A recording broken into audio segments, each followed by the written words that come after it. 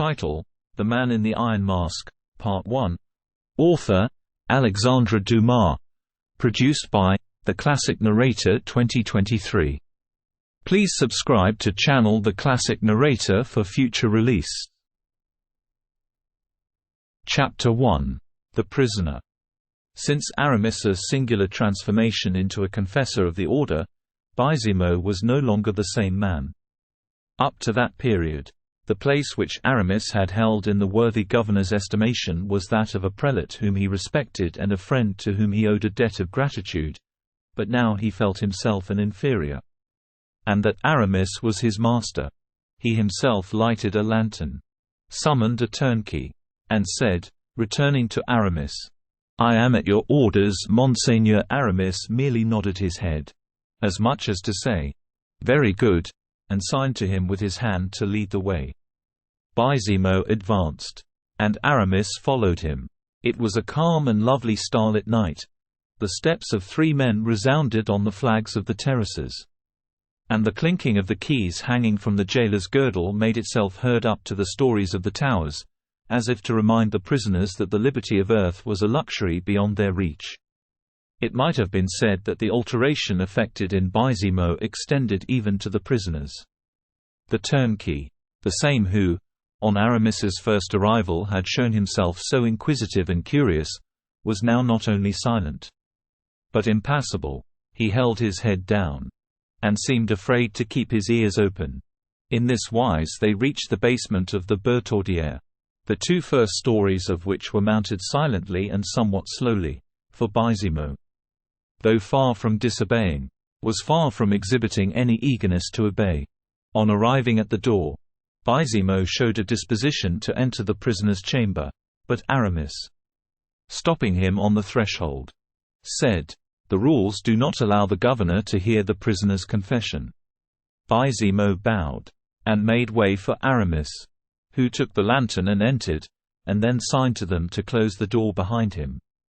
For an instant he remained standing, listening whether Baizimo and the turnkey had retired, but as soon as he was assured by the sound of the descending footsteps that they had left the tower, he put the lantern on the table and gazed around. On a bed of green serge, similar in all respect to the other beds in the Bastille, save that it was newer, and under curtains half drawn, reposed a young man, to whom we have already once before introduced Aramis. According to custom, the prisoner was without a light. At the hour of curfew, he was bound to extinguish his lamp, and we perceive how much he was favored in being allowed to keep it burning even till then. Near the bed a large leathern armchair, with twisted legs, sustained his clothes.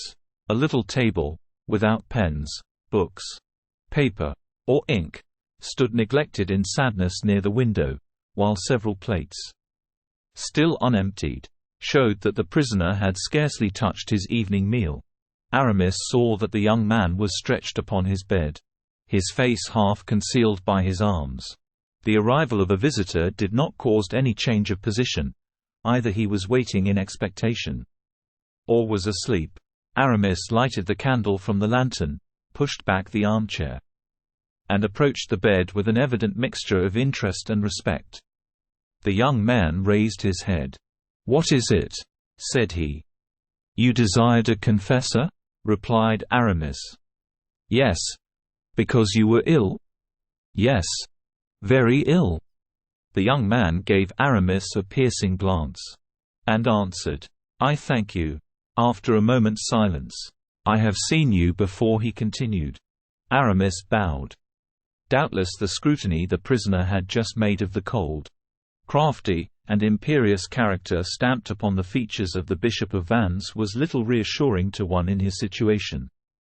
For he added, "I am better." "And so?" said Aramis. "Why, then, being better, I have no longer the same need of a confessor, I think. Not even of the haircloth, which the note you found in your bread informed you of." The young man started, but before he had either assented or denied, Aramis continued, "Not even of the ecclesiastic from whom you were to hear an important revelation?" "If it be so," said the young man, sinking again on his pillow, "It is different. I am listening." Aramis then looked at him more closely, and was struck with the easy majesty of his mien, one which can never be acquired unless heaven has implanted it in the blood or heart. "Sit down, monsieur," said the prisoner. Aramis bowed and obeyed. "How does the Bastille agree with you?" asked the bishop. "Very well. You do not suffer?" "No." "You have nothing to regret?" "Nothing. Not even your liberty." "What do you call liberty, monsieur?" asked the prisoner, with the tone of a man who is preparing for a struggle. "I call liberty the flowers, the air, light, the stars, the happiness of going whithersoever the sinewy limbs of 21 chance to wish to carry you." The young man smiled, whether in resignation or contempt. It was difficult to tell. "Look," said he, "I have in that Japanese vase 2 roses gathered yesterday evening in the bud from the governor's garden. This morning they have blown and spread their vermilion chalice beneath my gaze. With every opening petal they unfold the treasures of their perfumes, filling my chamber with a fragrance that embalms it. Look now on these 2 roses. Even among roses these are beautiful. And the rose is the most beautiful of flowers. Why, then, do you bid me desire other flowers when I possess the loveliest of all?" Aramis gazed at the young man in surprise. "If flowers constitute liberty," sadly resumed the captive, "I am free, for I possess them." "But the air," cried Aramis. "Air is so necessary to life." "Well, monsieur," returned the prisoner, "draw near to the window. It is open. Between high heaven and earth the wind whirls on its waftages of hail and lightning, exhales its torrid mist or breathes in gentle breezes. It caresses my face. When mounted on the back of this armchair, with my arm around the bars of the window to sustain myself, I fancy I am swimming the wide expanse before me." The countenance of Aramis darkened as the young man continued, "Light I have. What is better than light? I have the sun. A friend who comes to visit me every day without the permission of the governor or the jailer's company. He comes in at the window, and traces in my room a square the shape of the window, which lights up the hangings of my bed and floods the very floor. This luminous square increases from 10 o'clock till midday, and decreases from 1 till 3 slowly, as if, having hastened to my presence, it sorrowed at bidding me farewell. When its last ray disappears, I have enjoyed its presence for 5 hours. Is not that sufficient? I have been told that there are unhappy beings who dig in quarries, and laborers who toil in mines, who never behold it at all." Aramis wiped the drops from his brow. "As to the stars which are so delightful to view," continued the young man, "they all resemble each other save in size and brilliancy. I am a favored mortal. For if you had not lighted that candle you would have been able to see the beautiful stars which I was gazing at from my couch before your arrival, whose silvery rays were stealing through my brain." Aramis lowered his head. He felt himself overwhelmed with the bitter flow of that sinister philosophy which is the religion of the captive. "So much then for the flowers, the air, the daylight and the stars," tranquilly continued the young man. "There remains but exercise. Do I not walk all day in the governor's garden if it is fine? Here if it rains? In the fresh air if it is warm? In perfect warmth? Thanks to my winter stove. If it be cold? Ah, monsieur, do you fancy," continued the prisoner, not without bitterness, "that men have not done everything for me that a man can hope for or desire?" "Men?" said Aramis. "Be it so. But it seems to me you are forgetting heaven." "Indeed I have forgotten heaven," murmured the prisoner, with emotion. "But why do you mention it? Of what use is it to talk to a prisoner of heaven?" Aramis looked steadily at this singular youth, who possessed the resignation of a martyr with the smile of an atheist. "Is not heaven in everything?" he murmured in a reproachful tone. "Say rather at the end of everything," answered the prisoner, firmly. "Be it so," said Aramis. "But let us return to our starting point." "I ask nothing better," returned the young man. "I am your confessor." "Yes. Well, then you ought as a penitent to tell me the truth. My whole desire is to tell it you. Every prisoner has committed some crime for which he has been imprisoned. What crime, then, have you committed? You asked me the same question the first time you saw me, returned the prisoner. And then as now you evaded giving me an answer. And what reason have you for thinking that I shall now reply to you? Because this time I am your confessor. Then if you wish me to tell what crime I have committed, explain to me in what a crime consists. For as my conscience does not accuse me, I aver that I am not a criminal. We are often criminals in the sight of the great of the earth. Not alone for having ourselves committed crimes, but because we know that crimes have been committed. The prisoner manifested the deepest attention. Yes, I understand you, he said. After a pause. Yes. You are right, monsieur. It is very possible that, in such a light, I am a criminal in the eyes of the great of the earth. Ah, then you know something, said Aramis, who thought he had pierced not merely through a defect in the harness, but through the joints of it. No, I am not aware of anything, replied the young man, but sometimes I think, and I say to myself. What do you say to yourself? That if I were to think but a little more deeply I should either go mad or I should divine a great deal. And then, said Aramis, impatiently. Then I leave off. You leave off? Yes. My head becomes confused and my ideas melancholy. I feel ennui overtaking me. I wish. What? I don't know. But I do not like to give myself up to longing for things which I do not possess. When I am so happy with what I have. You are afraid of death? Said Aramis, with a slight uneasiness. Yes, said the young man, smiling. Aramis felt the chill of that smile, and shuddered. Oh, as you fear death, you know more about matters than you say, he cried. And you returned the prisoner. Who bade me to ask to see you? You.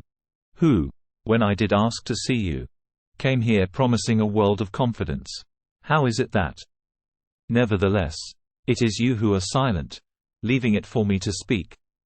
Since, then, we both wear masks, either let us both retain them or put them aside together. Aramis felt the force and justice of the remark, saying to himself, This is no ordinary man, I must be cautious. Are you ambitious? Said he suddenly to the prisoner. Aloud, without preparing him for the alteration. What do you mean by ambitious? Replied the youth. Ambition, replied Aramis, is the feeling which prompts a man to desire more, much more, than he possesses. I said that I was contented, monsieur. But, perhaps, I deceive myself. I am ignorant of the nature of ambition, but it is not impossible I may have some. Tell me your mind. That is all I ask. An ambitious man, said Aramis, is one who covets that which is beyond his station. I covet nothing beyond my station, said the young man, with an assurance of manner which for the second time made the Bishop of Vannes tremble. He was silent, but to look at the kindling eye, the knitted brow, and the reflective attitude of the captive, it was evident that he expected something more than silence, a silence which Aramis now broke. You lied the first time I saw you, said he. Lead! Cried the young man, starting up on his couch, with such a tone in his voice, and such a lightning in his eyes, that Aramis recoiled, in spite of himself. I should say, returned Aramis, bowing, you concealed from me what you knew of your infancy. A man's secrets are his own, monsieur, retorted the prisoner, and not at the mercy of the first chance-comer. True, said Aramis, bowing still lower than before. 'Tis true, pardon me. But today do I still occupy the place of a chance-comer? I beseech you to reply. Monseigneur. This title slightly disturbed the prisoner, but nevertheless he did not appear astonished that it was given him. I do not know you, monsieur, said he. Oh, but if I dared I would take your hand and kiss it. The young man seemed as if he were going to give Aramis his hand, but the light which beamed in his eyes faded away, and he coldly and distrustfully withdrew his hand again. Kiss the hand of a prisoner, he said, shaking his head. To what purpose? "Why did you tell me," said Aramis, "that you were happy here? Why? That you aspired to nothing? Why? In a word, by thus speaking, do you prevent me from being frank in my turn?" The same light shone a third time in the young man's eyes, but died ineffectually away as before. "You distrust me," said Aramis. "And why say you so, monsieur?" "Oh, for a very simple reason. If you know what you ought to know, you ought to mistrust everybody. Then do not be astonished that I am mistrustful, since you suspect me of knowing what I do not know." Aramis was struck with admiration at this energetic resistance. "Oh, monseigneur, you drive me to despair," said he, striking the armchair with his fist. "And on my part one do not comprehend you, monsieur. Well then try to understand me." The prisoner looked fixedly at Aramis. "Sometimes it seems to me," said the latter, "that I have before me the man whom I seek.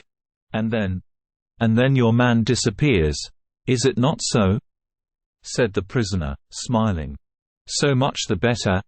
Aramis rose. "Certainly," said he. "I have nothing further to say to a man who mistrusts me as you do." "And I, monsieur," said the prisoner, in the same tone, "have nothing to say to a man who will not understand that a prisoner ought to be mistrustful of everybody." "Even of his old friends," said Aramis. "Oh, monseigneur, you are too prudent." "Of my old friends? You one of my old friends? You? Do you no longer remember," said Aramis, "that you once saw, in the village where your early years were spent—" "Do you know the name of the village?" asked the prisoner. "Noisy-le-Sec, monseigneur," answered Aramis, firmly. "Go on," said the young man, with an immovable aspect. "Stay, monseigneur," said Aramis, "if you are positively resolved to carry on this game. Let us break off. I am here to tell you many things, 'tis true, but you must allow me to see that, on your side, you have a desire to know them. Before revealing the important matters I still withhold, be assured I am in need of some encouragement. If not candor, a little sympathy. If not confidence. But you keep yourself entrenched in a pretended which paralyzes me.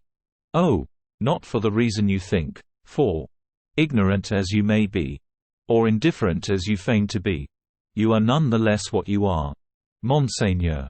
And there is nothing, mark me, which can cause you not to be so." "I promise you," replied the prisoner, "to hear you without impatience.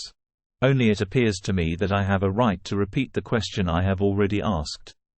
Who are you? Do you remember, 15 or 18 years ago, seeing at Noisy-le-Sec a cavalier, accompanied by a lady in black silk, with flame-colored ribbons in her hair?" "Yes," said the young man. "I once asked the name of this cavalier, and they told me that he called himself the Abbé d'Herblay. I was astonished that the abbé had so warlike an air, and they replied that there was nothing singular in that, seeing that he was one of Louis XIII's musketeers." "Well," said Aramis, "that musketeer and abbé, afterwards Bishop of Vannes, is your confessor now." "I know it, I recognized you." "Then, monseigneur, if you know that, I must further add a fact of which you are ignorant, that if the king were to know this evening of the presence of this musketeer, this abbé, this bishop, this confessor, here, he, who has risked everything to visit you, tomorrow would behold the steely glitter of the executioner's axe in a dungeon more gloomy, more obscure than yours." While listening to these words, delivered with emphasis, the young man had raised himself on his couch, and was now gazing more and more eagerly at Aramis. The result of his scrutiny was that he appeared to derive some confidence from it. "Yes," he murmured, "I remember perfectly. The woman of whom you speak came once with you, and twice afterwards with another." He hesitated. "With another, who came to see you every month. Is it not so, monseigneur?" "Yes. Do you know who this lady was?" The light seemed ready to flash from the prisoner's eyes. "I am aware that she was one of the ladies of the court," he said. "You remember that lady well, do you not?" "Oh, my recollection can hardly be very confused on this head," said the young prisoner. I saw that lady once with a gentleman about 45 years old. I saw her once with you. And with the lady dressed in black. I have seen her twice since then with the same person. These 4 people. With my master. And old Perinet. My jailer. And the governor of the prison. Are the only persons with whom I have ever spoken. And, indeed, almost the only persons I have ever seen. Then you were in prison? If I am a prisoner here. Then I was comparatively free. Although in a very narrow sense, a house I never quitted. A garden surrounded with walls I could not climb. These constituted my residence. But you know it, as you have been there. In a word, being accustomed to live within these bounds, I never cared to leave them. And so you will understand, monsieur, that having never seen anything of the world, I have nothing left to care for, and therefore, if you relate anything, you will be obliged to explain each item to me as you go along.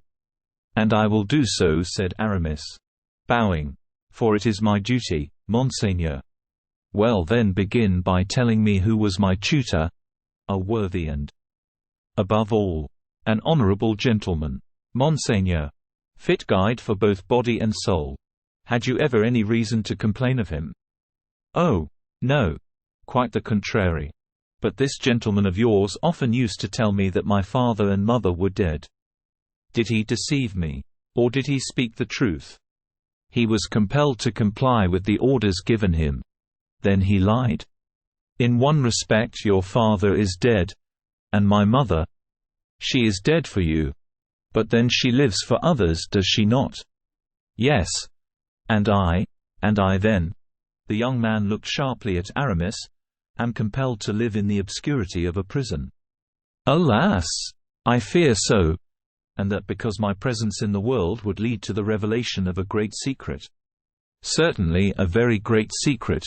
My enemy must indeed be powerful. To be able to shut up in the Bastille a child such as I then was. He is more powerful than my mother then. And why do you ask that?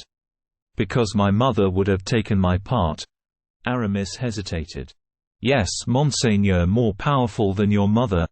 Seeing, then, that my nurse and preceptor were carried off, and that I, also, was separated from them, either they were, or I am, very dangerous to my enemy? Yes. But you are alluding to a peril from which he freed himself. By causing the nurse and preceptor to disappear, answered Aramis, quietly. Disappear? Cried the prisoner. How did they disappear? In a very sure way, answered Aramis. They are dead. The young man turned pale, and passed his hand tremblingly over his face. Poison? He asked. Poison. The prisoner reflected a moment. My enemy must indeed have been very cruel, or hard beset by necessity, to assassinate those 2 innocent people. My sole support. For the worthy gentleman and the poor nurse had never harmed a living being. In your family, monseigneur, necessity is stern, and so it is necessity which compels me, to my great regret, to tell you that this gentleman and the unhappy lady have been assassinated. Oh, you tell me nothing I am not aware of, said the prisoner, knitting his brows. How? I suspected it. Why? I will tell you.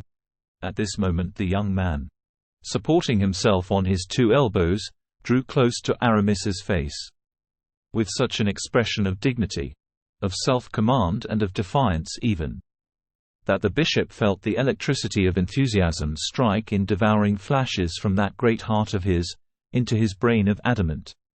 Speak, monseigneur. I have already told you that by conversing with you I endanger my life.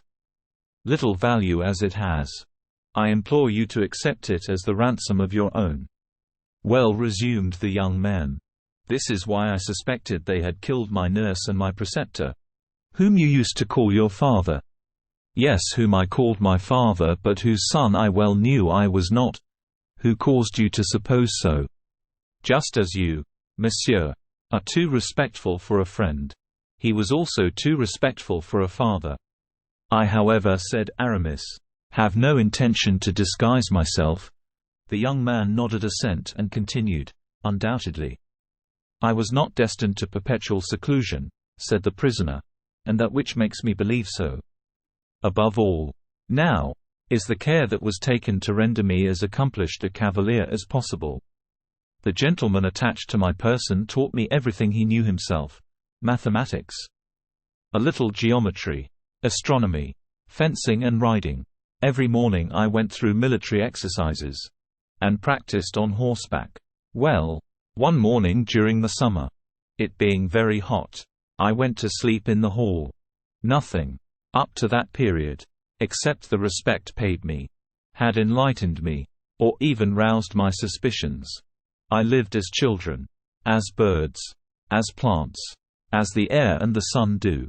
I had just turned my 15th year. This then is 8 years ago.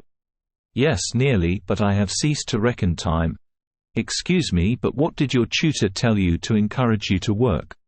He used to say that a man was bound to make for himself in the world that fortune which heaven had refused him at his birth. He added that, being a poor, obscure orphan, I had no one but myself to look to, and that nobody either did, or ever would, take any interest in me. I was, then, in the hall I have spoken of, asleep from fatigue with long fencing. My preceptor was in his room on the first floor, just over me. Suddenly I heard him exclaim. And then he called, "Perinet! Perinet!" It was my nurse whom he called. "Yes, I know it," said Aramis. "Continue, monseigneur." Very likely she was in the garden, for my preceptor came hastily downstairs. I rose, anxious at seeing him anxious. He opened the garden door, still crying out, "Perinet! Perinet!" The windows of the hall looked into the court. The shutters were closed, but through a chink in them I saw my tutor draw near a large well, which was almost directly under the windows of his study. He stooped over the brim, looked into the well, and again cried out, and made wild and affrighted gestures. Where I was, I could not only see, but hear, and see and hear I did. "Go on, I pray you," said Aramis. Dame Perinet came running up. Hearing the governor's cries, he went to meet her, took her by the arm, and drew her quickly towards the edge, after which, as they both bent over it together, "Look, look," cried he, "what a misfortune!" Calm yourself, said Perinet. "What is the matter?" "The letter," he exclaimed. "Do you see that letter?" pointing to the bottom of the well. "What letter?" she cried. "The letter you see down there, the last letter from the Queen." At this word I trembled. My tutor, he who passed for my father, he who was continually recommending me modesty and humility, in correspondence with the Queen. "The Queen's last letter?" cried Perinet, without showing more astonishment than at seeing this letter at the bottom of the well. "But how came it there?" "A chance, Dame Perinet, a singular chance. I was entering my room, and on opening the door, the window, too, being open, a puff of air came suddenly and carried off this paper, this letter of Her Majesty's. I darted after it, and gained the window just in time to see it flutter a moment in the breeze and disappear down the well." "Well," said Dame Perinet, "and if the letter has fallen into the well, 'tis all the same as if it was burnt, and as the Queen burns all her letters every time she comes. And so you see this lady who came every month was the Queen," said the prisoner. Doubtless, continued the old gentleman. "But this letter contained instructions. How can I follow them?" "Write immediately to her.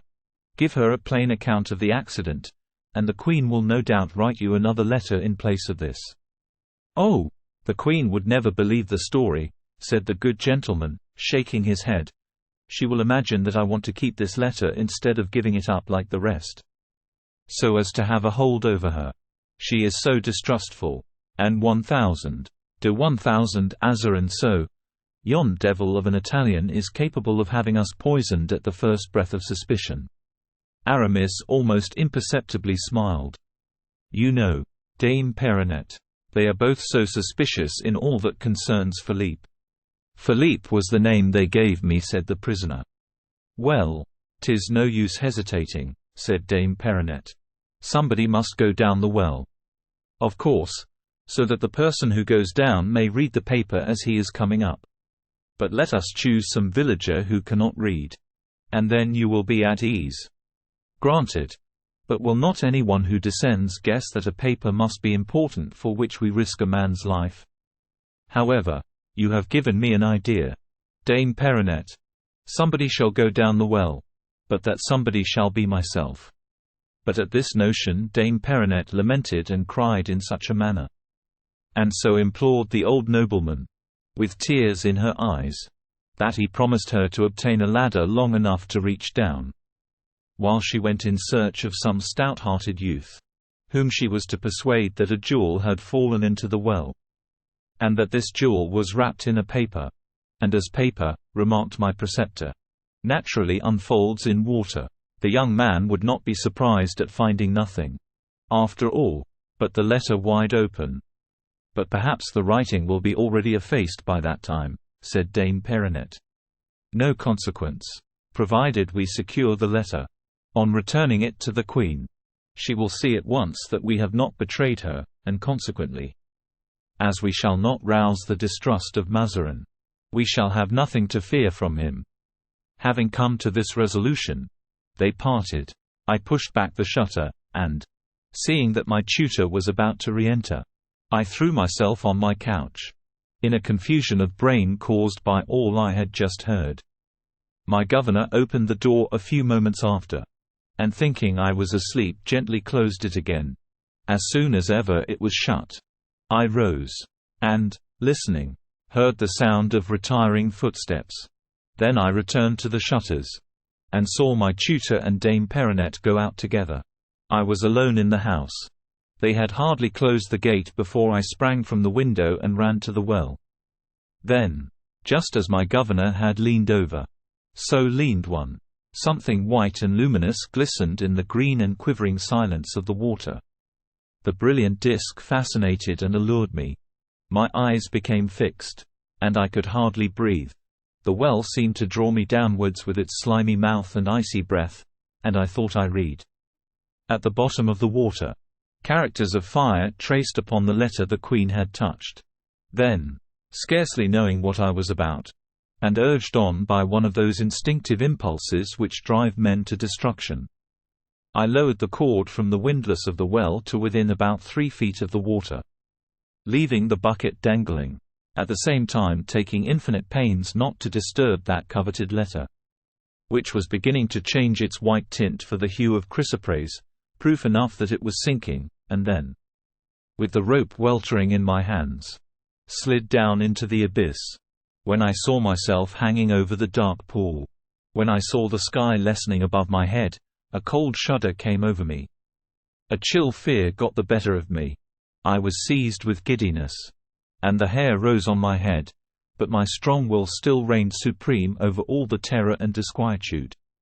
I gained the water, and at once plunged into it, holding on by one hand, while I immersed the other and seized the dear letter, which, alas, came in two in my grasp.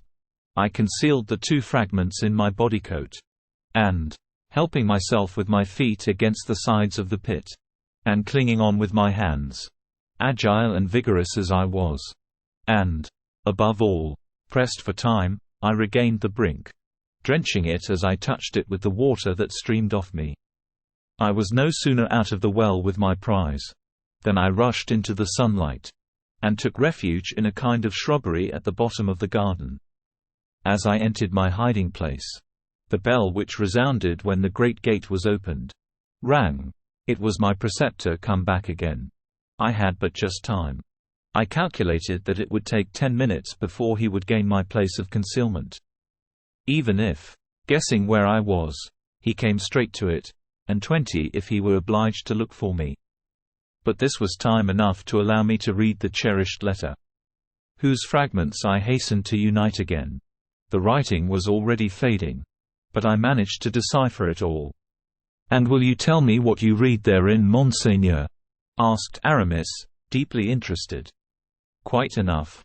monsieur, to see that my tutor was a man of noble rank, and that Perinet, without being a lady of quality, was far better than a servant, and also to perceive that I must myself be high-born, since the Queen Anne of Austria, and Mazarin, the Prime Minister, commended me so earnestly to their care." Here the young man paused, quite overcome. "And what happened?" asked Aramis. "It happened, monsieur," answered he, "that the workmen they had summoned found nothing in the well, after the closest search, that my governor perceived that the brink was all watery, that I was not so dried by the sun as to prevent Dame Perinet spying that my garments were moist, and, lastly, that I was seized with a violent fever, owing to the chill and the excitement of my discovery, an attack of delirium supervening, during which I related the whole adventure, so that, guided by my avowal, my governor found the pieces of the Queen's letter inside the bolster where I had concealed them." "Ah," said Aramis, "now I understand. Beyond this, all is conjecture. Doubtless the unfortunate lady and gentleman, not daring to keep the occurrence secret, wrote of all this to the Queen and sent back the torn letter. After which," said Aramis, "you were arrested and removed to the Bastille. As you see, your 2 attendants disappeared." "Alas! Let us not take up our time with the dead, but see what can be done with the living. You told me you were resigned. I repeat it, without any desire for freedom? As I told you, without ambition, sorrow or thought." The young man made no answer. "Well," asked Aramis, "why are you silent?" "I think I have spoken enough," answered the prisoner, "and that now it is your turn. I am weary." Aramis gathered himself up, and a shade of deep solemnity spread itself over his countenance. It was evident that he had reached the crisis in the part he had come to the prison to play. "One question," said Aramis. "What is it? Speak." "In the house you inhabited there were neither looking-glasses nor mirrors." "What are those 2 words and what is their meaning?" asked the young man. "I have no sort of knowledge of them." "They designate 2 pieces of furniture which reflect objects, so that, for instance, you may see in them your own lineaments, as you see mine now, with the naked eye." "No, there was neither a glass nor a mirror in the house," answered the young man. Aramis looked round him. "Nor is there anything of the kind here, either," he said. "They have again taken the same precaution. To what end? You will know directly. Now, you have told me that you were instructed in mathematics, astronomy, fencing, and riding, but you have not said a word about history. My tutor sometimes related to me the principal deeds of the king. St. Louis, King Francis I, and King Henry IV. Is that all?" "Very nearly. This also was done by design. Then, just as they deprived you of mirrors, which reflect the present, so they left you in ignorance of history, which reflects the past. Since your imprisonment, books have been forbidden you, so that you are unacquainted with a number of facts, by means of which you would be able to reconstruct the shattered mansion of your recollections and your hopes." "It is true," said the young man. "Listen, then. I will in a few words tell you what has passed in France during the last 23 or 24 years, that is, from the probable date of your birth, in a word, from the time that interests you." "Say on," and the young man resumed his serious and attentive attitude. "Do you know who was the son of Henry IV? At least I know who his successor was." "How?" "By means of a coin dated 1610, which bears the effigy of Henry IV, and another of 1612, bearing that of Louis XIII. So I presumed that, there being only 2 years between the 2 dates, Louis was Henry's successor." "Then," said Aramis, "you know that the last reigning monarch was Louis XIII. "I do," answered the youth, slightly reddening. "Well, he was a prince full of noble ideas and great projects, always, alas, deferred by the trouble of the times and the dread struggle that his minister Richelieu had to maintain against the great nobles of France. The king himself was of a feeble character. and died young and unhappy. I know it. He had been long anxious about having an heir, a care which weighs heavily on princes, who desire to leave behind them more than one pledge that their best thoughts and works will be continued. Did the king then die childless? Asked the prisoner, smiling. No, but he was long without one, and for a long while thought he should be the last of his race. This idea had reduced him to the depths of despair, when suddenly, his wife, Anne of Austria. The prisoner trembled. Did you know, said Aramis, that Louis XIII's wife was called Anne of Austria? Continue, said the young man, without replying to the question. When suddenly, resumed Aramis, the Queen announced an interesting event. There was great joy at the intelligence, and all prayed for her happy delivery. On the 5th of September, 1638, she gave birth to a son. Here Aramis looked at his companion, and thought he observed him turning pale. You are about to hear, said Aramis, an account which few indeed could now avouch, for it refers to a secret which they imagined buried with the dead, entombed in the abyss of the confessional. And you will tell me this secret? Broke in the youth. Oh, said Aramis, with unmistakable emphasis, I do not know that I ought to risk this secret by entrusting it to one who has no desire to quit the Bastille. I hear you, monsieur. The Queen then gave birth to a son. But while the court was rejoicing over the event, when the king had shown the newborn child to the nobility and people, and was sitting gaily down to table to celebrate the event, the Queen, who was alone in her room, was again taken ill and gave birth to a second son. Oh, said the prisoner, betraying a better acquaintance with affairs than he had owned to. I thought that monsieur was only born in. Aramis raised his finger. Permit me to continue, he said. The prisoner sighed impatiently, and paused. Yes, said Aramis, the Queen had a second son, whom Dame Péronette, the midwife, received in her arms. Dame Péronette, murmured the young man. They ran at once to the banqueting room, and whispered to the king what had happened. He rose and quitted the table. But this time it was no longer happiness that his face expressed, but something akin to terror. The birth of twins changed into bitterness the joy to which that of an only son had given rise. Seeing that in France, a fact you are assuredly ignorant of, it is the oldest of the king's sons who succeeds his father. I know it, and that the doctors and jurists assert that there is ground for doubting whether the son that first makes his appearance is the elder by the law of heaven and of nature. The prisoner uttered a smothered cry, and became whiter than the coverlet under which he hid himself.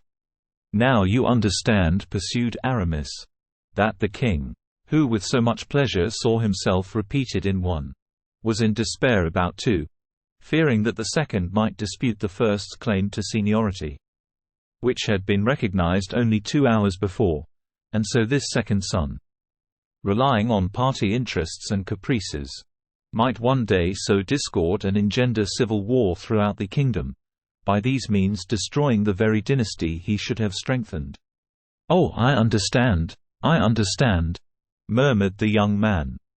Well, continued Aramis, this is what they relate, what they declare. This is why one of the Queen's 2 sons, shamefully parted from his brother, shamefully sequestered, is buried in profound obscurity. This is why that second son has disappeared, and so completely, that not a soul in France, save his mother, is aware of his existence. Yes, his mother who has cast him off, cried the prisoner in a tone of despair. Except also, Aramis went on, the lady in the black dress, and, finally, excepting yourself, is it not? You who come and relate all this, you, who rouse in my soul curiosity, hatred, ambition, and, perhaps, even the thirst of vengeance, except you, monsieur, who, if you are the man to whom I expect, whom the note I have received applies to, whom, in short, heaven ought to send me, must possess about you. What? Asked Aramis. A portrait of the king. Louis XIV, who at this moment reigns upon the throne of France." "Here is the portrait," replied the bishop, handing the prisoner a miniature in enamel, on which Louis was depicted lifelike, with a handsome, lofty mien. The prisoner eagerly seized the portrait, and gazed at it with devouring eyes. "And now, Monseigneur," said Aramis. "Here is a mirror." Aramis left the prisoner time to recover his ideas. "So high, murmured the young man, eagerly comparing the likeness of Louis with his own countenance reflected in the glass. "What do you think of it?" at length said Aramis. "I think that I am lost," replied the captive. "The king will never set me free." "And I demand to know," added the bishop, fixing his piercing eyes significantly upon the prisoner. "I demand to know which of these two is king, the one this miniature portrays, or whom the glass reflects." "The king, monsieur," sadly replied the young man, "is he who is on the throne, who is not in prison, and who, on the other hand, can cause others to be entombed there. Royalty means power, and you behold how powerless I am." "Monseigneur," answered Aramis, with a respect he had not yet manifested, "the king, mark me, will, if you desire it, be the one that, quitting his dungeon, shall maintain himself upon the throne, on which his friends will place him." "Tempt me not, monsieur," broke in the prisoner bitterly. "Be not weak, Monseigneur," persisted Aramis.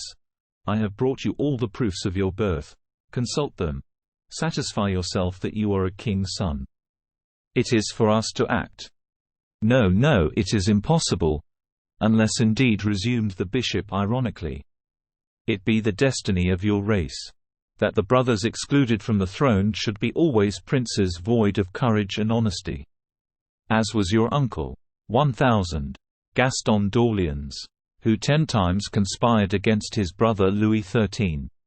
"What?" cried the prince, astonished. "My uncle Gaston conspired against his brother? Conspired to dethrone him?" "Exactly, Monseigneur, for no other reason, I tell you the truth. And he had friends, devoted friends? As much so as I am to you. And after all, what did he do? Failed. He failed, I admit, but always through his own fault, and for the sake of purchasing, not his life, for the life of the king's brother is sacred and inviolable, but his liberty. He sacrificed the lives of all his friends, one after another, and so, at this day, he is a very blot on history, the detestation of 100 noble families in this kingdom. I understand, monsieur. Either by weakness or treachery, my uncle slew his friends. By weakness, which in princes is always treachery, and cannot a man fail. Then, from incapacity and ignorance, do you really believe it possible that a poor captive such as I brought up, not only at a distance from the court, but even from the world, do you believe it possible that such a one could assist those of his friends who should attempt to serve him?" And as Aramis was about to reply, the young man suddenly cried out, with a violence which betrayed the temper of his blood, "We are speaking of friends. But how can I have any friends, I, whom no one knows, and have neither liberty, money, nor influence, to gain any? I fancy I had the honor to offer myself to your Royal Highness." "Oh, do not style me so, monsieur. 'Tis either treachery or cruelty. Bid me not think of aught beyond these prison walls, which so grimly confine me. Let me again love, or, at least, submit to my slavery and my obscurity. Monseigneur, Monseigneur, if you again utter these desperate words, if, after having received proof of your high birth, you still remain poor-spirited in body and soul, I will comply with your desire. I will depart, and renounce forever the service of a master, to whom so eagerly I came to devote my assistance and my life." "Monsieur," cried the prince, "would it not have been better for you to have reflected, before telling me all that you have done, that you have broken my heart forever? And so I desire to do, Monseigneur, to talk to me about power, grandeur, and to prate of thrones. Is a prison the fit place? You wish to make me believe in splendor. And we are lying lost in night. You boast of glory. And we are smothering our words in the curtains of this miserable bed. You give me glimpses of power absolute whilst I hear the footsteps of the ever watchful jailer in the corridor. That step which, after all, makes you tremble more than it does me. To render me somewhat less incredulous. Free me from the Bastille. Let me breathe the fresh air.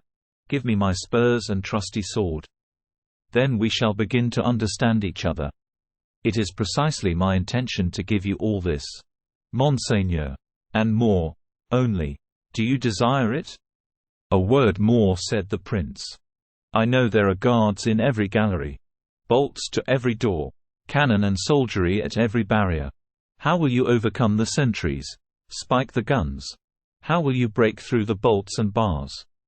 Monseigneur, how did you get the note which announced my arrival to you? You can bribe a jailer for such a thing as a note. If we can corrupt one turnkey, we can corrupt 10. Well, I admit that it may be possible to release a poor captive from the Bastille. Possible so to conceal him that the king's people shall not again ensnare him. Possible. In some unknown retreat. To sustain the unhappy wretch in some suitable manner. Monseigneur, said Aramis, smiling. I admit that. Whoever would do this much for me would seem more than mortal in my eyes, but as you tell me I am a prince. Brother of the king, how can you restore me the rank and power which my mother and my brother have deprived me of? And as, to effect this, I must pass a life of war and hatred. How can you cause me to prevail in those combats? Render me invulnerable by my enemies. Ah, monsieur, reflect on all this. Place me, tomorrow, in some dark cavern at a mountain's base. Yield me the delight of hearing in freedom sounds of the river, plain and valley, of beholding in freedom the sun of the blue heavens, or the stormy sky, and it is enough. Promise me no more than this. For, indeed, more you cannot give. And it would be a crime to deceive me, since you call yourself my friend. Aramis waited in silence. Monseigneur, he resumed, after a moment's reflection, I admire the firm, sound sense which dictates your words. I am happy to have discovered my monarch's mind. Again. Oh God! For mercy's sake, cried the prince, pressing his icy hands upon his clammy brow. Do not play with me. I have no need to be a king to be the happiest of men. But I, Monseigneur, wish you to be a king for the good of humanity. Ah, said the prince, with fresh distrust inspired by the word. Ah? With what, then, has humanity to reproach my brother? I forgot to say, Monseigneur, that if you would allow me to guide you, and if you consent to become the most powerful monarch in Christendom, you will have promoted the interests of all the friends whom I devote to the success of your cause. And these friends are numerous. Numerous? Less numerous than powerful, Monseigneur. Explain yourself. It is impossible. I will explain. I swear before heaven, on that day, that I see you sitting on the throne of France. But my brother? You shall decree his fate. Do you pity him? Him who leaves me to perish in a dungeon? No, no. For him I have no pity. So much the better. He might have himself come to this prison, have taken me by the hand, and have said, My brother, heaven created us to love, not to contend with one another. I come to you. A barbarous prejudice has condemned you to pass your days in obscurity. Far from mankind, deprived of every joy, I will make you sit down beside me. I will buckle round your waist our father's sword. Will you take advantage of this reconciliation to put down or restrain me? Will you employ that sword to spill my blood? Oh, never, I would have replied to him. I look on you as my preserver. I will respect you as my master. You give me far more than heaven bestowed, for through you I possess liberty and the privilege of loving and being loved in this world. And you would have kept your word, Monseigneur? On my life. While now that I have guilty ones to punish, in what manner, Monseigneur? What do you say as to the resemblance that heaven has given me to my brother? I say that there was in that likeness a providential instruction which the king ought to have heeded. I say that your mother committed a crime in rendering those different in happiness and fortune whom nature created so startlingly alike, of her own flesh. And I conclude that the object of punishment should be only to restore the equilibrium. By which you mean that if I restore you to your place on your brother's throne, he shall take yours in prison. Alas! There's such infinity of suffering in prison. Especially it would be so for one who has drunk so deeply of the cup of enjoyment. Your Royal Highness will always be free to act as you may desire, and if it seems good to you. After punishment, you will have it in your power to pardon. Good, and now are you aware of one thing, monsieur? Tell me, my prince. It is that I will hear nothing further from you till I am clear of the Bastille. I was going to say to your Highness that I should only have the pleasure of seeing you once again. And when? The day when my prince leaves these gloomy walls. Heavens! How will you give me notice of it? By myself coming to fetch you. Yourself? My prince, do not leave this chamber save with me. Or if in my absence you are compelled to do so, remember that I am not concerned in it. And so I am not to speak a word of this to anyone whatever. Save to you? Save only to me. Aramis bowed very low. The prince offered his hand. Monsieur, he said, in a tone that issued from his heart. One word more, my last. If you have sought me for my destruction, if you are only a tool in the hands of my enemies, if from our conference, in which you have sounded the depths of my mind, anything worse than captivity result, that is to say, if death befall me, still receive my blessing, for you will have ended my troubles and given me repose from the tormenting fever that has preyed on me for 8 long weary years. Monseigneur, wait the results ere you judge me, said Aramis. I say that, in such a case, I bless and forgive you.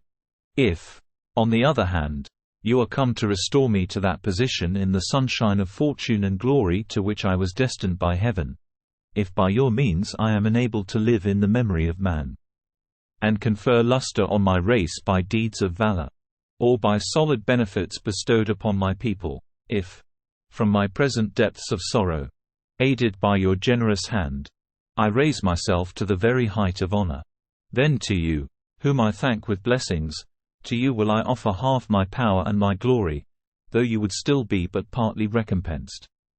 And your share must always remain incomplete, since I could not divide with you the happiness received at your hands. Monseigneur, replied Aramis, moved by the pallor and excitement of the young man, the nobleness of your heart fills me with joy and admiration. It is not you who will have to thank me, but rather the nation whom you will render happy, the posterity whose name you will make glorious.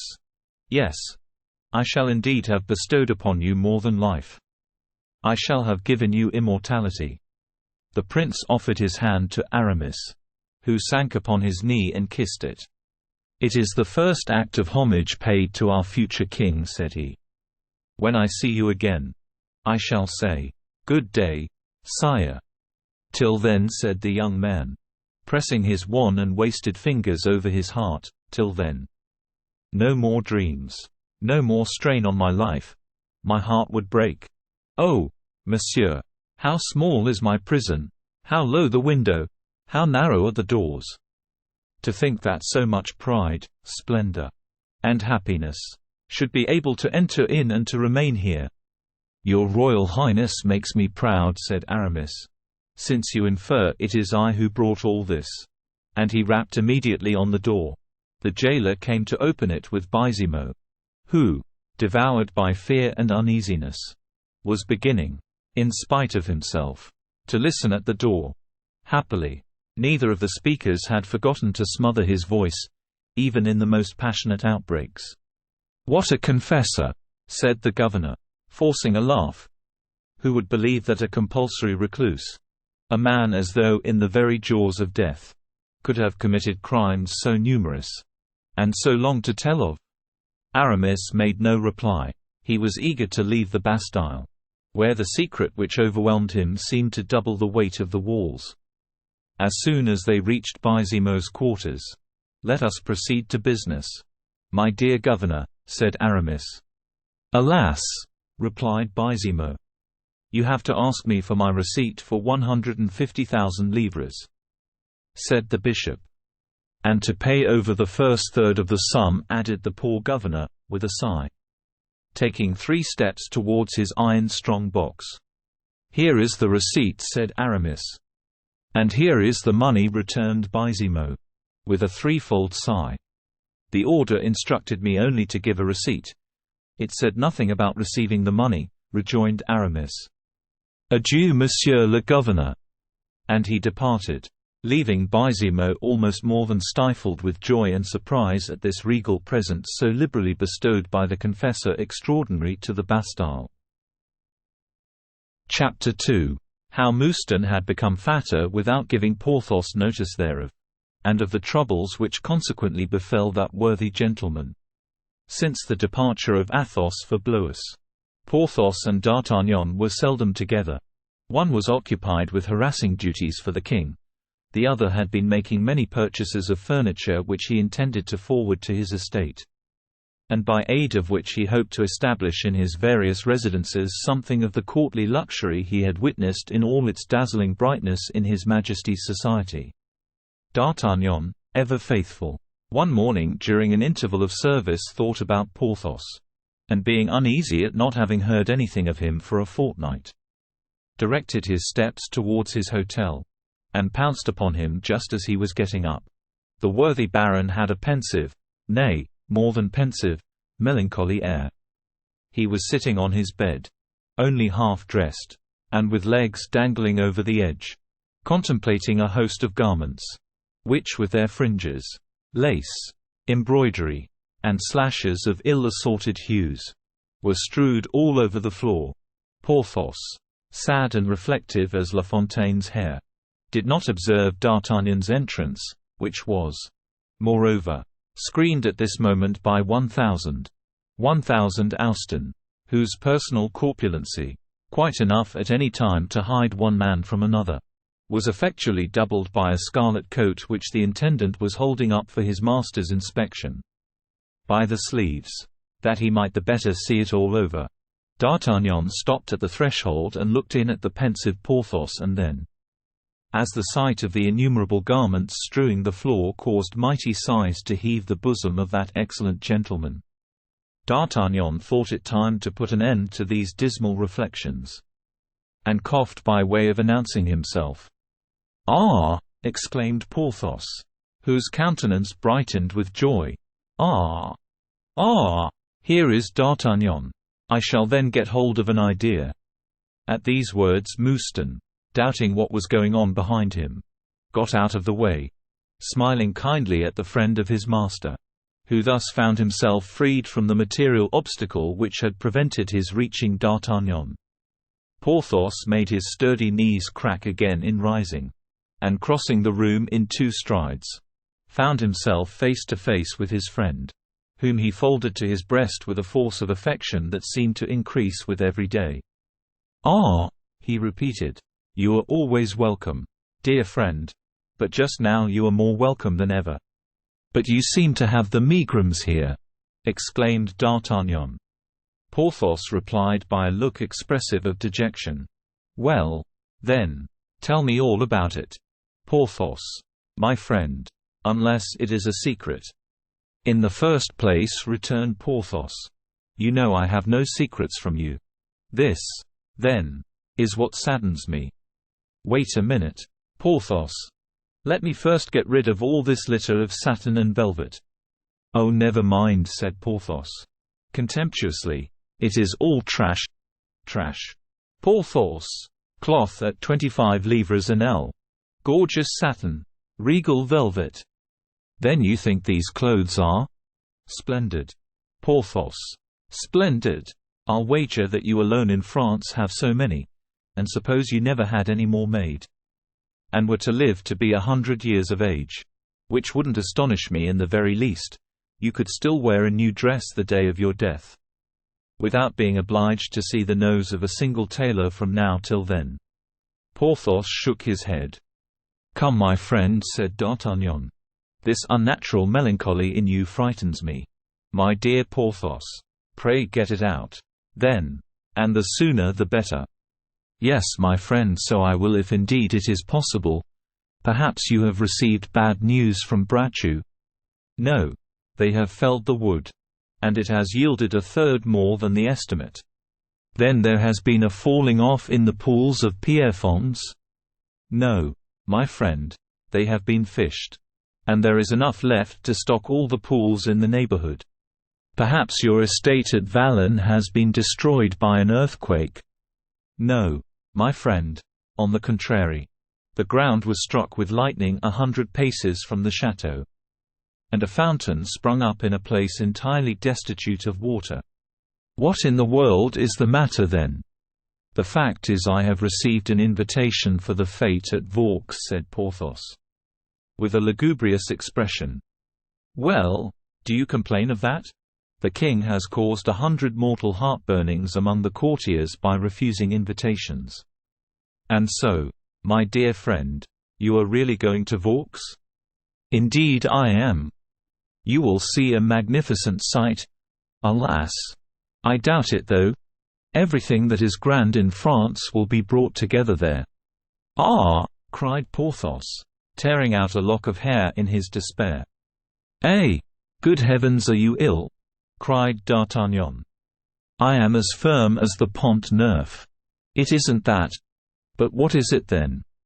"'Tis that I have no clothes." D'Artagnan stood petrified. "No clothes? Porthos, no clothes!" he cried.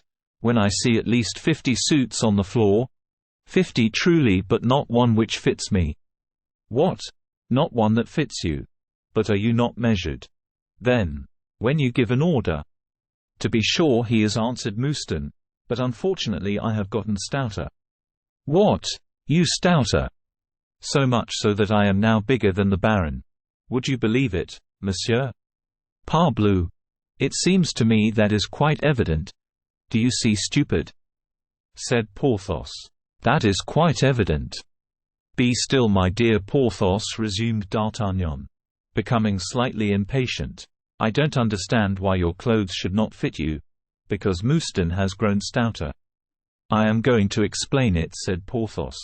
"You remember having related to me the story of the Roman general Antony, who had always 7 wild boars kept roasting, each cooked up to a different point, so that he might be able to have his dinner at any time of the day he chose to ask for it. Well, then, I resolved, as at any time I might be invited to court to spend a week, I resolved to have always 7 suits ready for the occasion." "Capitally reasoned, Porthos. Only a man must have a fortune like yours to gratify such whims. Without counting the time lost in being measured, the fashions are always changing."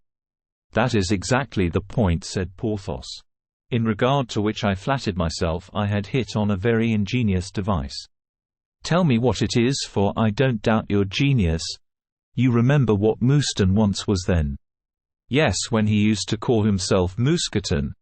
"And you remember too the period when he began to grow fatter?" "No, not exactly, I beg your pardon, my good Mouston." "Oh, you are not in fault, monsieur," said Mouston. "Graciously. You were in Paris. And as for us, we were at Pierrefonds." Well, my dear Porthos, there was a time when Mouston began to grow fat." "Is that what you wish to say?" "Yes, my friend, and I greatly rejoice over the period." "Indeed I believe you do," exclaimed D'Artagnan. "You understand," continued Porthos, "what a world of trouble it spared for me." "No, I don't, by any means. Look here, my friend. In the first place, as you have said, to be measured is a loss of time, even though it occur only once a fortnight. And then, one may be traveling, and then you wish to have 7 suits always with you. In short, I have a horror of letting anyone take my measure. Confound it. Either one is a nobleman or not. To be scrutinized and scanned by a fellow who completely analyzes you, by inch and line, 'tis degrading. Here, They find you too hollow. They're too prominent. They recognize your strong and weak points. See. Now, when we leave the measurer's hands, we are like those strongholds whose angles and different thicknesses have been ascertained by a spy. In truth, my dear Porthos, you possess ideas entirely original. You see, when a man is an engineer, and has fortified Belle Isle, 'tis natural, my friend. Well, I had an idea, which would doubtless have proved a good one, but for Mouston's carelessness. D'Artagnan glanced at Mouston, who replied by a slight movement of his body, as if to say, "You will see whether I am at all to blame in all this." I congratulated myself then, resumed Porthos, at seeing Mouston get fat, and I did all I could, by means of substantial feeding, to make him stout, always in the hope that he would come to equal myself in girth, and could then be measured in my stead. "Ah!" cried D'Artagnan. "I see. That spared you both time and humiliation. Consider my joy when, after a year and a half's judicious feeding, for I used to feed him up myself, the fellow—" "Oh, I lent a good hand myself, monsieur," said Mouston, humbly. "That's true. Consider my joy when, one morning, I perceived Mouston was obliged to squeeze in, as I once did myself, to get through the little secret door that those fools of architects had made in the chamber of the late Madame du Vallon, in the chateau of Pierrefonds. And, by the way, about that door, my friend, I should like to ask you, who know everything, why these wretches of architects, who ought to have the compasses run into them, just to remind them, came to make doorways through which nobody but thin people can pass?" "Oh, those doors," answered D'Artagnan, "were meant for gallants, and they have generally slight and slender figures." "Madame du Vallon had no gallant," answered Porthos, majestically. "Perfectly true, my friend," resumed D'Artagnan. "But the architects were probably making their calculations on a basis of the probability of your marrying again." "Ah, that is possible," said Porthos. "And now I have received an explanation of how it is that doorways are made too narrow. Let us return to the subject of Mouston's fatness. But see how the two things apply to each other. I have always noticed that people's ideas run parallel. And so, observe this phenomenon. D'Artagnan, I was talking to you of Mouston, who is fat, and it led us on to Madame du Vallon, who was thin. Is it not marvelous? 1000, why, dear friend, a savant of my acquaintance, 1000, co-star, has made the same observation as you have, and he calls the process by some Greek name which I forget." "What? My remark is not then original?" cried Porthos, astounded. "I thought I was the discoverer."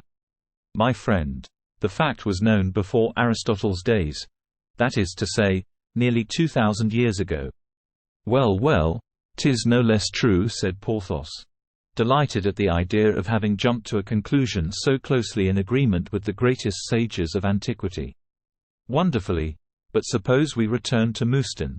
It seems to me, we have left him fattening under our very eyes." "Yes, monsieur," said Mouston. "Well," said Porthos, "Mouston fattened so well, that he gratified all my hopes, by reaching my standard, a fact of which I was well able to convince myself, by seeing the rascal, one day, in a waistcoat of mine, which he had turned into a coat, a waistcoat, the mere embroidery of which was worth 100 pistoles. 'Twas only to try it on, monsieur," said Mouston. From that moment I determined to put Mouston in communication with my tailors, and to have him measured instead of myself. A capital idea, Porthos. But Mouston is a foot and a half shorter than you. Exactly. They measured him down to the ground, and the end of the skirt came just below my knee. What a marvelous man you are, Porthos! Such a thing could happen only to you. Ah! Yes, pay your compliments. You have ample grounds to go upon. It was exactly at that time, that is to say, nearly 2 years and a half ago, that I set out for Belle Isle, instructing Mouston, so as always to have, In every event. A pattern of every fashion. To have a coat made for himself every month. And did Mouston neglect complying with your instructions? Ah, that was anything but right. Mouston. No, monsieur, quite the contrary, quite the contrary.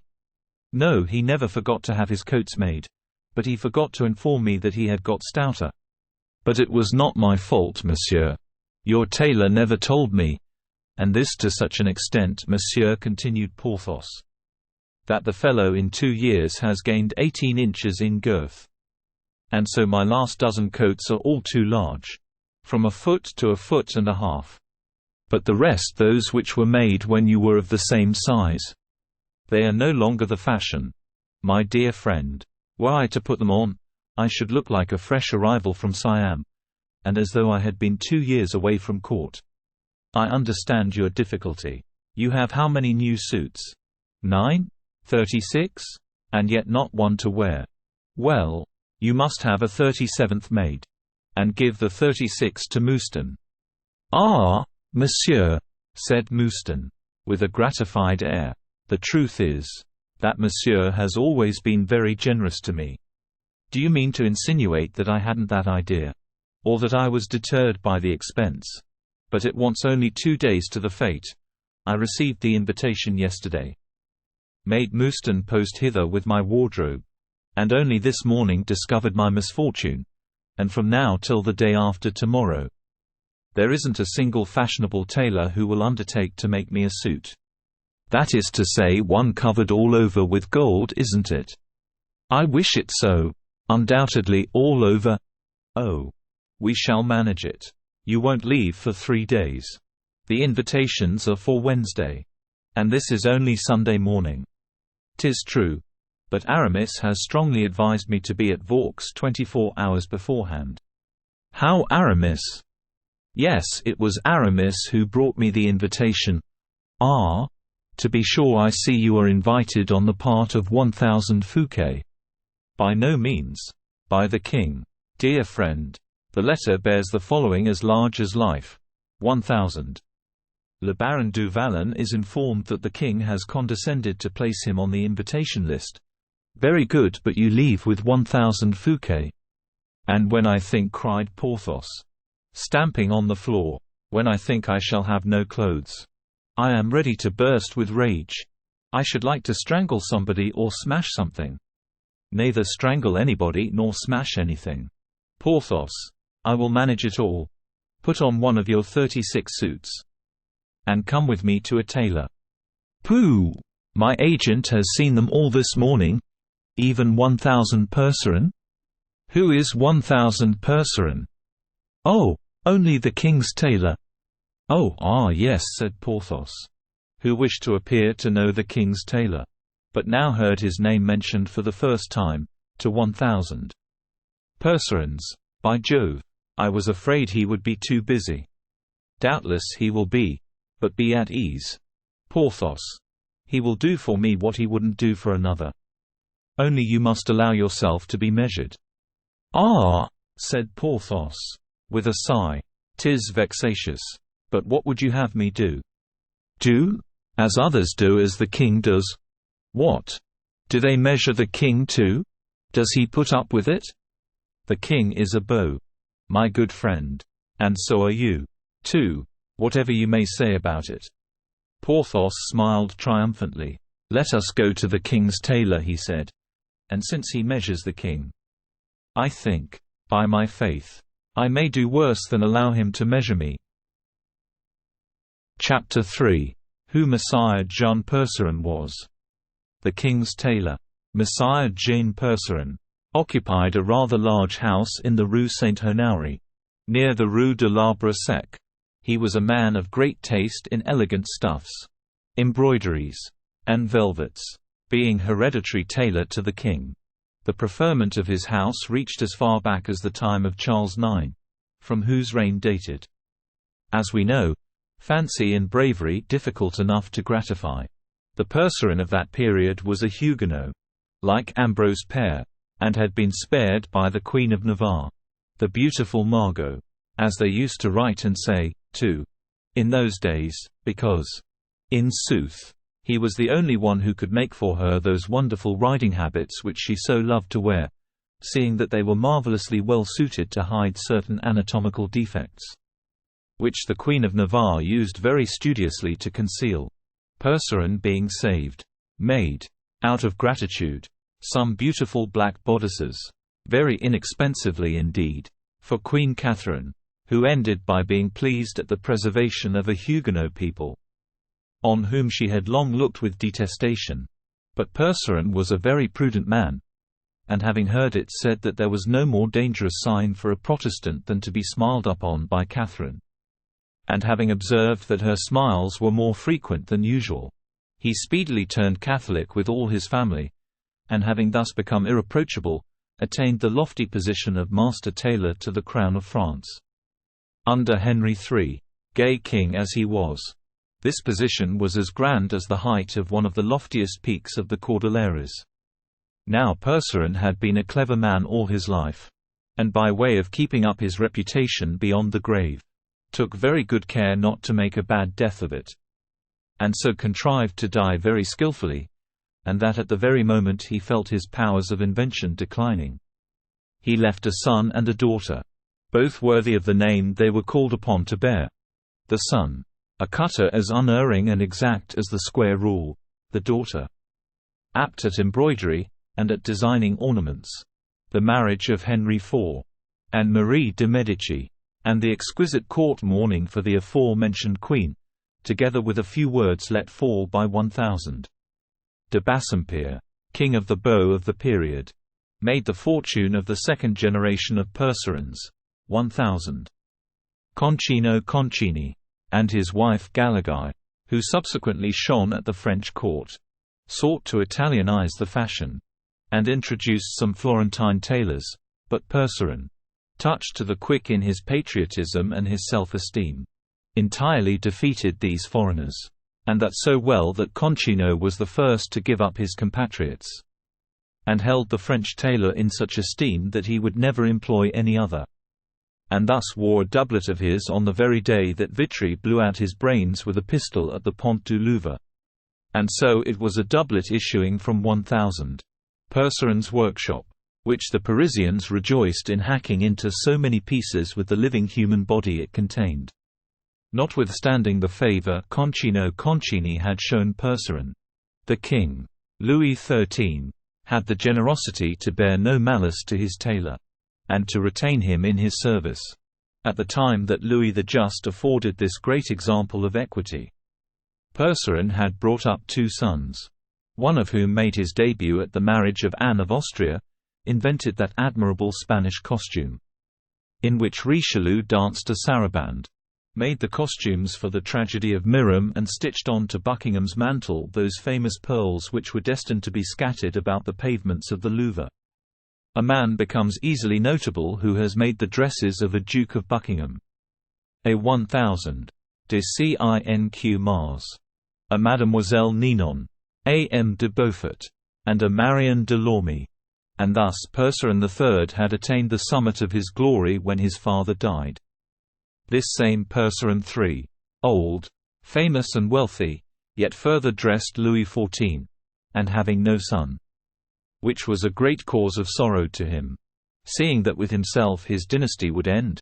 He had brought up several hopeful pupils.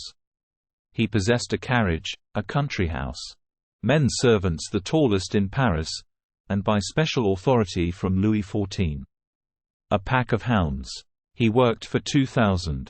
De Leon and Letelier, under a sort of patronage, but politic man as he was, and versed in state secrets, he never succeeded in fitting 1000.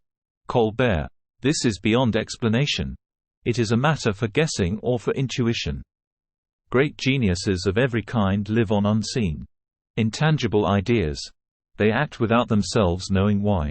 The great Percerin, for, contrary to the rule of dynasties, it was, above all, the last of the Percerins who deserved the name of great. The great Percerin was inspired when he cut a robe for the queen, or a coat for the king. He could mount a mantle for monsieur, the clock of a stocking for madame.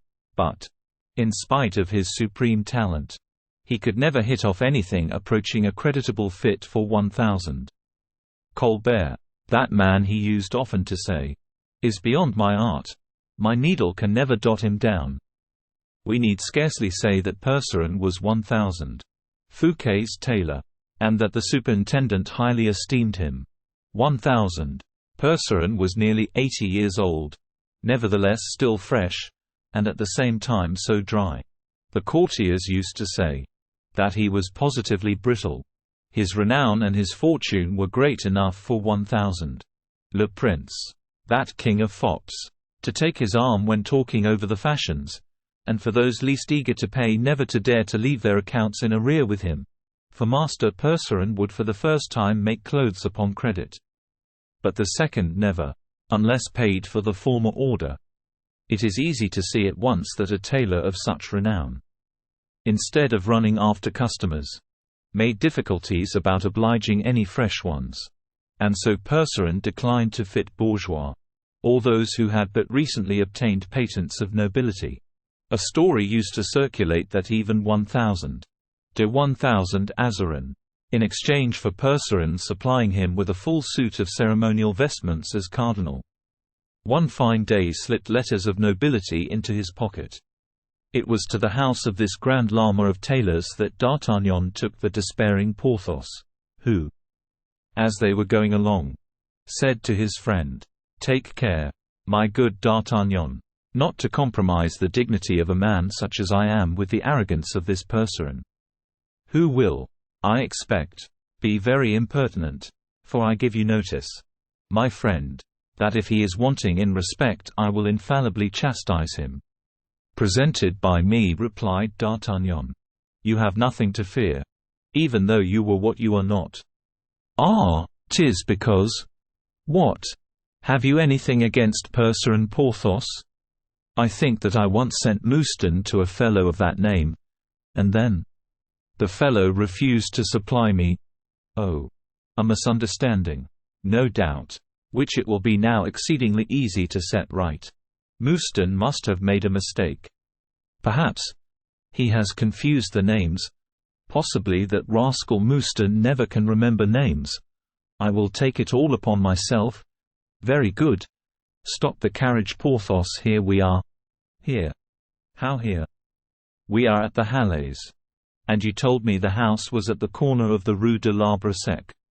"'Tis true, but look." "Well, I do look and I see." "What?" "Pardieu, that we are at the Halles." "You do not, I suppose, want our horses to clamber up on the roof of the carriage in front of us?" "No, nor the carriage in front of us to mount on top of the one in front of it. Nor that the second should be driven over the roofs of the 30 or 40 others which have arrived before us." "No, you are right, indeed. What a number of people! And what are they all about?" "'Tis very simple, they are waiting their turn." "Bah! Have the comedians of the Hôtel de Bourgogne shifted their quarters?" "No, their turn to obtain an entrance to 1,000 Percerin's house. And we are going to wait too? Oh, we shall show ourselves prompter and not so proud. What are we to do then?"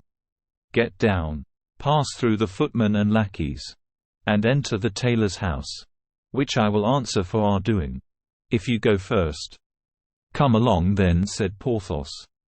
They accordingly alighted and made their way on foot towards the establishment. The cause of the confusion was that 1,000 Percerin's doors were closed, while a servant, standing before them, was explaining to the illustrious customers of the illustrious tailor that just then 1,000 Percerin could not receive anybody. It was bruited about outside still, on the authority of what the great lackey had told some great noble whom he favored, in confidence, that 1,000 Percerin was engaged on 5 costumes for the king, and that, owing to the urgency of the case, he was meditating in his office on the ornaments, colors, and cut of these 5 suits. Some, contented with this reason, went away again, contented to repeat the tale to others. But others, more tenacious, insisted on having the doors opened, and among these last 3 blue ribbons, intended to take parts in a ballet. which would inevitably fail unless the said three had their costumes shaped by the very hand of the great purser himself. D'Artagnan, pushing on Porthos, who scattered the groups of people right and left, succeeded in gaining the counter, behind which the journeyman tailors were doing their best to answer queries. We forgot to mention that at the door they wanted to put off Porthos like the rest. But D'Artagnan, showing himself, pronounced merely these words, "The king's order," and was let in with his friend. The poor fellows had enough to do, and did their best to reply to the demands of the customers in the absence of their master, leaving off drawing a stitch to knit a sentence, and when wounded pride or disappointed expectation brought down upon them too cutting a rebuke, he who was attacked made a dive and disappeared under the counter. The line of discontented lords formed a truly remarkable picture. Our captain of musketeers, a man of sure and rapid observation, took it all in at a glance, and having run over the groups, his eye rested on a man in front of him. This man, seated upon a stool, scarcely showed his head above the counter that sheltered him. He was about 40 years of age, with a melancholy aspect, pale face, and soft luminous eyes. He was looking at D'Artagnan and the rest, with his chin resting upon his hand, like a calm and inquiring amateur. Only on perceiving, and doubtless recognizing, our captain, he pulled his hat down over his eyes. It was this action, perhaps, that attracted D'Artagnan's attention. If so, the gentleman who had pulled down his hat produced an effect entirely different from what he had desired.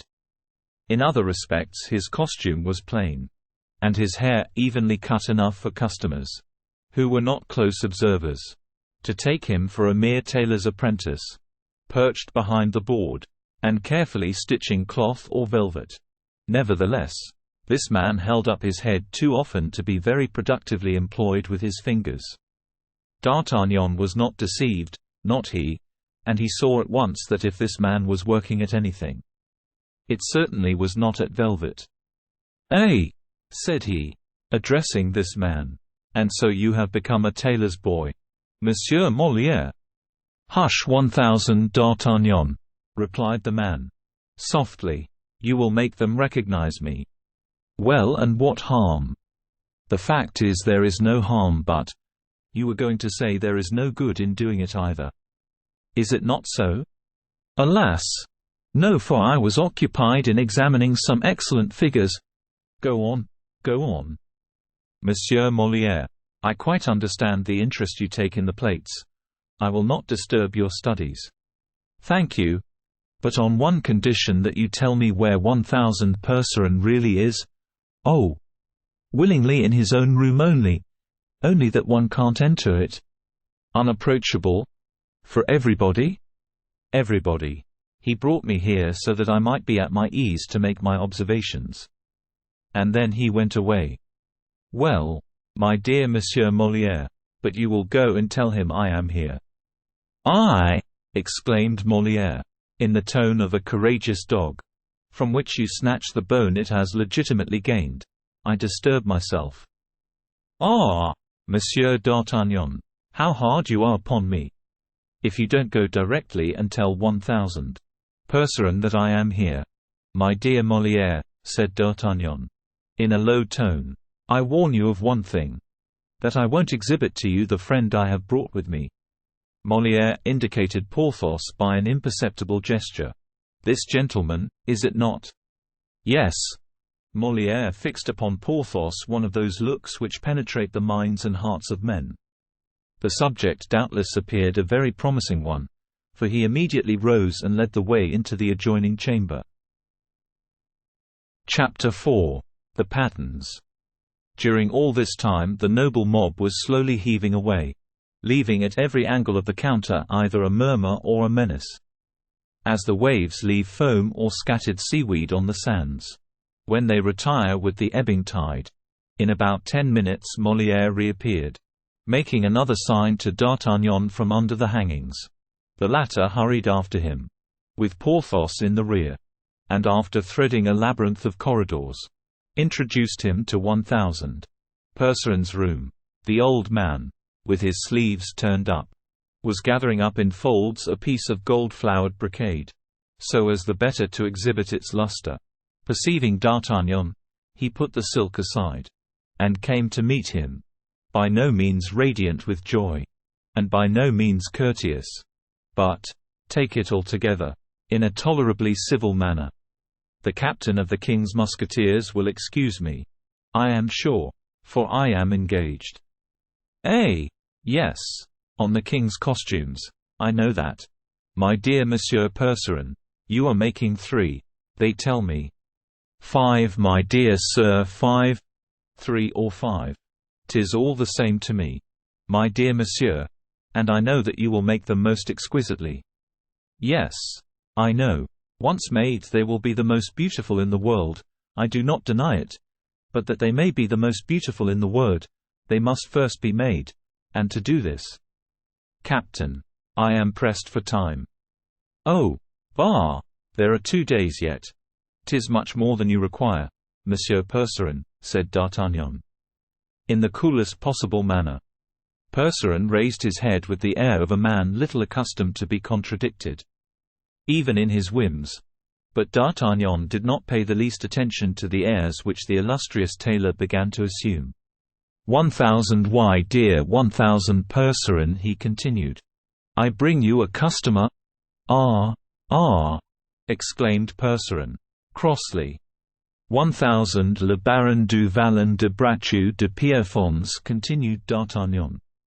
Percerin attempted a bow, which found no favor in the eyes of the terrible Porthos, who, from his first entry into the room, had been regarding the tailor askance.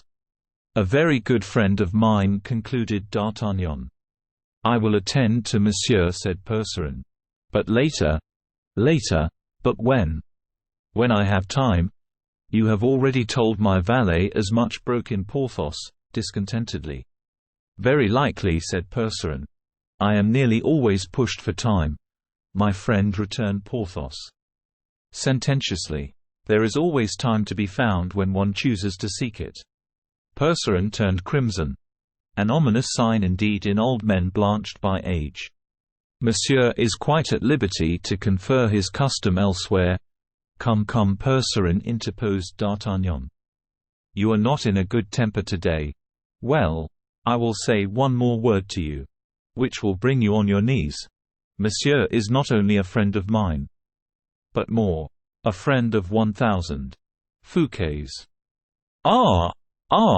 Exclaimed the tailor. That is another thing. Then turning to Porthos.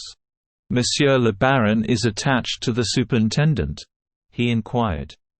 I am attached to myself, shouted Porthos, at the very moment that the tapestry was raised to introduce a new speaker in the dialogue. Molière was all observation. D'Artagnan laughed. Porthos swore. My dear Percerin, said D'Artagnan, you will make a dress for the Baron. 'Tis I who ask you. To you I will not say nay, Captain. But that is not all, you will make it for him at once. 'Tis impossible within 8 days. That, then, is as much as to refuse, because the dress is wanted for the fete at Vaux. I repeat that it is impossible, returned the obstinate old man. By no means, dear Monsieur Percerin, above all if I ask you, said a mild voice at the door. A silvery voice which made D'Artagnan prick up his ears. It was the voice of Aramis. Monsieur d'Herblay, cried the tailor. Aramis, murmured D'Artagnan. Ah, Bishop, said Porthos. Good morning, D'Artagnan. Good morning, Porthos. Good morning, my dear friends, said Aramis. Come, 1,000. Percerin, make the Baron's dress, and I will answer for it you will gratify 1,000. Fouquet. And he accompanied the words with a sign, which seemed to say, agree, and dismiss them. It appeared that Aramis had over Master Percerin an influence superior even to D'Artagnan's. For the tailor bowed in assent, and turning round upon Porthos, said, Go and get measured on the other side. Porthos coloured in a formidable manner. D'Artagnan saw the storm coming, and addressing Molière, said to him, In an undertone. "You see before you, my dear monsieur, a man who considers himself disgraced. If you measure the flesh and bones that heaven has given him, study this type for me.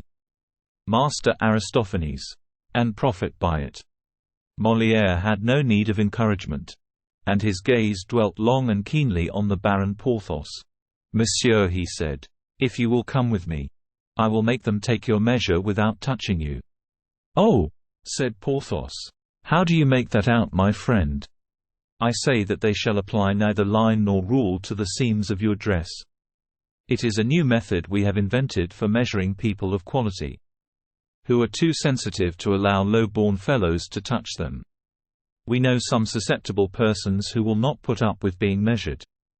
A process which, as I think, wounds the natural dignity of a man, and if perchance monsieur should be one of these, Corbeuf. I believe I am too. Well, that is a capital and most consolatory coincidence. And you shall have the benefit of our invention." "But how in the world can it be done?" asked Porthos. "Delighted, monsieur," said Molière, bowing. "If you will deign to follow me, you will see." Aramis observed this scene with all his eyes. Perhaps he fancied from D'Artagnan's liveliness that he would leave with Porthos, so as not to lose the conclusion of a scene well begun. But, clear-sighted as he was, Aramis deceived himself. Porthos and Molière left together. D'Artagnan remained with Percerin. Why? From curiosity. Doubtless. Probably to enjoy a little longer the society of his good friend Aramis. As Molière and Porthos disappeared, D'Artagnan drew near the Bishop of Vannes, a proceeding which appeared particularly to disconcert him. "A dress for you also, is it not, my friend?" Aramis smiled. "No," said he. "You will go to Vaux, however?" "I shall go. But without a new dress. You forget, dear D'Artagnan, that a poor Bishop of Vannes is not rich enough to have new dresses for every fête." "Bah!" said the Musketeer, laughing. "And do we write no more poems now, either?" "Oh, D'Artagnan," exclaimed Aramis, "I have long ago given up all such tomfoolery." "True," repeated D'Artagnan, only half convinced. As for Percerin, he was once more absorbed in contemplation of the brocades. "Don't you perceive," said Aramis, smiling, "that we are greatly boring this good gentleman, my dear D'Artagnan?" "Ah! Ah!" murmured the Musketeer. Aside, "That is, I am boring you, my friend." Then aloud, "Well, then, let us leave. I have no further business here. And if you are as disengaged as I, Aramis—" "No, not I. I wished—" "Ah, you had something particular to say to 1000. Percerin? Why did you not tell me so at once?" "Something particular, certainly," repeated Aramis. "But not for you, D'Artagnan. But, at the same time, I hope you will believe that I can never have anything so particular to say that a friend like you may not hear it." "Oh, no, no.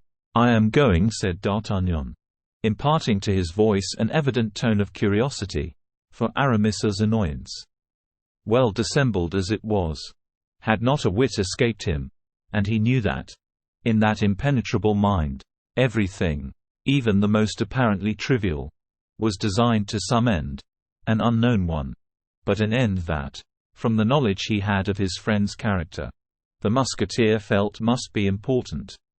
On his part, Aramis saw that D'Artagnan was not without suspicion, and pressed him. "Stay by all means," he said. "This is what it is." Then turning towards the tailor, "My dear Percerin," said he, "I am even very happy that you are here." D'Artagnan. "Oh, indeed," exclaimed the Gascon, for the third time, even less deceived this time than before. Percerin never moved. Aramis roused him violently, by snatching from his hands the stuff upon which he was engaged. "My dear Percerin," said he, "I have near hand 1000 Lebrun, one of 1000 Fouquet's painters." "Ah, very good," thought D'Artagnan. "But why Lebrun?" Aramis looked at D'Artagnan, who seemed to be occupied with an engraving of Mark Antony. "And you wish that I should make him a dress?"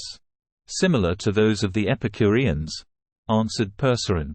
And while saying this, in an absent manner, the worthy tailor endeavored to recapture his piece of brocade. "An Epicurean's dress?" asked D'Artagnan, in a tone of inquiry. "I see," said Aramis, with a most engaging smile. "It is written that our dear D'Artagnan shall know all our secrets this evening.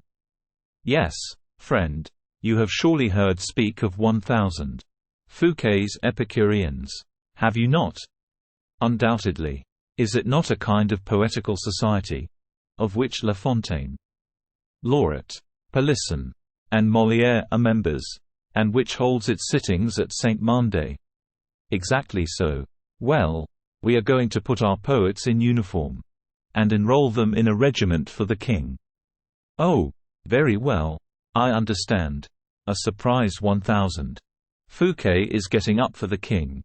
Be at ease, if that is the secret about 1,000. Lebrun. I will not mention it.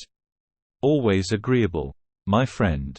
No, Monsieur Lebrun has nothing to do with this part of it. The secret which concerns him is far more important than the other."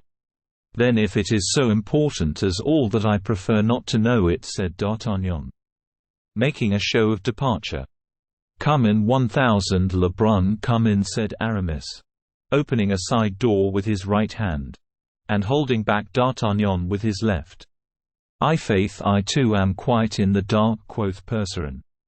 Aramis took an opportunity, as is said in theatrical matters. 1,000, why dear 1,000 de Percerin, Aramis continued. "You are making 5 dresses for the king, are you not? 1 in brocade, 1 in hunting cloth, 1 in velvet, 1 in satin, and 1 in Florentine stuffs." "Yes, but how do you know all that, monseigneur?" said Percerin, astounded. "It is all very simple, my dear monsieur. There will be a hunt, a banquet, concert, promenade and reception. These 5 kinds of dress are required by etiquette." "You know everything, monseigneur." "And a thing or two in addition," muttered D'Artagnan. "But," cried the tailor, in triumph, "what you do not know, monseigneur, prince of the church though you are, what nobody will know, what only the king, Mademoiselle de la Vallière, and myself do know, is the color of the materials and nature of the ornaments, and the cut, the ensemble, the finish of it all." "Well," said Aramis, "that is precisely what I have come to ask you, dear Percerin." "Ah, bah!" exclaimed the tailor, terrified, though Aramis had pronounced these words in his softest and most honeyed tones. The request appeared, on reflection, so exaggerated, so ridiculous, so monstrous to 1,000 Percerin that first he laughed to himself, then aloud, and finished with a shout. D'Artagnan followed his example, not because he found the matter so very funny, but in order not to allow Aramis to cool.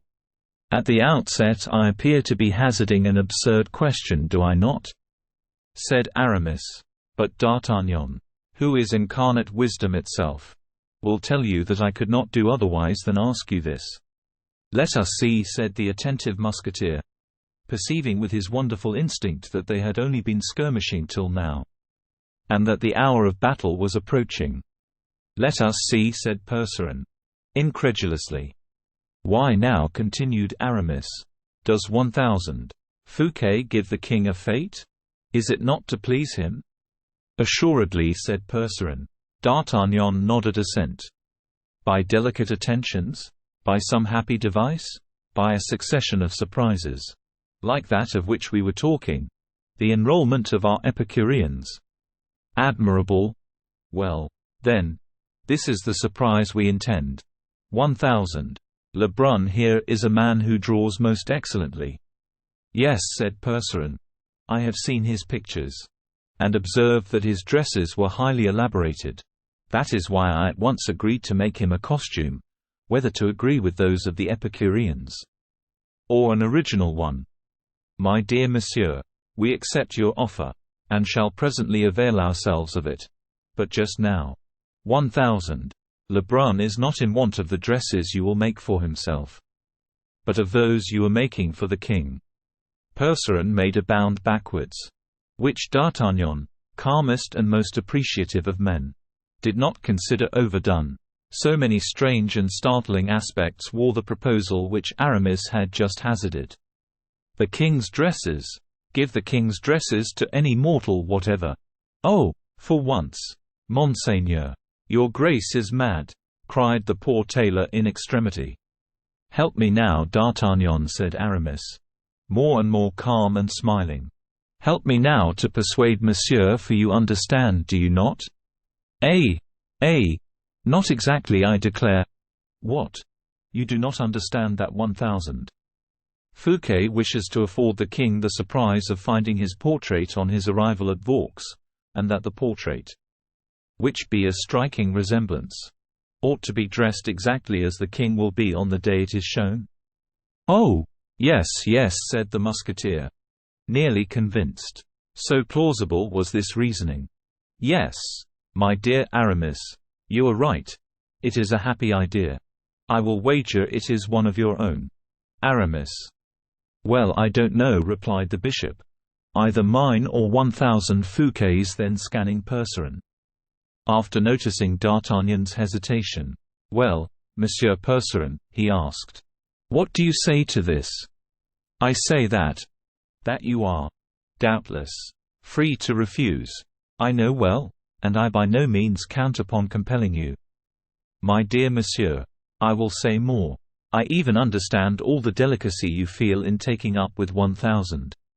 Fouquet's idea. You dread appearing to flatter the king. A noble spirit. 1,000. Percerin. A noble spirit. The tailor stammered.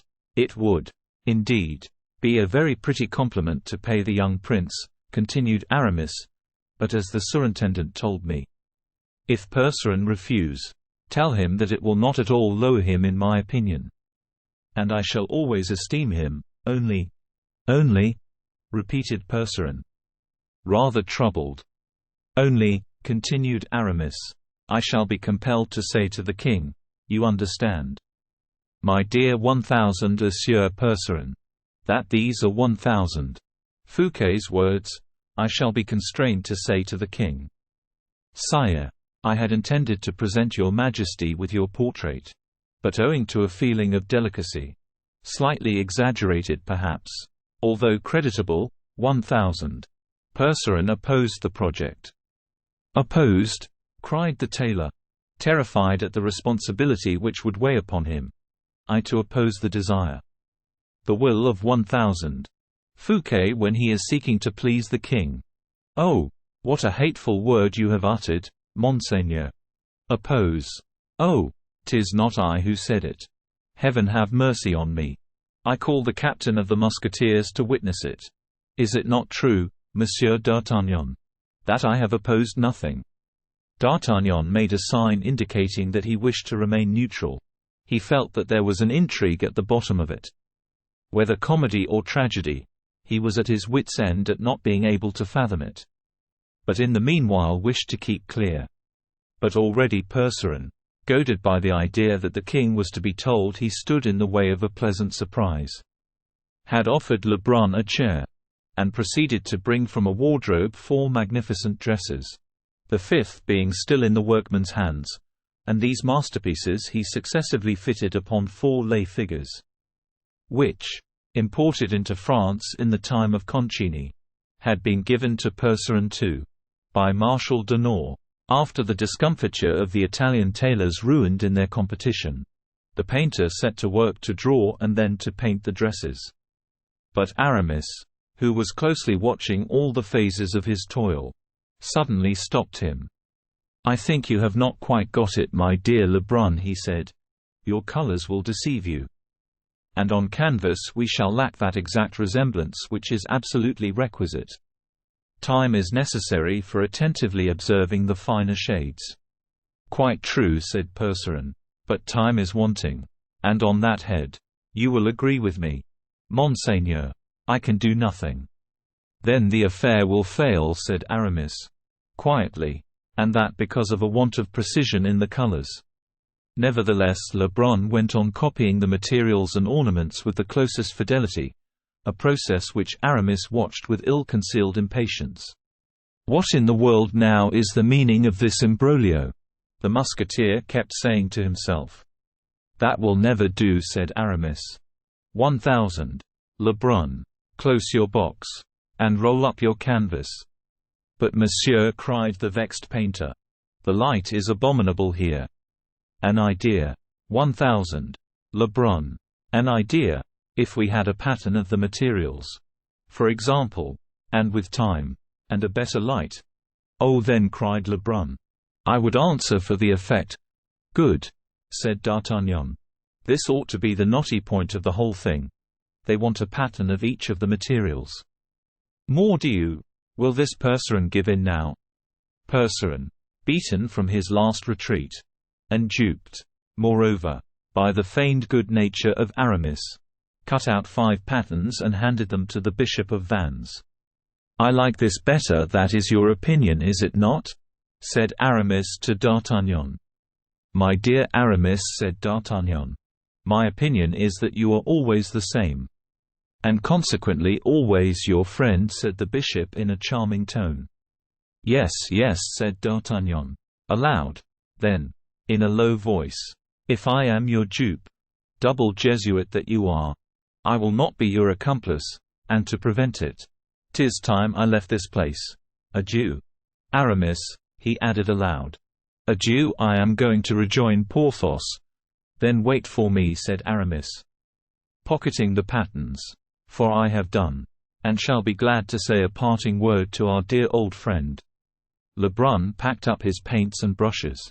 Percerin put back the dresses into the closet. Aramis put his hand on his pocket to assure himself the patterns were secure, and they all left the study. Chapter 5. Where, probably, Molière obtained his first idea of the bourgeois gentilhomme. D'Artagnan found Porthos in the adjoining chamber, but no longer an irritated Porthos. Or a disappointed Porthos. But Porthos radiant, blooming, fascinating, and chattering with Molière, who was looking upon him with a species of idolatry. And as a man would who had not only never seen anything greater, but not even ever anything so great. Aramis went straight up to Porthos and offered him his white hand, which lost itself in the gigantic clasp of his old friend, an operation which Aramis never hazarded without a certain uneasiness. But the friendly pressure having been performed not too painfully for him, the Bishop of Vannes passed over to Molière. "Well, monsieur," said he, "will you come with me to Saint-Mandé?" "I will go anywhere you like, monseigneur," answered Molière. "To Saint-Mandé!" cried Porthos, surprised at seeing the proud Bishop of Vannes fraternizing with a journeyman tailor. "What, Aramis? Are you going to take this gentleman to Saint-Mandé?" "Yes," said Aramis, smiling. "Our work is pressing. And besides, my dear Porthos," continued D'Artagnan, 1000 Olière is not altogether what he seems." "In what way?" asked Porthos. "Why, this gentleman is one of 1000 Percerin's chief clerks, and is expected at St. 1000 Ander to try on the dresses which 1000 Fouquet has ordered for the Epicureans." "'Tis precisely so," said Molière. "Yes, monsieur." "Come then, my dear 1000 Olière," said Aramis. "That is, if you have done with 1000 Du Vallon." "We have finished," replied Porthos. "And you are satisfied?" asked D'Artagnan. "Completely so," replied Porthos. Molière took his leave of Porthos with much ceremony, and grasped the hand which the captain of the Musketeers furtively offered him. "Pray, monsieur," concluded Porthos, mincingly, "above all be exact." "You will have your dress the day after tomorrow, monsieur le baron," answered Molière. And he left with Aramis. Then D'Artagnan, taking Porthos's arm, "What has this tailor done for you, my dear Porthos?" he asked. "That you are so pleased with him?" "What has he done for me, my friend?" "Done for me?" cried Porthos, enthusiastically. "Yes, I ask you, what has he done for you, my friend?" He has done that which no tailor ever yet accomplished. He has taken my measure without touching me. Ah, bah! Tell me how he did it first. Then they went, I don't know where, for a number of lay figures, of all heights and sizes, hoping there would be one to suit mine. But the largest, that of the drum major of the Swiss Guard, was 2 inches too short, and a half-foot too narrow in the chest. Indeed, it is exactly as I tell you, D'Artagnan. But he is a great man, or at the very least a great tailor. Is this 1,000 Olière? He was not at all put at fault by the circumstance. What did he do then? Oh, it is a very simple matter. I' faith, 'tis an unheard of thing that people should have been so stupid as not to have discovered this method from the first. What annoyance and humiliation they would have spared me. Not to mention of the costumes, my dear Porthos. Yes, 30 dresses. Well, my dear Porthos, come tell me 1,000 Olière's plan. Molière. You call him so, do you? I shall make a point of recollecting his name. Yes, or Poquelin if you prefer that. No. I like Molière best. When I wish to recollect his name, I shall think of Volière, an aviary, and as I have one at Pierrefonds. Capital, returned D'Artagnan. And 1,000 Olière's plan? 'Tis this. Instead of pulling me to pieces, as all these rascals do, of making me bend my back and double my joints, all of them low and dishonorable practices. D'Artagnan made a sign of approbation with his head. Monsieur, he said to me, continued Porthos, a gentleman ought to measure himself. Do me the pleasure to draw near this glass. And I drew near the glass.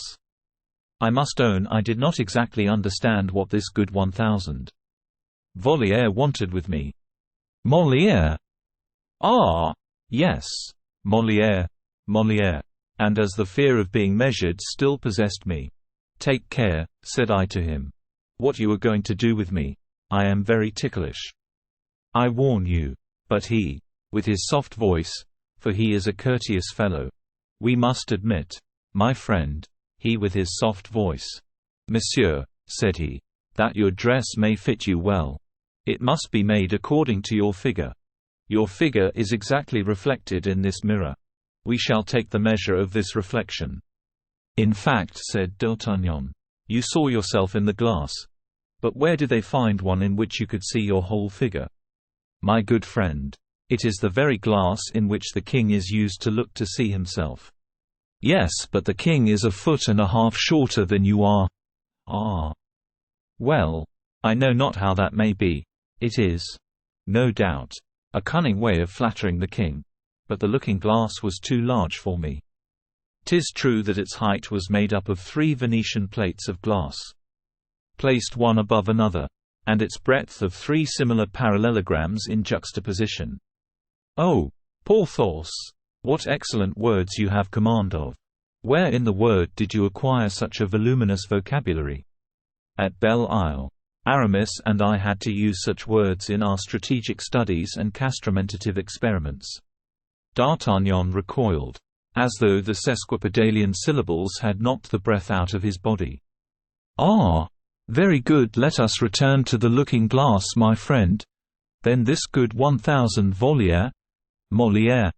Yes, Molière. You are right. You will see now, my dear friend, that I shall recollect his name quite well. This excellent 1,000 Olière set to work tracing out lines on the mirror, with a piece of Spanish chalk, following in all the make of my arms and my shoulders, all the while expounding this maxim, which I thought admirable: it is advisable that a dress should not incommode its wearer. In reality, said D'Artagnan, that is an excellent maxim, which is, unfortunately, seldom carried out in practice. That is why I found it all the more astonishing when he expatiated upon it. Ah! He expatiated? Parbleu! Let me hear his theory.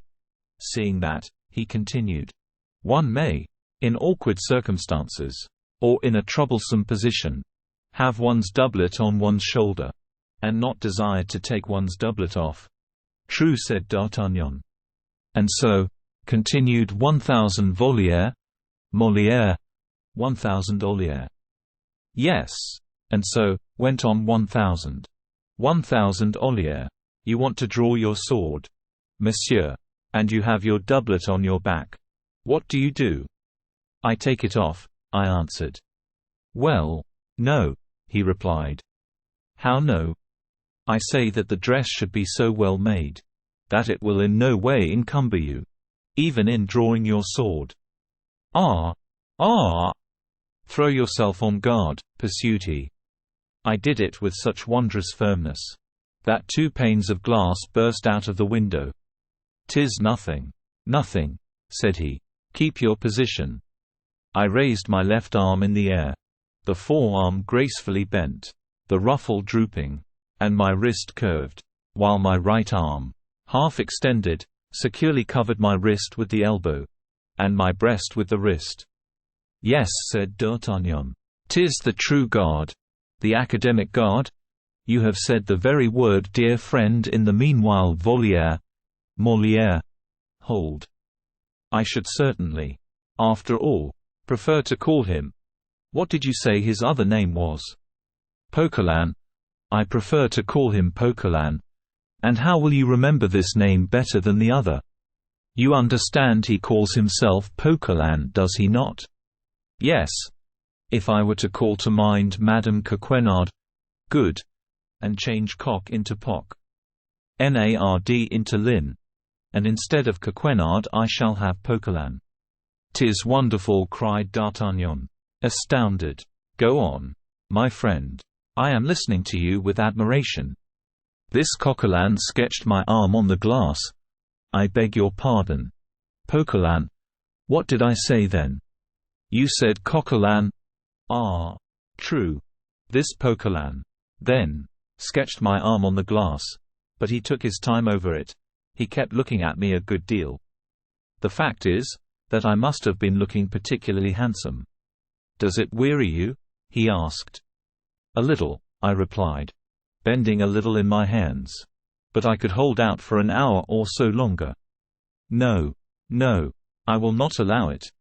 The willing fellows will make it a duty to support your arms.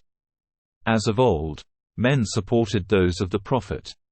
Very good, I answered. That will not be humiliating to you. My friend, said I. There is, I think, a great difference between being supported and being measured. The distinction is full of the soundest sense, interrupted D'Artagnan. Then continued Porthos.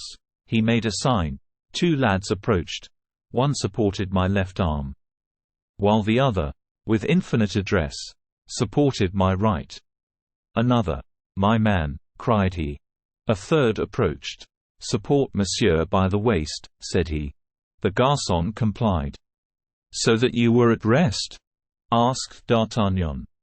Perfectly, and Poquelin drew me on the glass. Poquelin, my friend. Poquelin. You are right. Stay, decidedly I prefer calling him Volière. Yes, and then it was over, wasn't it? During that time Volière drew me as I appeared in the mirror. 'Twas delicate in him. I much like the plan. It is respectful, and keeps everyone in his place.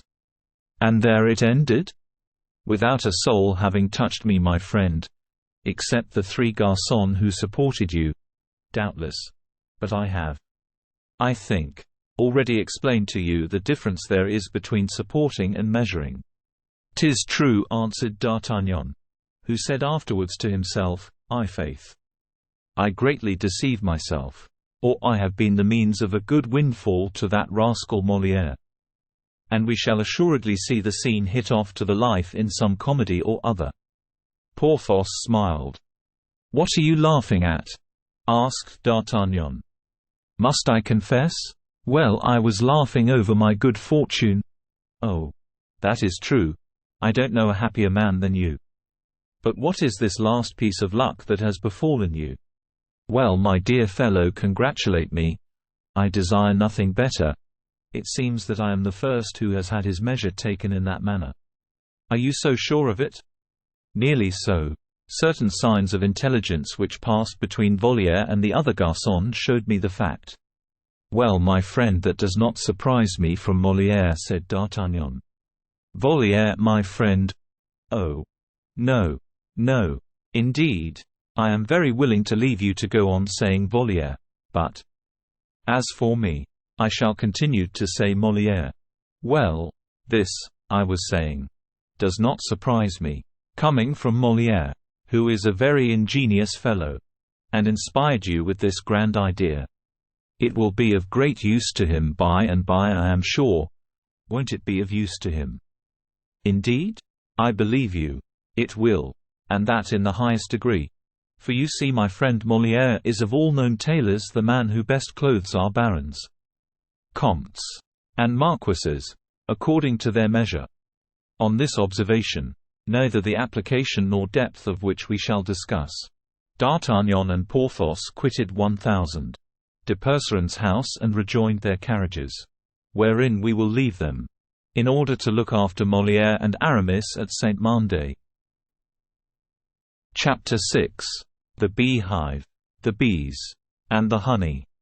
The Bishop of Vannes, much annoyed at having met D'Artagnan at 1000 Percerins, returned to Saint-Mandé in no very good humour. Molière, on the other hand, quite delighted at having made such a capital rough sketch, and at knowing where to find his original again, whenever he should desire to convert his sketch into a picture. Molière arrived in the merriest of moods. All the first story of the left wing was occupied by the most celebrated Epicureans in Paris, and those on the freest footing in the house, every one in his compartment, like the bees in their cells, employed in producing the honey intended for that royal cake which 1000 Fouquet proposed to offer His Majesty Louis XIV during the fête at Vaux. Pelisson, his head leaning on his hand, was engaged in drawing out the plan of the prologue to the Fâché, a comedy in 3 acts, which was to be put on the stage by Poquelin de Molière, as D'Artagnan called him, or Coquelin de Volière, as Porthos styled him, Laureate. With all the charming innocence of a gazetteer, the gazetteers of all ages have always been so artless. Laureate was composing an account of the fêtes at Vaux. Before those fêtes had taken place, La Fontaine sauntered about from one to the other, a peripatetic, absent-minded, boring, unbearable dreamer, who kept buzzing and humming at everybody's elbow 1,000 poetic abstractions. He so often disturbed Pelisson, that the latter, raising his head, crossly said, "At least, La Fontaine, supply me with a rhyme, since you have the run of the gardens at Parnassus." "What rhyme do you want?" asked the fabuler, as Madame de Sévigné used to call him. "I want a rhyme to Lumière." "Ornière," answered La Fontaine. "Ah! But, my good friend, one cannot talk of wheel ruts when celebrating the delights of Vaux," said Laureate. "Besides, it doesn't rhyme," answered Pelisson. "What, doesn't rhyme?" cried La Fontaine, in surprise. "Yes. You have an abominable habit, my friend, a habit which will ever prevent your becoming a poet of the first order. You rhyme in a slovenly manner." Oh, you think so, do you, Pelisson?" "Yes, I do, indeed. Remember that a rhyme is never good so long as one can find a better." "Then I will never write anything again save in prose," said La Fontaine, who had taken up Pelisson's reproach in earnest. "Ah! I often suspected I was nothing but a rascally poet." "Yes, 'tis the very truth." "Do not say so. Your remark is too sweeping. And there is much that is good in your fables. And to begin," continued La Fontaine, following up his idea, "I will go and burn 100 verses I have just made." "Where are your verses?" "In my head." "Well, if they are in your head you cannot burn them." "True," said La Fontaine. "But if I do not burn them?" "Well, what will happen if you do not burn them?" "They will remain in my mind and I shall never forget them." "The deuce!" cried Laureate. "What a dangerous thing. One would go mad with it." "The deuce! The deuce!" repeated La Fontaine. "What can I do?" "I have discovered the way," said Molière, who had entered just at this point of the conversation. "What way?" "Write them first and burn them afterwards." "How simple." "Well, I should never have discovered that. What a mind that devil of a Molière has," said La Fontaine. Then, striking his forehead, "Oh, thou wilt never be aught but an ass, Jean La Fontaine," he added. "What are you saying there, my friend?" broke in Molière, approaching the poet, whose aside he had heard. "I say I shall never be aught but an ass," answered La Fontaine, with a heavy sigh and swimming eyes.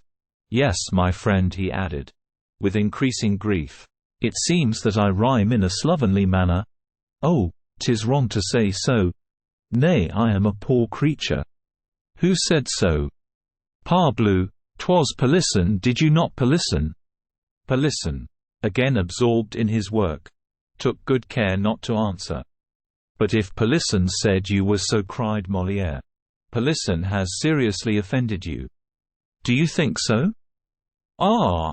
I advise you, as you are a gentleman, not to leave an insult like that unpunished."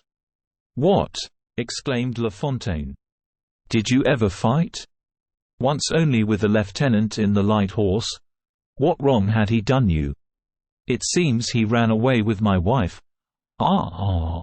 said Molière, becoming slightly pale, but as, at La Fontaine's declaration, the others had turned round, Molière kept upon his lips the rallying smile which had so nearly died away.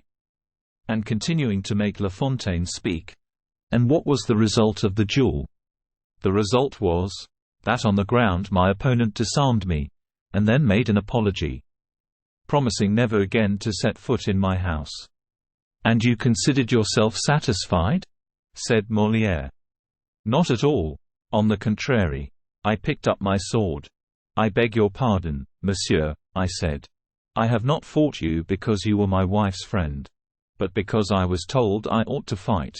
So, as I have never known any peace save since you made her acquaintance, do me the pleasure to continue your visits as heretofore. Or more blue, let us set to again.' And so," continued La Fontaine, "he was compelled to resume his friendship with Madame. And I continue to be the happiest of husbands." All burst out laughing. Molière alone passed his hand across his eyes. Why? Perhaps to wipe away a tear. Perhaps to smother a sigh. Alas! We know that Molière was a moralist. But he was not a philosopher. "'Tis all one," he said, returning to the topic of the conversation. "Polisson has insulted you." "Ah, truly! I had already forgotten it. And I am going to challenge him on your behalf." "Well, you can do so if you think it indispensable."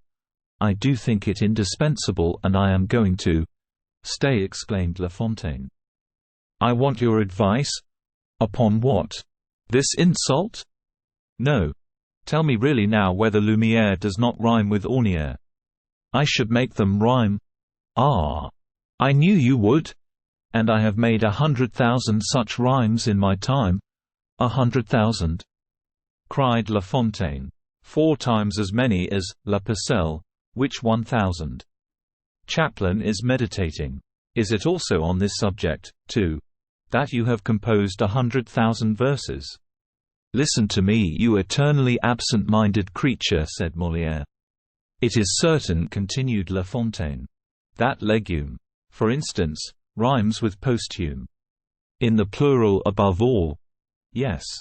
Above all in the plural. Seeing that then it rhymes not with 3 letters, but with 4, as ornière does with Lumière."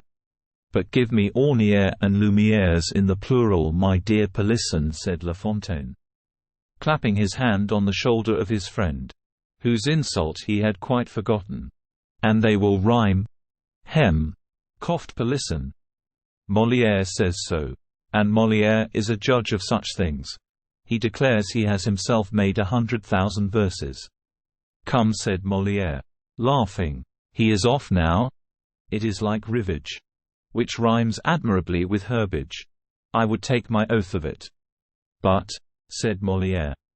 "I tell you all this," continued La Fontaine, "because you are preparing a divertissement for Vaux. Are you not?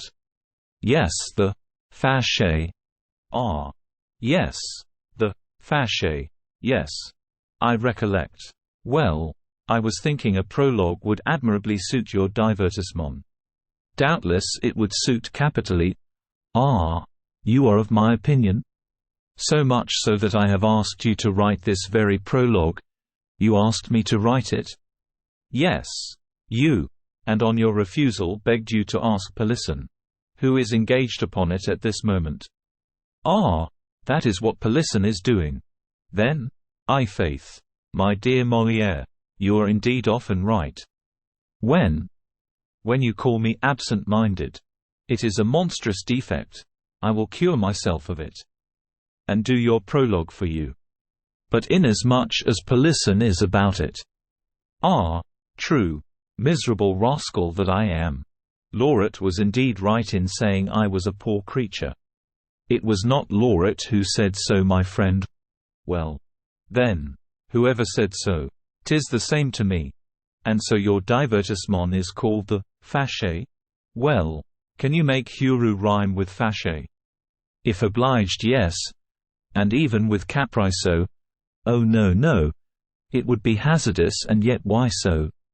There is too great a difference in the cadences. I was fancying, said La Fontaine.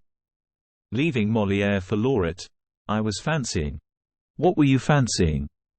Said Lauret. In the middle of a sentence. Make haste.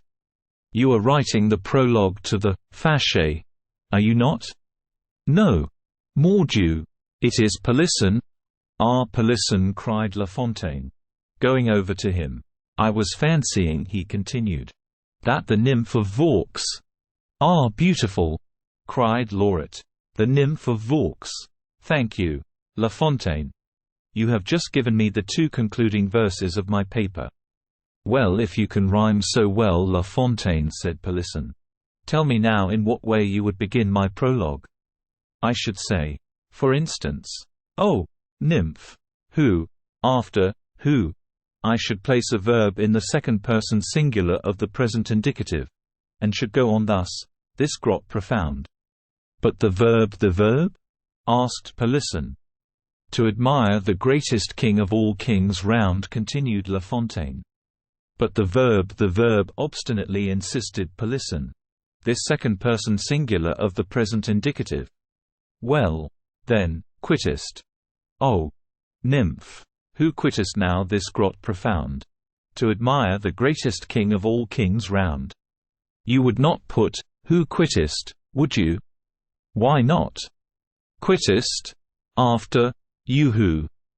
Ah, my dear fellow, exclaimed La Fontaine. You are a shocking pedant.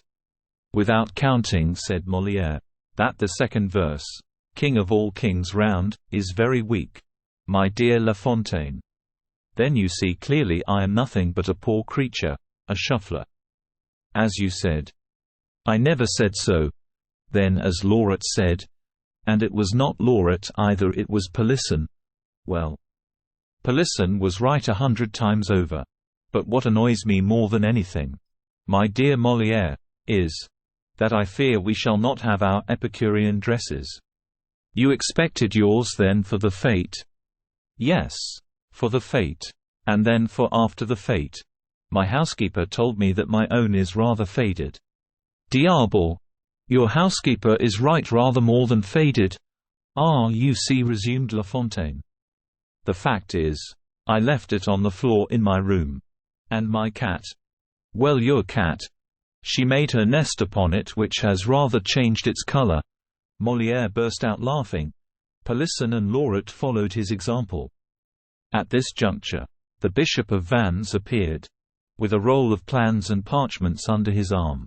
As if the angel of death had chilled all gay and sprightly fancies, as if that one form had scared away the graces to whom Xenocrates sacrificed, silence immediately reigned through the study. And everyone resumed his self-possession and his pen. Aramis distributed the notes of invitation, and thanked them in the name of 1,000. Fouquet, the superintendent, he said, being kept to his room by business, could not come and see them, but begged them to send him some of the fruits of their day's work. to enable him to forget the fatigue of his labor in the night. At these words, all settled down to work. La Fontaine placed himself at a table, and set his rapid pen an endless dance across the smooth white vellum. Pelisson made a fair copy of his prologue.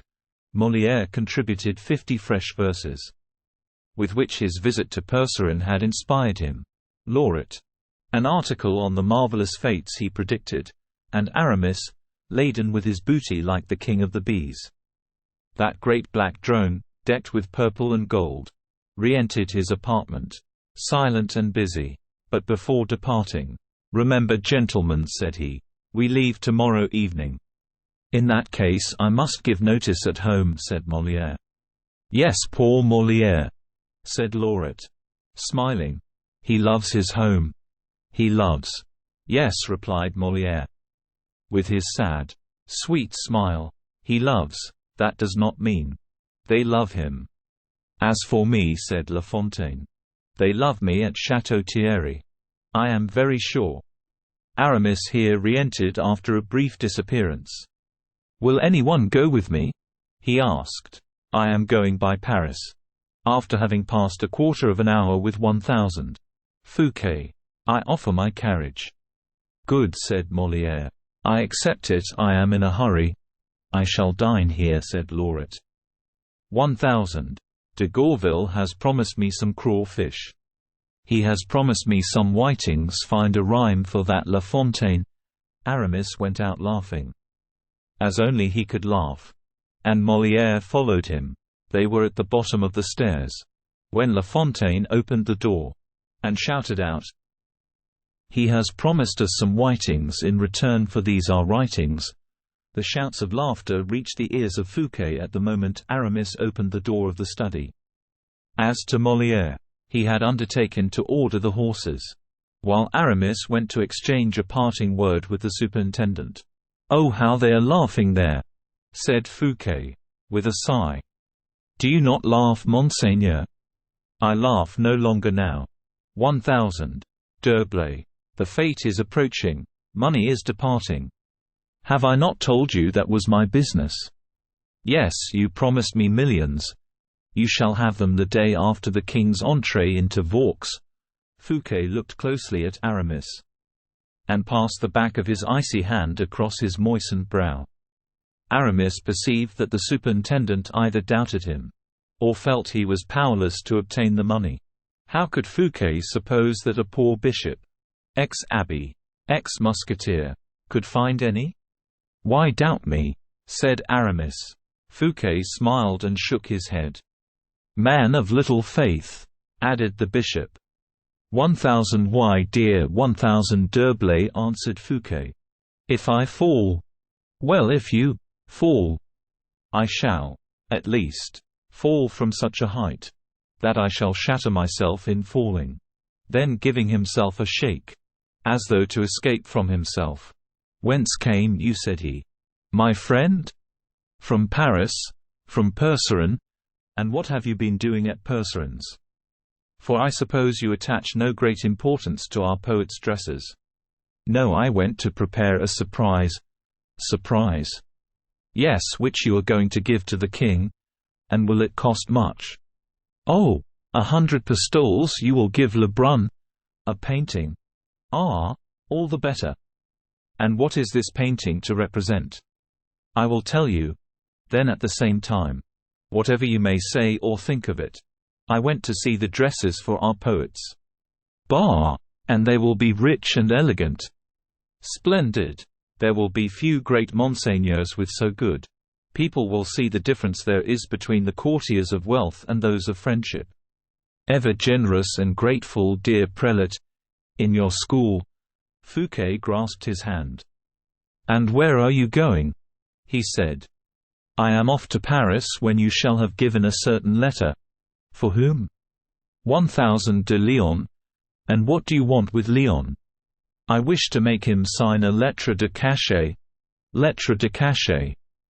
Do you desire to put somebody in the Bastille?" "On the contrary, to let somebody out." "And who?" "A poor devil, a youth.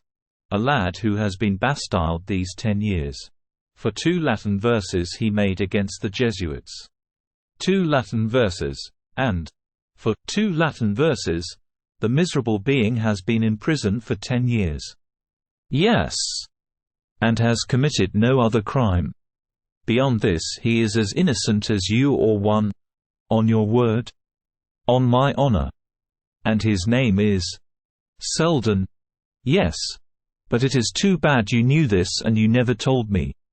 'Twas only yesterday his mother applied to me, Monseigneur, and the woman is poor. In the deepest misery. Heaven, said Fouquet, sometimes bears with such injustice on earth, that I hardly wonder there are wretches who doubt of its existence. Stay. 1000. D'Herblay. And Fouquet, taking a pen, wrote a few rapid lines to his colleague Léon. Aramis took the letter and made ready to go. Wait, said Fouquet. He opened his drawer, and took out 10 government notes which were there, each for 1,000 francs. Stay, he said. Set the son at liberty. And give this to the mother. But, above all, do not tell her. What, Monseigneur? That she is 10,000 livres richer than one. She would say 1 a.m. but a poor superintendent. Go, and I pray that God will bless those who are mindful of his poor. So also do I pray, replied Aramis, kissing Fouquet's hand. And he went out quickly, carrying off the letter for Léon and the notes for Selden's mother, and taking up Molière, who was beginning to lose patience. Chapter 7. Another supper at the Bastille. 7 o'clock sounded from the great clock of the Bastille, that famous clock, which, like all the accessories of the state prison, the very use of which is a torture, recalled to the prisoners' minds the destination of every hour of their punishment. The timepiece of the Bastille, adorned with figures, like most of the clocks of the period, represented St. Peter in bonds. It was the supper hour of the unfortunate captives. The doors, grating on their enormous hinges, opened for the passage of the baskets and trays of provisions, the abundance and the delicacy of which, as 1000 de Baisimo has himself taught us, was regulated by the condition in life of the prisoner. We understand on this head the theories of 1000 de Baisimo, sovereign dispenser of gastronomic delicacies, head cook of the royal fortress, whose trays, full laden, were ascending the steep staircases, carrying some consolation to the prisoners in the shape of honestly filled bottles of good vintages. This same hour was that of 1000. Le governor's supper also. He had a guest today, and the spit turned more heavily than usual. Roast partridges, flanked with quails and flanking a larded leveret, boiled fowls, hams, fried and sprinkled with white wine. Cardons of guipuscoa and la bisque écrevisses, these, together with soups and hors d'oeuvre, constituted the governor's bill of fare. Baisimo, seated at table, was rubbing his hands and looking at the Bishop of Vannes, who, booted like a cavalier, dressed in grey and sword at side, kept talking of his hunger and testifying the liveliest impatience. 1000. De Baisimo de Montelzun was not accustomed to the unbending movements of his greatness my lord of Vannes. And this evening Aramis, becoming sprightly, volunteered confidence on confidence. The prelate had again a little touch of the musketeer about him. The bishop just trenched on the borders only of license in his style of conversation. As for 1000, de Baisimo, with the facility of vulgar people, he gave himself up entirely upon this point of his guest's freedom. Monsieur, said he, for indeed tonight I dare not call you Monseigneur. By no means, said Aramis. Call me Monsieur, I am booted. Do you know Monsieur of whom you remind me this evening? No. Faith, said Aramis, taking up his glass, but I hope I remind you of a capital guest. You remind me of 2. Monsieur. François. Shut the window. The wind may annoy his greatness. And let him go, added Aramis. The supper is completely served, and we shall eat it very well without waiters. I like exceedingly to be tête-à-tête when I am with a friend. Baisimo bowed respectfully. I like exceedingly, continued Aramis, to help myself, "Retire, François," cried Baizimo. "I was saying that your greatness puts me in mind of two persons. One very illustrious. The late Cardinal, the great Cardinal de la Rochelle, who wore boots like you." "Indeed," said Aramis. "And the other?" "The other was a certain musketeer. Very handsome. Very brave. Very adventurous. Very fortunate.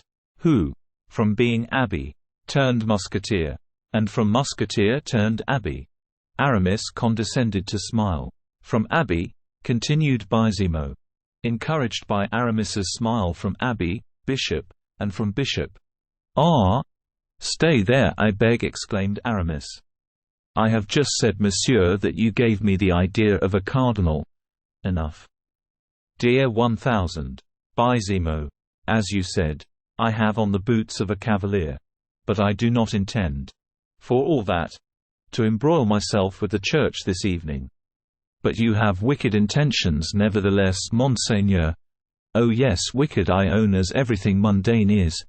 You traverse the town and the streets in disguise?" "In disguise, as you say. And you still make use of your sword?"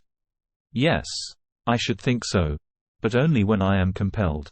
Do me the pleasure to summon François." "Have you no wine there?" "'Tis not for wine, but because it is hot here and the window is shut.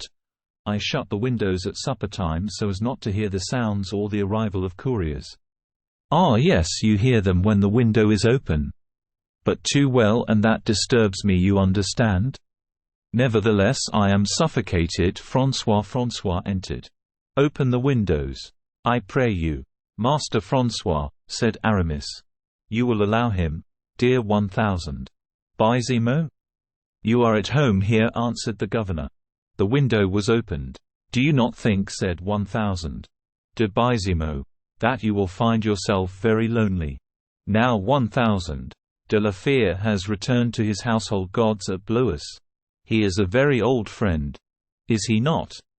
You know it as I do, Baizimo, seeing that you were in the Musketeers with us." "Bah! With my friends I reckon neither bottles of wine nor years." "And you are right. But I do more than love 1000. De la Fère. Dear Baizimo, I venerate him." "Well, for my part though, 'tis singular," said the governor. "I prefer 1000, D'Artagnan, to him. There is a man for you. Who drinks long and well. That kind of people allow you at least to penetrate their thoughts. Baizimo, make me tipsy tonight. Let us have a merry time of it as of old.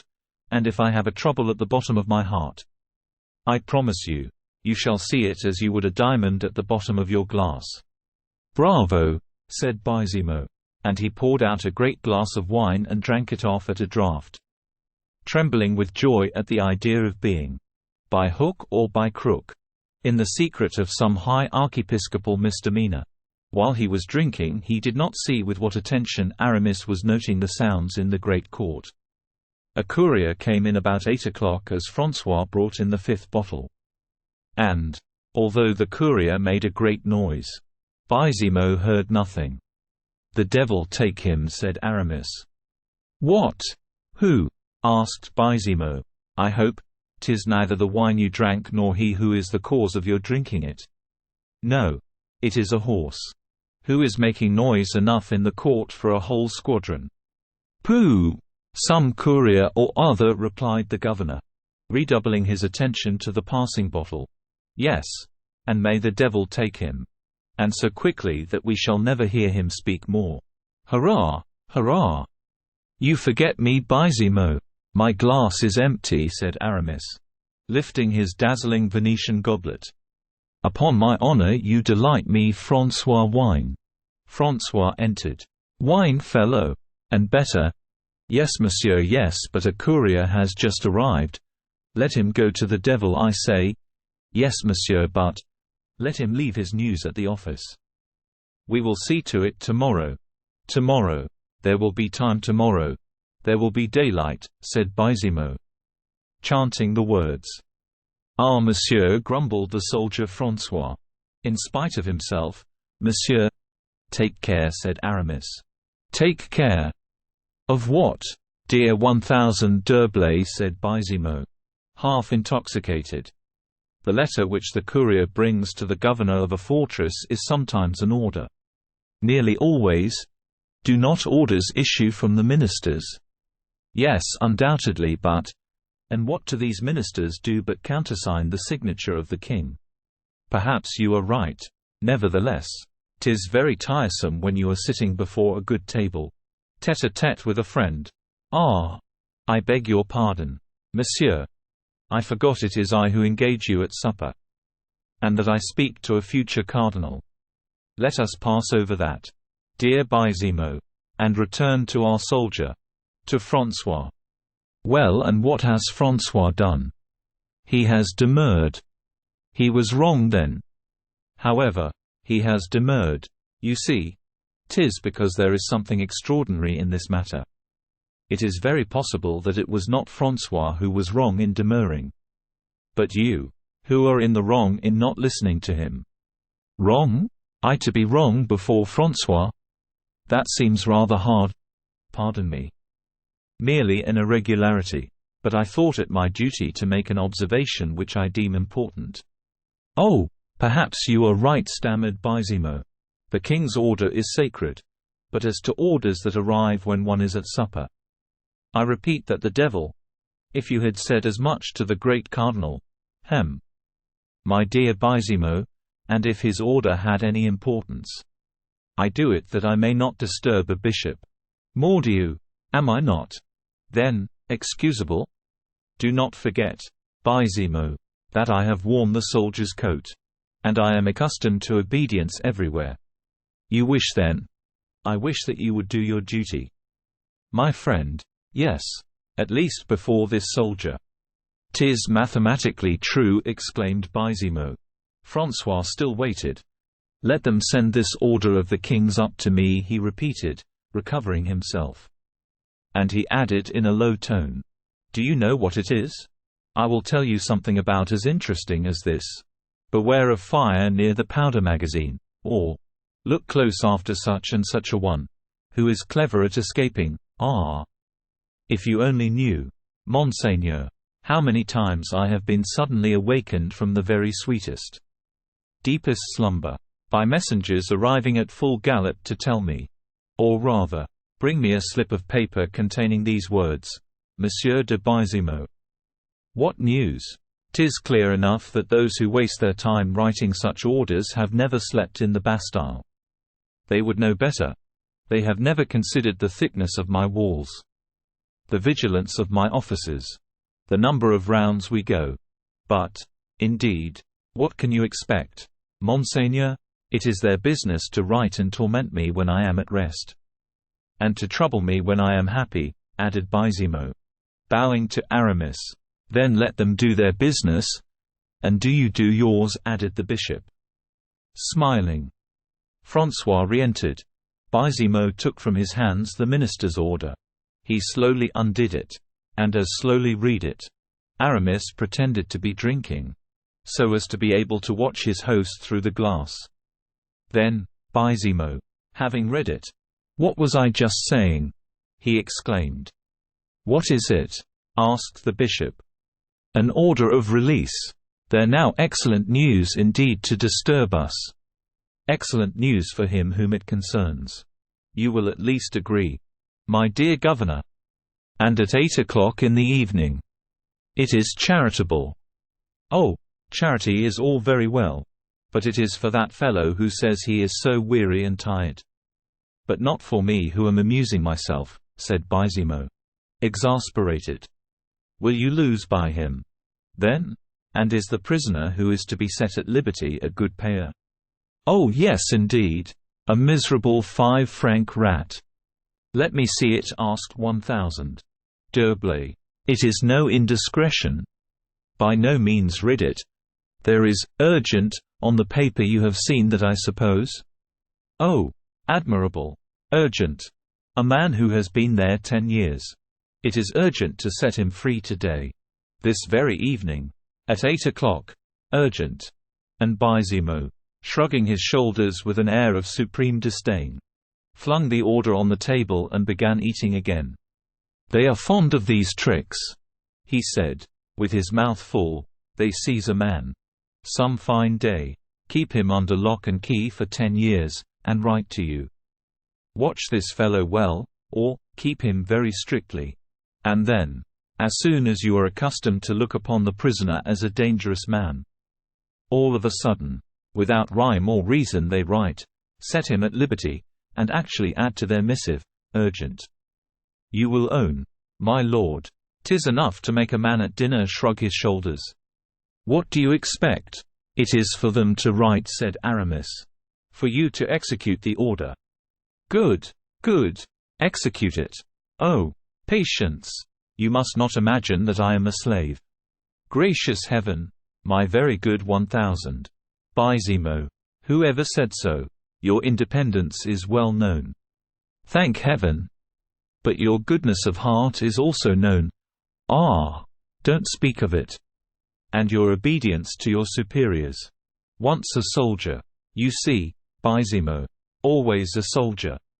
And I shall directly obey, and tomorrow morning, at daybreak, the prisoner referred to shall be set free. Tomorrow? At dawn. Why not this evening? Seeing that the lettre de cachet bears, both on the direction and inside, urgent. Because this evening we are at supper. And our affairs are urgent, too. Dear Baisimo, booted though I be, I feel myself a priest. And charity has higher claims upon me than hunger and thirst. This unfortunate man has suffered long enough. Since you have just told me that he has been your prisoner these 10 years. Abridge his suffering. His good time has come. Give him the benefit quickly.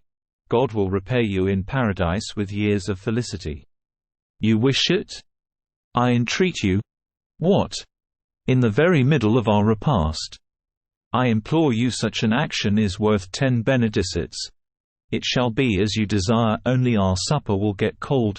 Oh, never heed that. Baisimo leaned back to ring for François. And by a very natural motion turned round towards the door. The order had remained on the table. Aramis seized the opportunity when Baisimo was not looking to change the paper for another. Folded in the same manner. Which he drew swiftly from his pocket.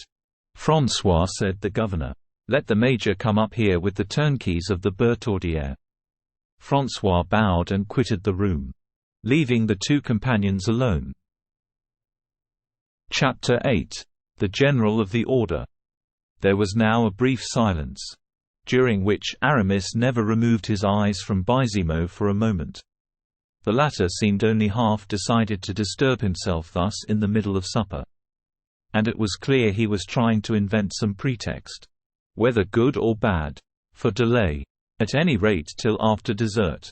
And it appeared also that he had hit upon an excuse at last. "Eh, but it is impossible," he cried. "How impossible?" said Aramis. "Give me a glimpse of this impossibility." "'Tis impossible to set a prisoner at liberty at such an hour. Where can he go to? A man so unacquainted with Paris? He will find a place wherever he can. You see now, one might as well set a blind man free. I have a carriage and will take him wherever he wishes. You have an answer for everything. François, tell Monsieur le Major to go and open the cell of 1000. Selden. Number 3, Bertaudiere. Selden, exclaimed Aramis. Very naturally. You said Selden, I think? I said Selden, of course. 'Tis the name of the man they set free. Oh, you mean to say Marchiali?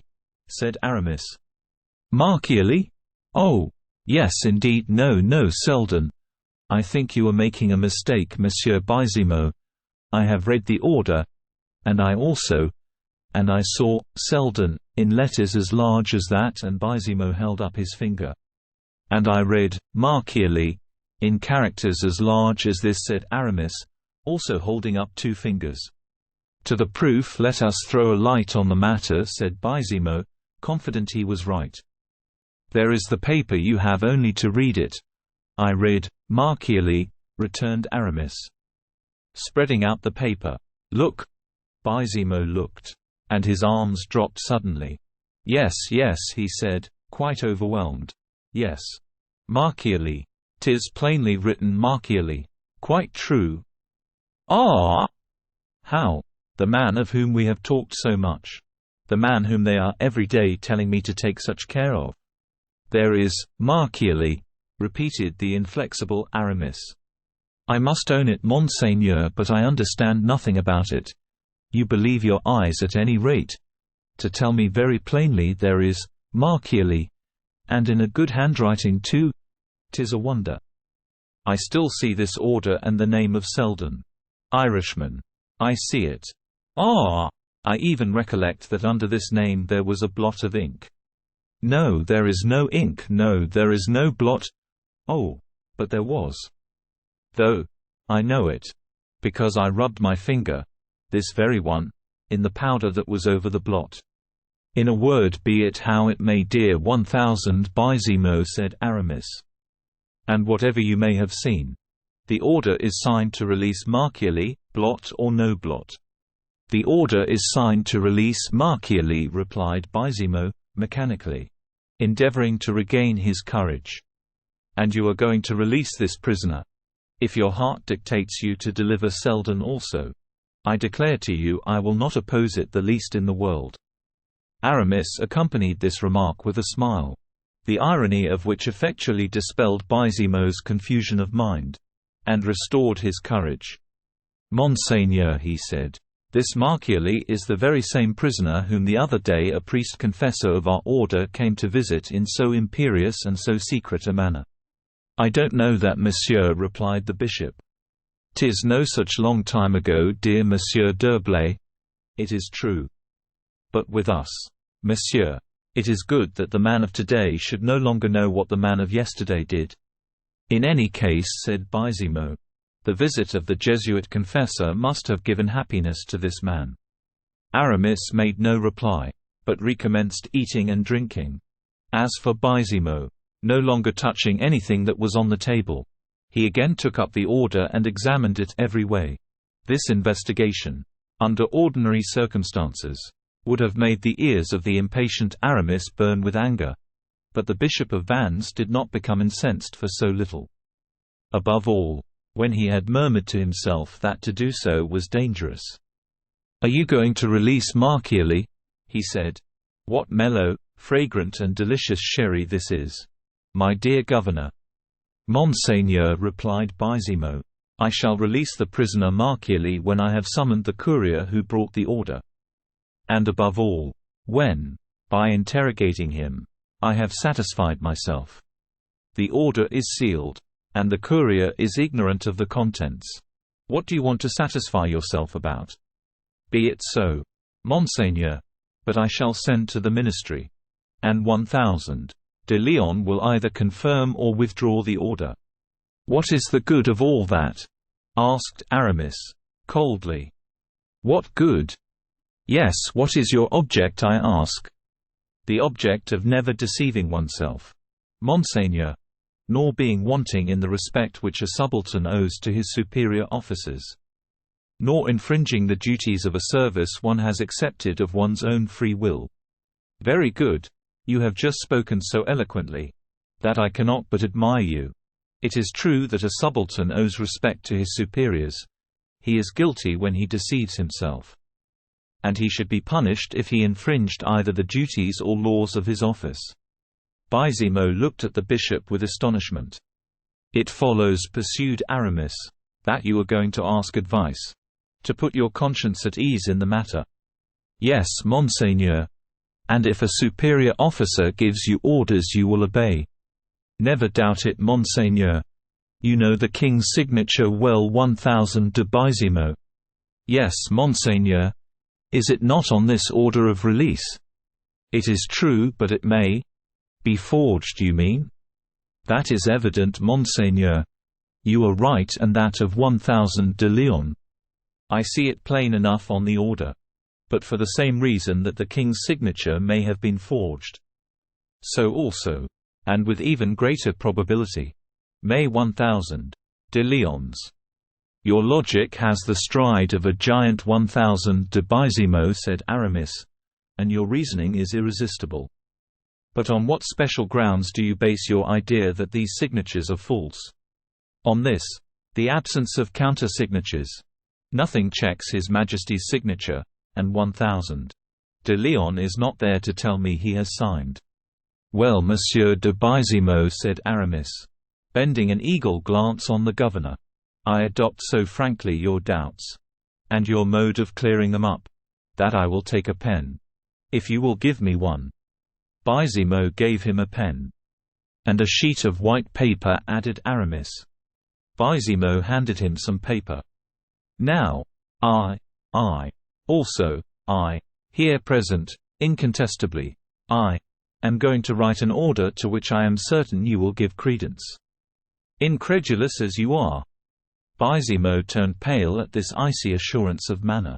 It seemed to him that the voice of the bishops, but just now so playful and gay, had become funereal and sad, that the wax lights changed into the tapers of a mortuary chapel, the very glasses of wine into chalices of blood. Aramis took a pen and wrote, Bizimo, in terror. Read over his shoulder. A 1500 G, wrote the bishop, and he drew a cross under these 4 letters, which signify ad majorem Dei gloriam, to the greater glory of God, and thus he continued, it is our pleasure that the order brought to 1000. De Bizimo de 1000 Ontelsen, governor, for the king, of the castle of the Bastille, be held by him good and effectual, and be immediately carried into operation. Signed, D'Herblay, General of the Order by the grace of God. Bizimo was so profoundly astonished that his features remained contracted, his lips parted, and his eyes fixed. He did not move an inch, nor articulate a sound. Nothing could be heard in that large chamber but the wing whisper of a little moth, which was fluttering to its death about the candles. Aramis, without even deigning to look at the man whom he had reduced to so miserable a condition, drew from his pocket a small case of black wax. He sealed the letter, and stamped it with a seal suspended at his breast, beneath his doublet, and when the operation was concluded, presented, still in silence, the missive to 1000. De Bizimo. The latter, whose hands trembled in a manner to excite pity, turned a dull and meaningless gaze upon the letter. A last gleam of feeling played over his features, and he fell, as if thunder struck, on a chair. Come, come, said Aramis, after a long silence, during which the governor of the Bastille had slowly recovered his senses. Do not lead me to believe, dear Bizimo, that the presence of the General of the Order is as terrible as his, and that men die merely from having seen him. Take courage. Rouse yourself. Give me your hand. Obey. Bizimo, reassured, if not satisfied, obeyed, kissed Aramis's hand, and rose. Immediately? He murmured. Oh, there is no pressing haste. My host, take your place again, and do the honors over this beautiful dessert. Monseigneur, I shall never recover such a shock as this, I who have laughed, who have jested with you, I who have dared to treat you on a footing of equality. Say nothing about it, old comrade, replied the bishop, who perceived how strained the cord was and how dangerous it would have been to break it. Say nothing about it. Let us each live in our own way. To you, my protection and my friendship. To me, your obedience. Having exactly fulfilled these 2 requirements, let us live happily. Bizimo reflected. He perceived, at a glance, the consequence of this withdrawal of a prisoner by means of a forged order, and, putting in the scale the guarantee offered him by the official order of the general, did not consider it of any value. Aramis divined this. My dear Bizimo, said he, you are a simpleton. Lose this habit of reflection when I give myself the trouble to think for you. And at another gesture he made.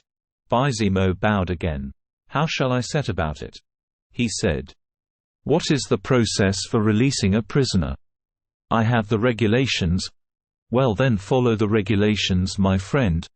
I go with my major to the prisoner's room, and conduct him, if he is a personage of importance, "But this Marchiali is not an important personage," said Aramis carelessly. "I don't know," answered the governor. As if he would have said, "It is for you to instruct me." "Then if you don't know it, I am right. So act towards Marchiali as you act towards one of obscure station." "Good. The regulations so provide. They are to the effect that the turnkey, or one of the lower officials, shall bring the prisoner before the governor. In the office." "Well, 'tis very wise that, and then we return to the prisoner the valuables he wore at the time of his imprisonment. His clothes and papers, if the minister's orders have not otherwise dictated." "What was the minister's order as to this Marchiali?" "Nothing. For the unhappy man arrived here without jewels, without papers, and almost without clothes. See how simple. Then, all is, indeed, Baisimo, you make a mountain of everything. Remain here, and make them bring the prisoner to the governor's house." Baisimo obeyed. He summoned his lieutenant, and gave him an order, which the latter passed on, without disturbing himself about it, to the next whom it concerned. Half an hour afterwards they heard a gate shut in the court. It was the door to the dungeon, which had just rendered up its prey to the free air. Aramis blew out all the candles which lighted the room but one, which he left burning behind the door. This flickering glare prevented the sight from resting steadily on any object. It multiplied tenfold the changing forms and shadows of the place. By its wavering uncertainty, steps drew near. "Go and meet your men," said Aramis to Baisimo. The governor obeyed. The sergeant and turnkeys disappeared. Baisimo re-entered, followed by a prisoner. Aramis had placed himself in the shade. He saw without being seen. Baisimo, in an agitated tone of voice, made the young man acquainted with the order which set him at liberty. The prisoner listened, without making a single gesture or saying a word. "You will swear? 'Tis the regulation that requires it," added the governor. "Never to reveal anything that you have seen or heard in the Bastille." The prisoner perceived a crucifix. He stretched out his hands and swore with his lips. "And now, monsieur, you are free. Whither do you intend going?" The prisoner turned his head, as if looking behind him for some protection, on which he ought to rely. Then was it that Aramis came out of the shade. "I am here," he said, "to render the gentleman whatever service he may please to ask." The prisoner slightly reddened, and, without hesitation, passed his arm through that of Aramis. "God have you in his holy keeping," he said, in a voice the firmness of which made the governor tremble as much as the form of the blessing astonished him. Aramis, on shaking hands with Baisimo, said to him, "Does my order trouble you? Do you fear their finding it here? Should they come to search?" "I desire to keep it, monseigneur," said Baisimo. "If they found it here, it would be a certain indication I should be lost. And in that case you would be a powerful and a last auxiliary for me." "Being your accomplice, you mean?" answered Aramis, shrugging his shoulders. "Adieu, Baisimo," said he. The horses were in waiting, making each rusty spring reverberate the carriage again with their impatience. Baisimo accompanied the bishop to the bottom of the steps. Aramis caused his companion to mount before him. Then followed, and without giving the driver any further order, "Go on," said he. The carriage rattled over the pavement of the courtyard. An officer with a torch went before the horses, and gave orders at every post to let them pass. During the time taken in opening all the barriers, Aramis barely breathed, and you might have heard his sealed heart knock against his ribs. The prisoner, buried in a corner of the carriage, made no more sign of life than his companion. At length, a jolt more severe than the others announced to them that they had cleared the last watercourse. Behind the carriage closed the last gate, that in the Rue Saint-Antoine. No more walls either on the right or the left. Heaven everywhere, liberty everywhere, and life everywhere. The horses, kept in check by a vigorous hand, went quietly as far as the middle of the faubourg. There they began to trot, little by little, whether they were warming to their work, or whether they were urged They gained in swiftness. And once past Bercy, the carriage seemed to fly. So great was the ardor of the coursers. The horses galloped thus as far as Villeneuve Street George's, where relays were waiting.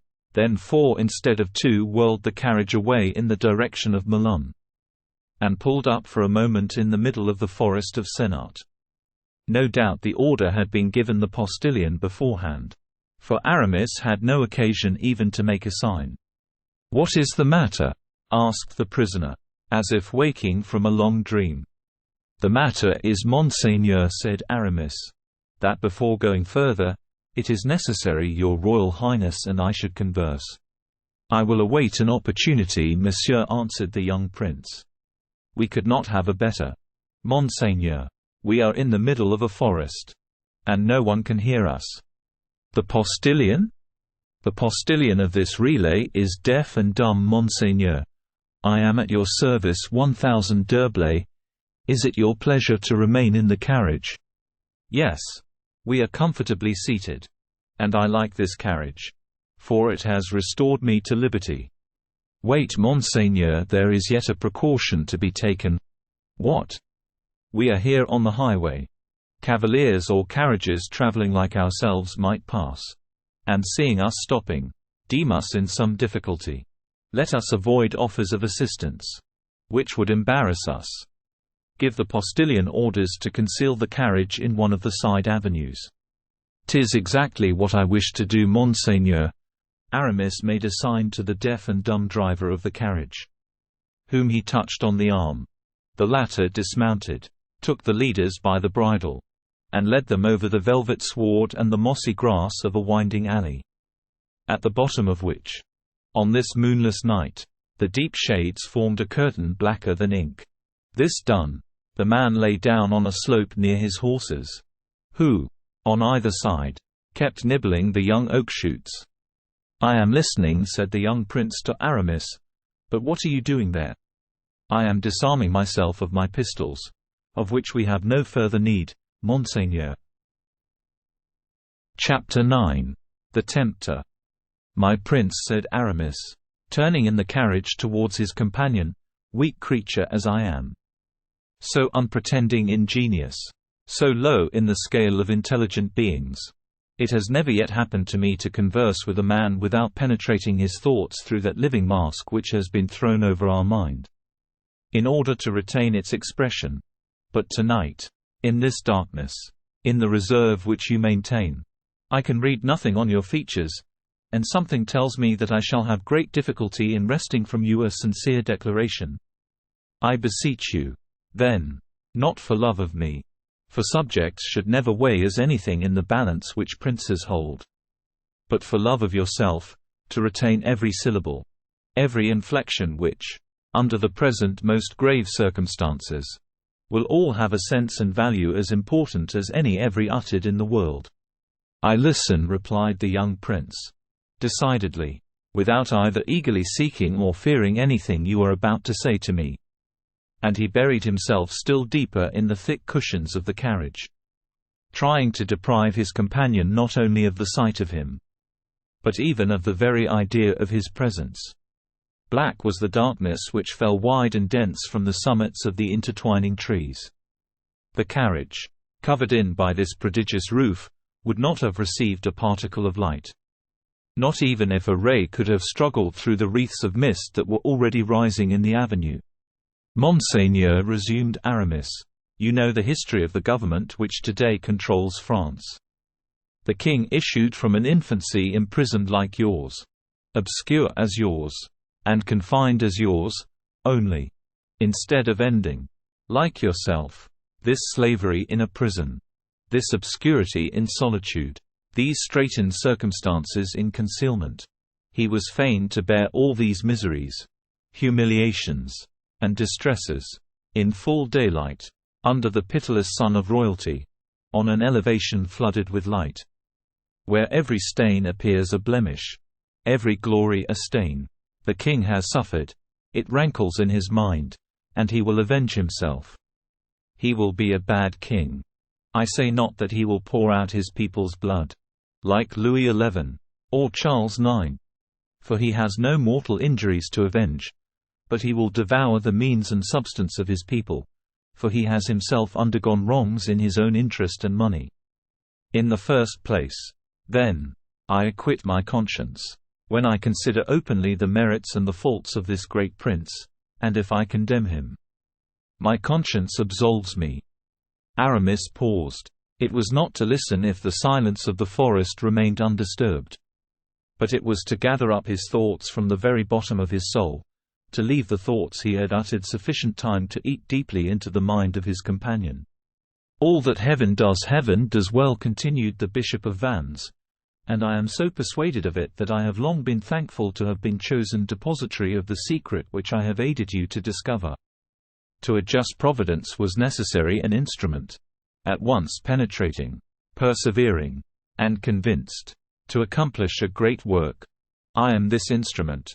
I possess penetration, perseverance, conviction. I govern a mysterious people. Who has taken for its motto, the motto of God, Patiens quia aeternus?" The prince moved. "I divine, Monseigneur, why you are raising your head, and are surprised at the people I have under my command. You did not know you were dealing with a king, oh, Monseigneur, king of a people very humble, much disinherited. Humble because they have no force save when creeping. Disinherited, because never, almost never in this world, do my people reap the harvest they sow, nor eat the fruit they cultivate. They labor for an abstract idea. They heap together all the atoms of their power. So from a single man, and round this man, with the sweat of their labor, they create a misty halo, which his genius shall, in turn, render a glory gilded with the rays of all the crowns in Christendom. Such is the man you have beside you, Monseigneur. It is to tell you that he has drawn you from the abyss for a great purpose. To raise you above the powers of the earth, above himself." The prince lightly touched Aramis's arm. "You speak to me," he said, "of that religious order whose chief you are. For me, the result of your words is that the day you desire to hurl down the man you shall have raised, the event will be accomplished, and that you will keep under your hand your creation of yesterday." "Undeceive yourself, Monseigneur," replied the bishop. "I should not take the trouble to play this terrible game with your Royal Highness, if I had not a double interest in gaining it. The day you are elevated forever. You will overturn the footstool, as you rise, and will send it rolling so far, that not even the sight of it will ever again recall to you its right to simple gratitude. Oh, monsieur! Your movement, Monseigneur, arises from an excellent disposition. I thank you. Be well assured, I aspire to more than gratitude.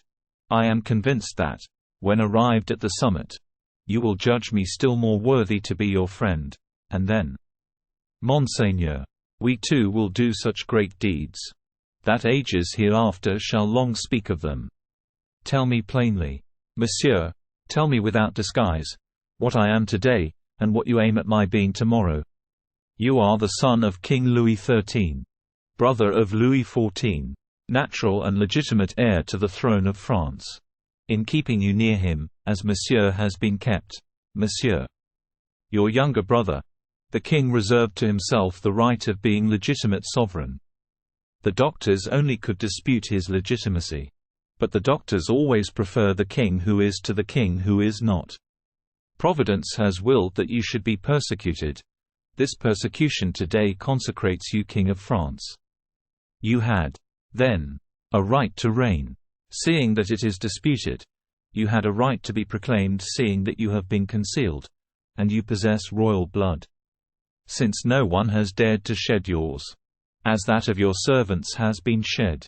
Now see, then, what this providence, which you have so often accused of having in every way thwarted you, has done for you. It has given you the features, figure, age, and voice of your brother, and the very causes of your persecution are about to become those of your triumphant restoration. Tomorrow, after tomorrow, from the very first, regal phantom, living shade of Louis XIV, you will sit upon his throne, whence the will of heaven, confided in execution to the arm of man, will have hurled him, without hope of return." "I understand," said the prince. "My brother's blood will not be shed, then. You will be sole arbiter of his fate, the secret of which they made an evil use against me? You will employ it against him. What did he do to conceal it?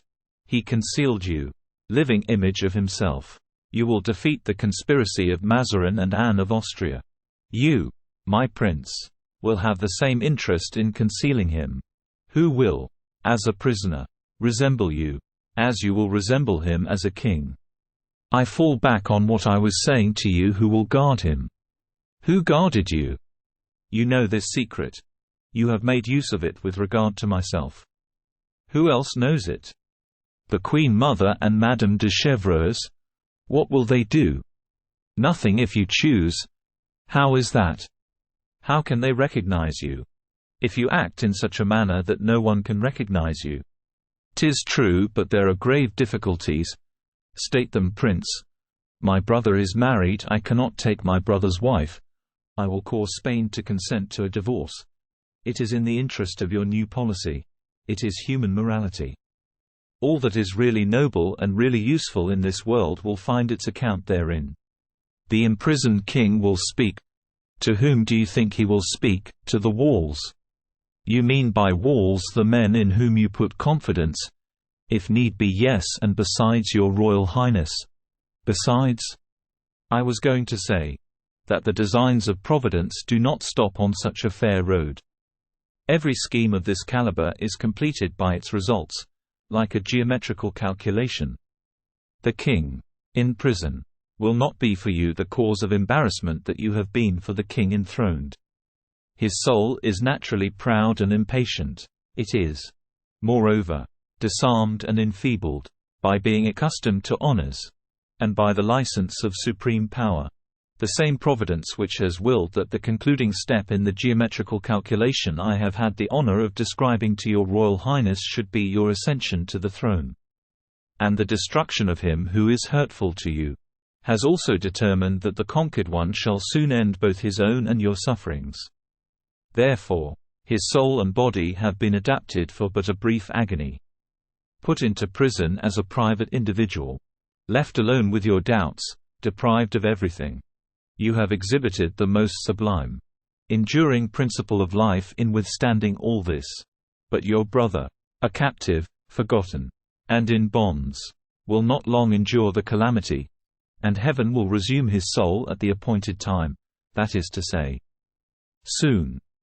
At this point in Aramis's gloomy analysis, a bird of night uttered from the depths of the forest that prolonged and plaintive cry which makes every creature tremble. "I will exile the deposed king," said Philippe, shuddering. "'Twill be more human." "The king's good pleasure will decide the point," said Aramis. "But has the problem been well put? Have I brought out of the solution according to the wishes or the foresight of your Royal Highness?" "Yes, monsieur. Yes. You have forgotten nothing, except, indeed, two things. The first? Let us speak of it at once. With the same frankness we have already conversed in. Let us speak of the causes which may bring about the ruin of all the hopes we have conceived. Let us speak of the risks we are running. They would be immense, infinite, terrific, insurmountable, if, as I have said, all things did not concur to render them of absolutely no account. There is no danger either for you or for me, if the constancy and intrepidity of your Royal Highness are equal to that perfection of resemblance to your brother which nature has bestowed upon you. I repeat it, there are no dangers, only obstacles. A word, indeed, which I find in all languages, but have always ill understood, and, were I king, would have obliterated as useless and absurd. Yes, indeed, monsieur. There is a very serious obstacle, an insurmountable danger, which you are forgetting." "Ah," said Aramis. "There is conscience which cries aloud remorse that never dies." "True, true," said the bishop. "There is a weakness of heart of which you remind me. You are right, too, for that, indeed, is an immense obstacle. The horse, afraid of the ditch, leaps into the middle of it, and is killed. The man who trembling crosses his sword with that of another leaves loopholes whereby his enemy has him in his power. "Have you a brother?" said the young man to Aramis. "I am alone in the world," said the latter, with a hard, dry voice. "But surely there is someone in the world whom you love," added Philippe. "No one. Yes, I love you." The young man sank into so profound a silence that the mere sound of his respiration seemed like a roaring tumult for Aramis. "Monseigneur," he resumed, "I have not said all I had to say to your Royal Highness. I have not offered you all the salutary counsels and useful resources which I have at my disposal. It is useless to flash bright visions before the eyes of one who seeks and loves darkness. Useless, too, is it to let the magnificence of the cannon's roar make itself heard in the ears of one who loves repose and the quiet of the country. Monseigneur, I have your happiness spread out before me in my thoughts. Listen to my words. Precious they indeed are, in their import and their sense, for you who look with such tender regard upon the bright heavens, the verdant meadows, the pure air. I know a country instinct with delights of every kind, an unknown paradise, a secluded corner of the world, where alone, unfettered and unknown, in the thick covert of the woods, amidst flowers and streams of rippling water, you will forget all the misery that human folly has so recently allotted you. Oh, listen to me, my prince. I do not jest. I have a heart, and mind, and soul, and can read your own eye, even to its depths. I will not take you unready for your task, in order to cast you into the crucible of my own desires, of my caprice, or my ambition. Let it be all or nothing. You are chilled and galled, sick at heart, overcome by excess of the emotions which but 1 hour's liberty has produced in you. For me, that is a certain and unmistakable sign that you do not wish to continue at liberty. Would you prefer a more humble life? A life more suited to your strength? Heaven is my witness, that I wish your happiness to be the result of the trial to which I have exposed you." "Speak, speak," said the prince, with a vivacity which did not escape Aramis. "I know," resumed the prelate, "in the Basse-Poitou, a canton, of which no one in France suspects the existence. 20 leagues of country is immense. Is it not? 20 leagues, Monseigneur, all covered with water and herbage, and reeds of the most luxuriant nature, the whole studded with islands covered with woods of the densest foliage. These large marshes, covered with reeds as with a thick mantle, sleep silently and calmly beneath the sun's soft and genial rays. A few fishermen with their families indolently pass their lives away there, with their great living rafts of poplar and alder, the flooring formed of reeds, and the roof woven out of thick rushes. These barks, these floating houses, are wafted to and fro by the changing winds. Whenever they touch a bank, it is but by chance, and so gently, too, that the sleeping fisherman is not awakened by the shock. Should he wish to land, it is merely because he has seen a large flight of landrails or plovers, of wild ducks, teal, widgeon, or woodchucks, which fall an easy prey to net or gun. Silver shad, eels, greedy pike, red and grey mullet, swim in shoals into his nets. He has but to choose the finest and largest, and return the others to the waters. Never yet has the food of the stranger, be he soldier or simple citizen, never has anyone, indeed, penetrated into that district. The sun's rays there are soft and tempered, in plots of solid earth, whose soil is swart and fertile. Grows the vine, nourishing with generous juice its purple, white, and golden grapes. Once a week, a boat is sent to deliver the bread which has been baked at an oven, the common property of all. There, like the seigneurs of early days, powerful in virtue of your dogs, your fishing lines, your guns, and your beautiful reed-built house, would you live, rich in the produce of the chase, in plenitude of absolute secrecy. There would years of your life roll away, at the end of which no longer recognizable, for you would have been perfectly transformed. You would have succeeded in acquiring a destiny accorded to you by heaven. There are 1,000 pistoles in this bag. Monseigneur, more, far more, than sufficient to purchase the whole marsh of which I have spoken. More than enough to live there as many years as you have days to live. More than enough to constitute you the richest, the freest, and the happiest man in the country. Accept it, as I offer it you, sincerely, cheerfully, forthwith, without a moment's pause. I will unharness 2 of my horses, which are attached to the carriage yonder, and they, accompanied by my servant, my deaf and dumb attendant, shall conduct you, traveling throughout the night, sleeping during the day, to the locality I have described, and I shall, at least, have the satisfaction of knowing that I have rendered to my prince the major service he himself preferred.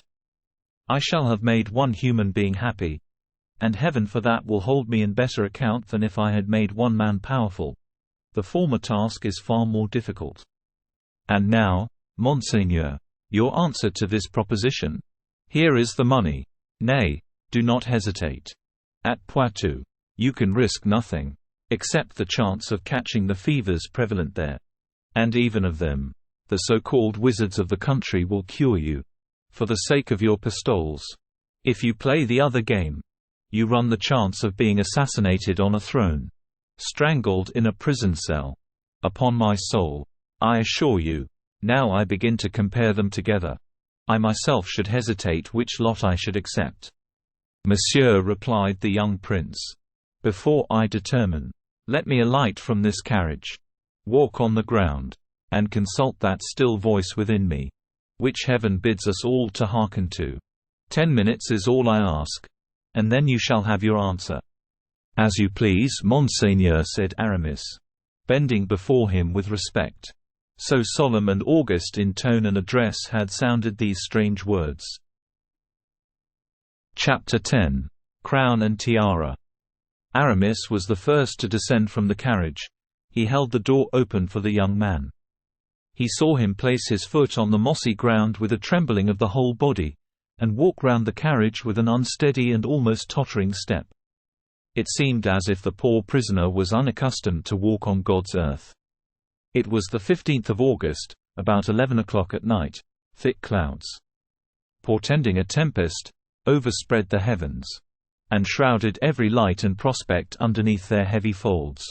The extremities of the avenues were imperceptibly detached from the copse, by a lighter shadow of opaque grey, which, upon closer examination, became visible in the midst of the obscurity.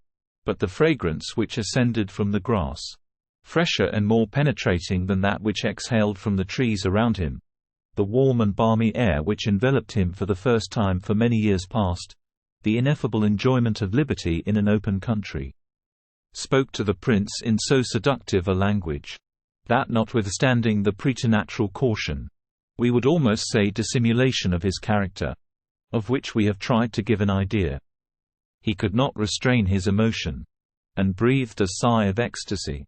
Then, by degrees, he raised his aching head and inhaled the softly scented air, as it was wafted in gentle gusts to his uplifted face.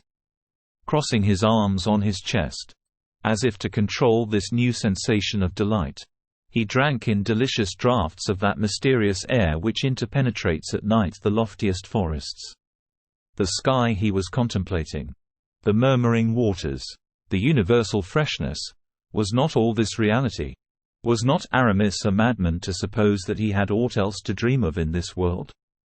Those exciting pictures of country life, so free from fears and troubles, the ocean of happy days that glitters incessantly before all young imaginations, are real allurements wherewith to fascinate a poor, unhappy prisoner, worn out by prison cares, emaciated by the stifling air of the Bastille. It was the picture, it will be remembered, drawn by Aramis, when he offered the 1,000 pistoles he had with him in the carriage to the prince, and the enchanted Eden which the deserts of Basse-Poitou hid from the eyes of the world. Such were the reflections of Aramis as he watched, with an anxiety impossible to describe, the silent progress of the emotions of Philippe. whom he perceived gradually becoming more and more absorbed in his meditations. The young prince was offering up an inward prayer to heaven, to be divinely guided in this trying moment, upon which his life or death depended. It was an anxious time for the Bishop of Vannes, who had never before been so perplexed. His iron will, accustomed to overcome all obstacles, never finding itself inferior or vanquished on any occasion, to be foiled in so vast a project from not having foreseen the influence which a view of nature in all its luxuriance would have on the human mind. Aramis, overwhelmed by anxiety, contemplated with emotion the painful struggle that was taking place in Philippe's mind. This suspense lasted the whole 10 minutes which the young man had requested. During this space of time, which appeared an eternity, Philippe continued gazing with an imploring and sorrowful look towards the heavens. Aramis did not remove the piercing glance he had fixed on Philippe. Suddenly the young man bowed his head. His thought returned to the earth. His looks perceptibly hardened. His brow contracted. His mouth assuming an expression of undaunted courage. Again his looks became fixed. But this time they wore a worldly expression, hardened by covetousness, pride, and strong desire. Aramis's look immediately became as soft as it had before been gloomy. Philippe, seizing his hand in a quick, agitated manner, exclaimed, "Lead me to where the crown of France is to be found. Is this your decision, Monseigneur?" asked Aramis. "It is irrevocably so." Philippe did not even deign to reply. He gazed earnestly at the bishop, as if to ask him if it were possible for a man to waver after having once made up his mind. "Such looks are flashes of the hidden fire that betrays men's character," said Aramis, bowing over Philippe's hand. "You will be great, Monseigneur. I will answer for that. Let us resume our conversation. I wish to discuss 2 points with you. In the first place, the dangers, or the obstacles we may meet with. That point is decided. The other is the conditions you intend imposing on me. It is your turn to speak." 1000. D'Herblay. "The conditions, Monseigneur?" "Doubtless. You will not allow so mere a trifle to stop me, and you will not do me the injustice to suppose that I think you have no interest in this affair. Therefore, without subterfuge or hesitation, tell me the truth." "I will do so, Monseigneur, once a king." "When will that be?" "Tomorrow evening." "I mean in the night." "Explain yourself." "When I shall have asked your Highness a question." "Do so." "I sent to your Highness a man in my confidence with instructions to deliver some closely written notes, carefully drawn up, which will thoroughly acquaint your Highness with the different persons who compose and will compose your court. I perused those notes attentively. I know them by heart, and understand them.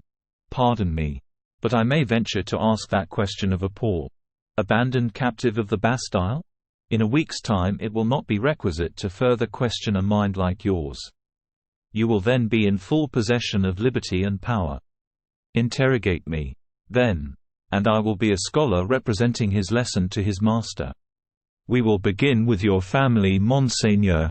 "My mother, Anne of Austria, all her sorrows, her painful malady." "Oh, I know her, I know her." "Your second brother?" asked Aramis, bowing.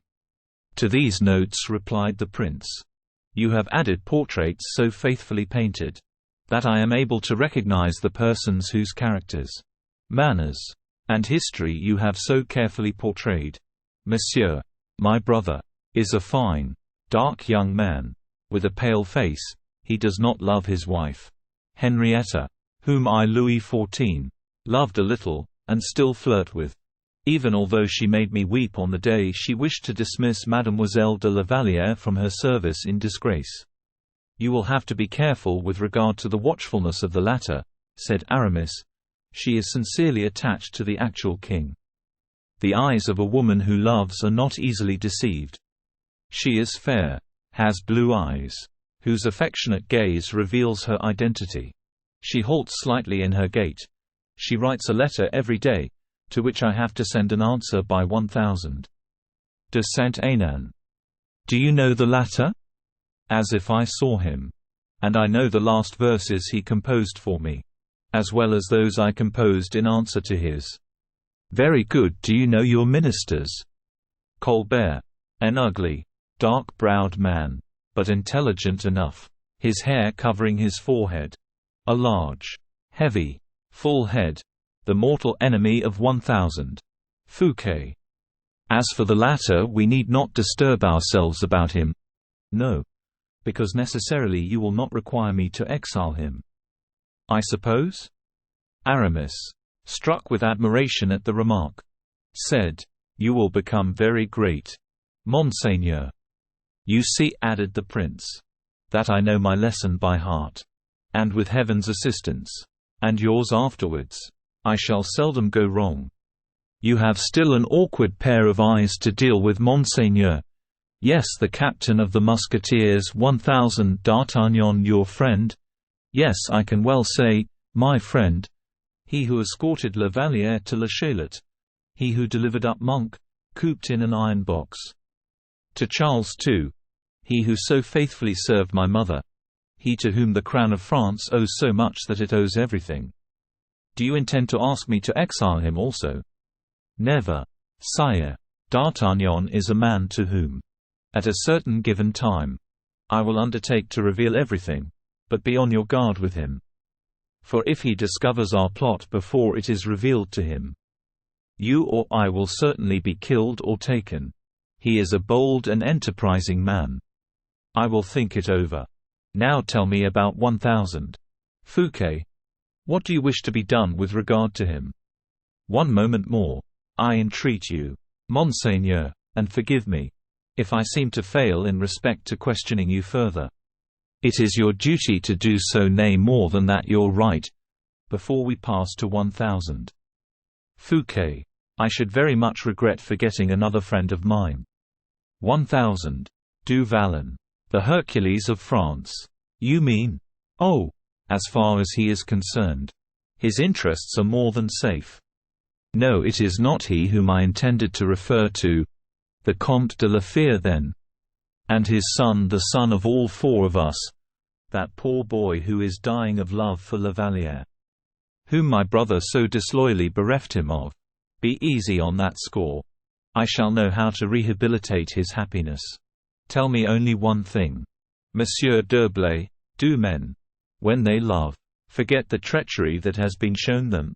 Can a man ever forgive the woman who has betrayed him? Is that a French custom? Or is it one of the laws of the human heart? A man who loves deeply, as deeply as Raoul loves Mademoiselle de la Vallière, finishes by forgetting the fault or crime of the woman he loves. But I do not yet know whether Raoul will be able to forget. I will see after that. Have you anything further to say about your friend? No, that is all. Well then, now for 1000 Fouquet, what do you wish me to do for him? To keep him on as surintendant, in the capacity in which he has hitherto acted. I entreat you. Be it so, but he is the first minister at present. Not quite so. A king, ignorant and embarrassed as I shall be, will, as a matter of course, require a first minister of state.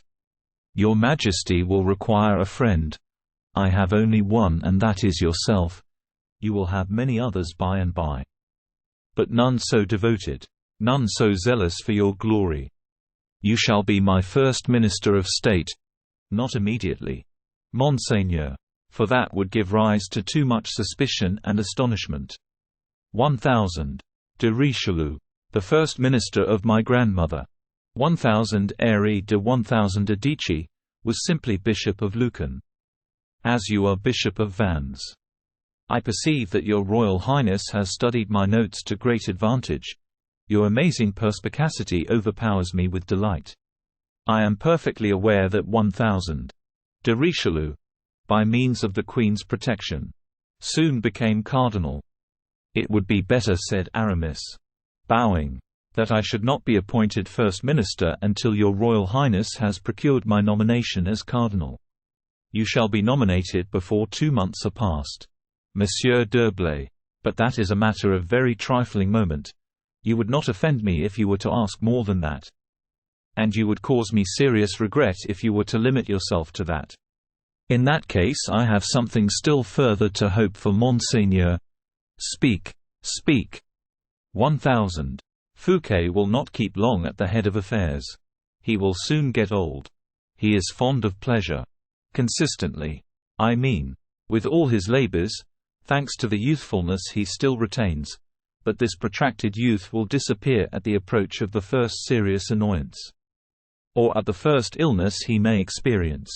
We will spare him the annoyance, because he is an agreeable and noble-hearted man, but we cannot save him from ill health.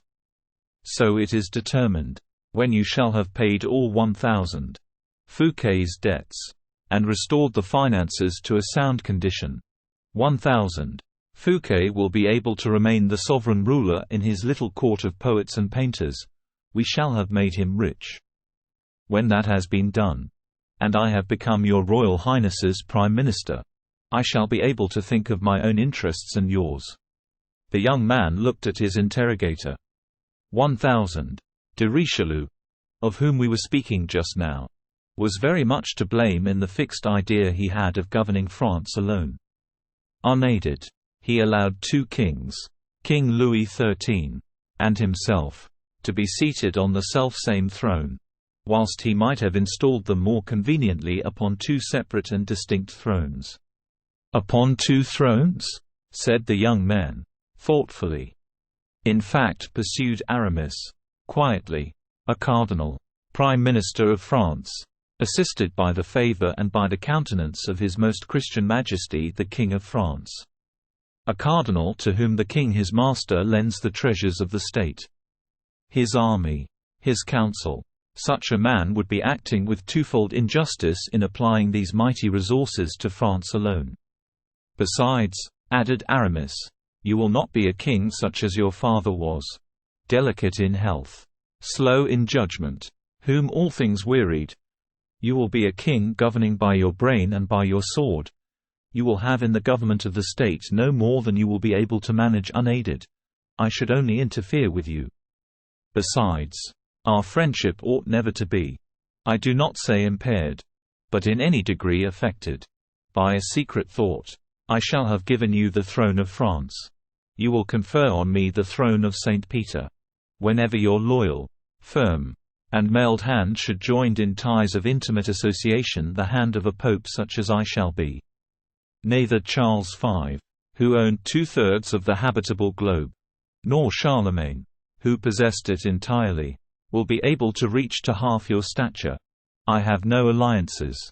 I have no predilections. I will not throw you into persecutions of heretics. Nor will I cast you into the troubled waters of family dissension. I will simply say to you, the whole universe is our own, for me the minds of men, for you their bodies, and as I shall be the first to die, you will have my inheritance. What do you say of my plan, Monseigneur? I say that you render me happy and proud, for no other reason than that of having comprehended you thoroughly. Monsieur d'Herblay, you shall be cardinal, and when cardinal, my prime minister, and then you will point out to me the necessary steps to be taken to secure your election as pope. And I will take them. You can ask what guarantees from me you please. It is useless. Never shall I act except in such a manner that you will be the gainer. I shall never ascend the ladder of fortune, fame, or position, until I have first seen you placed upon the round of the ladder immediately above me.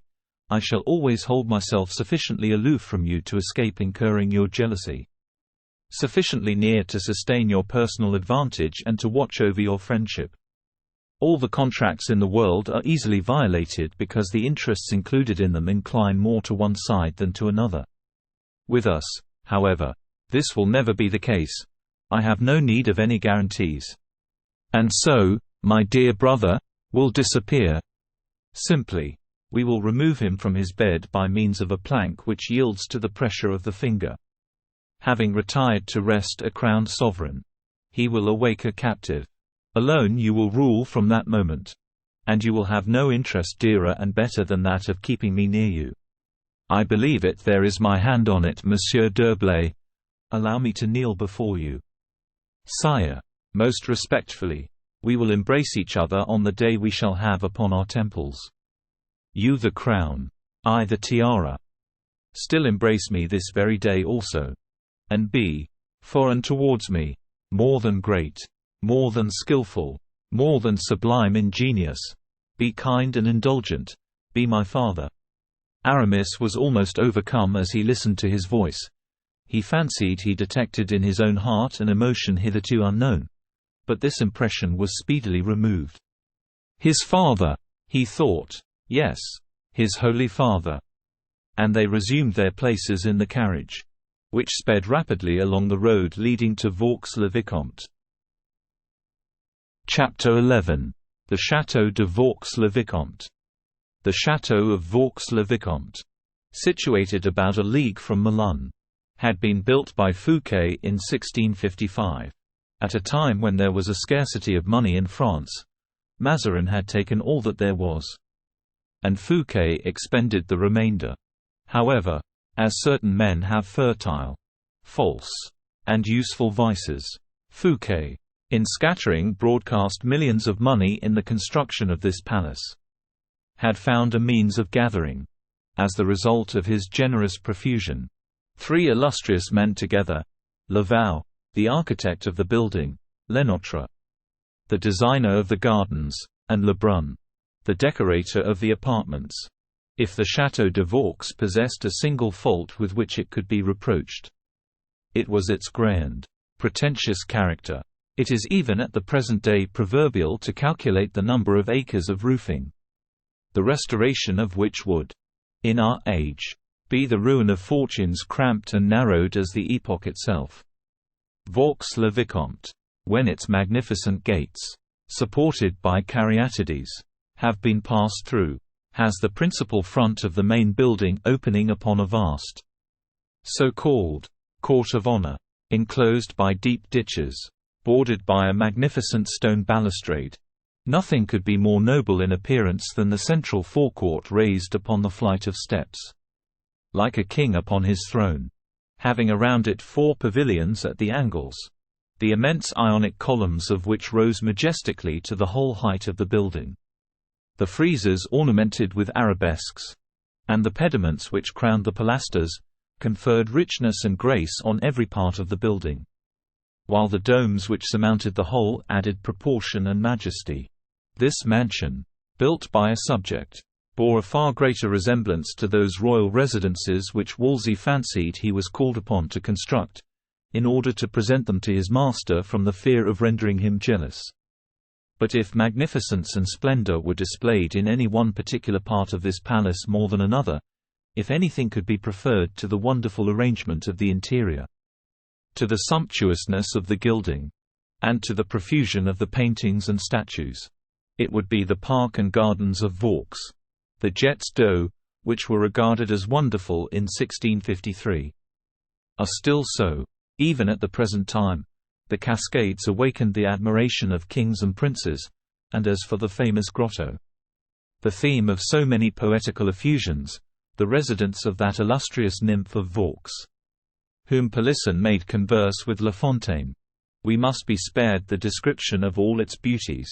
We will do as Despreaux did, we will enter the park, the trees of which are of 8 years' growth only, that is to say, in their present position, and whose summits even yet, as they proudly tower aloft, blushingly unfold their leaves to the earliest rays of the rising sun. Lenotre had hastened the pleasure of the Maecenas of his period. All the nursery grounds had furnished trees whose growth had been accelerated by careful culture and the richest plant food. Every tree in the neighborhood which presented a fair appearance of beauty or stature had been taken up by its roots and transplanted to the park. Fouquet could well afford to purchase trees to ornament his park, since he had bought up 3 villages and their appurtenances, to use a legal word, to increase its extent. 1000. De Scudéry said of this palace, that, for the purpose of keeping the grounds and gardens well watered, 1000. Fouquet had divided a river into 1,000 fountains, and gathered the waters of 1,000 fountains into torrents. This same Monsieur de Scudéry said a great many other things in his Clélie about this palace of Valterre, the charms of which he describes most minutely. We should be far wiser to send our curious readers to Vaux to judge for themselves, than to refer them to Clelie, and yet there are as many leagues from Paris to Vaux as there are volumes of the Clelie. This magnificent palace had been got ready for the reception of the greatest reigning sovereign of the time. 1,000 Fouquet's friends had transported thither, some their actors and their dresses, others their troops of sculptors and artists, not forgetting others with their ready-mended pens. Floods of impromptus were contemplated. The cascades, somewhat rebellious nymphs though they were, poured forth their waters brighter and clearer than crystal. They scattered over the bronze Triton and Nereids their waves of foam, which glistened like fire in the rays of the sun.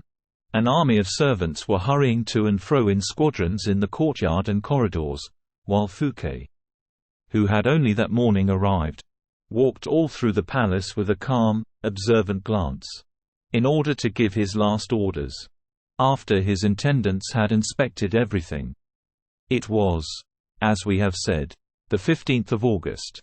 The sun poured down its burning rays upon the heathen deities of marble and bronze. It raised the temperature of the water in the conch shells, and ripened, on the walls, those magnificent peaches, of which the king, 50 years later, spoke so regretfully, when, at Marly, on an occasion of a scarcity of the finer sorts of peaches being complained of, in the beautiful gardens there, gardens which had cost France double the amount that had been expended on Vaux, the great king observed to someone, "You are far too young to have eaten any of 1,000 Fouquet's peaches. Oh, fame! Oh, blazon of renown! Oh, glory of this earth!"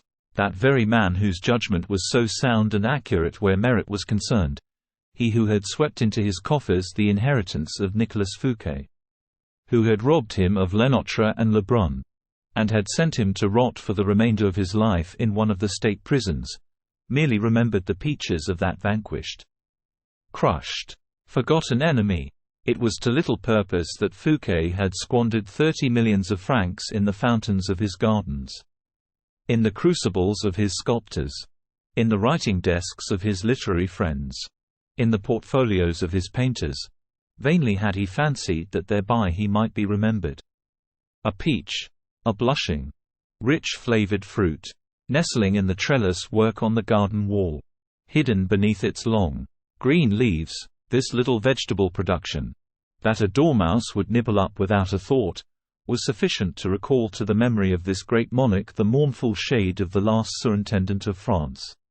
With a perfect reliance that Aramis had made arrangements fairly to distribute the vast number of guests throughout the palace, and that he had not omitted to attend to any of the internal regulations for their comfort, Fouquet devoted his entire attention to the ensemble alone.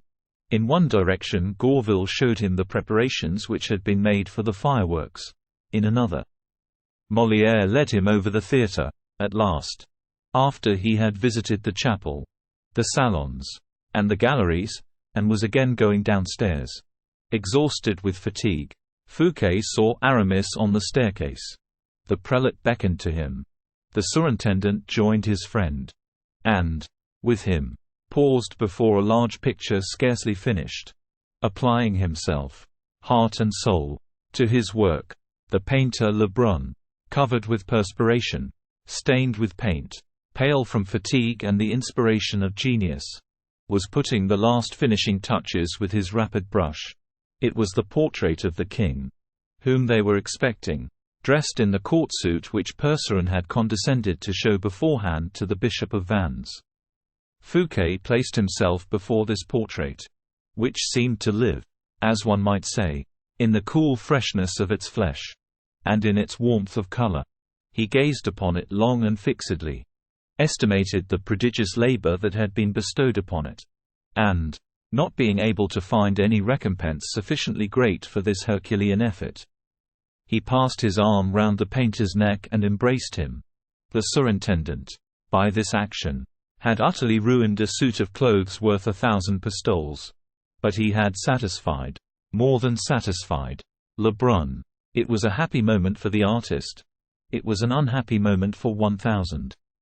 Percerin, who was walking behind Fouquet, and was engaged in admiring, in Lebrun's painting, the suit that he had made for His Majesty, a perfect objet d'art, as he called it, which was not to be matched except in the wardrobe of the surintendant. His distress and his exclamations were interrupted by a signal which had been given from the summit of the mansion, in the direction of Melun. In the still empty, open plain, the sentinels of Vaux had just perceived the advancing procession of the king and the queens. His Majesty was entering Melun with his long train of carriages and cavaliers. "In an hour," said Aramis to Fouquet. "In an hour," replied the latter, sighing. "And the people who ask one another what is the good of these royal fêtes?" continued the Bishop of Vannes, laughing, with his false smile. "Alas! I too who am not the people ask myself the same thing. I will answer you in 24 hours. Monseigneur, assume a cheerful countenance, for it should be a day of true rejoicing." "Well, believe me or not as you like, D'Herblay," said the surintendant, with a swelling heart, pointing at the cortège of Louis, visible in the horizon. "He certainly loves me but very little. And I do not care much more for him. But I cannot tell you how it is. That since he is approaching my house—" "Well, what?" "Well, since I know he is on his way here, as my guest, he is more sacred than ever for me. He is my acknowledged sovereign, and as such is very dear to me." "Dear?" "Yes," said Aramis, playing upon the word, as the Abbé Terry did, at a later period, with Louis XV. "Do not laugh, D'Herblay. I feel that, if he really seemed to wish it, I could love that young man." "You should not say that to me," returned Aramis, "but rather to 1000. Colbert." "To 1000 Colbert!" exclaimed Fouquet. "Why so?" "Because he would allow you a pension out of the king's privy purse, as soon as he becomes surintendant," said Aramis, preparing to leave as soon as he had dealt this last blow. "Where are you going?" returned Fouquet, with a gloomy look. "To my own apartment in order to change my costume, Monseigneur. Whereabouts are you lodging, D'Herblay?" "In the blue room on the second story." "The room immediately over the king's room?" "Precisely. You will be subject to very great restraint there. What an idea to condemn yourself to a room where you cannot stir or move about." "During the night, Monseigneur, I sleep or read in my bed. And your servants?" "I have but one attendant with me. I find my reader quite sufficient. Adieu, Monseigneur. Do not overfatigue yourself. Keep yourself fresh for the arrival of the king. We shall see you by and by, I suppose, and shall see your friend Du Vallon also. He is lodging next to me and is at this moment dressing." And Fouquet, bowing, with a smile, passed on like a commander-in-chief who pays the different outposts a visit after the enemy has been signaled in sight. Chapter 12. The Wine of Melun. The king had, in point of fact, entered Melun with the intention of merely passing through the city. The youthful monarch was most eagerly anxious for amusements. Only twice during the journey had he been able to catch a glimpse of La Vallière. And, suspecting that his only opportunity of speaking to her would be after nightfall, in the gardens, and after the ceremonial of reception had been gone through, he had been very desirous to arrive at Vaux as early as possible. But he reckoned without his captain of the Musketeers, and without 1000. Colbert, like Calypso, who could not be consoled at the departure of Ulysses, our Gascon could not console himself for not having guessed why Aramis had asked Percerin to show him the king's new costumes. "There is not a doubt," he said to himself, "that my friend the Bishop of Vannes had some motive in that." And then he began to rack his brains most uselessly. D'Artagnan, so intimately acquainted with all the court intrigues, who knew the position of Fouquet better than even Fouquet himself did, had conceived the strangest fancies and suspicions at the announcement of the fate, which would have ruined a wealthy man, and which became impossible, utter madness even, for a man so poor as he was. And then, the presence of Aramis, who had returned from Belle Isle, and been nominated by Monsieur Fouquet Inspector General of all the arrangements. His perseverance in mixing himself up with all the surintendant's affairs, his visits to Baisemeaux, all this suspicious singularity of conduct had excessively troubled and tormented D'Artagnan during the last 2 weeks. "With men of Aramis's stamp," he said, "one is never the stronger except sword in hand." So long as Aramis continued a soldier, there was hope of getting the better of him. But since he has covered his cuirass with a stole, we are lost. But what can Aramis's object possibly be? And D'Artagnan plunged again into deep thought. What does it matter to me? After all, he continued, if his only object is to overthrow 1000 Colbert? And what else can he be after? And D'Artagnan rubbed his forehead. That fertile land, whence the plowshare of his nails had turned up so many and such admirable ideas in his time. He, at first, thought of talking the matter over with Colbert. But his friendship for Aramis, the oath of earlier days, bound him too strictly. He revolted at the bare idea of such a thing. And, besides, he hated the financier too cordially. Then, again, he wished to unburden his mind to the king, but yet the king would not be able to understand the suspicions which had not even a shadow of reality at their base. He resolved to address himself to Aramis. Direct. The first time he met him. "I will get him," said the musketeer. "Between a couple of candles. Suddenly. And when he least expects it. I will place my hand upon his heart. And he will tell me." "What will he tell me?" "Yes. He will tell me something. For Mordieu, there is something in it. I know." Somewhat calmer, D'Artagnan made every preparation for the journey, and took the greatest care that the military household of the king, as yet very inconsiderable in numbers, should be well office-read and well disciplined in its meagre and limited proportions. The result was that, through the captain's arrangements, the king, on arriving at Melun, saw himself at the head of both the musketeers and Swiss guards, as well as a picket of the French guards. It might almost have been called a small army. 1000. Colbert looked at the troops with great delight. He even wished they had been a third more in number. "But why?" said the king. "In order to show greater honor to 1000 Fouquet," replied Colbert. "In order to ruin him the sooner," thought D'Artagnan. When this little army appeared before Melun, the chief magistrates came out to meet the king, and to present him with the keys of the city, and invited him to enter the Hôtel de Ville, in order to partake of the wine of honor. The king, who expected to pass through the city and to proceed to Vaux without delay, became quite red in the face from vexation. "Who was fool enough to occasion this delay?"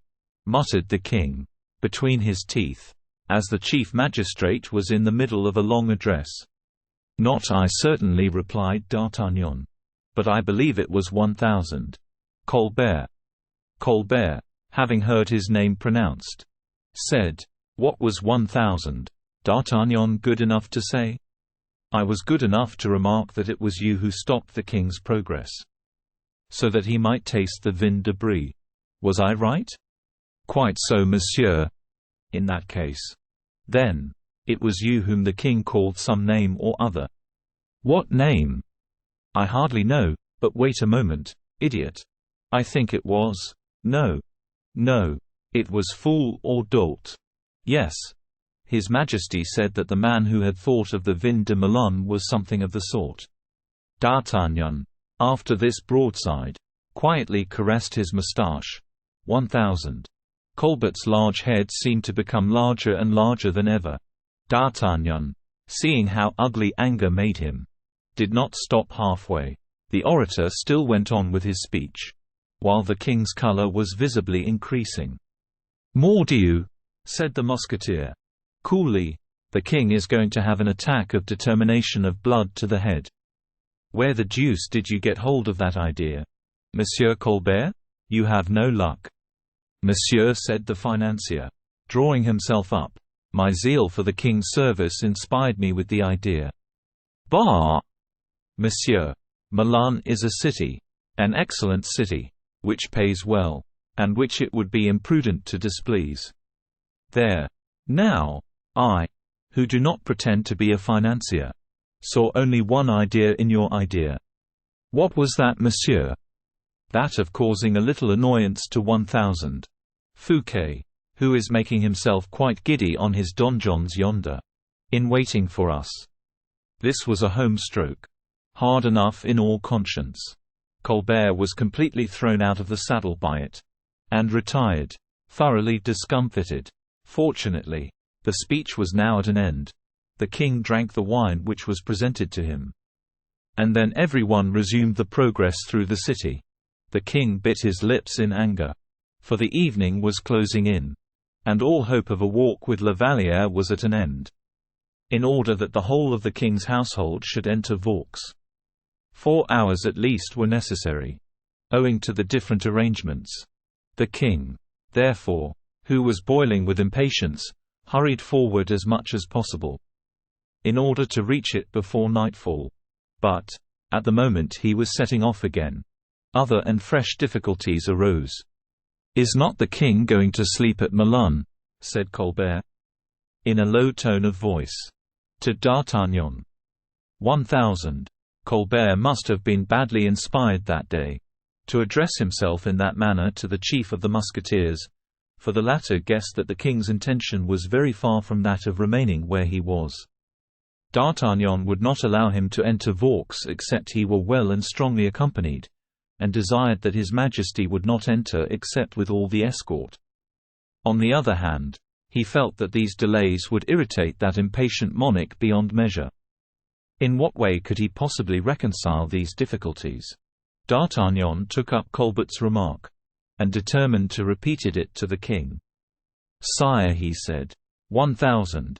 Colbert has been asking me if your Majesty does not intend to sleep at Milan." "Sleep at Milan? What for?" exclaimed Louis XIV. "Sleep at Milan? Who, in heaven's name, can have thought of such a thing? When 1000. Fouquet is expecting us this evening?" "It was simply," replied Colbert, quickly, "the fear of causing your Majesty the least delay, for, according to established etiquette, you cannot enter any place, with the exception of your own royal residences, until the soldiers' quarters have been marked out by the quartermaster, and the garrison properly distributed." D'Artagnan listened with the greatest attention, biting his moustache to conceal his vexation, and the queens were not less interested. They were fatigued, and would have preferred to go to rest without proceeding any farther, more especially in order to prevent the king walking about in the evening with 1000. de Saint-Aignan and the ladies of the court. For, if etiquette required the princesses to remain within their own rooms, the ladies of honor, as soon as they had performed the services required of them, had no restrictions placed upon them, but were at liberty to walk about as they pleased. It will easily be conjectured that all these rival interests, gathering together in vapors, necessarily produced clouds, and that the clouds were likely to be followed by a tempest. The king had no moustache to gnaw, and therefore kept biting the handle of his whip instead, with ill-concealed impatience. How could he get out of it? D'Artagnan looked as agreeable as possible, and Colbert as sulky as he could. Who was there he could get in a passion with? "We will consult the Queen," said Louis XIV, bowing to the royal ladies. And this kindness of consideration softened Maria Theresa's heart, who, being of a kind and generous disposition, when left to her own free will, replied, "I shall be delighted to do whatever your Majesty wishes." "How long will it take us to get to Vaux?" inquired Anne of Austria, in slow and measured accents, placing her hand upon her bosom, where the seat of her pain lay. "An hour for your Majesty's carriages," said D'Artagnan. "The roads are tolerably good." The king looked at him. "And a quarter of an hour for the king," he hastened to add. "We should arrive by daylight," said Louis XIV. "But the billeting of the king's military escort," objected Colbert, softly, "will make his Majesty lose all the advantage of his speed. however quick he may be. "Double ass that you are," thought D'Artagnan. "If I had any interest or motive in demolishing your credit with the king, I could do it in 10 minutes. If I were in the king's place," he added aloud, "I should, in going to 1000 Fouquet, leave my escort behind me. I should go to him as a friend. I should enter accompanied only by my captain of the guards. I should consider that I was acting more nobly, and should be invested with a still more sacred character by doing so." Delight sparkled in the king's eyes. "That is indeed a very sensible suggestion.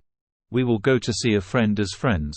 The gentlemen who are with the carriages can go slowly, but we who are mounted will ride on." And he rode off, accompanied by all those who were mounted. Colbert hid his ugly head behind his horse's neck. "I shall be quits," said D'Artagnan, as he galloped along, "by getting a little talk with Aramis this evening. And then, 1000. Fouquet is a man of honor. Mordieu! I have said so. And it must be so." And this was the way how. Towards 7 o'clock in the evening, without announcing his arrival by the din of trumpets, and without even his advanced guard, without outriders or musketeers, the king presented himself before the gate of Vaux, where Fouquet, who had been informed of his royal guest's approach, had been waiting for the last half hour, with his head uncovered, surrounded by his household and his friends. Chapter 13. Nectar and Ambrosia. 1000. Fouquet held the stirrup of the king, who, having dismounted, bowed most graciously, and more graciously still held out his hand to him, which Fouquet, in spite of a slight resistance on the king's part, carried respectfully to his lips. The king wished to wait in the first courtyard for the arrival of the carriages. Nor had he long to wait, for the roads had been put into excellent order by the superintendent, and a stone would hardly have been found of the size of an egg the whole way from Melun to Vaux, so that the carriages, rolling along as though on a carpet, brought the ladies to Vaux, without jolting or fatigue. By 8 o'clock, they were received by Madame Fouquet, and at the moment they made their appearance, a light as bright as day burst forth from every quarter. Trees, vases, and marble statues. This species of enchantment lasted until their majesties had retired into the palace. All these wonders and magical effects which the chronicler has heaped up, or rather embalmed, in his recital, at the risk of rivaling the brain-born scenes of romances, these splendors whereby night seemed vanquished and nature corrected, together with every delight and luxury combined for the satisfaction of all the senses, as well as the imagination, Fouquet did in real truth offer to his sovereign in that enchanting retreat of which no monarch could at that time boast of possessing an equal. We do not intend to describe the grand banquet, at which the royal guests were present, nor the concerts, nor the fairy-like and more than magic transformations and metamorphoses. It will be enough for our purpose to depict the countenance the king assumed, which, from being gay, soon wore a very gloomy, constrained, and irritated expression.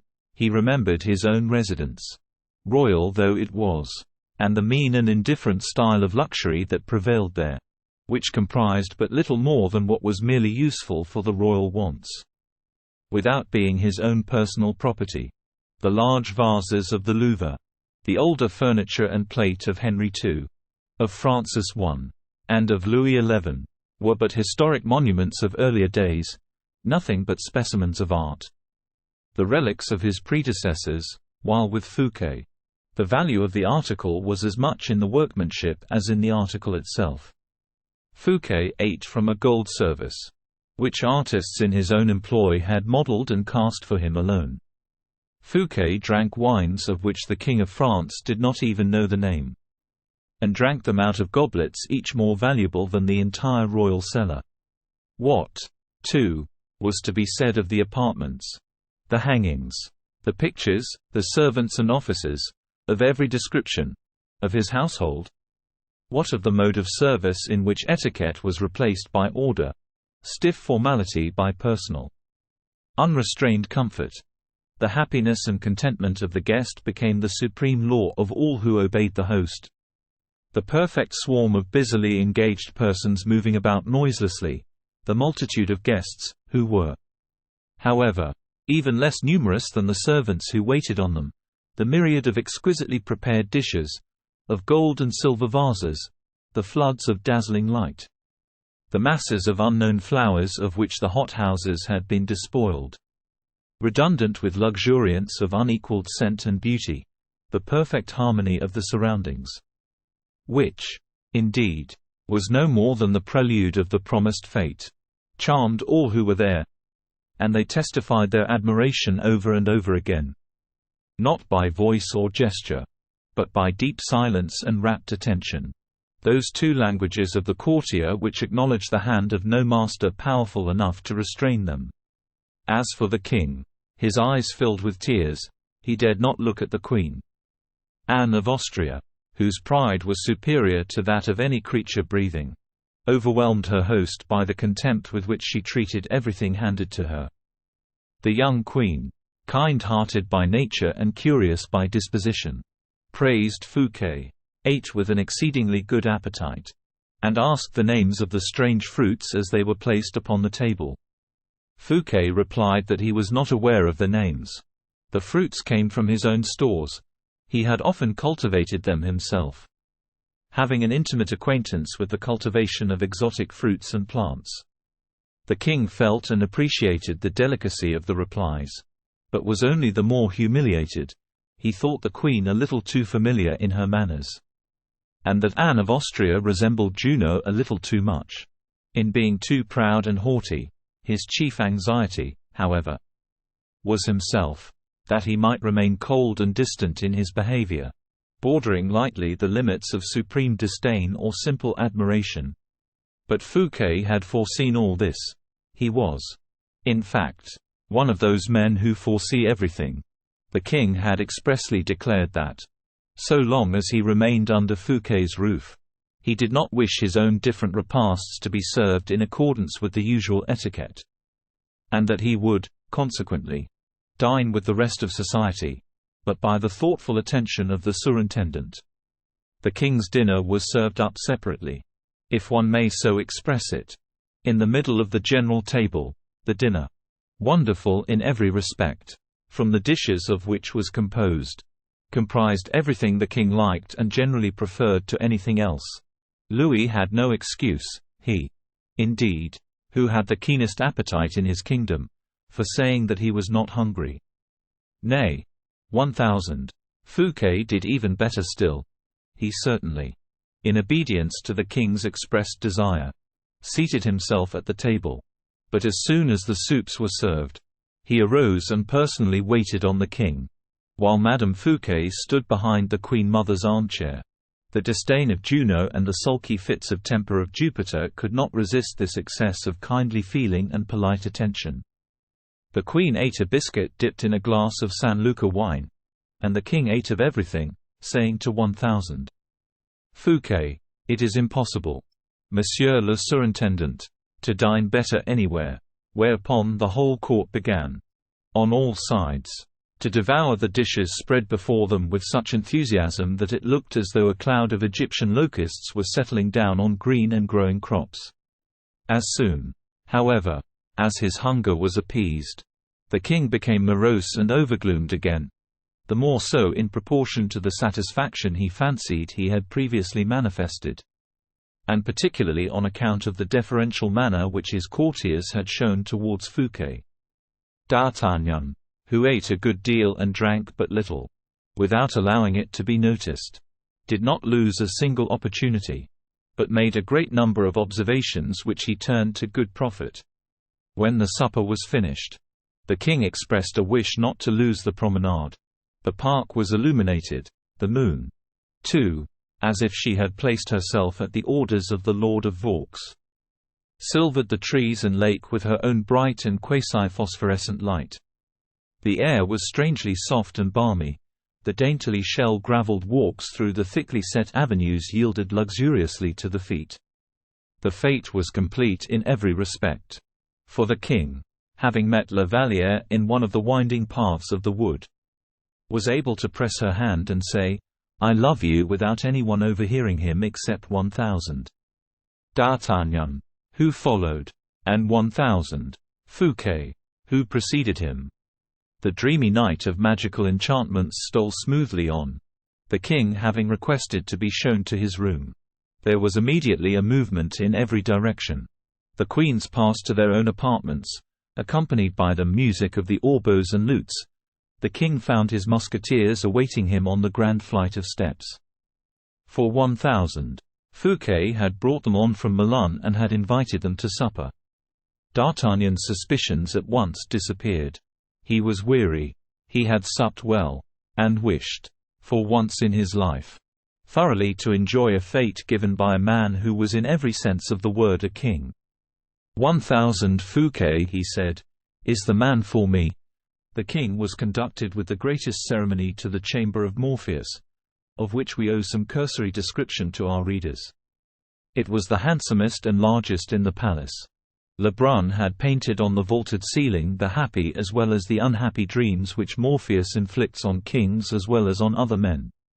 Everything that sleep gives birth to that is lovely. Its fairy scenes, its flowers and nectar, the wild voluptuousness or profound repose of the senses. Had the painter elaborated on his frescoes, it was a composition as soft and pleasing in one part as dark and gloomy and terrible in another. The poisoned chalice, the glittering dagger suspended over the head of the sleeper, wizards and phantoms with terrific masks. Those half-dim shadows more alarming than the approach of fire or the somber face of midnight, these and such as these, he had made the companions of his more pleasing pictures. No sooner had the king entered his room than a cold shiver seemed to pass through him. And on Fouquet asking him the cause of it, the king replied, as pale as death, "I am sleepy, that is all. Does your majesty wish for your attendance at once?"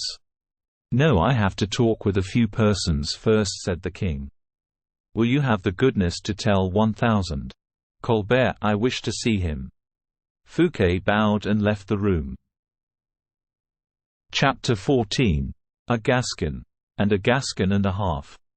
D'Artagnan had determined to lose no time. And in fact he never was in the habit of doing so. After having inquired for Aramis, he had looked for him in every direction until he had succeeded in finding him. Besides, no sooner had the king entered Vaux than Aramis had retired to his own room, meditating, doubtless, some new piece of gallant attention for his Majesty's amusement. D'Artagnan desired the servants to announce him, and found on the second story, in a beautiful room called the Blue Chamber. On account of the color of its hangings, the Bishop of Vannes in company with Porthos and several of the modern Epicureans. Aramis came forward to embrace his friend, and offered him the best seat, as it was after a while generally remarked among those present that the musketeer was reserved, and wished for an opportunity for conversing secretly with Aramis. The Epicureans took their leave. Porthos, however, did not stir, for true it is that, having dined exceedingly well, he was fast asleep in his armchair, and the freedom of conversation therefore was not interrupted by a third person. Porthos had a deep, harmonious snore, and people might talk in the midst of its loud bass without fear of disturbing him. D'Artagnan felt that he was called upon to open the conversation. "Well, and so we have come to Vaux," he said. "Why, yes, D'Artagnan, and how do you like the place?" "Very much, and I like 1000 Fouquet also. Is he not a charming host?" "No one could be more so." I am told that the king began by showing great distance of manner towards 1000. Fouquet, but that his Majesty grew much more cordial afterwards.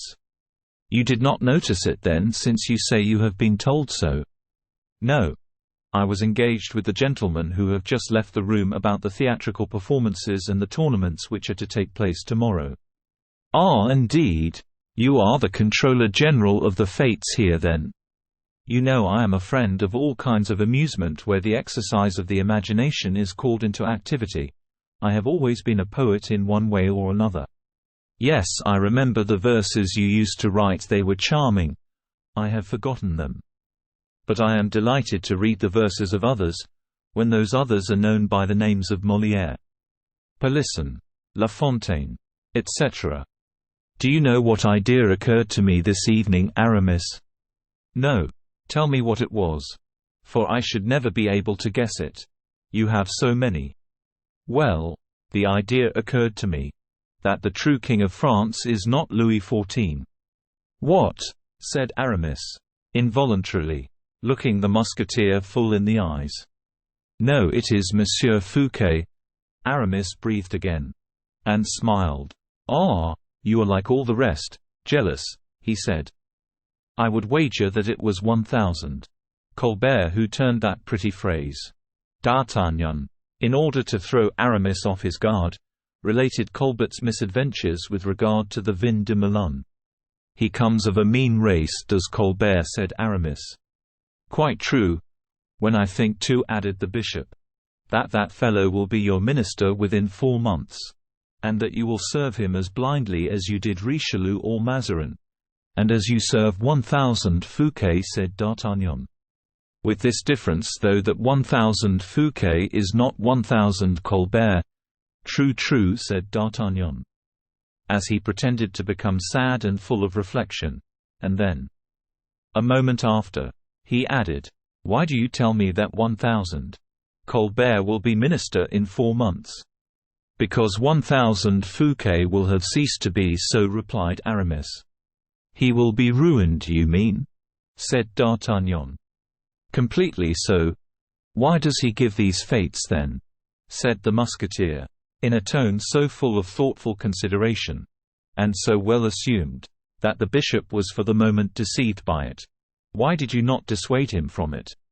The latter part of the phrase was just a little too much, and Aramis's former suspicions were again aroused. "It is done with the object of humoring the king."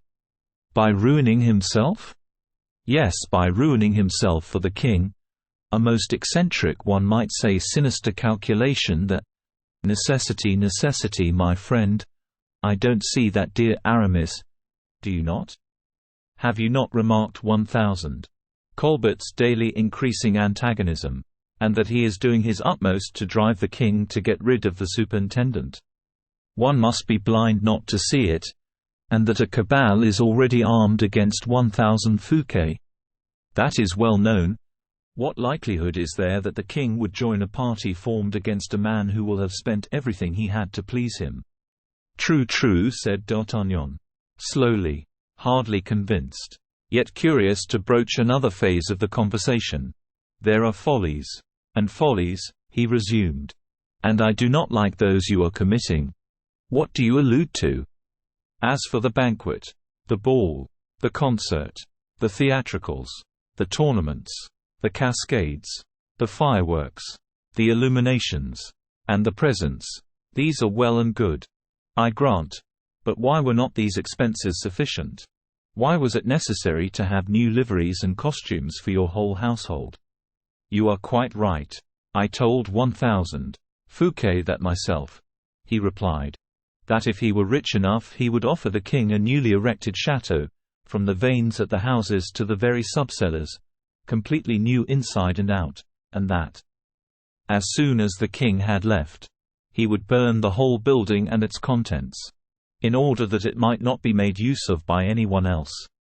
"How completely Spanish!" I told him so, and he then added this: "Whoever advises me to spare expense, I shall look upon as my enemy." "It is positive madness, and that portrait too." "What portrait?" said Aramis. "That of the king, and the surprise as well." "What surprise?" "The surprise you seem to have in view, and on account of which you took some specimens away, when I met you at Percerin's." D'Artagnan paused. The shaft was discharged, and all he had to do was to wait and watch its effect. "That is merely an act of graceful attention," replied Aramis. D'Artagnan went up to his friend, took hold of both his hands, and looking him full in the eyes, said, "Aramis, do you still care for me a very little?" "What a question to ask! Very good. One favor. Then. Why did you take some patterns of the king's costumes at Percerin's? Come with me and ask poor Lebrun, who has been working upon them for the last 2 days and nights. Aramis, that may be truth for everybody else but for me. Upon my word, D'Artagnan, you astonish me. Be a little considerate. Tell me the exact truth. You would not like anything disagreeable to happen to me. Would you? My dear friend, you are becoming quite incomprehensible. What suspicion can you have possibly got hold of? Do you believe in my instinctive feelings? Formerly you used to have faith in them. Well, then, an instinct tells me that you have some concealed project on foot. A project? I am convinced of it. What nonsense! I am not only sure of it, but I would even swear it. Indeed. D'Artagnan, you cause me the greatest pain. Is it likely, if I have any project in hand, that I ought to keep secret from you? I should tell you about it. If I had one that I could and ought to have revealed, should I not have long ago divulged it? No, Aramis. No. There are certain projects which are never revealed until the favorable opportunity arrives. In that case, my dear fellow, returned the bishop, laughing, the only thing now is that the opportunity has not yet arrived. D'Artagnan shook his head with a sorrowful expression. Oh, friendship, friendship, he said. What an idle word you are.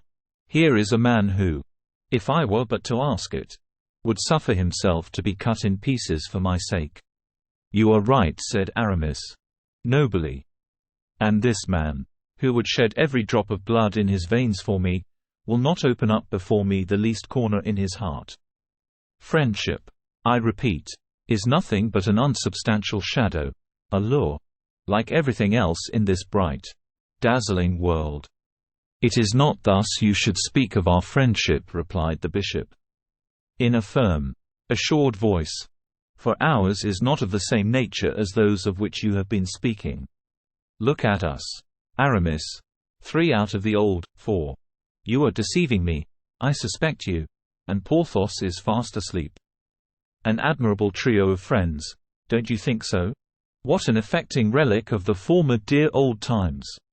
I can only tell you one thing, D'Artagnan, and I swear it on the Bible, I love you just as I used to do. If I ever suspect you, it is on account of others, and not on account of either of us, in everything I may do, and should happen to succeed in. You will find your fourth. Will you promise me the same favor?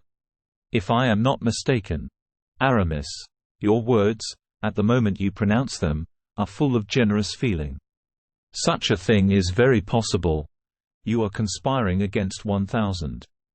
Colbert, if that be all, more do you.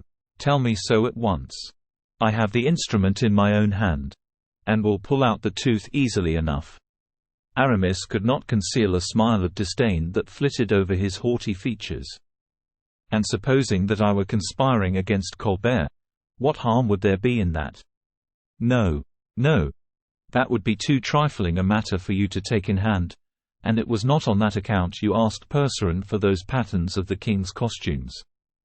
Oh, Aramis, we are not enemies. Remember, we are brothers. Tell me what you wish to undertake.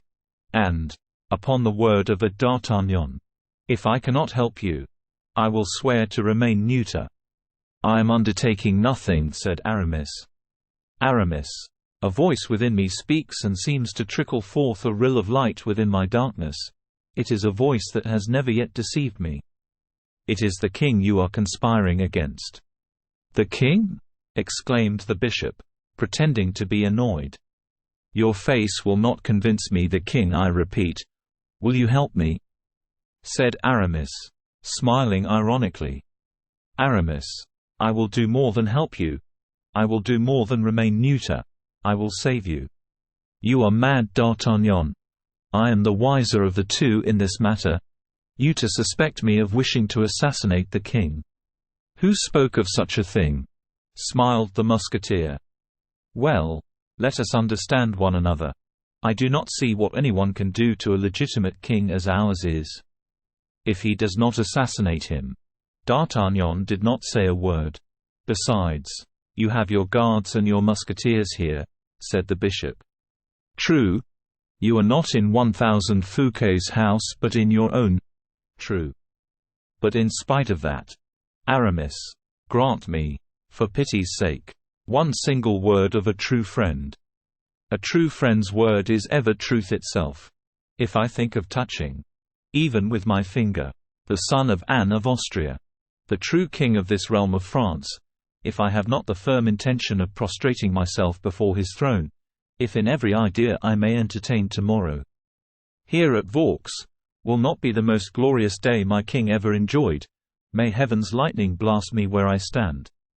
Aramis had pronounced these words with his face turned towards the alcove of his own bedroom, where D'Artagnan, seated with his back towards the alcove, could not suspect that anyone was lying concealed. The earnestness of his words, the studied slowness with which he pronounced them, the solemnity of his oath, gave the musketeer the most complete satisfaction. He took hold of both Aramis's hands, and shook them cordially. Aramis had endured reproaches without turning pale, and had blushed as he listened to words of praise. D'Artagnan, deceived, did him honor, but D'Artagnan, trustful and reliant, made him feel ashamed. "Are you going away?"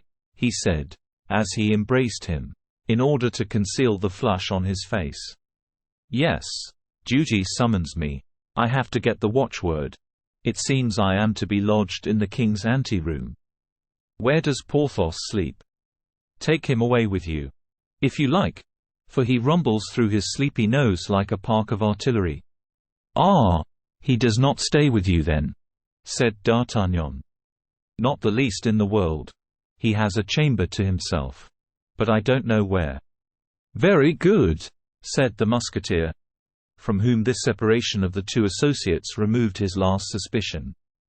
And he touched Porthos lightly on the shoulder. The latter replied by a loud yawn. "Come," said D'Artagnan. "What, D'Artagnan, my dear fellow, is that you? What a lucky chance! Oh, yes, true, I have forgotten. I am at the fete at Vaux." "Yes, and your beautiful dress too." "Yes. It was very attentive on the part of Monsieur Coquelin de Volière, was it not?" "Hush," said Aramis. "You are walking so heavily you will make the flooring give way."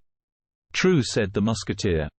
"This room is above the dome, I think, and I did not choose it for a fencing room, I assure you," added the bishop. "The ceiling of the king's room has all the lightness and calm of wholesome sleep. Do not forget, therefore, that my flooring is merely the covering of his ceiling. Good night, my friends, and in 10 minutes I shall be asleep myself." And Aramis accompanied them to the door, laughing quietly all the while. As soon as they were outside, he bolted the door, hurriedly, closed up the chinks of the windows, and then called out, "Monseigneur! Monseigneur!" Philippe made his appearance from the alcove, as he pushed aside a sliding panel placed behind the bed. 1000 D'Artagnan entertains a great many suspicions, it seems, he said. "Ah, you recognized 1000 D'Artagnan then? Before you called him by his name even. He is your captain of musketeers. He is very devoted to me," replied Philippe, laying a stress upon the personal pronoun. "As faithful as a dog, but he bites sometimes. If D'Artagnan does not recognize you before the other has disappeared, rely upon D'Artagnan to the end of the world, for in that case, if he has seen nothing, he will keep his fidelity. If he sees, when it is too late, he is a Gascon, and will never admit that he has been deceived." "I thought so. What are we to do now?"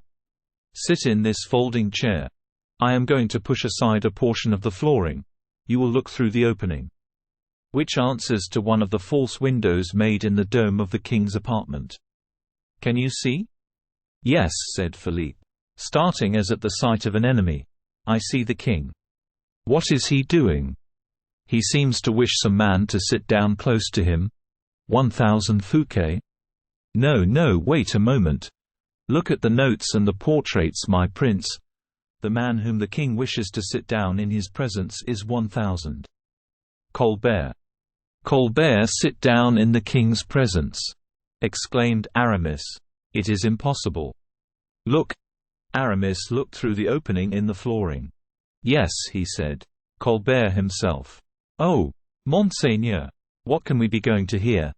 And what can result from this intimacy?" "Nothing good for 1000 Fouquet at all events." The prince did not deceive himself.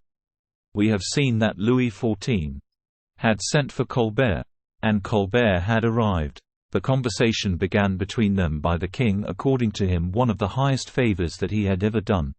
It was true the king was alone with his subject. "Colbert," said he, "sit down."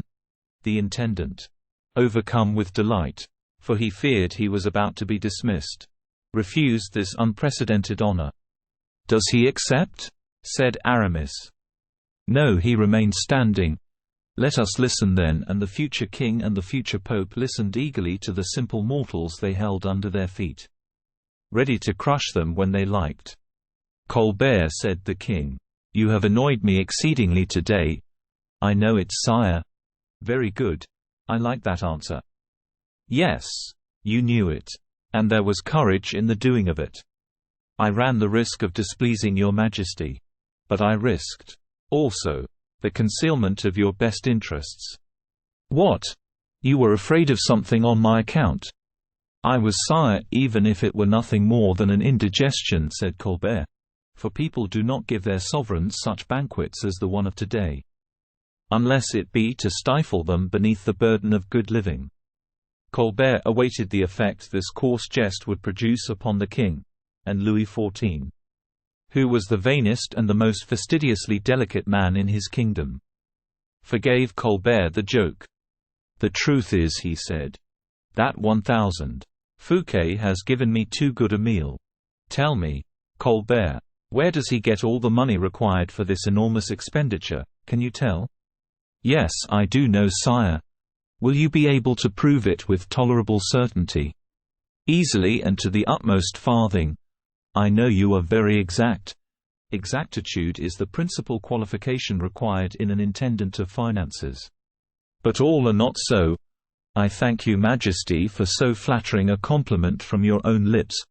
1000 Fouquet, therefore, is rich, very rich. And I suppose every man knows he is so. "Every one, sire, the living as well as the dead."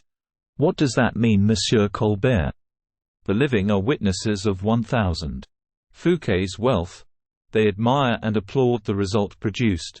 But the dead, wiser and better informed than we are, know how that wealth was obtained, and they rise up in accusation. So that 1000 Fouquet owes his wealth to some cause or other. The occupation of an intendant very often favors those who practice it. You have something to say to me more confidentially, I perceive. Do not be afraid. We are quite alone." "I am never afraid of anything under the shelter of my own conscience, and under the protection of your Majesty," said Colbert, bowing. "If the dead therefore were to speak—" "They do speak sometimes, sire. Read." "Ah," murmured Aramis. In the prince's ear, who, close beside him, listened without losing a syllable.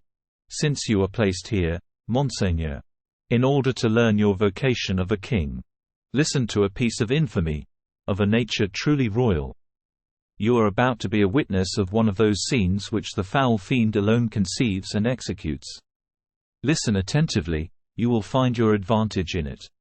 The prince redoubled his attention, and saw Louis XIV take from Colbert's hands a letter the latter held out to him. "The late cardinal's handwriting," said the king. "Your Majesty has an excellent memory," replied Colbert, bowing. It is an immense advantage for a king who is destined for hard work to recognize handwritings at the first glance.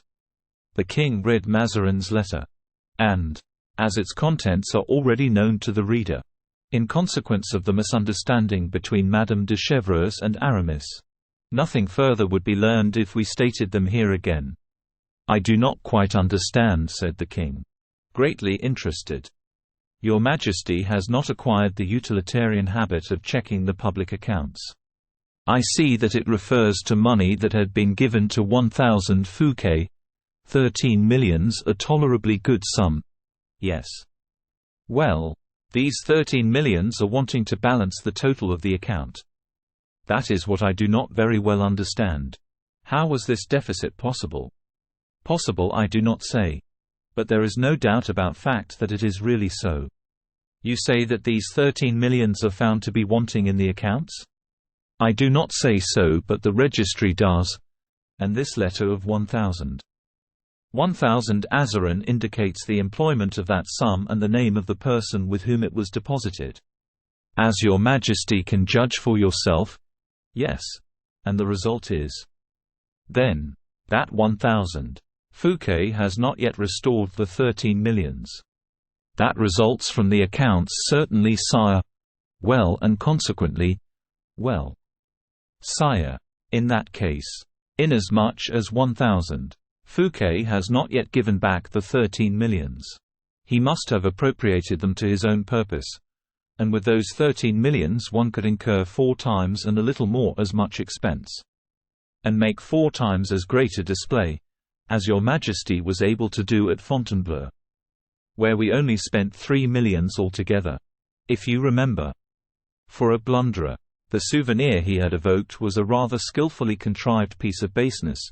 For by the remembrance of his own fate he, for the first time, perceived its inferiority compared with that of Fouquet.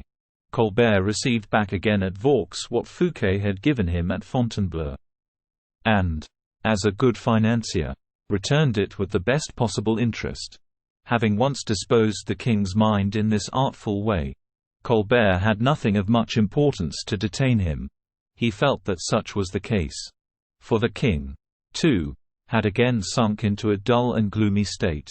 Colbert awaited the first words from the king's lips with as much impatience as Philippe and Aramis did from their place of observation. Are you aware what is the usual and natural consequence of all this, Monsieur Colbert? Said the king, after a few moments' reflection. No, sire, I do not know. Well, then, the fact of the appropriation of the 13 millions. If it can be proved. But it is so already. I mean, if it were to be declared and certified 1,000 Colbert, I think it will be tomorrow, if your Majesty. Were we not under 1,000 Fouquet's roof, you were going to say, perhaps, replied the king, with something of nobility in his demeanor. The king is in his own palace wherever he may be, especially in houses which the royal money has constructed. I think, said Philippe in a low tone to Aramis, that the architect who planned this dome ought, anticipating the use it could be put to at a future opportunity, so to have contrived that it might be made to fall upon the heads of scoundrels such as 1,000. Colbert. I think so too, replied Aramis, but 1,000. Colbert is so very near the king at this moment. That is true, and that would open the succession, of which your younger brother would reap all the advantage, Monseigneur. But stay. Let us keep quiet. And go on listening. We shall not have long to listen, said the young prince. Why not, Monseigneur? Because if I were king I should make no further reply. And what would you do? I should wait until tomorrow morning to give myself time for reflection. Louis XIV at last raised his eyes, and finding Colbert attentively waiting for his next remarks, said, hastily, changing the conversation, 1,000. Colbert. I perceive it is getting very late, and I shall now retire to bed. By tomorrow morning I shall have made up my mind. Very good, sire, returned Colbert, greatly incensed, although he restrained himself in the presence of the king. The king made a gesture of adieu, and Colbert withdrew with a respectful bow. My attendants, cried the king, and, as they entered the apartment, Philippe was about to quit his post of observation. A moment longer, said Aramis to him, with his accustomed gentleness of manner. What has just now taken place is only a detail. And tomorrow we shall have no occasion to think anything more about it, but the ceremony of the king's retiring to rest. The etiquette observed in addressing the king. That indeed is of the greatest importance. Learn, sire, and study well how you ought to go to bed of a night. Look! Look!" Chapter 15. Colbert. History will tell us, or rather history has told us, of the various events of the following day, of the splendid fêtes given by the surintendant to his sovereign. Nothing but amusement and delight was allowed to prevail throughout the whole of the following day. There was a promenade, a banquet, a comedy to be acted, and a comedy, too, in which, to his great amazement, Porthos recognized 1,000 Coquelin de Volière as one of the actors, in the piece called Les Fâchés, full of preoccupation, however, from the scene of the previous evening, and hardly recovered from the effects of the poison which Colbert had then administered to him. The king, during the whole of the day, so brilliant in its effects, so full of unexpected and startling novelties, in which all the wonders of the Arabian Nights' entertainments seemed to be reproduced for his especial amusement, the king, we say, showed himself cold, reserved, and taciturn. Nothing could smooth the frowns upon his face. Everyone who observed him noticed that a deep feeling of resentment, of remote origin, increased by slow degrees, as the source becomes a river, thanks to the 1,000 threads of water that increase its body, was keenly alive in the depths of the king's heart. Towards the middle of the day only did he begin to resume a little serenity of manner. And by that time he had, in all probability, made up his mind. Aramis, who followed him step by step in his thoughts, as in his walk, concluded that the event he was expecting would not be long before it was announced. This time Colbert seemed to walk in concert with the Bishop of Vannes. And had he received for every annoyance which he inflicted on the king a word of direction from Aramis, he could not have done better. During the whole of the day the king, who, in all probability, wished to free himself from some of the thoughts which disturbed his mind, seemed to seek La Valliere's society as actively as he seemed to show his anxiety to flee that of 1,000 Colbert or 1,000 Fouquet. The evening came. The king had expressed a wish not to walk in the park until after cards in the evening. In the interval between supper and the promenade, cards and dice were introduced.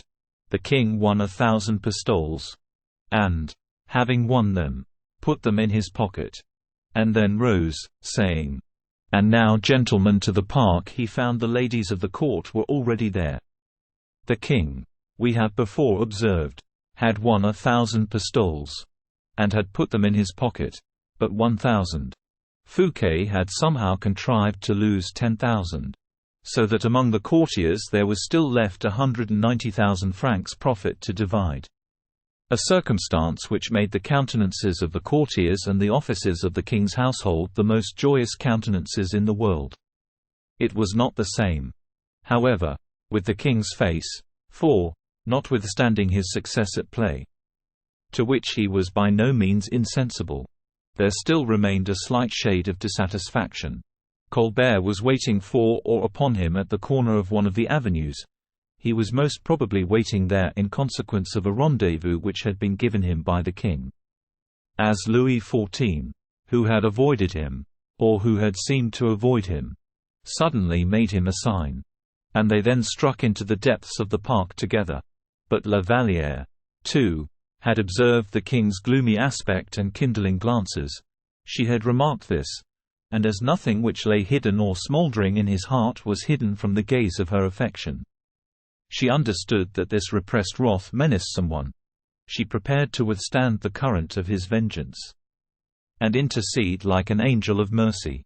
Overcome by sadness, nervously agitated, deeply distressed at having been so long separated from her lover, disturbed at the sight of the emotion she had divined, she accordingly presented herself to the king with an embarrassed aspect, which in his then disposition of mind the king interpreted unfavorably.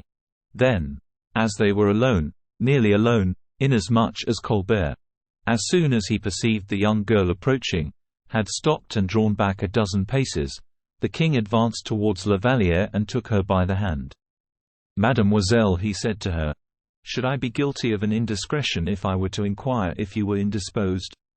for you seem to breathe as if you were oppressed by some secret cause of uneasiness. And your eyes are filled with tears. Oh, sire, if I be indeed so, and if my eyes are indeed full of tears, I am sorrowful only at the sadness which seems to oppress your majesty. My sadness? You are mistaken, mademoiselle. No, it is not sadness I experience. What is it then, sire? Humiliation? Humiliation? Oh, sire, what a word for you to use! I mean, mademoiselle, that wherever I may happen to be, no one else ought to be the master. Well, then, look round you on every side, and judge whether I am not eclipsed, I, the King of France, before the monarch of these wide domains. Oh, he continued, clenching his hands and teeth, when I think that this king— Well, sire, said Louise, terrified, that this king is a faithless, unworthy servant, who grows proud and self-sufficient upon the strength of property that belongs to me, and which he has stolen.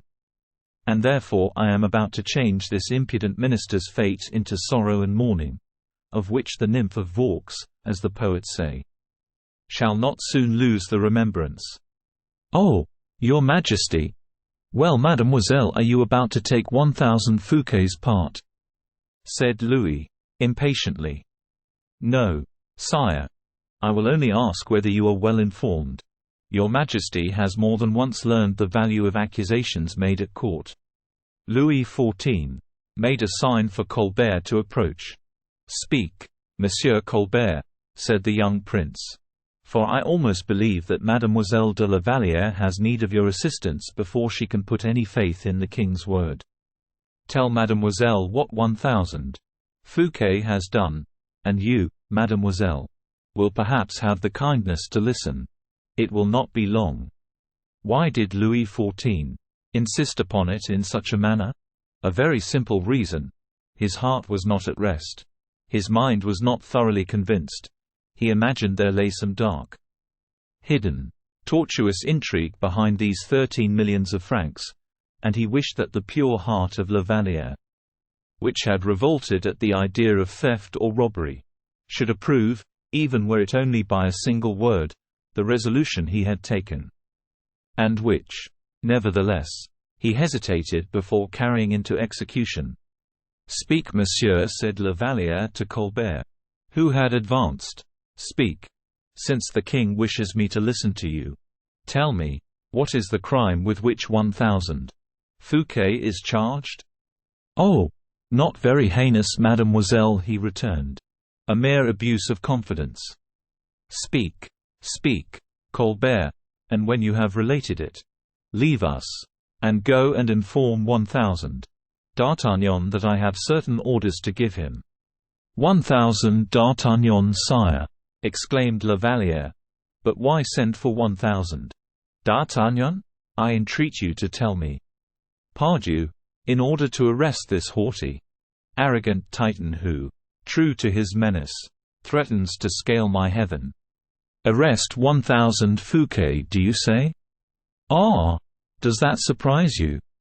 In his own house? Why not? If he be guilty, he is as guilty in his own house as anywhere else.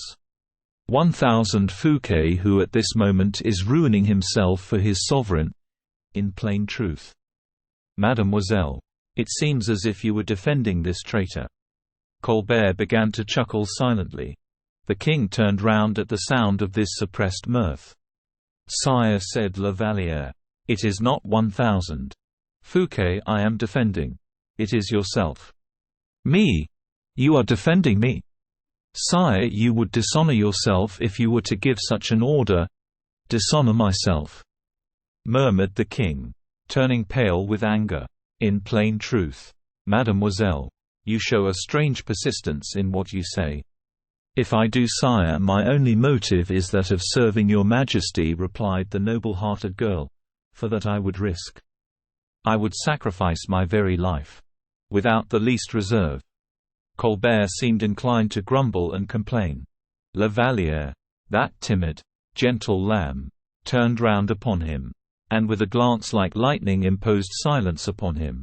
"Monsieur," she said, "when the king acts well, whether, in doing so, he does either myself or those who belong to me an injury, I have nothing to say, but were the king to confer a benefit either upon me or mine. And if he acted badly, I should tell him so. But it appears to me," Mademoiselle Colbert ventured to say, "that I too love the king." "Yes, monseigneur, we both love him, but each in a different manner," replied La Vallière, with such an accent that the heart of the young king was powerfully affected by it. "I love him so deeply that the whole world is aware of it, so purely that the king himself does not doubt my affection.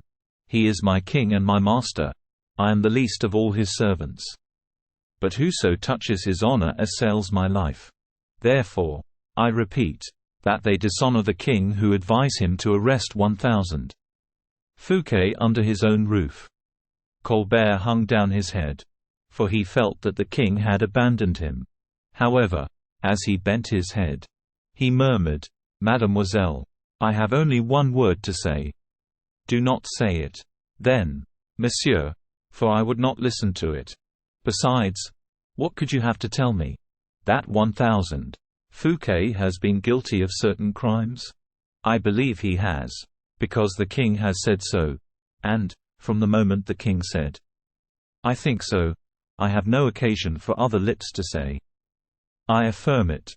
But, were 1,000 Fouquet the vilest of men, I should say aloud, 1,000 Fouquet's person is sacred to the king because he is the guest of 1,000 Fouquet.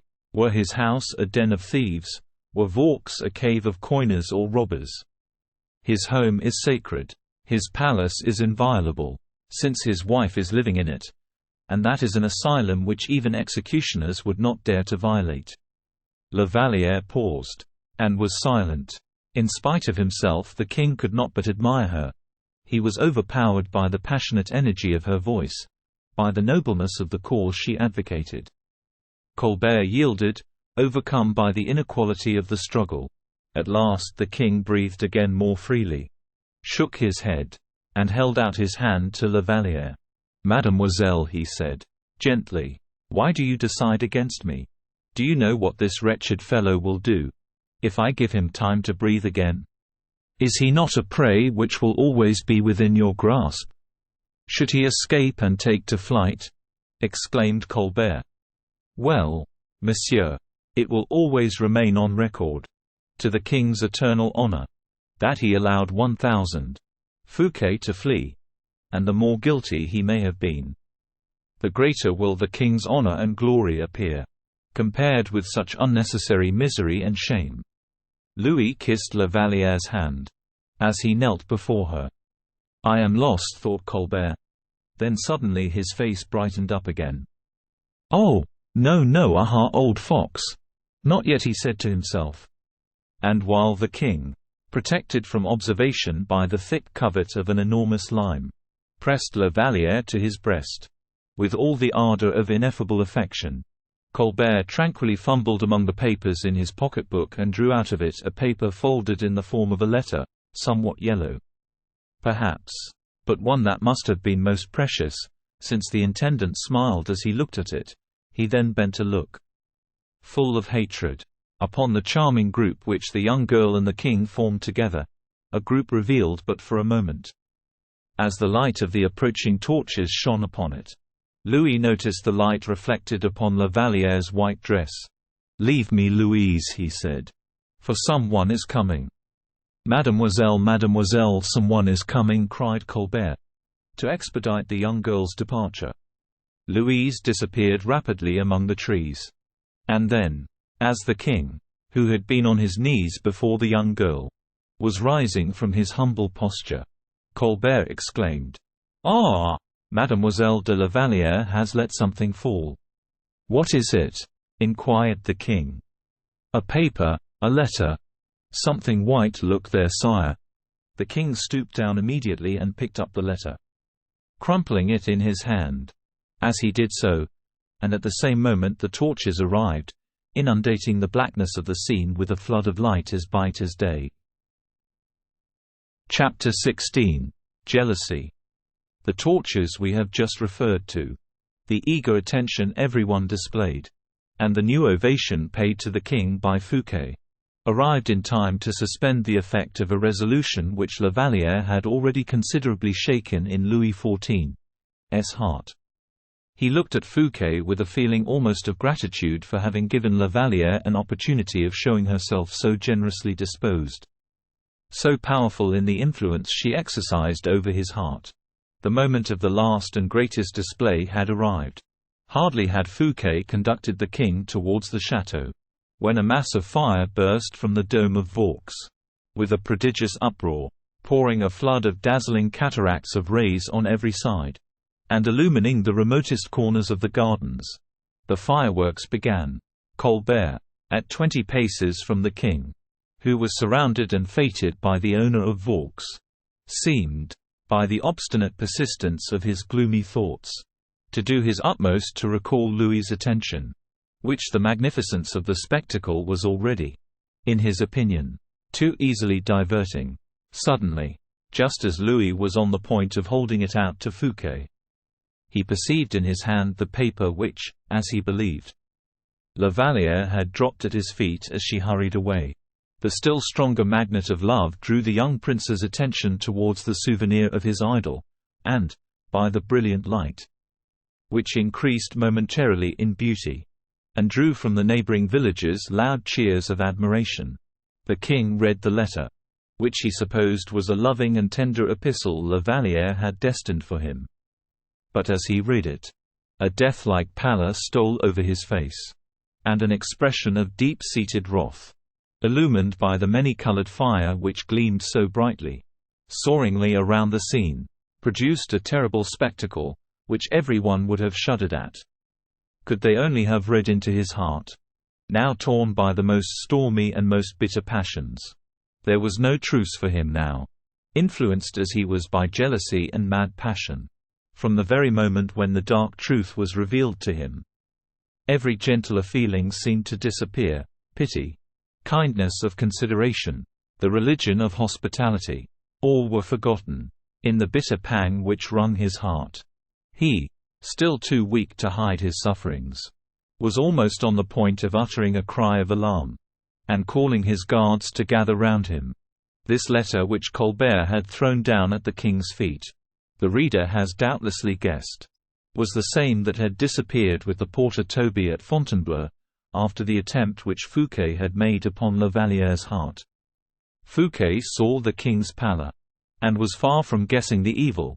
Colbert saw the king's anger, and rejoiced inwardly at the approach of the storm. Fouquet's voice drew the young prince from his wrathful reverie. "What is the matter, sire?"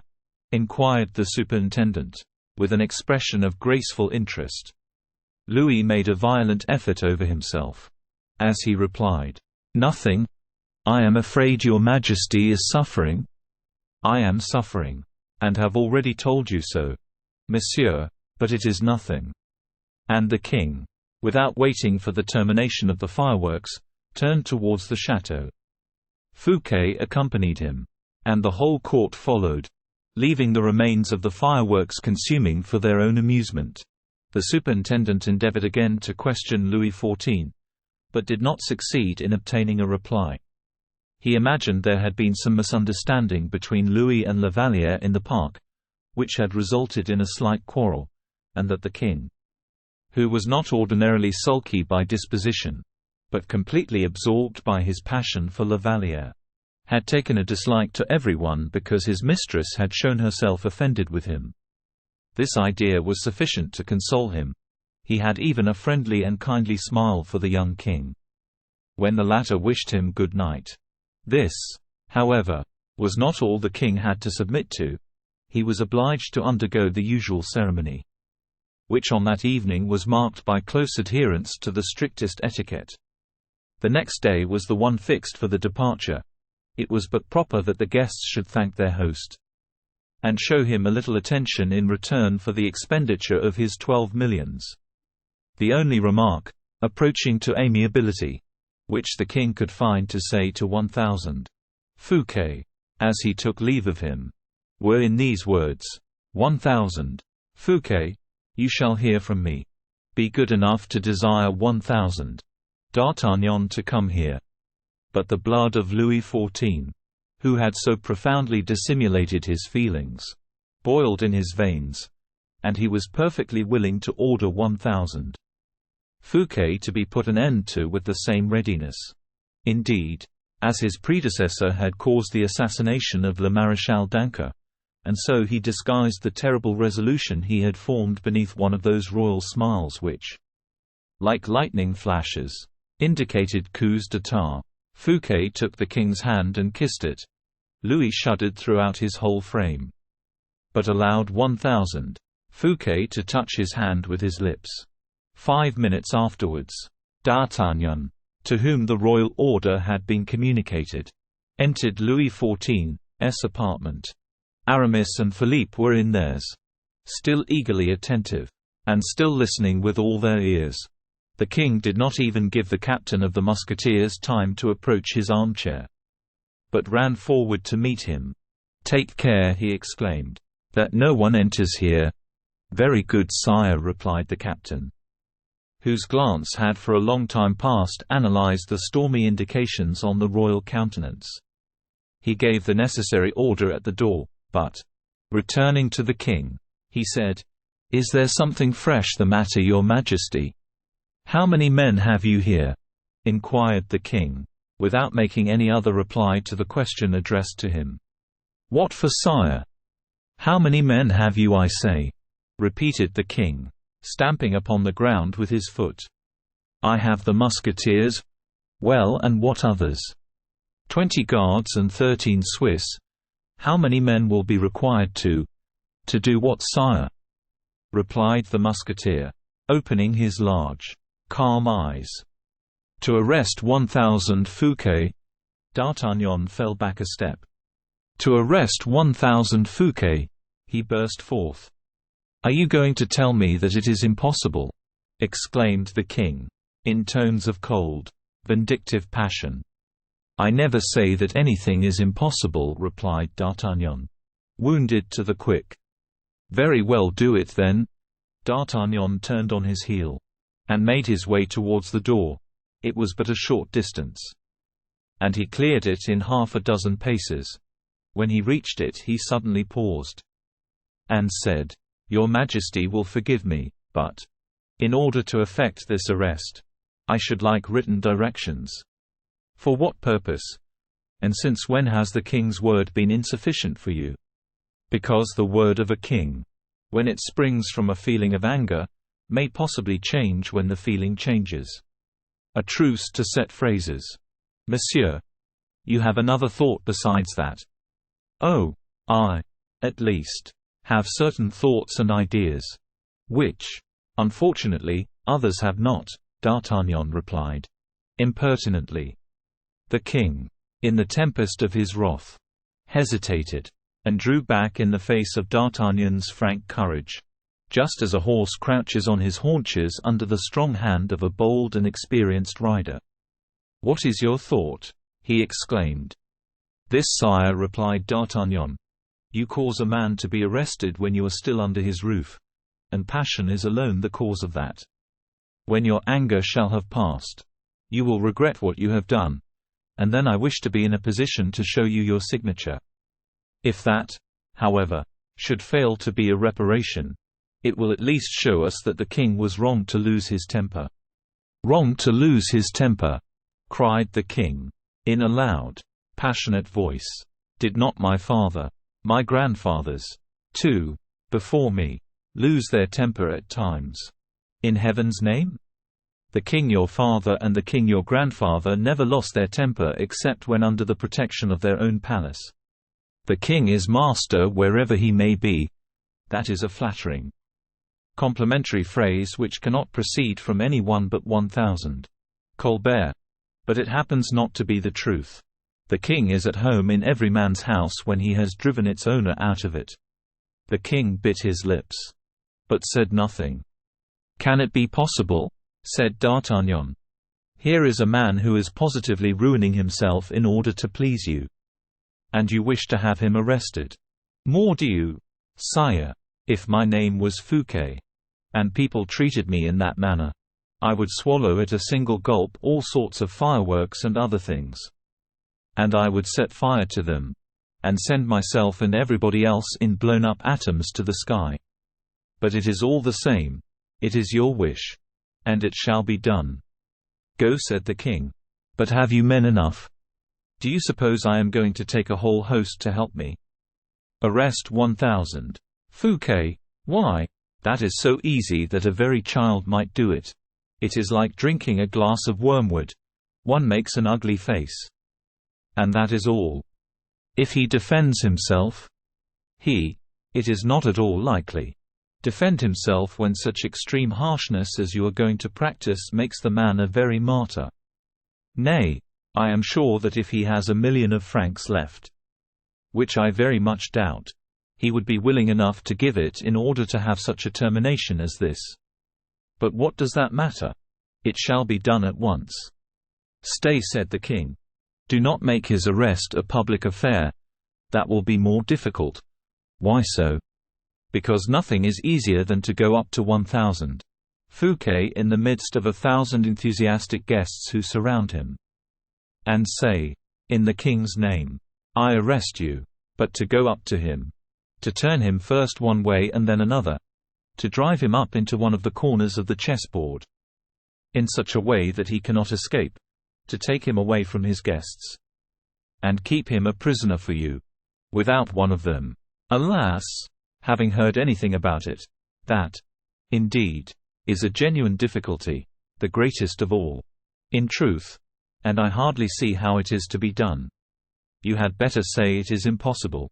And you will have finished much sooner. Heaven help me. But I seem to be surrounded by people who prevent me doing what I wish." "I do not prevent your doing anything. Have you indeed decided?" "Take care of 1,000. Fouquet. Until I shall have made up my mind by tomorrow morning." "That shall be done, sire." "And return. When I rise in the morning. For further orders. And now leave me to myself." "You do not even want 1,000 Colbert then?" said the musketeer, firing his last shot as he was leaving the room. The king started, with his whole mind fixed on the thought of revenge. He had forgotten the cause and substance of the offense. No one," he said. "No one here. Leave me." D'Artagnan quitted the room. The king closed the door with his own hands, and began to walk up and down his apartment at a furious pace, like a wounded bull in an arena, trailing from his horn the colored streamers and the iron darts. At last he began to take comfort in the expression of his violent feelings. "Miserable wretch that he is! Not only does he squander my finances, but with his ill-gotten plunder he corrupts secretaries, friends, generals, artists, and all, and tries to rob me of the one to whom I am most attached. This is the reason that perfidious girl so boldly took his part. Gratitude. And who can tell whether it was not a stronger feeling? Love itself." He gave himself up for a moment to the bitterest reflections. "A satyr," he thought, with that abhorrent hate with which young men regard those more advanced in life, who still think of love. A man who has never found opposition or resistance in anyone. Who lavishes his gold and jewels in every direction. And who retains his staff of painters in order to take the portraits of his mistresses in the costume of goddesses. The king trembled with passion as he continued. "He pollutes and profanes everything that belongs to me. He destroys everything that is mine. He will be my death at last. I know. That man is too much for me. He is my mortal enemy. But he shall forthwith fall. I hate him, I hate him, I hate him." And as he pronounced these words, he struck the arm of the chair in which he was sitting violently, over and over again, and then rose like one in an epileptic fit. "Tomorrow, tomorrow, oh happy day," he murmured, "when the sun rises. No other rival shall that brilliant king of space possess but me. That man shall fall so low that when people look at the abject ruin my anger shall have wrought, they will be forced to confess at last and at least that I am indeed greater than he." The king, who was incapable of mastering his emotions any longer, knocked over with a blow of his fist a small table placed close to his bedside. And in the very bitterness of anger, almost weeping, and half suffocated, he threw himself on his bed, dressed as he was, and bit the sheets in his extremity of passion, trying to find repose of body at least there. The bed creaked beneath his weight, and with the exception of a few broken sounds, emerging, or, one might say, exploding, from his overburdened chest, absolute silence soon reigned in the chamber of Morpheus. Chapter 17. High Treason. The ungovernable fury which took possession of the king at the sight and at the perusal of Fouquet's letter to La Vallière by degrees subsided into a feeling of pain and extreme weariness. Youth, invigorated by health and lightness of spirits, requiring soon that what it loses should be immediately restored, youth knows not those endless, sleepless nights which enable us to realize the fable of the vulture unceasingly feeding on Prometheus. In cases where the man of middle life, in his acquired strength of will and purpose, and the old, in their state of natural exhaustion, find incessant augmentation of their bitter sorrow, a young man, surprised by the sudden appearance of misfortune, weakens himself in sighs, and groans, and tears, directly struggling with his grief, and is thereby far sooner overthrown by the inflexible enemy with whom he is engaged. Once overthrown, his struggles cease. Louis could not hold out more than a few minutes, at the end of which he had ceased to clench his hands, and scorch in fancy with his looks the invisible objects of his hatred. He soon ceased to attack with his violent imprecations not 1,000. Fouquet alone, but even La Vallière herself. From fury he subsided into despair, and from despair to prostration, after he had thrown himself for a few minutes to and fro convulsively on his bed. His nerveless arms fell quietly down, his head lay languidly on his pillow, his limbs, exhausted with excessive emotion, still trembled occasionally, agitated by muscular contractions, while from his breast faint and infrequent sighs still issued.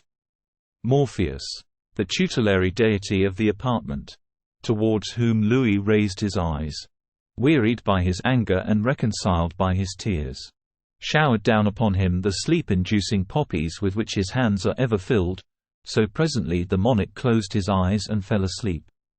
Then it seemed to him, as it often happens in that first sleep, so light and gentle, which raises the body above the couch, and the soul above the earth, it seemed to him, we say, as if the god Morpheus, painted on the ceiling, looked at him with eyes resembling human eyes, that something shone brightly, and moved to and fro in the dome above the sleeper, that the crowd of terrible dreams which thronged together in his brain, and which were interrupted for a moment, half revealed a human face, with a hand resting against the mouth, and in an attitude of deep and absorbed meditation. And strange enough, too, this man bore so wonderful a resemblance to the king himself, that Louis fancied he was looking at his own face reflected in a mirror, with the exception, however, that the face was saddened by a feeling of the profoundest pity. Then it seemed to him as if the dome gradually retired, escaping from his gaze, and that the figures and attributes painted by Lebrun became darker and darker as the distance became more and more remote.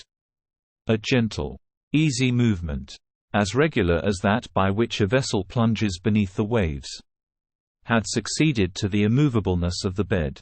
Doubtless the king was dreaming, and in this dream the crown of gold, which fastened the curtains together, seemed to recede from his vision, just as the dome, to which it remained suspended, had done, so that the winged genius which, with both its hand, supported the crown, seemed, though vainly so, to call upon the king, who was fast disappearing from it. The bed still sunk. Louis, with his eyes open, could not resist the deception of this cruel hallucination. At last, as the light of the royal chamber faded away into darkness and gloom, something cold, gloomy, and inexplicable in its nature seemed to infect the air. No paintings, nor gold, nor velvet hangings, were visible any longer. Nothing but walls of a dull grey colour, which the increasing gloom made darker every moment. And yet the bed still continued to descend. And after a minute, which seemed in its duration almost an age to the king, it reached a stratum of air, black and chill as death. And then it stopped. The king could no longer see the light in his room, except as from the bottom of a well we can see the light of day. I am under the influence of some atrocious dream, he thought. It is time to awaken from it. Come, let me wake. Everyone has experienced the sensation the above remark conveys. There is hardly a person who, in the midst of a nightmare whose influence is suffocating, has not said to himself, by the help of that light which still burns in the brain when every human light is extinguished, it is nothing but a dream. After all, this was precisely what Louis XIV said to himself. But when he said, "Come, come, wake up," he perceived that not only was he already awake, but still more, that he had his eyes open also. And then he looked all round him. On his right hand and on his left 2 armed men stood in stolid silence, each wrapped in a huge cloak, and the face covered with a mask. One of them held a small lamp in his hand, whose glimmering light revealed the saddest picture a king could look upon. Louis could not help saying to himself that his dream still lasted, and that all he had to do to cause it to disappear was to move his arms or to say something aloud. He darted from his bed, and found himself upon the damp, moist ground. Then, addressing himself to the man who held the lamp in his hand, he said, "What is this, monsieur, and what is the meaning of this jest?" "It is no jest," replied in a deep voice the masked figure that held the lantern. "Do you belong to 1000 Fouquet?" inquired the king, greatly astonished at his situation. "It matters very little to whom we belong," said the phantom. "We are your masters now. That is sufficient." The king, more impatient than intimidated, turned to the other masked figure. "If this is a comedy," he said, "you will tell 1000 Fouquet that I find it unseemly and improper, and that I command it should cease." The second masked person to whom the king had addressed himself was a man of huge stature and vast circumference. He held himself erect and motionless as any block of marble. "Well," added the king, stamping his foot, "you do not answer." "We do not answer you, my good monsieur," said the giant, in a stentorian voice, "because there is nothing to say." "At least tell me what you want," exclaimed Louis, folding his arms with a passionate gesture. "You will know by and by," replied the man who held the lamp. "In the meantime tell me where I am. Look." Louis looked all round him, but by the light of the lamp which the masked figure raised for the purpose, he could perceive nothing but the damp walls which glistened here and there with the slimy traces of the snail. "Oh, oh, a dungeon!" cried the king. "No, a subterranean passage, which leads. Will you be good enough to follow us?" "I shall not stir from hence," cried the king. "If you are obstinate, my dear young friend," replied the taller of the two, "I will lift you up in my arms, and roll you up in your own cloak, and if you should happen to be stifled, why, so much the worse for you." As he said this, he disengaged from beneath his cloak a hand of which Milo of Crotona would have envied him the possession, on the day when he had that unhappy idea of rending his last oak. The king dreaded violence, for he could well believe that the 2 men into whose power he had fallen had not gone so far with any idea of drawing back, and that they would consequently be ready to proceed to extremities, if necessary. He shook his head and said, "It seems I have fallen into the hands of a couple of assassins. Move on, then." Neither of the men answered a word to this remark. The one who carried the lantern walked first. The king followed him, while the second masked figure closed the procession. In this manner they passed along a winding gallery of some length, with as many staircases leading out of it as are to be found in the mysterious and gloomy palaces of Anne Radcliffe's creation. All these windings and turnings, during which the king heard the sound of running water over his head, ended at last in a long corridor closed by an iron door. The figure with the lamp opened the door with one of the keys he wore suspended at his girdle. Where, during the whole of the brief journey, the king had heard them rattle. As soon as the door was opened and admitted the air, Louis recognized the balmy odors that trees exhale in hot summer nights. He paused, hesitatingly, for a moment or two, but the huge sentinel who followed him thrust him out of the subterranean passage. "Another blow," said the king, turning towards the one who had just had the audacity to touch his sovereign. "What do you intend to do with the King of France?" "Try to forget that word," replied the man with the lamp, in a tone which as little admitted of a reply as one of the famous decrees of Minos. "You deserve to be broken on the wheel for the words that you have just made use of," said the giant. As he extinguished the lamp his companion handed to him. "But the king is too kind-hearted."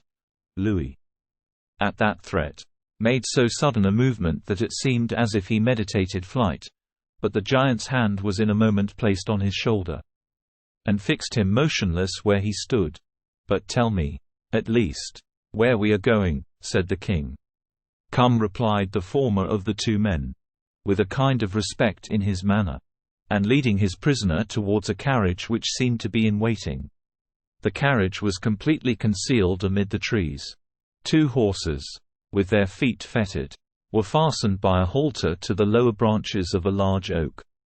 "Get in," said the same man, opening the carriage door and letting down the step. The king obeyed, seated himself at the back of the carriage, the padded door of which was shut and locked immediately upon him and his guide.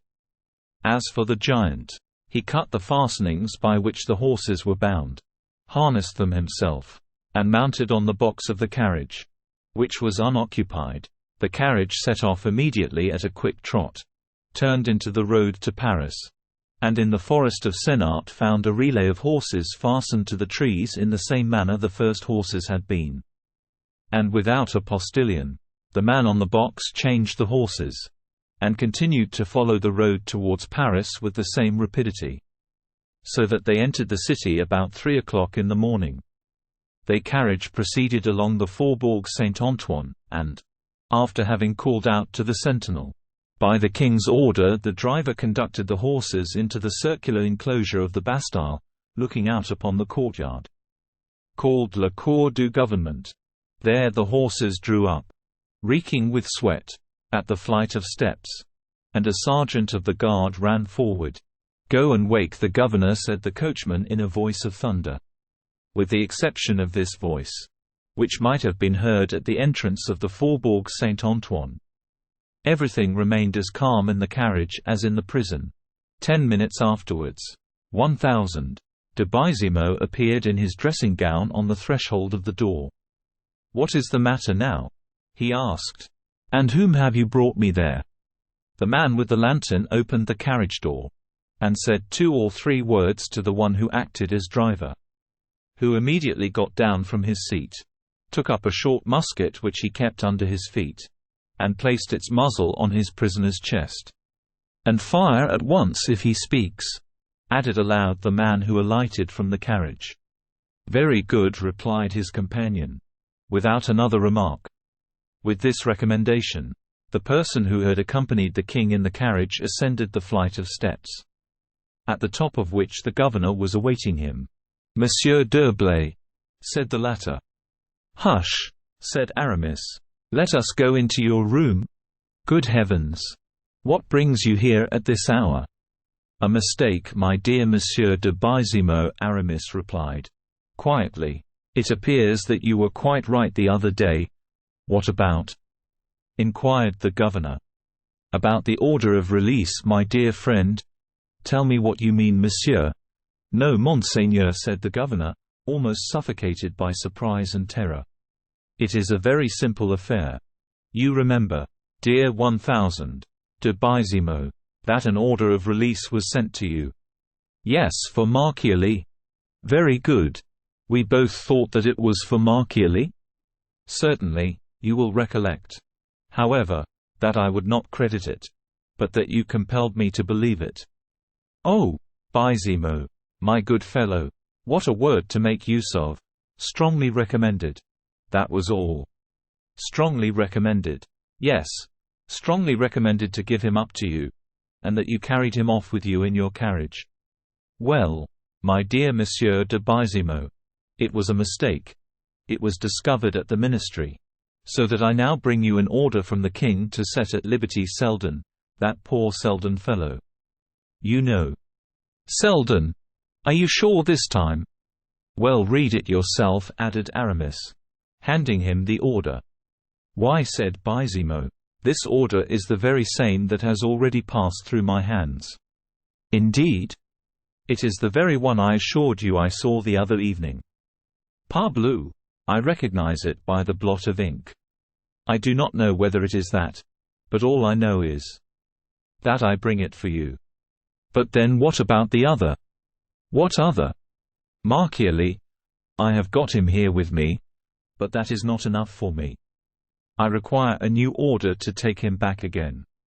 Don't talk such nonsense. My dear Bizimo, you talk like a child. Where is the order you received respecting Marchiali? Bizimo ran to his iron chest and took it out. Aramis seized hold of it, coolly tore it in 4 pieces, held them to the lamp, and burnt them. Good heavens! What are you doing? Exclaimed Bizimo, in an extremity of terror. Look at your position quietly, my good governor, said Aramis, with imperturbable self-possession, and you will see how very simple the whole affair is. You no longer possess any order justifying Marchiali's release. I am a lost man. Far from it, my good fellow, since I have brought Marchiali back to you. And all accordingly is just the same as if he had never left. Ah, said the governor, completely overcome by terror. Plain enough you see, and you will go and shut him up immediately. I should think so indeed. And you will hand over this Selden to me, whose liberation is authorized by this order. Do you understand? You do understand, I see, said Aramis. Very good. Bizimo clapped his hands together. But why, at all events, after having taken Marchiali away from me, do you bring him back again? Cried the unhappy governor, in a paroxysm of terror, and completely dumbfounded. For a friend such as you are, said Aramis, for so devoted a servant, I have no secrets. And he put his mouth close to Bizimo's ear. As he said, in a low tone of voice, you know the resemblance between that unfortunate fellow and the king? Yes. Very good. The first use that Marchiali made of his liberty was to persist. Can you guess what? How is it likely I should guess?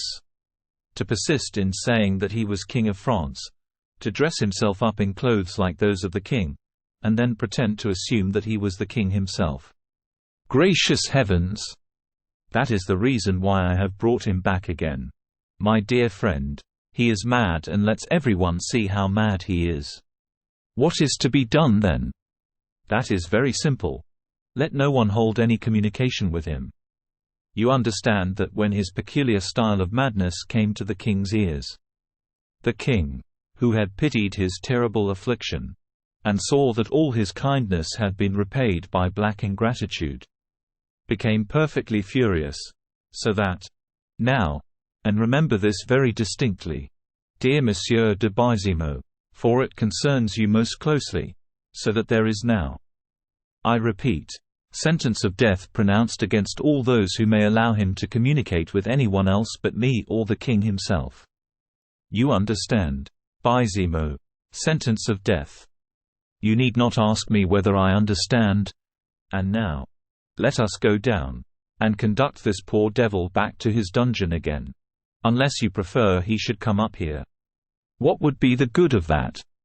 It would be better, perhaps, to enter his name in the prison book at once. Of course, certainly not a doubt of it. In that case, have him up.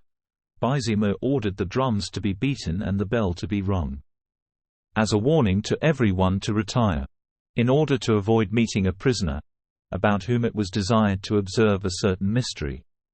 Then, when the passages were free, he went to take the prisoner from the carriage, at whose breast Porthos, faithful to the directions which had been given him, still kept his musket levelled. "Ah! Is that you, miserable wretch?" cried the governor, as soon as he perceived the king.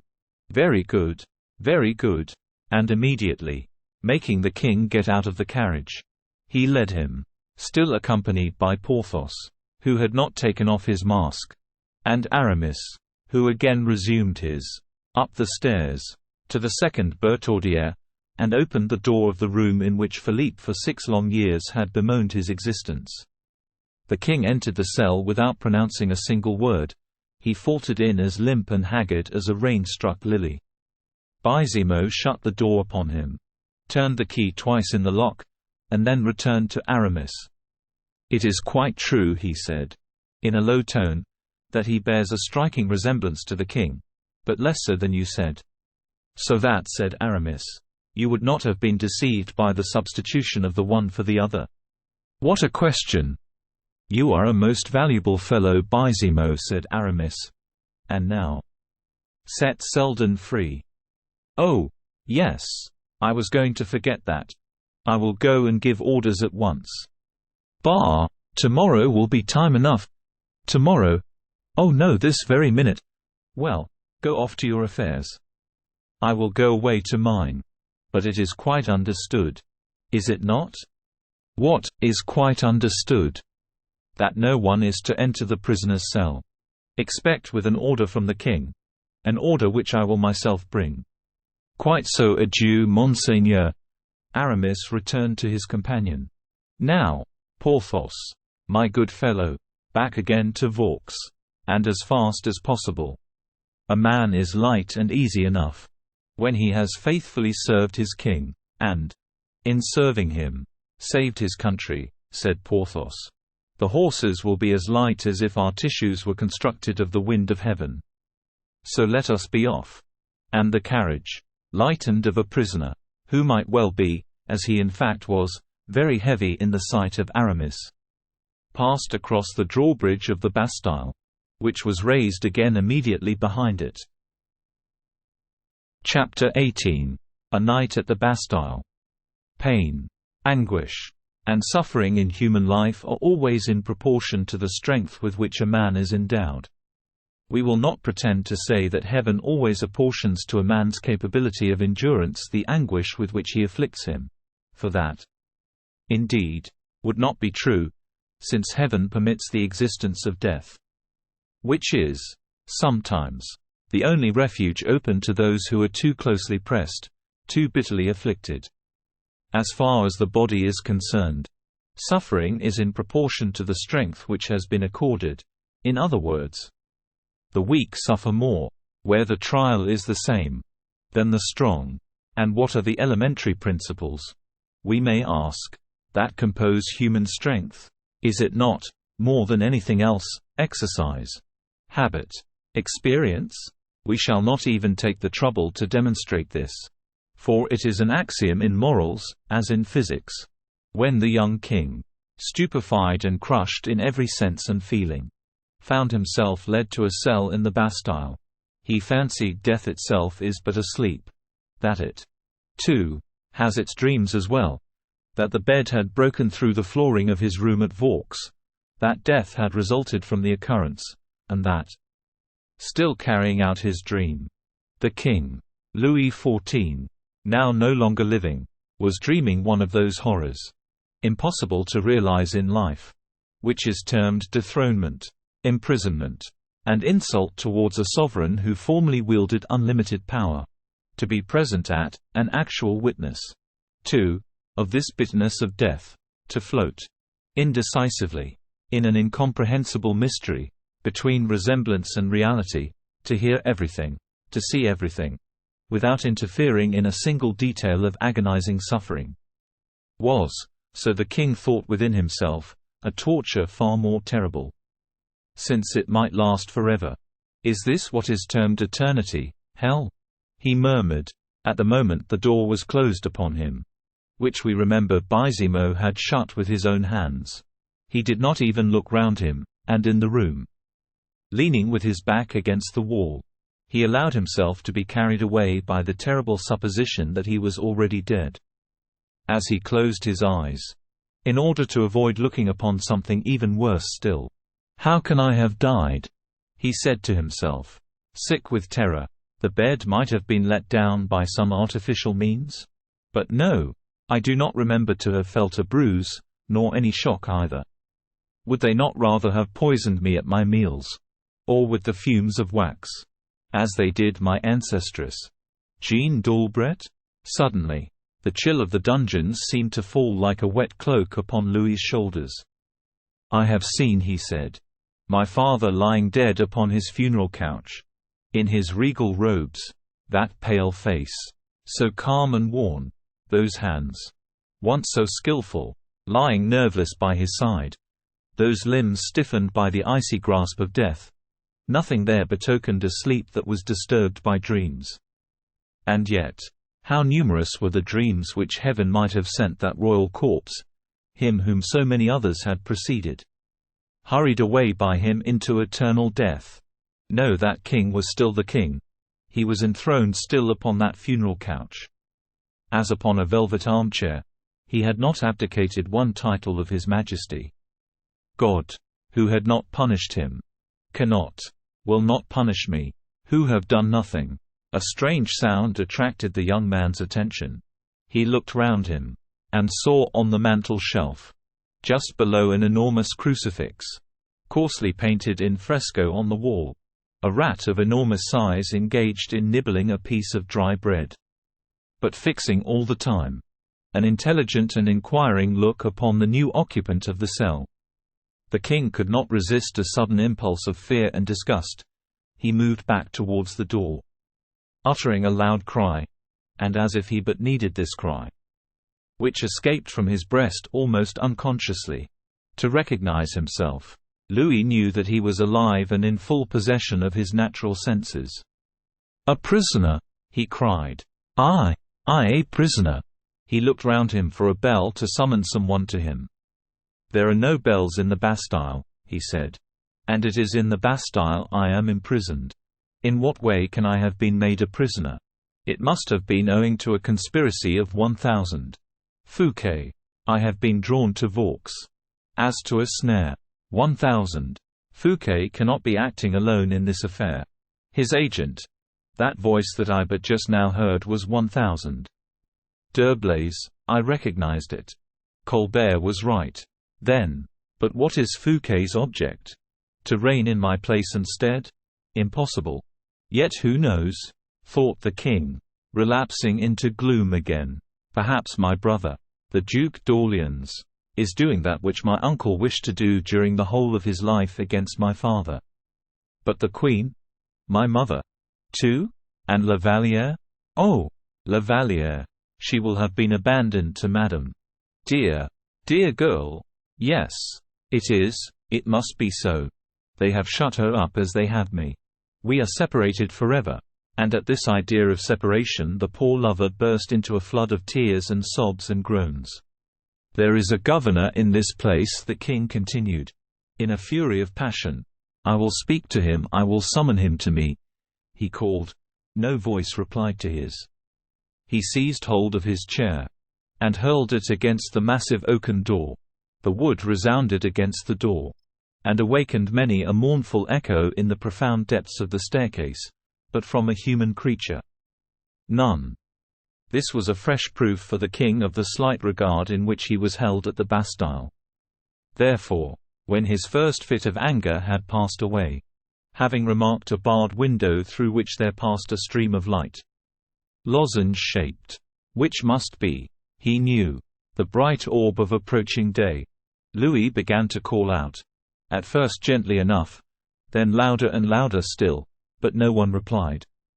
20 other attempts which he made, one after another, obtained no other or better success. His blood began to boil within him, and mount to his head.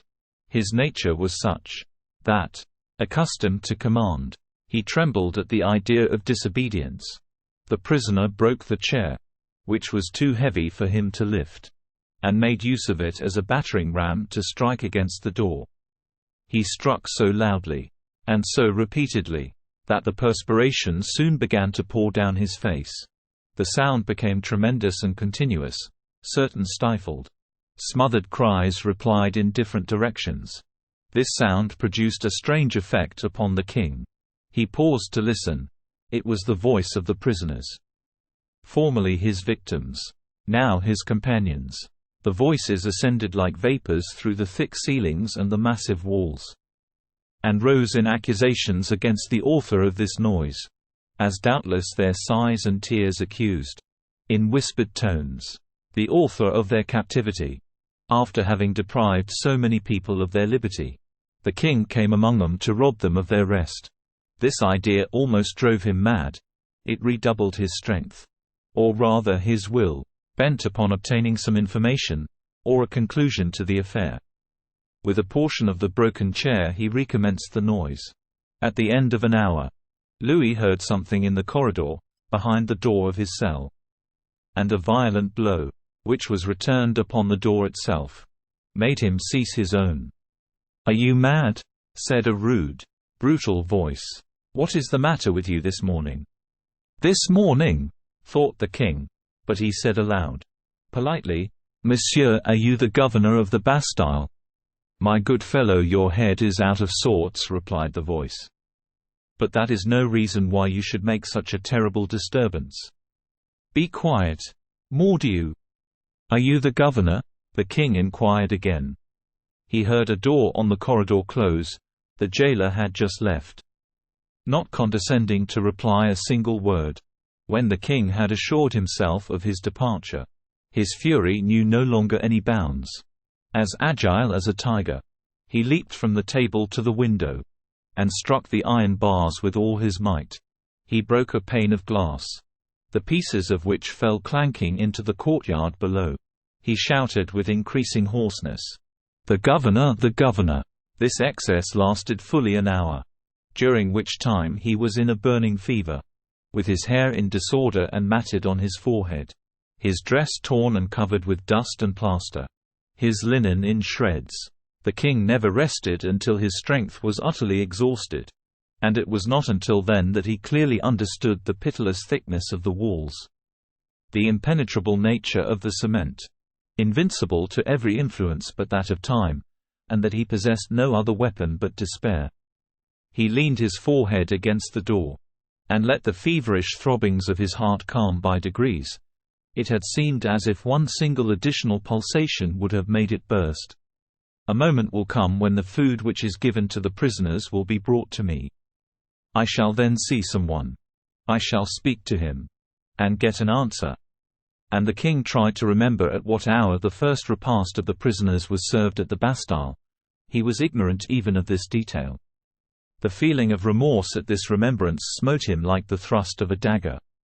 That he should have lived for 25 years a king, and in the enjoyment of every happiness, without having bestowed a moment's thought on the misery of those who had been unjustly deprived of their liberty. The king blushed for very shame. He felt that heaven, in permitting this fearful humiliation, did no more than render to the man the same torture as had been inflicted by that man upon so many others.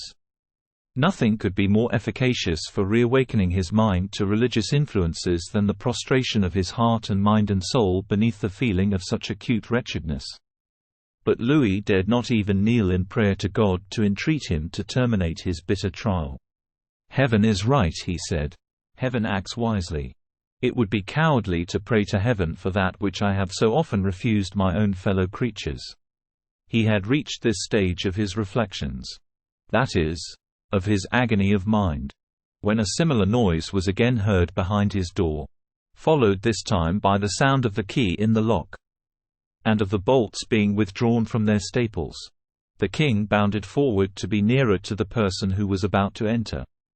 But, suddenly reflecting that it was a movement unworthy of a sovereign, he paused, assumed a noble and calm expression, which for him was easy enough, and waited with his back turned towards the window, in order, to some extent, to conceal his agitation from the eyes of the person who was about to enter. It was only a jailer with a basket of provisions.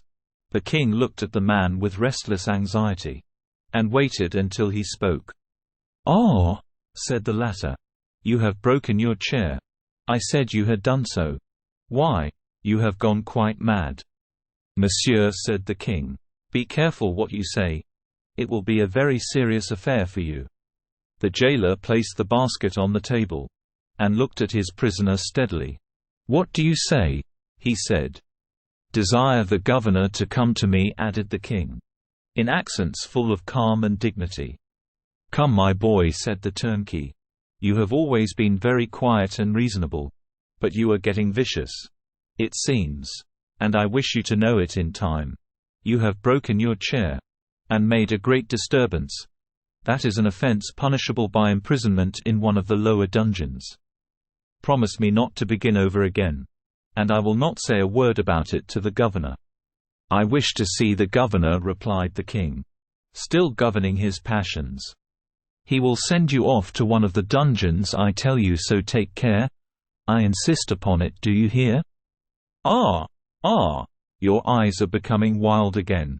Very good. I shall take away your knife."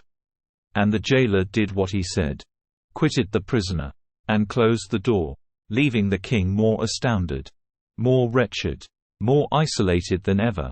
It was useless, though he tried it, to make the same noise again on his door, and equally useless that he threw the plates and dishes out of the window.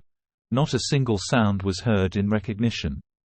2 hours afterwards he could not be recognized as a king, a gentleman, a man, a human being. He might rather be called a madman, tearing the door with his nails, trying to tear up the flooring of his cell, and uttering such wild and fearful cries that the old Bastille seemed to tremble to its very foundations for having revolted against its master. As for the governor, the jailer did not even think of disturbing him. The turnkeys and the sentinels had reported the occurrence to him. But what was the good of it? Were not these madmen common enough in such a prison? And were not the walls still stronger? 1000. De Baisimo, thoroughly impressed with what Aramis had told him, and in perfect conformity with the king's order, hoped only that one thing might happen, namely, that the madman Marchiali might be mad enough to hang himself to the canopy of his bed, or to one of the bars of the window. In fact, the prisoner was anything but a profitable investment for 1000. Baisimo, and became more annoying than agreeable to him. These complications of Selden and Marchiali, the complications first of setting at liberty and then imprisoning again, the complications arising from the strong likeness in question, had at last found a very proper denouement. Baisimo even thought he had remarked that D'Herblay himself was not altogether dissatisfied with the result. And then really, said Baisimo to his next in command, an ordinary prisoner is already unhappy enough in being a prisoner. He suffers quite enough, indeed, to induce one to hope, charitably enough, that his death may not be far distant. With still greater reason, accordingly, when the prisoner has gone mad, and might bite and make a terrible disturbance in the Bastille. Why? In such a case, it is not simply an act of mere charity to wish him dead. It would be almost a good and even commendable action, quietly to have him put out of his misery. And the good-natured governor thereupon sat down to his late breakfast. Chapter 19. The Shadow of 1000. Fouquet. D'Artagnan, still confused and oppressed by the conversation he had just had with the king, could not resist asking himself if he were really in possession of his senses, if he were really and truly at Vaux, if he, D'Artagnan, were really the captain of the Musketeers, and 1000. Fouquet, the owner of the chateau in which Louis XIV was at that moment partaking of his hospitality. These reflections were not those of a drunken man, although everything was in prodigal profusion at Vaux, and the surintendant's wines had met with a distinguished reception at the fête. The Gascon, however, was a man of calm self-possession, and no sooner did he touch his bright steel blade than he knew how to adopt morally the cold, keen weapon as his guide of action. "Well," he said, as he quitted the royal apartment, "I seem now to be mixed up historically with the destinies of the king and of the minister. It will be written that 1000. D'Artagnan, a younger son of a Gascon family, placed his hand on the shoulder of 1000. Nicolas Fouquet, the Surintendant of the Finances of France. My descendants, if I have any, will flatter themselves with the distinction which this arrest will confer, just as the members of the de Luynes family have done with regard to the estates of the poor Maréchal d'Ancre. But the thing is, how best to execute the king's directions in a proper manner.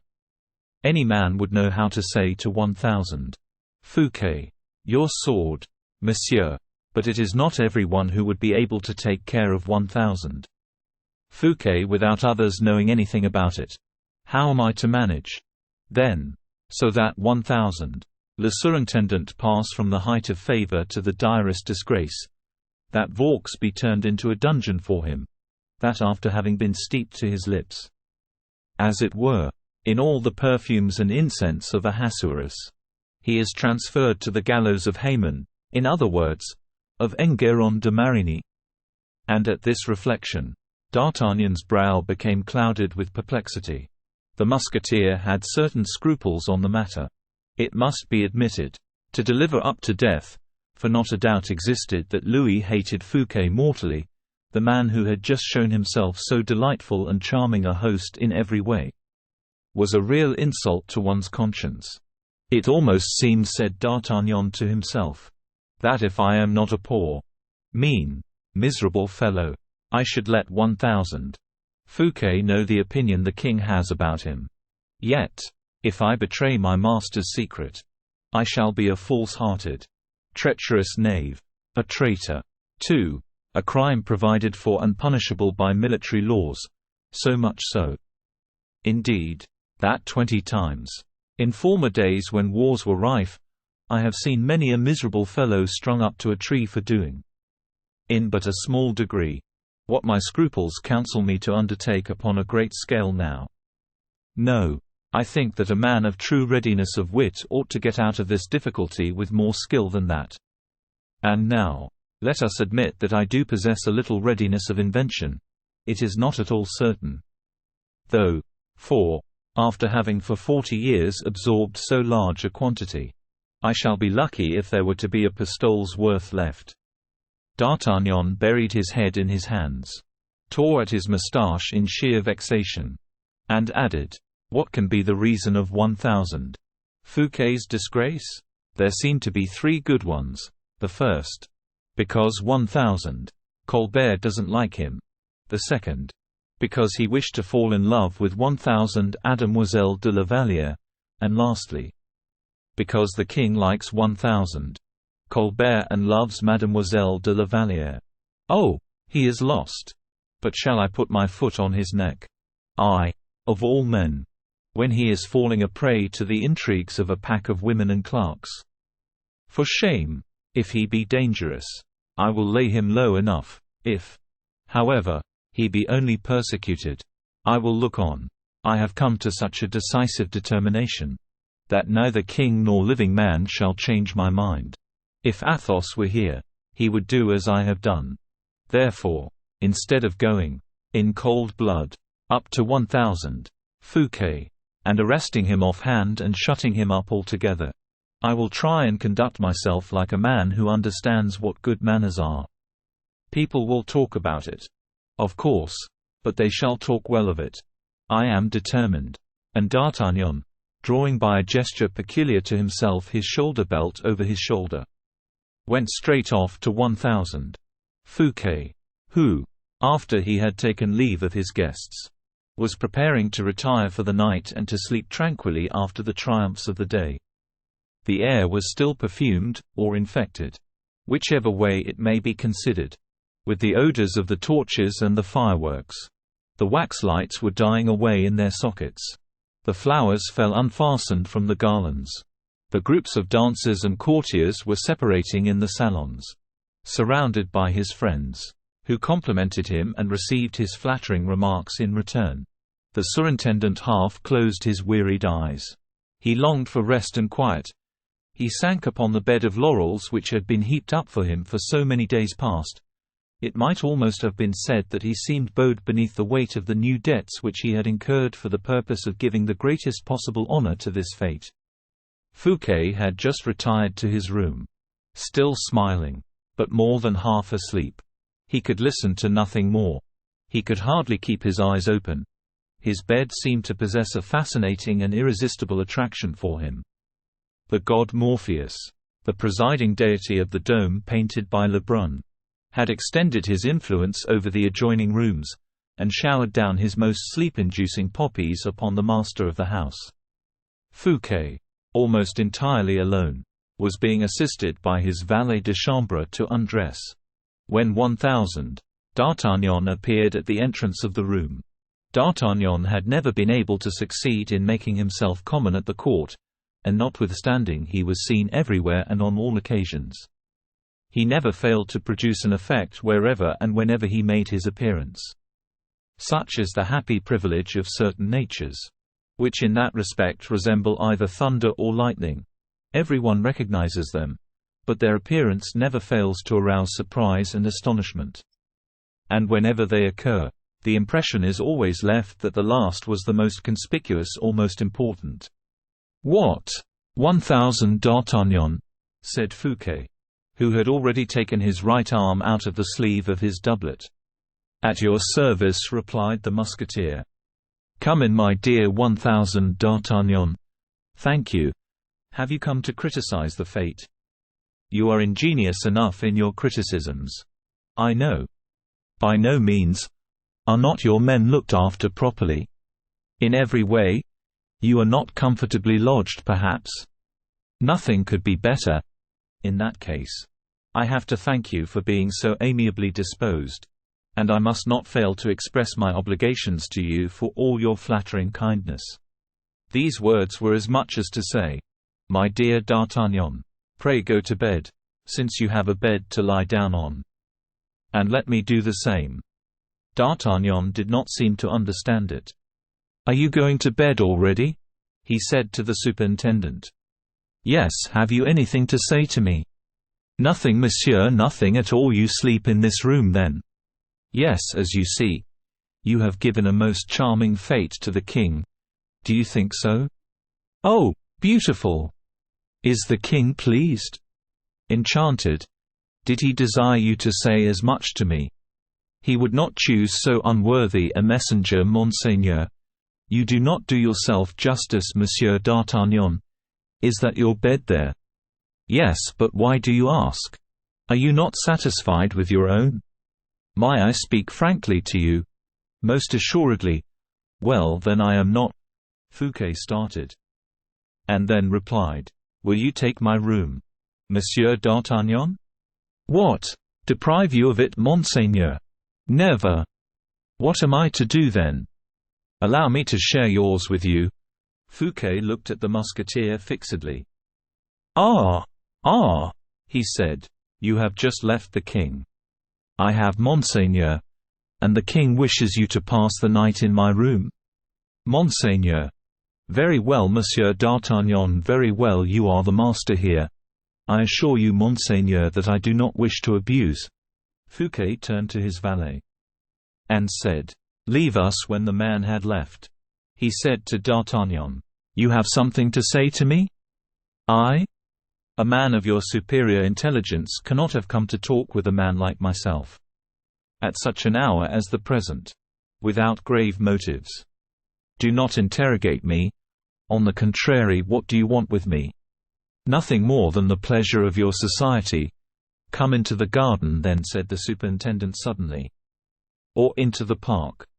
"No," replied the musketeer, hastily. "No." "Why?" "The fresh air."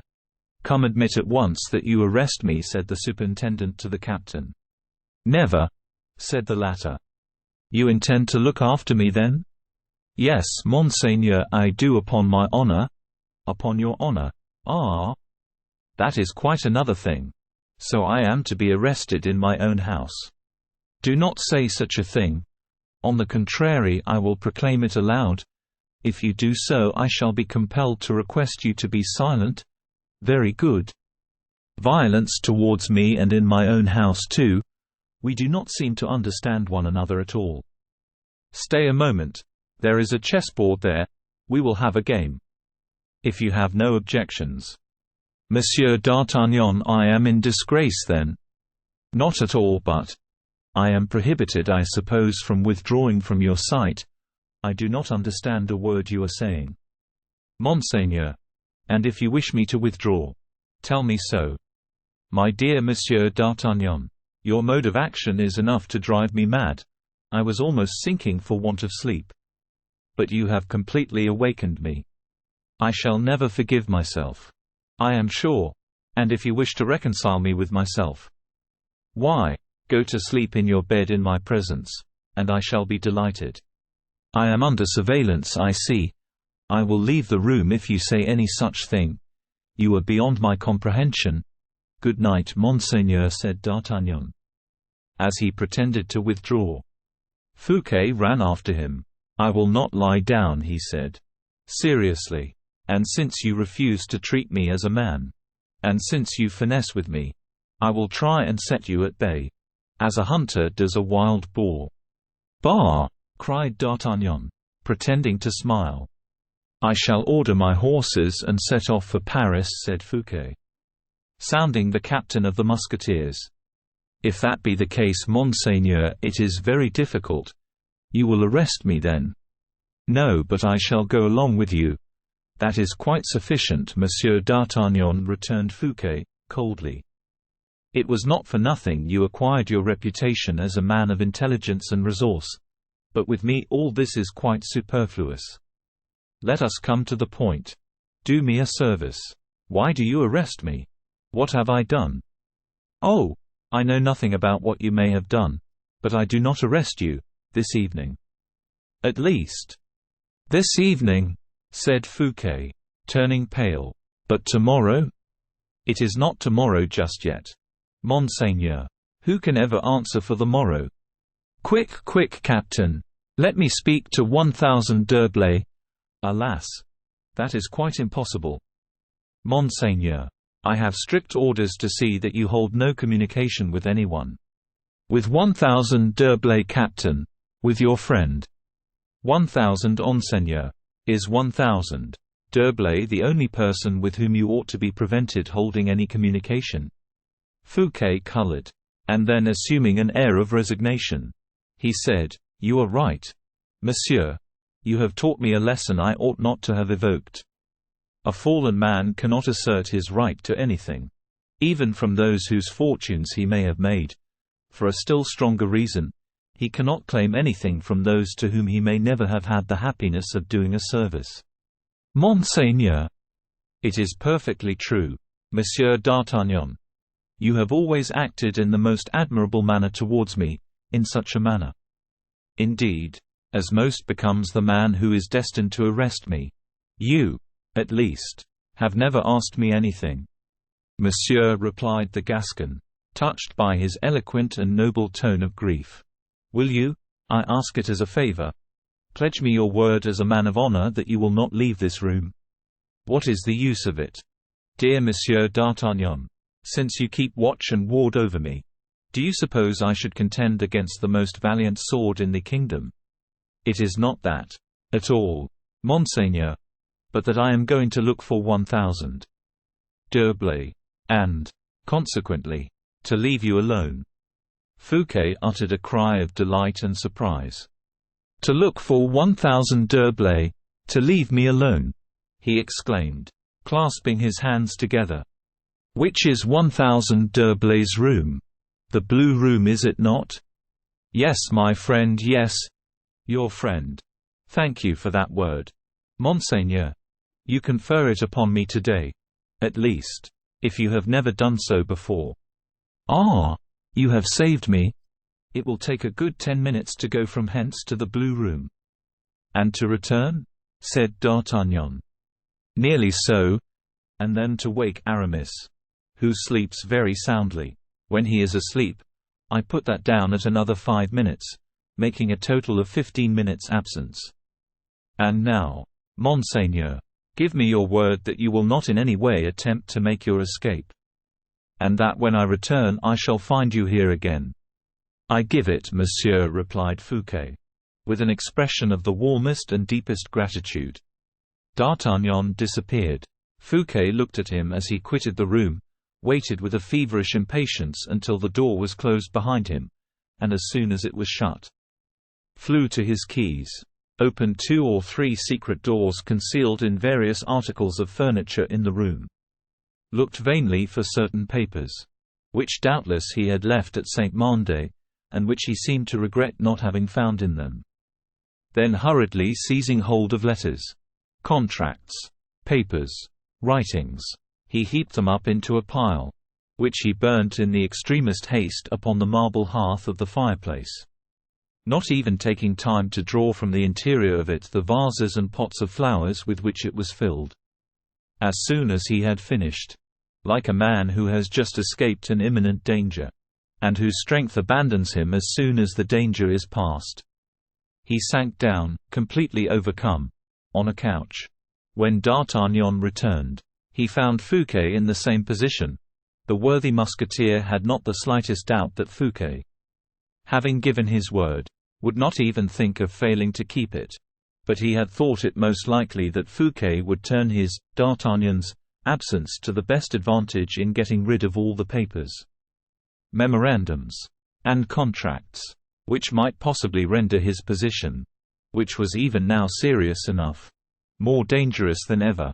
And so, lifting up his head like a dog who has regained the scent, he perceived an odor resembling smoke he had relied on finding in the atmosphere, and having found it, made a movement of his head in token of satisfaction. As D'Artagnan entered, Fouquet, on his side, raised his head, and not one of D'Artagnan's movements escaped him. And then the looks of the 2 men met, and they both saw that they had understood each other without exchanging a syllable. "Well?" asked Fouquet, the first to speak. "And 1,000 d'Herblay?" "Upon my word, monseigneur," replied D'Artagnan. 1,000 d'Herblay must be desperately fond of walking out at night, and composing verses by moonlight in the park of Vaux, with some of your poets. In all probability, for he is not in his own room." "What? Not in his own room?" cried Fouquet, whose last hope thus escaped him. For unless he could ascertain in what way the Bishop of Vannes could assist him, he perfectly well knew that he could expect assistance from no other quarter. "Or indeed," continued D'Artagnan, "if he is in his own room, he has very good reasons for not answering. But surely you did not call him in such a manner that he could have heard you? You can hardly suppose, monseigneur, that having already exceeded my orders, which forbade me leaving you a single moment, you can hardly suppose, I say, that I should have been mad enough to rouse the whole house and allow myself to be seen in the corridor of the Bishop of Vannes, in order that 1,000 Colbert might state with positive certainty that I gave you time to burn your papers." "My papers?" "Of course. At least that is what I should have done in your place. When anyone opens a door for me, I always avail myself of it." "Yes, yes, and I thank you, for I have availed myself of it, and you have done perfectly right. Every man has his own peculiar secrets with which others have nothing to do. But let us return to Aramis, monseigneur." "Well, then, I tell you, you could not have called loud enough, or Aramis would have heard you. However softly anyone may call Aramis, monseigneur, Aramis always hears when he has an interest in hearing. I repeat what I said before. Aramis was not in his own room. Or Aramis had certain reasons for not recognizing my voice, of which I am ignorant, and of which you may be even ignorant yourself. Notwithstanding your liege man is his greatness the Lord Bishop of Vannes." Fouquet drew a deep sigh, rose from his seat, took 3 or 4 turns in his room, and finished by seating himself, with an expression of extreme dejection, upon his magnificent bed with velvet hangings, and costliest lace. D'Artagnan looked at Fouquet with feelings of the deepest and sincerest pity. "I have seen a good many men arrested in my life," said the musketeer, sadly. "I have seen both 1,000 de Cinq 1,000 Ars and 1,000 de Chalais arrested, though I was very young then. I have seen 1,000 de Conde arrested with the princes. I have seen 1,000 de Retz arrested. I have seen 1,000 Broussel arrested. Stay a moment. Monseigneur. It is disagreeable to have to say, but the very one of all those whom you most resemble at this moment was that poor fellow Broussel. You were very near doing as he did. Putting your dinner napkin in your portfolio. And wiping your mouth with your papers. Mordieu, Monseigneur Fouquet. A man like you ought not to be dejected in this manner. Suppose your friends saw you? Monsieur d'Artagnan, returned the surintendant, with a smile full of gentleness. You do not understand me. It is precisely because my friends are not looking on that I am as you see me now. I do not live, exist even, isolated from others. I am nothing when left to myself. Understand that throughout my whole life I have passed every moment of my time in making friends, whom I hope to render my stay and support. In times of prosperity, all these cheerful, happy voices, rendered so through and by my means, formed in my honor a concert of praise and kindly actions. In the least disfavor, these humbler voices accompanied in harmonious accents the murmur of my own heart. Isolation I have never yet known. Poverty, a phantom I have sometimes beheld. Clad in rags, awaiting me at the end of my journey through life, poverty has been the spectre with which many of my own friends have trifled for years past, which they poetize and caress, and which has attracted me towards them. Poverty, I accept it, acknowledge it, receive it, as a disinherited sister, for poverty is neither solitude, nor exile, nor imprisonment. Is it likely I shall ever be poor? With such friends as Polisson, as La Fontaine, as Molière, with such a mistress as, oh, if you knew how utterly lonely and desolate I feel at this moment, and how you, who separate me from all I love, seem to resemble the image of solitude, of annihilation, death itself. But I have already told you, Monsieur Fouquet, replied D'Artagnan, moved to the depths of his soul, that you are woefully exaggerating. The king likes you. No, no, said Fouquet, shaking his head. 1000 Colbert hates you? 1000 Colbert. What does that matter to me? He will ruin you. Ah! I defy him to do that, for I am ruined already. At this singular confession of the superintendent, D'Artagnan cast his glance all round the room, and although he did not open his lips, Fouquet understood him so thoroughly that he added, "What can be done with such wealth of substance as surrounds us, when a man can no longer cultivate his taste for the magnificent? Do you know what good the greater part of the wealth and the possessions which we rich enjoy confer upon us, merely to disgust us, by their very splendor even, with everything which does not equal it? Vaux, you will say, and the wonders of Vaux. What of it? What boot these wonders? If I am ruined, how shall I fill with water the urns which my naiads bear in their arms, or force the air into the lungs of my tritons? To be rich enough, Monsieur d'Artagnan, a man must be too rich." D'Artagnan shook his head. "Oh, I know very well what you think," replied Fouquet, quickly. "If Vaux were yours, you would sell it, and would purchase an estate in the country, an estate which should have woods, orchards, and land attached, so that the estate should be made to support its master. With 40 millions you might—" 10 millions, interrupted D'Artagnan. "Not a million, my dear captain. No one in France is rich enough to give 2 millions for Vaux, and to continue to maintain it as I have done. No one could do it. No one would know how." "Well," said D'Artagnan, "in any case a million is not abject misery. It is not far from it." "My dear monsieur, but you do not understand me. No. I will not sell my residence at Vaux. I will give it to you, if you like." And Fouquet accompanied these words with a movement of the shoulders to which it would be impossible to do justice. "Give it to the king, you will make a better bargain." "The king does not require me to give it to him," said Fouquet.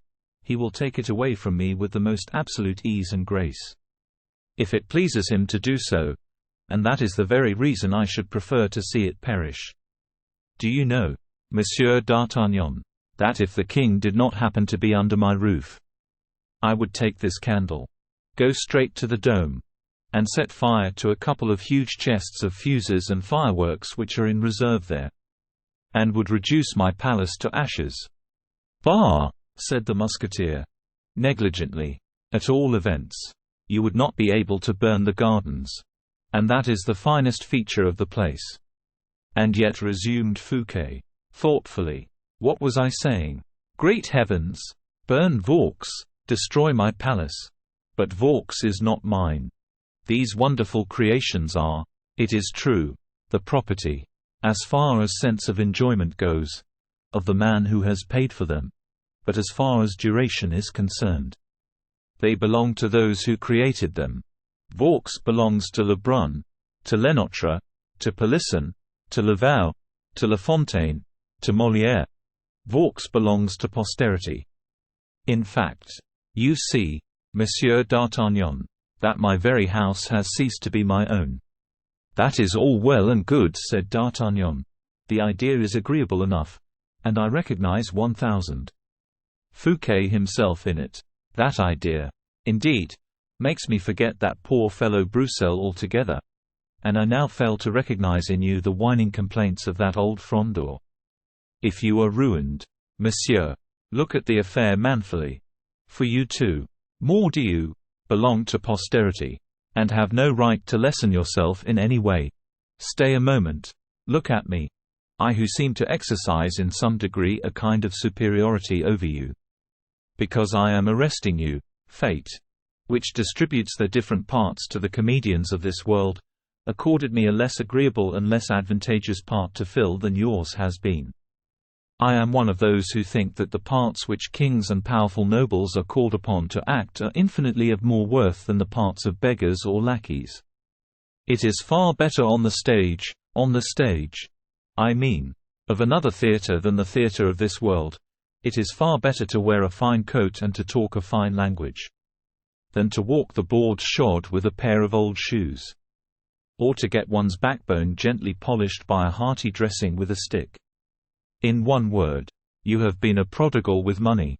You have ordered and been obeyed, have been steeped to the lips in enjoyment, while I have dragged my tether after me, have been commanded and have obeyed, and have drudged my life away. Well, although I may seem of such trifling importance beside you, Monseigneur, I do declare to you, that the recollection of what I have done serves me as a spur, and prevents me from bowing my old head too soon. I shall remain unto the very end a trooper, and when my turn comes, I shall fall perfectly straight, all in a heap, still alive, after having selected my place beforehand. Do as I do. Monsieur Fouquet, you will not find yourself the worse for it. A fall happens only once in a lifetime to men like yourself. And the chief thing is, to take it gracefully when the chance presents itself. There is a Latin proverb, the words have escaped me, but I remember the sense of it very well, for I have thought over it more than once, which says, "The end crowns the work." Fouquet rose from his seat, passed his arm round D'Artagnan's neck, and clasped him in a close embrace, whilst with the other hand he pressed his hand. "An excellent homily," he said, after a moment's pause. "A soldier's Monseigneur. You have a regard for me in telling me all that. Perhaps." Fouquet resumed his pensive attitude once more. And then, a moment after, he said, "Where can 1,000 D'Herblay be? I dare not ask you to send for him. You would not ask me, because I would not do it. Monsieur Fouquet, people would learn it. And Aramis, who is not mixed up with the affair, might possibly be compromised and included in your disgrace." "I will wait here till daylight," said Fouquet. "Yes, that is best. What shall we do when daylight comes?" "I know nothing at all about it, Monseigneur. Monsieur d'Artagnan, will you do me a favor?" "Most willingly." "You guard me. I remain. You are acting in the full discharge of your duty, I suppose?" "Certainly." "Very good. Then, remain as close to me as my shadow if you like, and I infinitely prefer such a shadow to anyone else." D'Artagnan bowed to the compliment. "But," Forget that you are Monsieur d'Artagnan, captain of the Musketeers. Forget that I am Monsieur Fouquet, surintendant of the finances, and let us talk about my affairs." "That is rather a delicate subject." "Indeed." "Yes. But, for your sake, Monsieur Fouquet, I will do what may almost be regarded as an impossibility." "Thank you. What did the king say to you?" "Nothing." "Ah. Is that the way you talk?" "The deuce! What do you think of my situation?" "I do not know. However, unless you have some ill feeling against me, your position is a difficult one." "In what respect?" "Because you are under your own roof. However difficult it may be, I understand it very well." "Do you suppose that, with anyone else but yourself, I should have shown so much frankness?" "What, so much frankness, do you say? You, who refused to tell me the slightest thing?" "At all events then so much ceremony and consideration." "Ah. I have nothing to say in that respect." "One moment. Monseigneur, let me tell you how I should have behaved towards anyone but yourself. It might be that I happened to arrive at your door just as your guests or your friends had left you, or, if they had not gone yet, I should wait until they were leaving, and should then catch them one after the other. Like rabbits, I should lock them up quietly enough. I should steal softly along the carpet of your corridor, and with one hand upon you. Before you suspected the slightest thing amiss, I should keep you safely until my master's breakfast in the morning. In this way, I should just the same have avoided all publicity, all disturbance, all opposition, but there would also have been no warning for 1,000. Fouquet. No consideration for his feelings. None of those delicate concessions which are shown by persons who are essentially courteous in their natures. Whenever the decisive moment may arrive. Are you satisfied with the plan? It makes me shudder. I thought you would not like it. It would have been very disagreeable to have made my appearance tomorrow, without any preparation, and to have asked you to deliver up your sword. Oh, monsieur, I should have died of shame and anger. Your gratitude is too eloquently expressed. I have not done enough to deserve it, I assure you. Most certainly, monsieur, you will never get me to believe that. Well, then, monseigneur, if you are satisfied with what I have done, and have somewhat recovered from the shock which I prepared you for as much as I possibly could, let us allow the few hours that remain to pass away undisturbed. You are harassed, and should arrange your thoughts. I beg you. Therefore, go to sleep, or pretend to go to sleep, either on your bed, or in your bed. I will sleep in this armchair, and when I fall asleep, my rest is so sound that a cannon would not wake me." Fouquet smiled. "I expect, however," continued the Musketeer, "the case of a door being opened, whether a secret door, or any other, or the case of anyone going out of, or coming into, the room, for anything like that my ear is as quick and sensitive as the ear of a mouse. Creaking noises make me start. It arises, I suppose, from a natural antipathy to anything of the kind. Move about as much as you like. Walk up and down in any part of the room. Write, efface, destroy, burn. Nothing like that will prevent me from going to sleep or even prevent me from snoring. But do not touch either the key or the handle of the door, for I should start up in a moment, and that would shake my nerves and make me ill."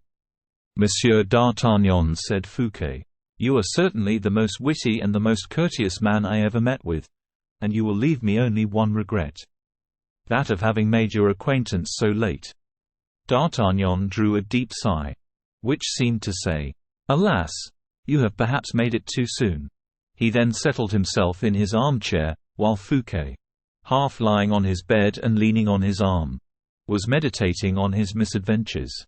In this way, both of them, leaving the candles burning, awaited the first dawn of the day, and when Fouquet happened to sigh too loudly, D'Artagnan only snored the louder. Not a single visit, not even from Aramis, disturbed their quietude. Not a sound even was heard throughout the whole vast palace. Outside, however, the guards of honor on duty, and the patrol of musketeers paced up and down, and the sound of their feet could be heard on the gravel walks. It seemed to act as an additional soporific for the sleepers, while the murmuring of the wind through the trees, and the unceasing music of the fountains whose waters tumbled in the basin, still went on uninterruptedly, without being disturbed at the slight noises and items of little moment that constitute the life and death of human nature.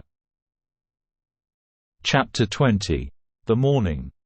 In vivid contrast to the sad and terrible destiny of the king imprisoned in the Bastille, and tearing, in sheer despair, the bolts and bars of his dungeon, the rhetoric of the chroniclers of old would not fail to present, as a complete antithesis, the picture of Philippe lying asleep beneath the royal canopy.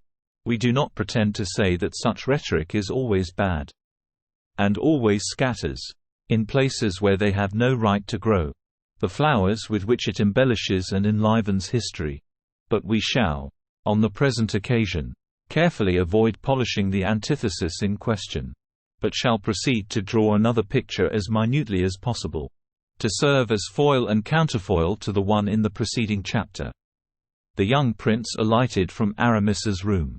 In the same way the king had descended from the apartment dedicated to Morpheus. The dome gradually and slowly sank down under Aramis's pressure, and Philippe stood beside the royal bed, which had ascended again after having deposited its prisoner in the secret depths of the subterranean passage. Alone. In the presence of all the luxury which surrounded him. Alone. In the presence of his power. Alone. With the part he was about to be forced to act. Philippe for the first time felt his heart, and mind, and soul expand beneath the influence of 1,000 mutable emotions, which are the vital throbs of a king's heart. He could not help changing color when he looked upon the empty bed, still tumbled by his brother's body. This mute accomplice had returned, after having completed the work it had been destined to perform. It returned with the traces of the crime. It spoke to the guilty author of that crime, with the frank and unreserved language which an accomplice never fears to use in the company of his companion in guilt, for it spoke the truth. Philippe bent over the bed, and perceived a pocket handkerchief lying on it, which was still damp from the cold sweat which had poured from Louis XIV's face. This sweat-bestained handkerchief terrified Philippe, as the gore of Abel frightened Cain. "I am face to face with my destiny," said Philippe, his eyes on fire, and his face a livid white.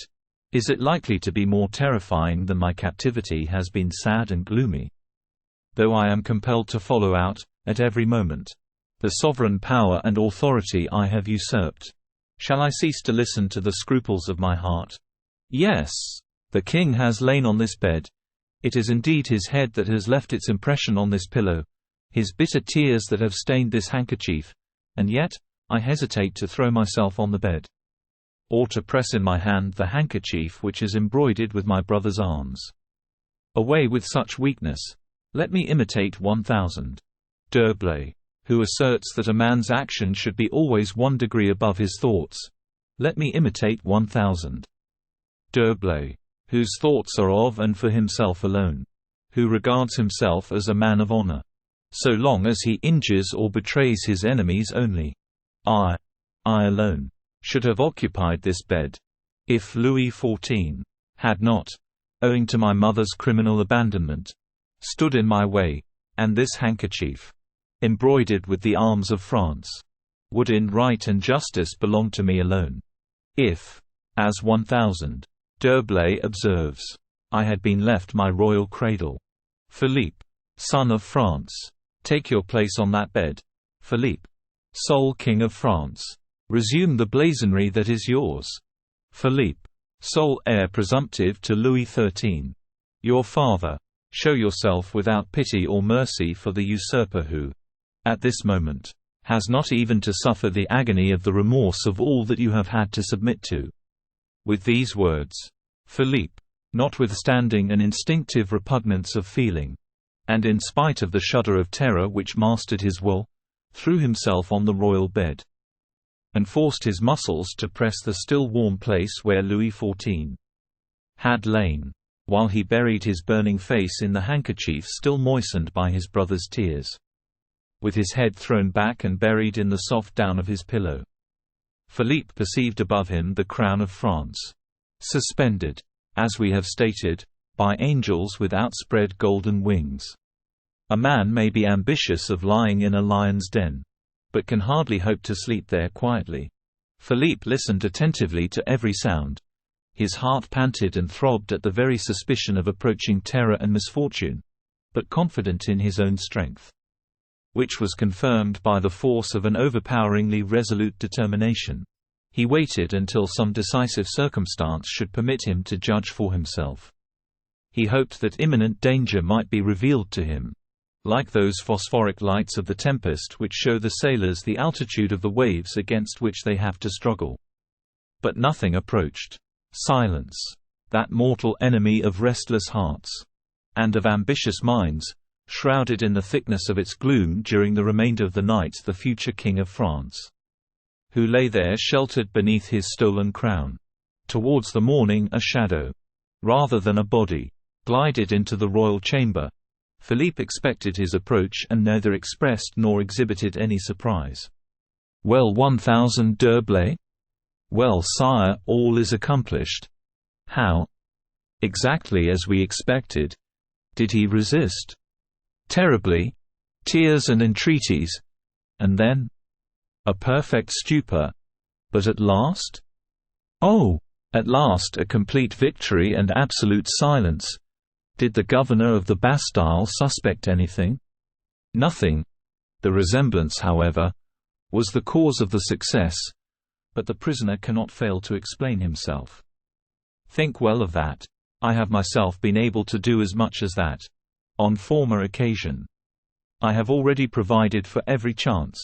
In a few days, sooner if necessary, we will take the captive out of his prison, and will send him out of the country, to a place of exile so remote. People can return from their exile, Monsieur d'Herblay, to a place of exile so distant. I was going to say that human strength and the duration of human life would not be enough for his return." Once more a cold look of intelligence passed between Aramis and the young king. "And 1000 du Vallon?" asked Philippe in order to change the conversation. "He will be presented to you today, and confidentially will congratulate you on the danger which that conspirator has made you run." "What is to be done with him?" "With 1000 du Vallon?" "Yes, confer a dukedom on him, I suppose." "A dukedom," replied Aramis, smiling in a significant manner. "Why do you laugh, Monsieur d'Herblay?" "I laugh at the extreme caution of your idea." "Cautious, why so?" "Your Majesty is doubtless afraid that poor Porthos may possibly become a troublesome witness, and you wish to get rid of him." "What? In making him a duke?" "Certainly. You would assuredly kill him, for he would die from joy, and the secret would die with him." "Good heavens!" "Yes," said Aramis, phlegmatically. "I should lose a very good friend at this moment." And in the middle of this idle conversation, under the light tone of which the two conspirators concealed their joy and pride at their mutual success, Aramis heard something which made him prick up his ears. "What is that?" said Philippe. "The dawn, sire." "Well?" "Well, before you retired to bed last night, you probably decided to do something this morning at break of day." "Yes, I told my captain of the Musketeers," replied the young man hurriedly. "That I should expect him. If you told him that, he will certainly be here, for he is a most punctual man. I hear a step in the vestibule. It must be he. Come, let us begin the attack," said the young king resolutely. "Be cautious, for heaven's sake. To begin the attack, and with D'Artagnan, would be madness. D'Artagnan knows nothing. He has seen nothing. He is 100 miles from suspecting our mystery in the slightest degree. But if he comes into this room the first this morning, he will be sure to detect something of what has taken place, and which he would imagine it his business to occupy himself about.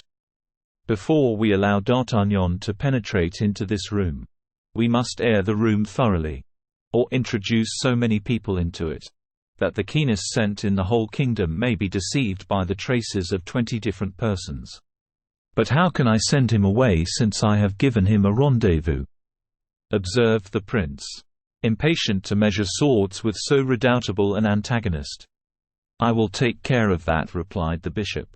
"And in order to begin, I am going to strike a blow which will completely stupefy our man." "He too is striking a blow, for I hear him at the door," added the prince, hurriedly. And, in fact, a knock at the door was heard at that moment. Aramis was not mistaken, for it was indeed D'Artagnan who adopted that mode of announcing himself. We have seen how he passed the night in philosophizing with 1,000 Fouquet, but the musketeer was very weary even of feigning to fall asleep. And as soon as earliest dawn illumined with its gloomy gleams of light the sumptuous cornices of the superintendent's room, D'Artagnan rose from his armchair, arranged his sword, brushed his coat and hat with his sleeve, like a private soldier getting ready for inspection. "Are you going out?" said Fouquet. "Yes, monseigneur, and you?" "I shall remain." "You pledge your word?" "Certainly." "Very good. Besides, my only reason for going out is to try and get that reply. You know what I mean." "That sentence you mean." "Stay. I have something of the old Roman in me. This morning, when I got up, I remarked that my sword had got caught in one of the aiguillettes, and that my shoulder belt had slipped quite off. That is an infallible sign." "Of prosperity?" "Yes. Be sure of it. For every time that confounded belt of mine stuck fast to my back, it always signified a punishment from 1,000 de Treville, or a refusal of money by 1,000 de 1,000 Azarin. Every time my sword hung fast to my shoulder belt, it always predicted some disagreeable commission or another for me to execute. And I have had showers of them all my life through. Every time, too, my sword danced about in its sheath. A duel, fortunate in its result, was sure to follow. Whenever it dangled about the calves of my legs, it signified a slight wound. Every time it fell completely out of the scabbard, I was booked, and made up my mind that I should have to remain on the field of battle, with 2 or 3 months under surgical bandages into the bargain." "I did not know your sword kept you so well informed," said Fouquet, with a faint smile, which showed how he was struggling against his own weakness. "Is your sword bewitched, or under the influence of some imperial charm?" "Why, you must know that my sword may almost be regarded as part of my own body. I have heard that certain men seem to have warnings given them by feeling something the matter with their legs, or a throbbing of their temples. With me, it is my sword that warns me. Well, it told me of nothing this morning. But, stay a moment. Look here. It has just fallen of its own accord into the last hole of the belt. Do you know what that is a warning of?" "No." "Well, that tells me of an arrest that will have to be made this very day." "Well," said the superintendent, more astonished than annoyed by this frankness, "if there is nothing disagreeable predicted to you by your sword, I am to conclude that it is not disagreeable for you to arrest me." "You? Arrest you?" "Of course the warning does not concern you, since you have been arrested ever since yesterday. It is not you I shall have to arrest. Be assured of that. That is the reason why I am delighted. And also the reason why I said that my day will be a happy one." And with these words, pronounced with the most affectionate graciousness of manner, the captain took leave of Fouquet in order to wait upon the king. He was on the point of leaving the room, when Fouquet said to him, "One last mark of kindness." "What is it, monseigneur?" 1,000 d'Herblay. Let me see, 1,000 Sieur d'Herblay. I am going to try and get him to come to you. D'Artagnan did not think himself so good a prophet. It was written that the day would pass away and realize all the predictions that had been made in the morning.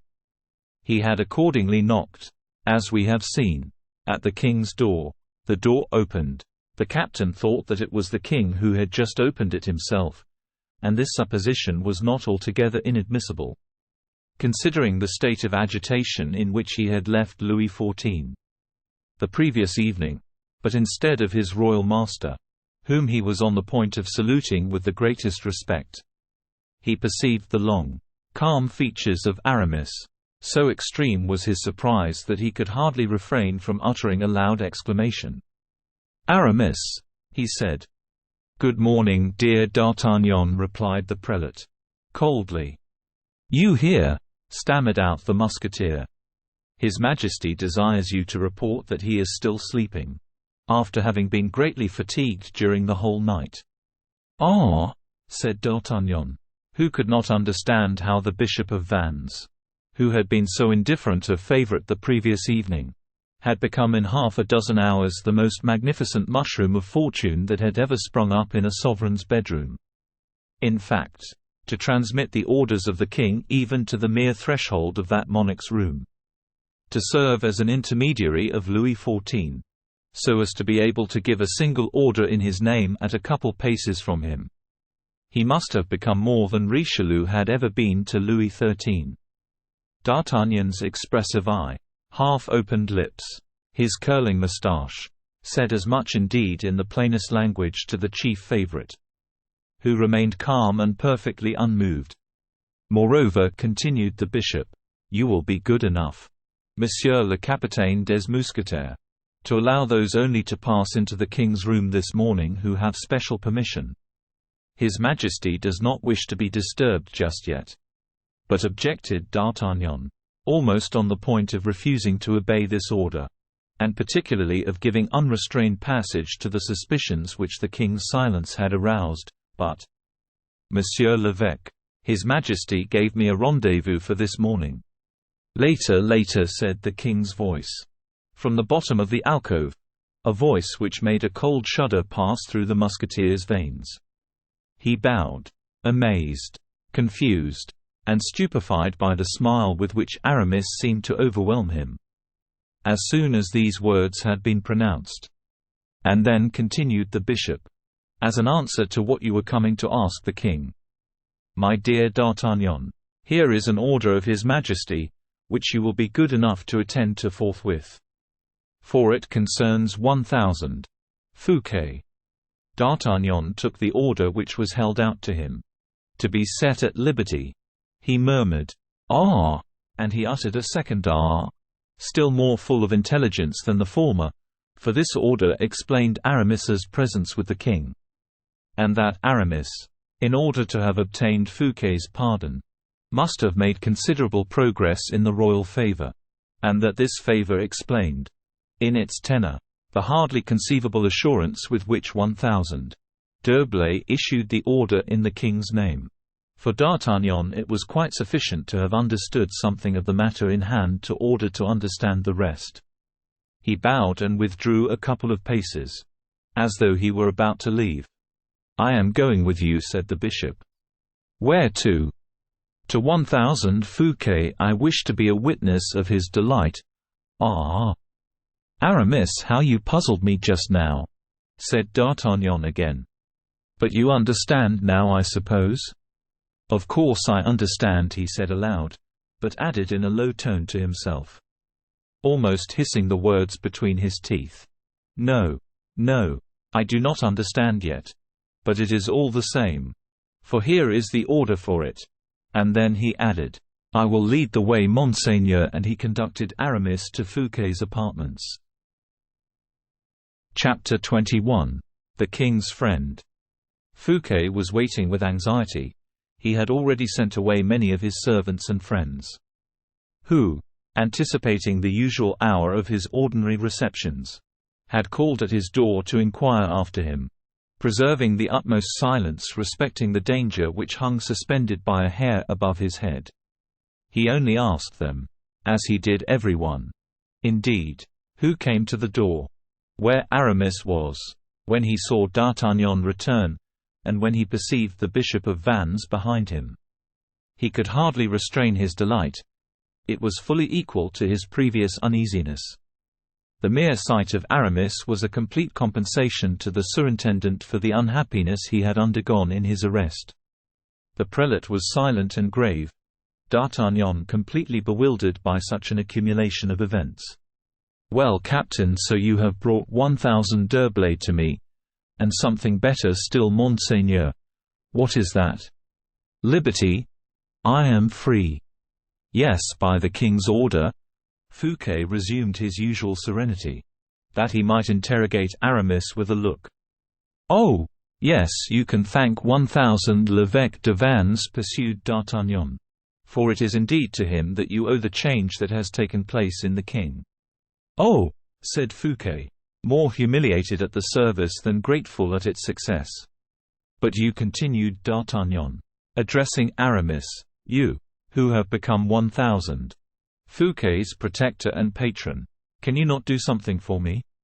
"Anything in the wide world you like, my friend," replied the bishop, in his calmest tones. "One thing only.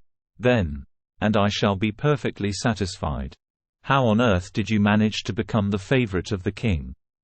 You who have never spoken to him more than twice in your life." "From a friend such as you are," said Aramis. "I cannot conceal anything." "Ah! Very good, tell me then." "Very well. You think that I have seen the king only twice, whilst the fact is I have seen him more than 100 times, only we have kept it very secret. That is all." And without trying to remove the color which at this revelation made D'Artagnan's face flush scarlet, Aramis turned towards 1,000. Fouquet, who was as much surprised as the musketeer. "Monseigneur," he resumed, "the king desires me to inform you that he is more than ever your friend, and that your beautiful fate, so generously offered by you on his behalf, has touched him to the very heart." And thereupon he saluted 1,000.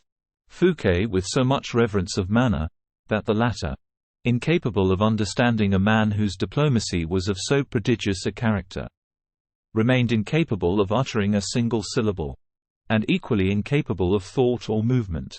D'Artagnan fancied he perceived that these two men had something to say to each other, and he was about to yield to that feeling of instinctive politeness which in such a case hurries a man towards the door, when he feels his presence is an inconvenience for others, but his eager curiosity, spurred on by so many mysteries, counseled him to remain. Aramis thereupon turned towards him, and said, in a quiet tone, "You will not forget, my friend, the king's order respecting those whom he intends to receive this morning on rising." These words were clear enough, and the musketeer understood them. He therefore bowed to Fouquet, and then to Aramis, to the latter with a slight admixture of ironical respect, and disappeared. No sooner had he left, than Fouquet, whose impatience had hardly been able to wait for that moment, darted towards the door to close it, and then returning to the bishop, he said, "My dear d'Herblay, I think it now high time you should explain all that has passed. For, in plain and honest truth, I do not understand anything." "We will explain all that to you," said Aramis, sitting down, and making Fouquet sit down also. "Where shall I begin?" "With this first of all, why does the king set me at liberty?" "You ought rather to ask me what his reason was for having you arrested." "Since my arrest, I have had time to think over it, and my idea is that it arises out of some slight feeling of jealousy. 1,000 why fate put 1,000 Colbert out of temper, and 1,000 Colbert discovered some cause of complaint against me. Belle Isle, for instance." "No, there is no question at all just now of Belle Isle. What is it then?" "Do you remember those receipts for 13 millions which 1,000 de Mazarin contrived to steal from you?" "Yes, of course." "Well, you are pronounced a public robber? Good heavens!" "Oh, that is not all.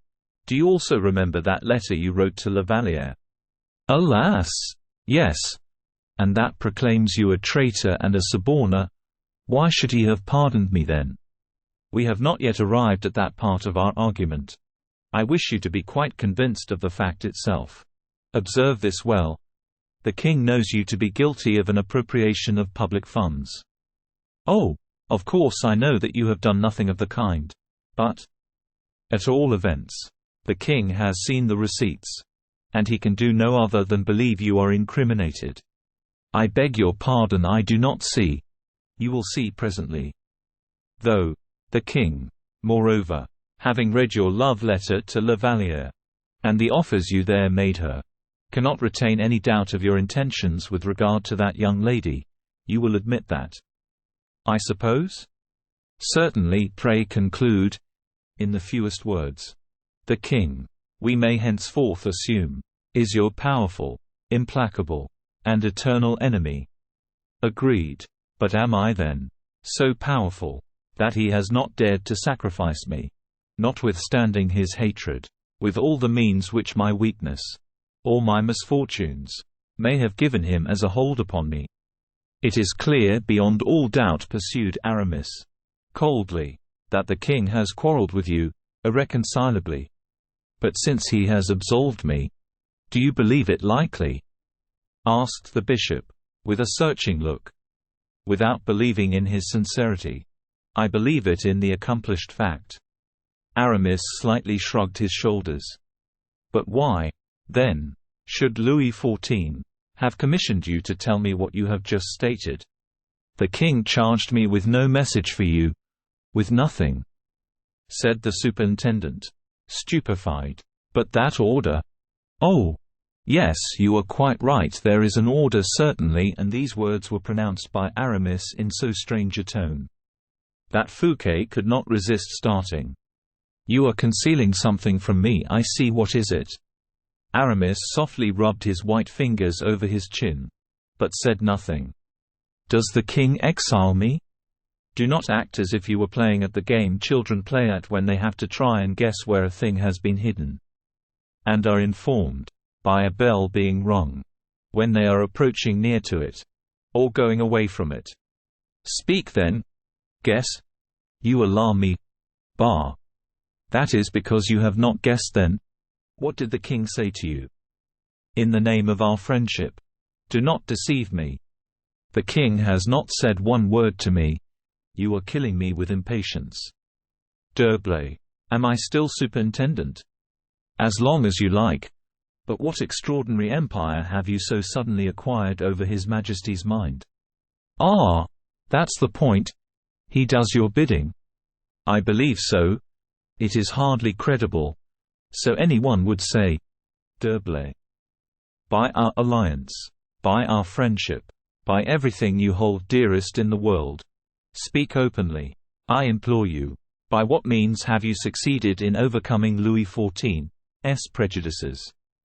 For he did not like you, I am certain. The king will like me now, said Aramis, laying stress upon the last word. You have something particular then between you? Yes. A secret perhaps? A secret? A secret of such a nature as to change His Majesty's interests?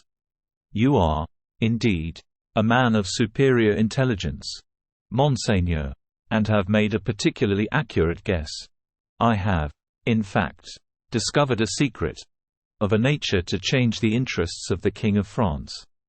Ah, said Fouquet, with the reserve of a man who does not wish to ask any more questions. And you shall judge of it yourself, pursued Aramis, and you shall tell me if I am mistaken with regard to the importance of this secret. I am listening. Since you are good enough to unbosom yourself to me, only do not forget that I have asked you about nothing which it may be indiscreet in you to communicate. Aramis seemed, for a moment, as if he were collecting himself. Do not speak, said Fouquet. There is still time enough.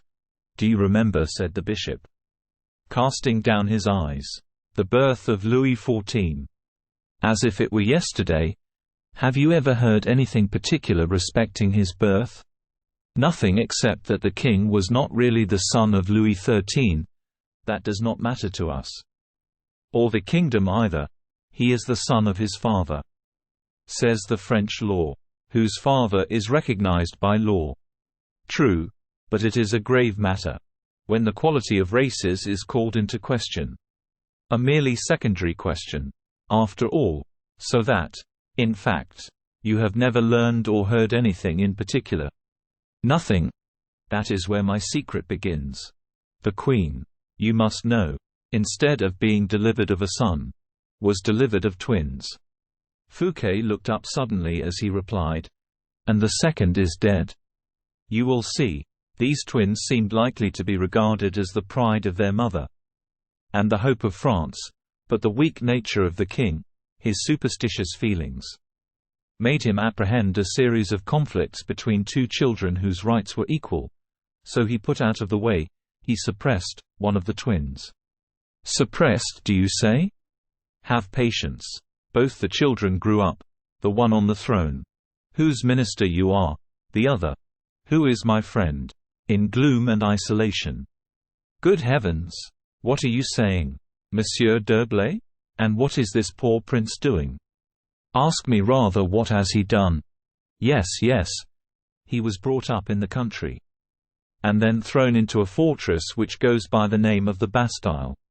"Is it possible?" cried the surintendant, clasping his hands.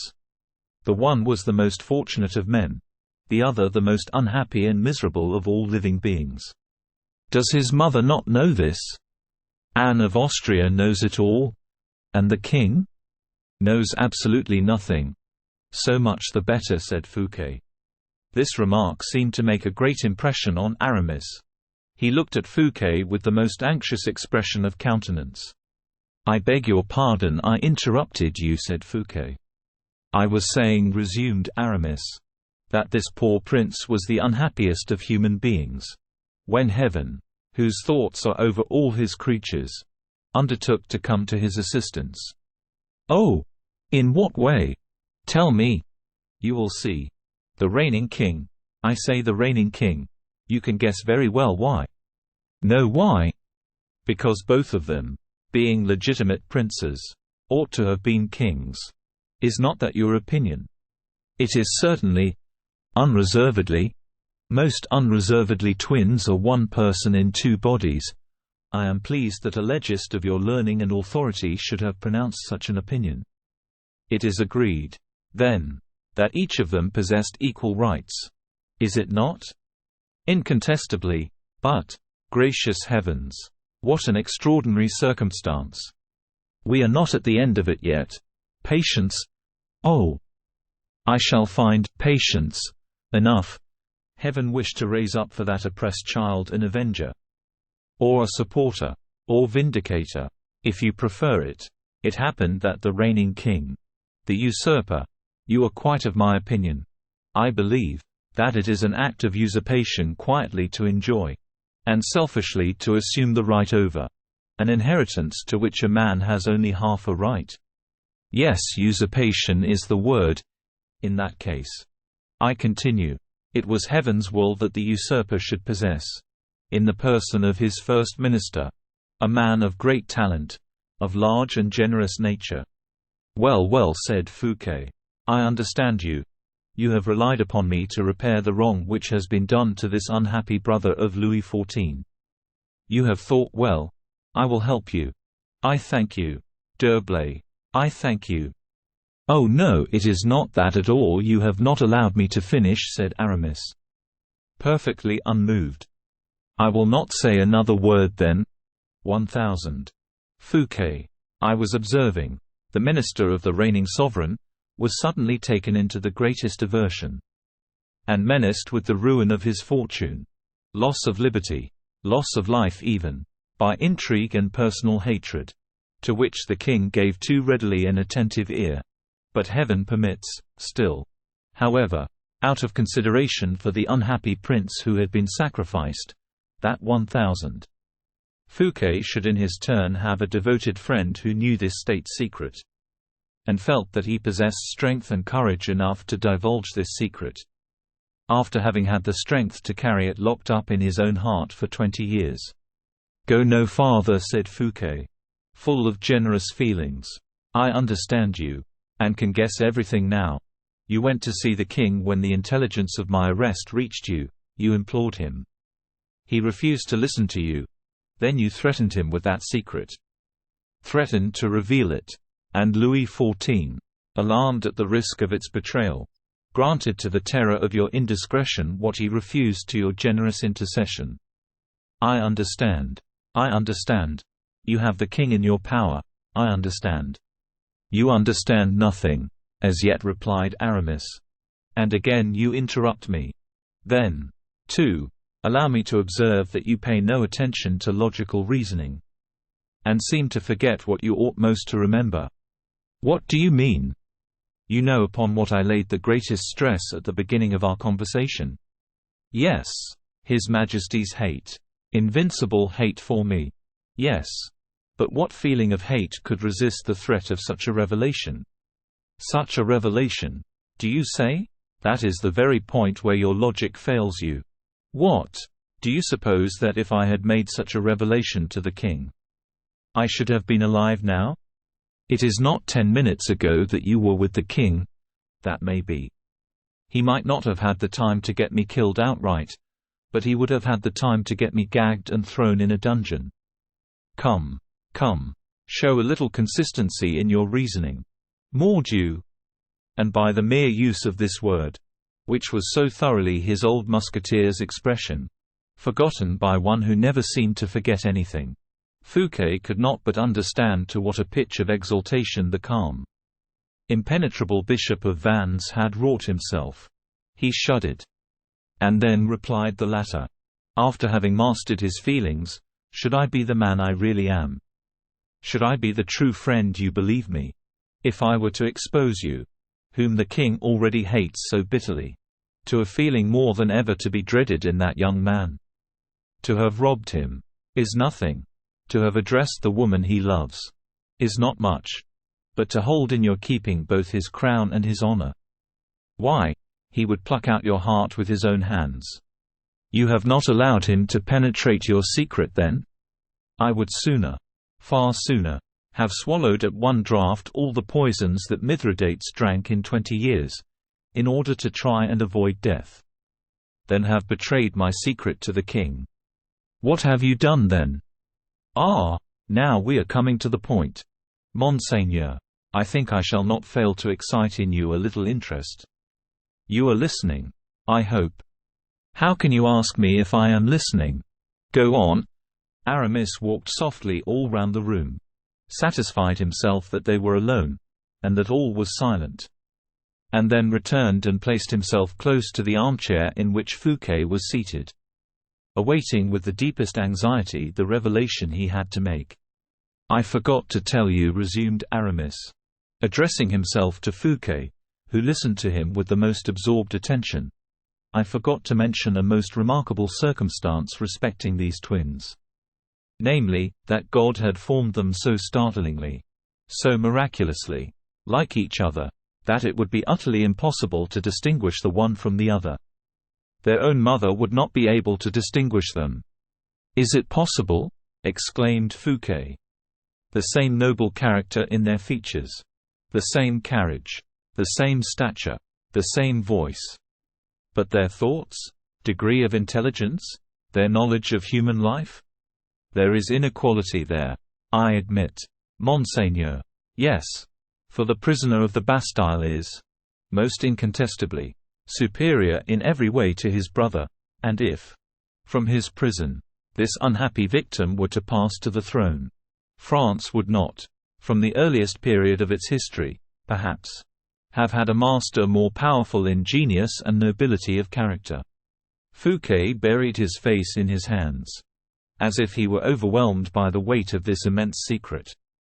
Aramis approached him.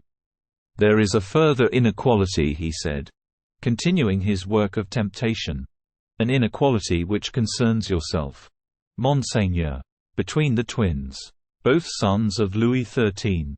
Namely, the last comer does not know 1000. Colbert." Fouquet raised his head immediately. His features were pale and distorted. The bolt had hit its mark, not his heart, but his mind and comprehension. "I understand you," he said to Aramis. "You are proposing a conspiracy to me." "Something like it. One of those attempts which, as you said at the beginning of this conversation, alters the fate of empires?" "And of superintendents too, yes, Monseigneur. In a word, you propose that I should agree to the substitution of the son of Louis XIII, who is now a prisoner in the Bastille, For the son of Louis XIII. Who is at this moment asleep in the chamber of Morpheus?" Aramis smiled with the sinister expression of the sinister thought which was passing through his brain. "Exactly," he said. "Have you thought?" continued Fouquet, becoming animated with that strength of talent which in a few seconds originates and matures the conception of a plan, and with that largeness of view which foresees all consequences, and embraces every result at a glance. Have you thought that we must assemble the nobility, the clergy, and the third estate of the realm, that we shall have to depose the reigning sovereign, to disturb by so frightful a scandal the tomb of their dead father, to sacrifice the life, the honor of a woman, Anne of Austria, the life and peace of mind and heart of another woman, Maria Theresa, and suppose that it were all done, if we were to succeed in doing it? I do not understand you," continued Aramis coldly. "There is not a single syllable of sense in all you have just said." "What?" said the superintendent, surprised. "A man like you refused to view the practical bearing of the case. Do you confine yourself to the childish delight of a political illusion, and neglect the chances of its being carried into execution? In other words, the reality itself. Is it possible?" "My friend," said Aramis, emphasizing the word with a kind of disdainful familiarity, "what does heaven do in order to substitute one king for another?" "Heaven!" exclaimed Fouquet. "Heaven gives directions to its agent, who seizes upon the doomed victim, hurries him away, and seats the triumphant rival on the empty throne. But you forget that this agent is called Death." "Oh, Monsieur d'Herblay, in heaven's name, tell me if you have had the idea." "There is no question of that." "Monseigneur, you are going beyond the object in view. Who spoke of Louis XIV's death? Who spoke of adopting the example which heaven sets in following out the strict execution of its decrees? No. I wish you to understand that heaven effects its purposes without confusion or disturbance, without exciting comment or remark, without difficulty or exertion, and that men, inspired by heaven, succeed like heaven itself, in all their undertakings, in all they attempt, in all they do." "What do you mean?" "I mean, my friend," returned Aramis, with the same intonation on the word friend that he had applied to it the first time, "I mean that if there has been any confusion, scandal, and even effort in the substitution of the prisoner for the king, I defy you to prove it." "What?" cried Fouquet, whiter than the handkerchief with which he wiped his temples. "What do you say?" "Go to the king's apartment," continued Aramis, tranquilly, "and you who know the mystery, I defy even you to perceive that the prisoner of the Bastille is lying in his brother's bed." "But the king," stammered Fouquet, seized with horror at the intelligence. "What king?" said Aramis, in his gentlest tone. "The one who hates you, or the one who likes you?" "The king of yesterday." "The king of yesterday. Be quite easy on that score. He has gone to take the place in the Bastille which his victim occupied for so many years." "Great God! And who took him there?" "One. You." "Yes. And in the simplest way. I carried him away last night, while he was descending into midnight. The other was ascending into day. I do not think there has been any disturbance whatever. A flash of lightning without thunder awakens nobody." Fouquet uttered a thick, smothered cry, as if he had been struck by some invisible blow, and clasping his head between his clenched hands, he murmured, "You did that? Cleverly enough too. What do you think of it? You dethroned the king? Imprisoned him too?" "Yes, that has been done." "And such an action was committed here at Vaux?" "Yes. Here. At Vaux. In the chamber of Morpheus. It would almost seem that it had been built in anticipation of such an act." "And at what time did it occur?" "Last night between 12 and 1 o'clock." Fouquet made a movement as if he were on the point of springing upon Aramis. He restrained himself. "At Vaux under my roof," he said, in a half-strangled voice. "I believe so, for it is still your house." and it is likely to continue so. Since 1000. Colbert cannot rob you of it now. It was under my roof then, monsieur, that you committed this crime?" "This crime?"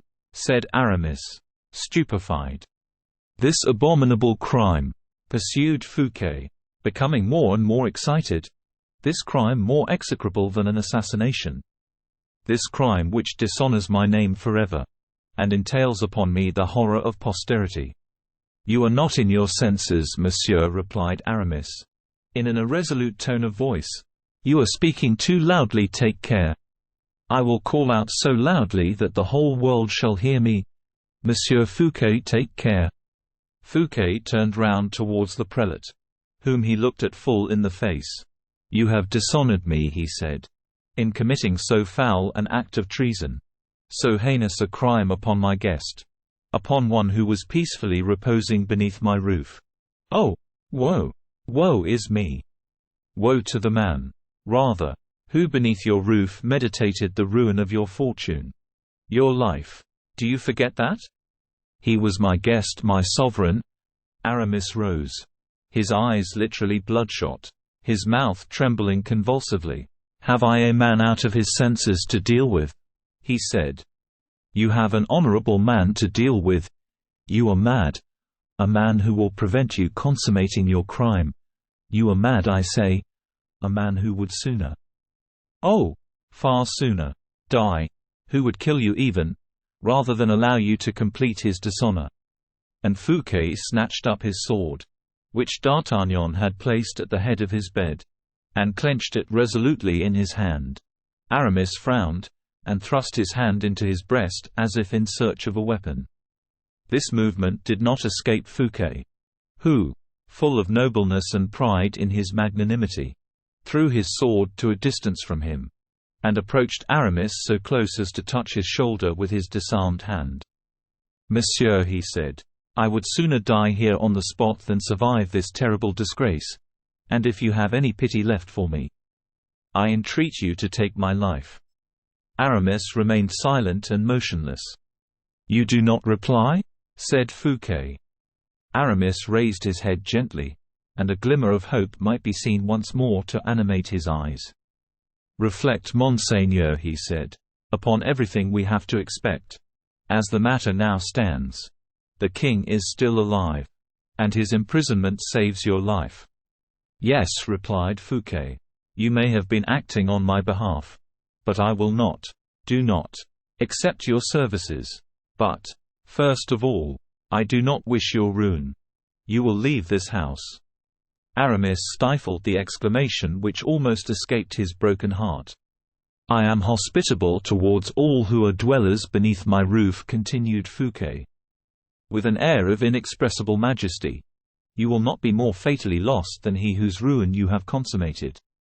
"You will be so," said Aramis, in a hoarse, prophetic voice. "You will be so. Believe me. I accept the augury, Monsieur d'Herblay, but nothing shall prevent me, nothing shall stop me. You will leave Vaux. You must leave France. I give you 4 hours to place yourself out of the king's reach." "4 hours?" said Aramis, scornfully and incredulously. "Upon the word of Fouquet. No one shall follow you before the expiration of that time. You will therefore have 4 hours advance of those whom the king may wish to dispatch after you." "4 hours," repeated Aramis, in a thick, smothered voice. "It is more than you will need to get on board a vessel and flee to Belle Isle, which I give you as a place of refuge." "Ah!" murmured Aramis. "Belle Isle is as much mine for you as Vaux is mine for the king. Go, d'Herblay, go, as long as I live. Not a hair of your head shall be injured." "Thank you," said Aramis, with a cold irony of manner. "Go at once, then, and give me your hand, before we both hasten away. You to save your life, I to save my honor." Aramis withdrew from his breast the hand he had concealed there. It was stained with his blood. He had dug his nails into his flesh, as if in punishment for having nursed so many projects, more vain, insensate, and fleeting than the life of the man himself. Fouquet was horror-stricken, and then his heart smote him with pity. He threw open his arms as if to embrace him. "I had no arms," murmured Aramis, as wild and terrible in his wrath as the shade of Dido. And then, without touching Fouquet's hand, he turned his head aside and stepped back a pace or two. His last word was an imprecation, his last gesture a curse, which his blood-stained hand seemed to invoke, as it sprinkled on Fouquet's face a few drops of blood which flowed from his breast. And both of them darted out of the room by the secret staircase which led down to the inner courtyard. Fouquet ordered his best horses, while Aramis paused at the foot of the staircase which led to Porthos's apartment. He reflected profoundly and for some time, while Fouquet's carriage left the courtyard at full gallop. "Shall I go alone?" said Aramis to himself. "Or warn the prince? Oh, fury! Warn the prince. And then, do what? Take him with me? To carry this accusing witness about with me everywhere? War, too, would follow, civil war. Implacable in its nature. And without any resource save myself. It is impossible. What could he do without me? Oh, without me he will be utterly destroyed. Yet who knows, let destiny be fulfilled, condemned he was. Let him remain so then. Good or evil spirit, gloomy and scornful power, whom men call the genius of humanity, thou art a power more restlessly uncertain, more baselessly useless, than wild mountain wind. Chance, thou terms it thyself, but thou art nothing. Thou inflamest everything with thy breath, crumblest mountains at thy approach, and suddenly art thyself destroyed at the presence of the cross of dead wood behind which stand another power invisible like thyself, whom thou deniest. Perhaps, but whose avenging hand is on thee, and hurls thee in the dust dishonored and unnamed. Lost. I am lost. What can be done? Flee to Belle Isle? Yes. And leave Porthos behind me, to talk and relate the whole affair to everyone. Porthos, too, who will have to suffer for what he has done. I will not let poor Porthos suffer. He seems like one of the members of my own frame, and his grief or misfortune would be mine as well. Porthos shall leave with me, and shall follow my destiny. It must be so." And Aramis, apprehensive of meeting anyone to whom his hurried movements might appear suspicious, ascended the staircase without being perceived. Porthos, so recently returned from Paris, was already in a profound sleep. His huge body forgot its fatigue, as his mind forgot its thoughts. Aramis entered, light as a shadow, and placed his nervous grasp on the giant's shoulder. "Come, Porthos," he cried. "Come." Porthos obeyed, rose from his bed, opened his eyes, even before his intelligence seemed to be aroused. "We leave immediately," said Aramis. "Ah," returned Porthos. "We shall go mounted and faster than we have ever gone in our lives." "Ah," repeated Porthos. "Dress yourself, my friend," and he helped the giant to dress himself, and thrust his gold and diamonds into his pocket. Whilst he was thus engaged, a slight noise attracted his attention, and on looking up, he saw D'Artagnan watching them through the half-open door. Aramis started. "What the devil are you doing there in such an agitated manner?" said the musketeer. "Hush," said Porthos. "We are going off on a mission of great importance," added the bishop. "You are very fortunate," said the musketeer. "Oh dear me," said Porthos. "I feel so wearied. I would far sooner have been fast asleep. But the service of the king." "Have you seen 1000 Fouquet?" said Aramis to D'Artagnan. "Yes, this very minute in a carriage." "What did he say to you?" "Adieu. Nothing more." "Was that all?" "What else do you think he could say? Am I worth anything now, since you have got into such high favor?" "Listen," said Aramis, embracing the musketeer. "Your good times are returning again. You will have no occasion to be jealous of anyone." "Ah, bah! I predict that something will happen to you today which will increase your importance more than ever." "Really?" "You know that I know all the news." "Oh yes. Come Porthos, are you ready? Let us go." "I am quite ready, Aramis.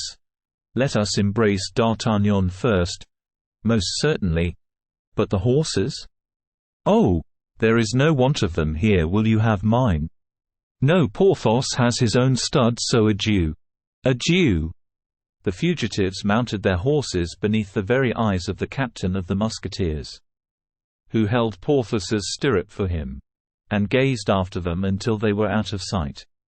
On any other occasion, thought the Gascon, I should say that those gentlemen were making their escape, but in these days politics seem so changed that such an exit is termed going on a mission.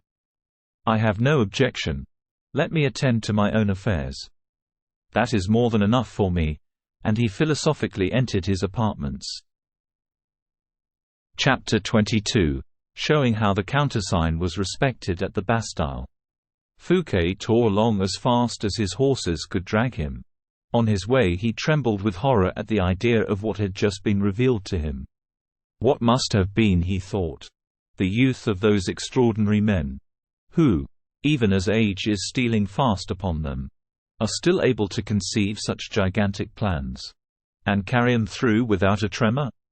At one moment he could not resist the idea that all Aramis had just been recounting to him was nothing more than a dream, and whether the fable itself was not the snare, so that when Fouquet arrived at the Bastille, he might possibly find an order of arrest, which would send him to join the dethroned king. Strongly impressed with this idea, he gave certain sealed orders on his route, while fresh horses were being harnessed to his carriage. These orders were addressed to 1,000. D'Artagnan and to certain others whose fidelity to the king was far above suspicion. "In this way," said Fouquet to himself, "prisoner or not, I shall have performed the duty that I owe my honor. The orders will not reach them until after my return, if I should return free, and consequently they will not have been unsealed. I shall take them back again. If I am delayed, it will be because some misfortune will have befallen me, and in that case assistance will be sent for me as well as for the king." Prepared in this manner, the superintendent arrived at the Bastille. He had travelled at the rate of 5 leagues and a half the hour. Every circumstance of delay which Aramis had escaped in his visit to the Bastille befell Fouquet. It was useless giving his name, equally useless his being recognized. He could not succeed in obtaining an entrance. By dint of entreaties, threats, commands, he succeeded in inducing a sentinel to speak to one of the subalterns, who went and told the major. As for the governor, they did not even dare disturb him. Fouquet sat in his carriage, at the outer gate of the fortress, chafing with rage and impatience, awaiting the return of the officers, who at last reappeared with a sufficiently sulky air. "Well," said Fouquet, impatiently, "what did the major say?" "Well, monsieur," replied the soldier, "the major laughed in my face. He told me that 1,000. Fouquet was at Vaux, and that even were he at Paris, 1,000.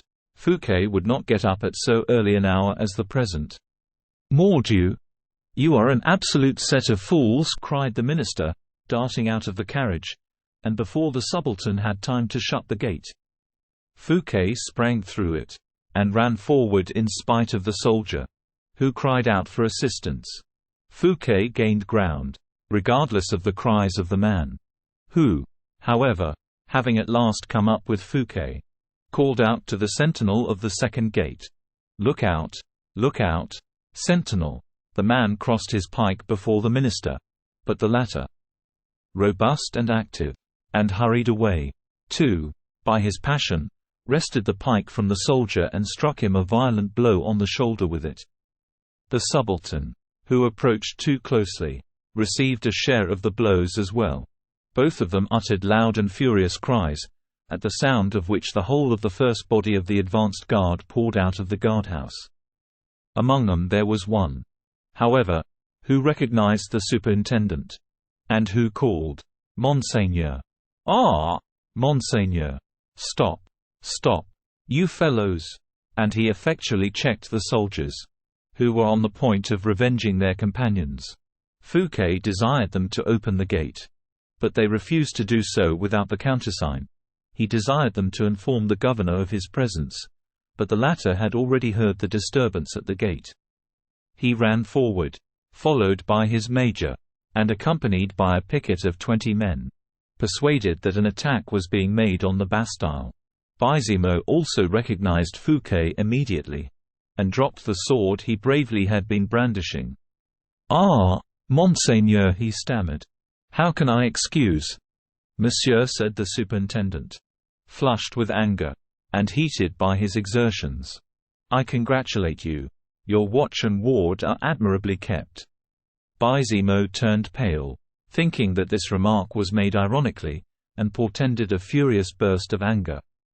But Fouquet had recovered his breath, and, beckoning the sentinel and the subaltern, who were rubbing their shoulders, towards him, he said, "There are 20 pistoles for the sentinel, and 50 for the officer. Pray receive my compliments, gentlemen. I will not fail to speak to His Majesty about you. And now, 1,000. Baizimo, a word with you." And he followed the governor to his official residence, accompanied by a murmur of general satisfaction. Baizimo was already trembling with shame and uneasiness. Aramis's early visit, from that moment, seemed to possess consequences, which a functionary such as he, Baizimo, was perfectly justified in apprehending. It was quite another thing, however, when Fouquet, in a sharp tone of voice, and with an imperious look, said, "You have seen 1,000 d'Herblay this morning?" "Yes, Monseigneur." "And are you not horrified at the crime of which you have made yourself an accomplice?" "Well thought, Baizimo. Good so far." And then he added, aloud, "But what crime, Monseigneur, do you allude to?" "That for which you can be quartered alive." "Monsieur, do not forget that. But this is not a time to show anger. Conduct me immediately to the prisoner." "To what prisoner?" said Baizimo, trembling. "You pretend to be ignorant? Very good. It is the best plan for you, perhaps, for if, in fact, you were to admit your participation in such a crime, it would be all over with you. I wish, therefore, to seem to believe in your assumption of ignorance. I entreat you, Monseigneur. That will do. Lead me to the prisoner." "To Marchiali." "Who is Marchiali?" "The prisoner who was brought back this morning by 1,000 d'Herblay. He is called Marchiali," said the superintendent, his conviction somewhat shaken by Baizimo's cool manner. "Yes, Monseigneur, that is the name under which he was inscribed here." Fouquet looked steadily at Baizimo, as if he would read his very heart, and perceived, with that clear-sightedness most men possess who are accustomed to the exercise of power, that the man was speaking with perfect sincerity.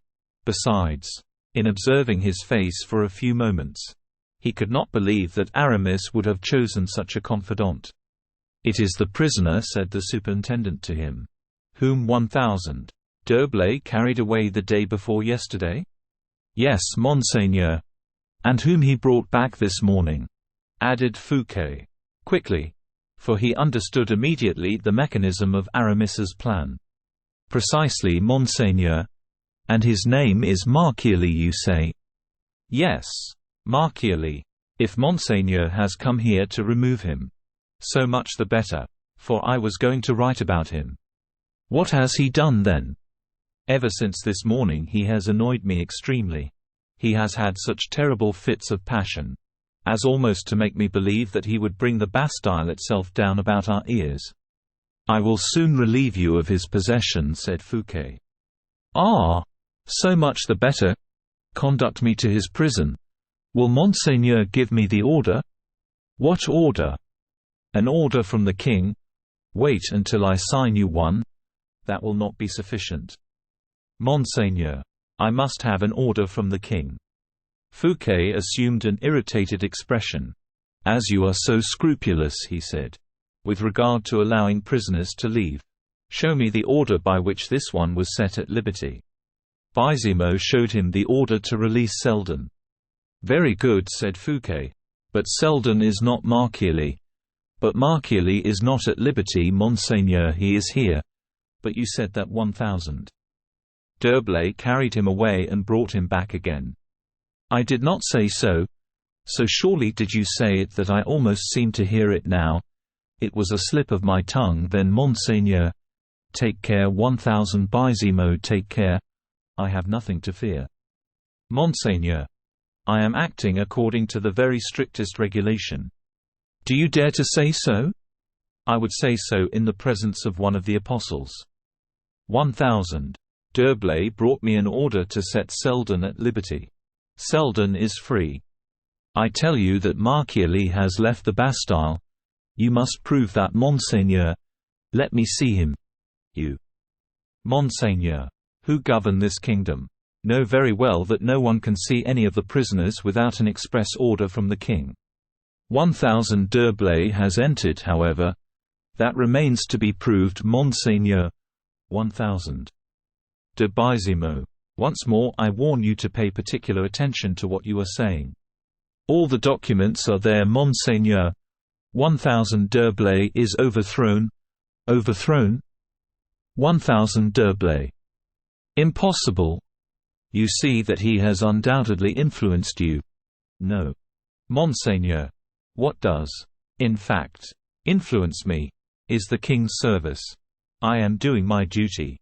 Give me an order from him, and you shall enter. Stay. 1,000. Le Governor.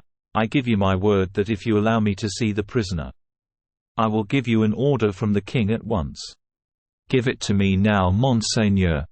And that, if you refuse me, I will have you and all your officers arrested on the spot.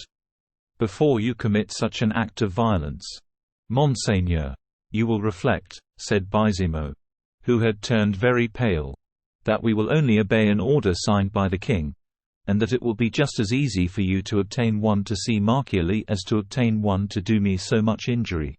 Me, too, who am perfectly innocent. True, true, cried Fouquet, furiously. Perfectly true. 1,000. De Baisimo, he added, in a sonorous voice, drawing the unhappy governor towards him. Do you know why I am so anxious to speak to the prisoner? No, Monseigneur. And allow me to observe that you are terrifying me out of my senses. I am trembling all over, in fact. I feel as though I were about to faint. You will stand a better chance of fainting outright, Monsieur Baisimo, when I return here at the head of 10,000 men and 30 pieces of cannon. Good heavens, Monseigneur, you are losing your senses, when I have roused the whole population of Paris against you and your accursed towers, and have battered open the gates of this place, and hanged you to the topmost tree of yonder pinnacle. Monseigneur! Monseigneur! For pity's sake! I give you 10 minutes to make up your mind, added Fouquet, in a calm voice. I will sit down here, in this armchair, and wait for you. If, in 10 minutes' time, you still persist, I leave this place, and you may think me as mad as you like. Then, you shall see. Baisimo stamped his foot on the ground like a man in a state of despair. But he did not reply a single syllable, whereupon Fouquet seized a pen and ink, and wrote, Order for 1,000. Le Prévôt des 1,000 archons to assemble the municipal guard and to march upon the Bastille on the king's immediate service. Baisimo shrugged his shoulders. Fouquet wrote, Order for the Duc de Bouillon and 1,000. Le Prince de Conde to assume the command of the Swiss Guards, of the King's Guards, and to march upon the Bastille on the King's immediate service. Baisimo reflected. Fouquet still wrote, Order for every soldier, citizen, or gentleman to seize and apprehend, wherever he may be found, Le Chevalier d'Herblay, Évêque de Vannes, and his accomplices, who are, first, 1,000, de Baisimo, governor of the Bastille, suspected of the crimes of high treason and rebellion. Stop, Monseigneur, cried Baisimo. I do not understand a single jot of the whole matter, but so many misfortunes. Even were it madness itself that had set them at their awful work, might happen here in a couple of hours. That the king, by whom I must be judged. We'll see whether I have been wrong in withdrawing the countersign before this flood of imminent catastrophes.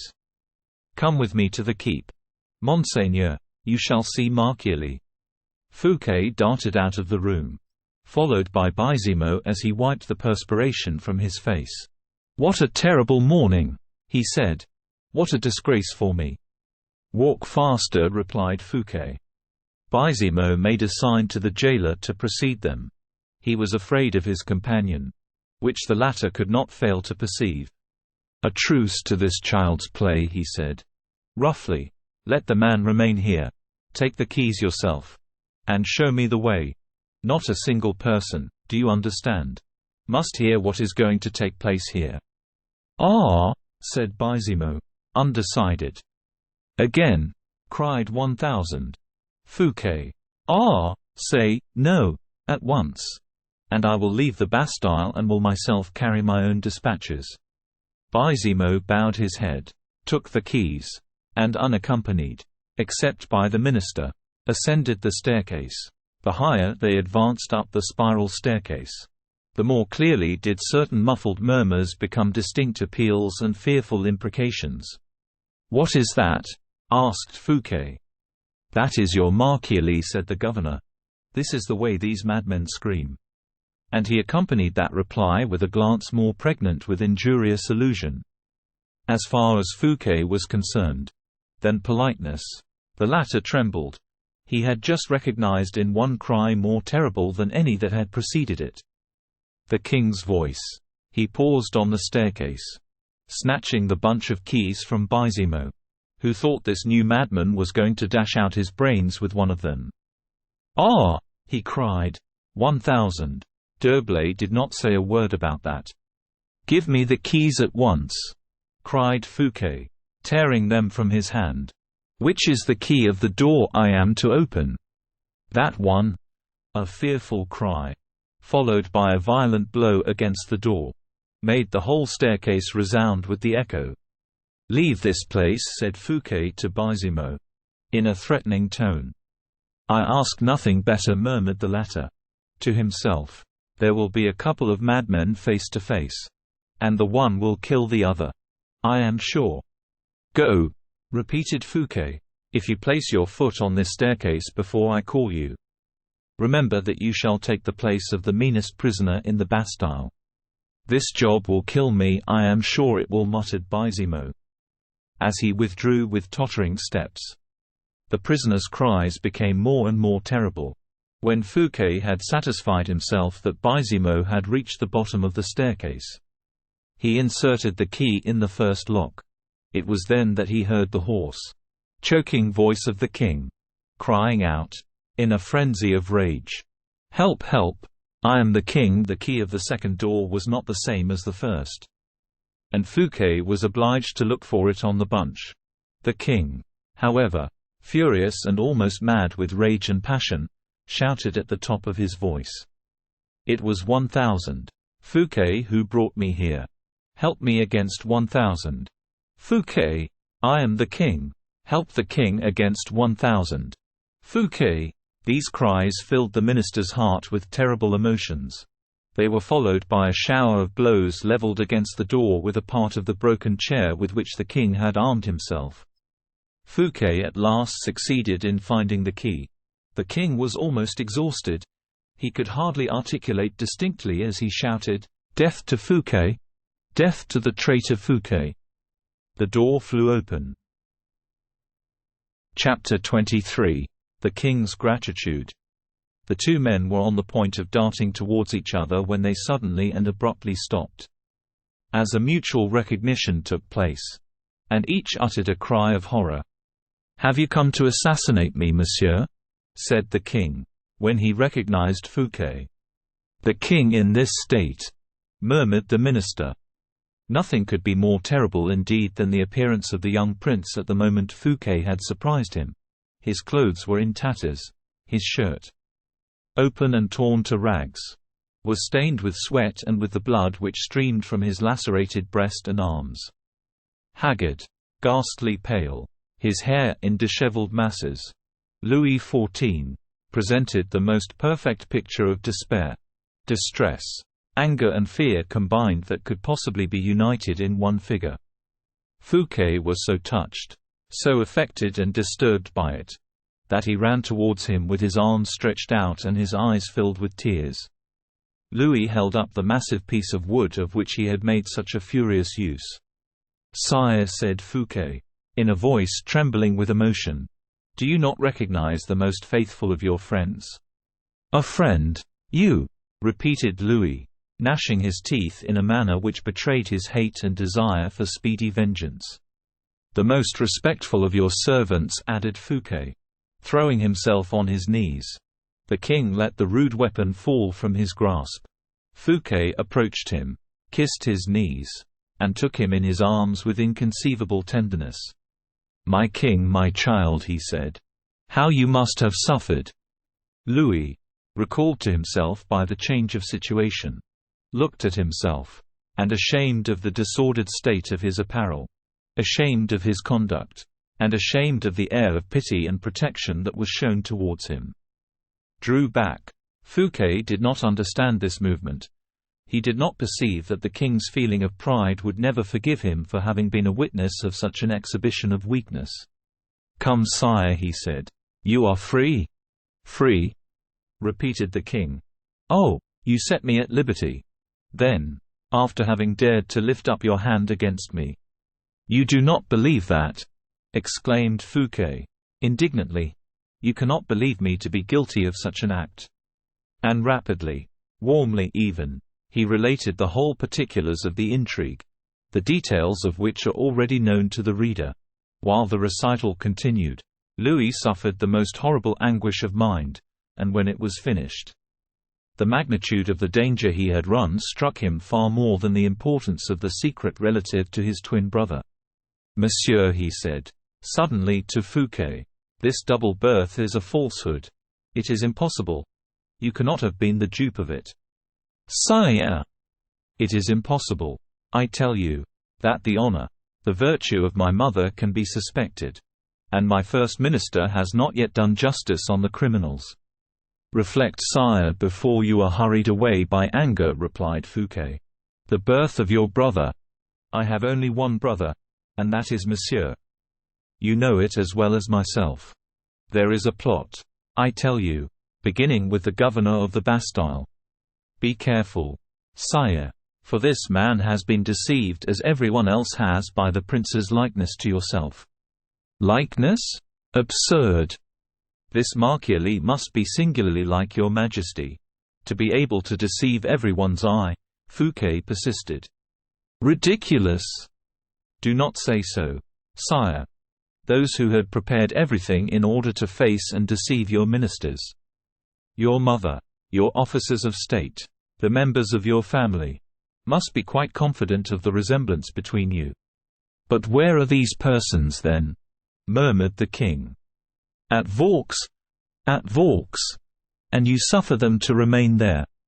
"My most instant duty appeared to me to be your Majesty's release. I have accomplished that duty, and now, whatever your Majesty may command, shall be done. I await your orders." Louis reflected for a few moments. "Muster all the troops in Paris," he said. "All the necessary orders are given for that purpose," replied Fouquet. "You have given orders?" exclaimed the king. "For that purpose? Yes, sire. Your Majesty will be at the head of 10,000 men in less than an hour." The only reply the king made was to take hold of Fouquet's hand with such an expression of feeling that it was very easy to perceive how strongly he had, until that remark, maintained his suspicions of the minister, notwithstanding the latter's intervention. "And with these troops," he said, "we shall go at once and besiege in your house the rebels who by this time will have established and entrenched themselves therein." "I should be surprised if that were the case," replied Fouquet. "Why?"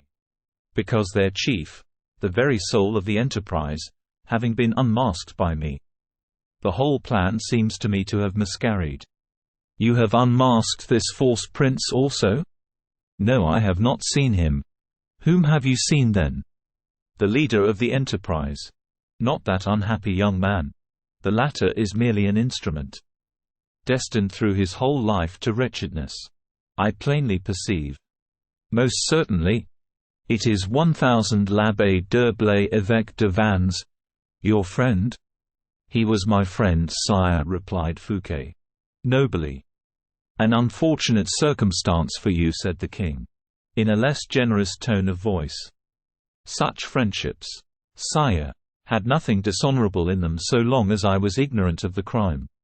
You should have foreseen it. If I am guilty, I place myself in your Majesty's hands."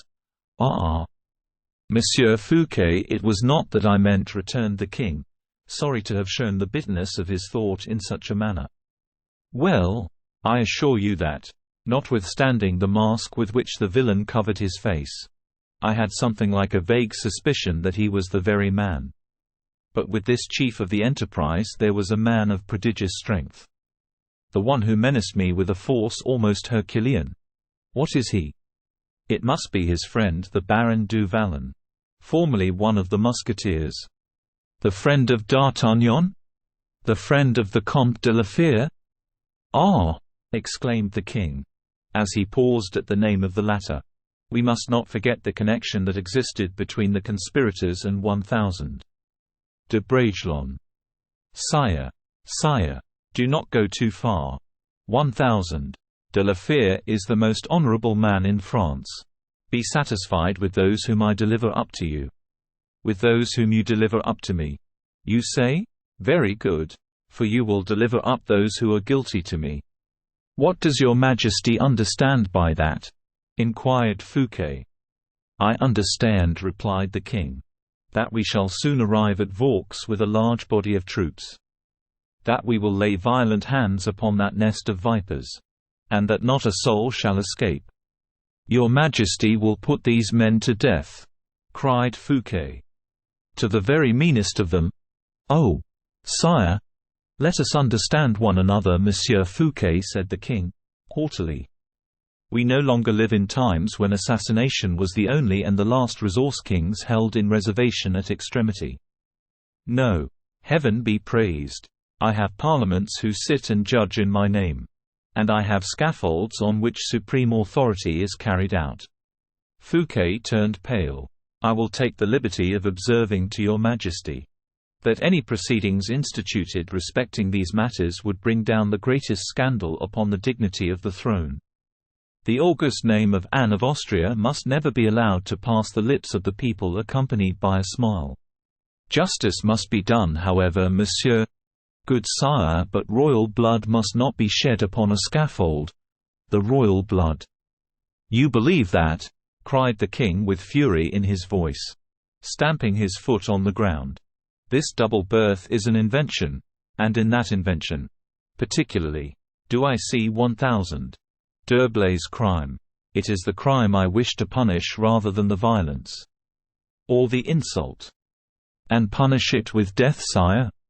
"With death, yes, monsieur, I have said it, sire," said the surintendant, with firmness, as he raised his head proudly.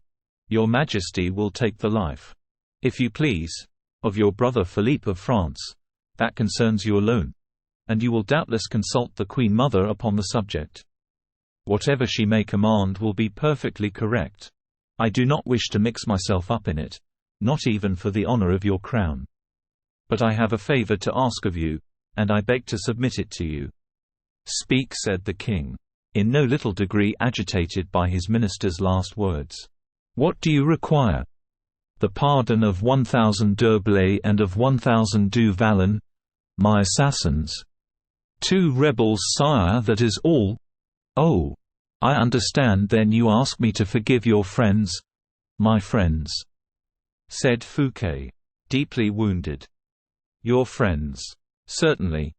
But the safety of the state requires that an exemplary punishment should be inflicted on the guilty. I will not permit myself to remind your Majesty that I have just restored you to liberty, and have saved your life. Monsieur, I will not allow myself to remind your Majesty that had 1000. D'Herblay wished to carry out his character of an assassin. He could very easily have assassinated your Majesty this morning in the forest of Senart.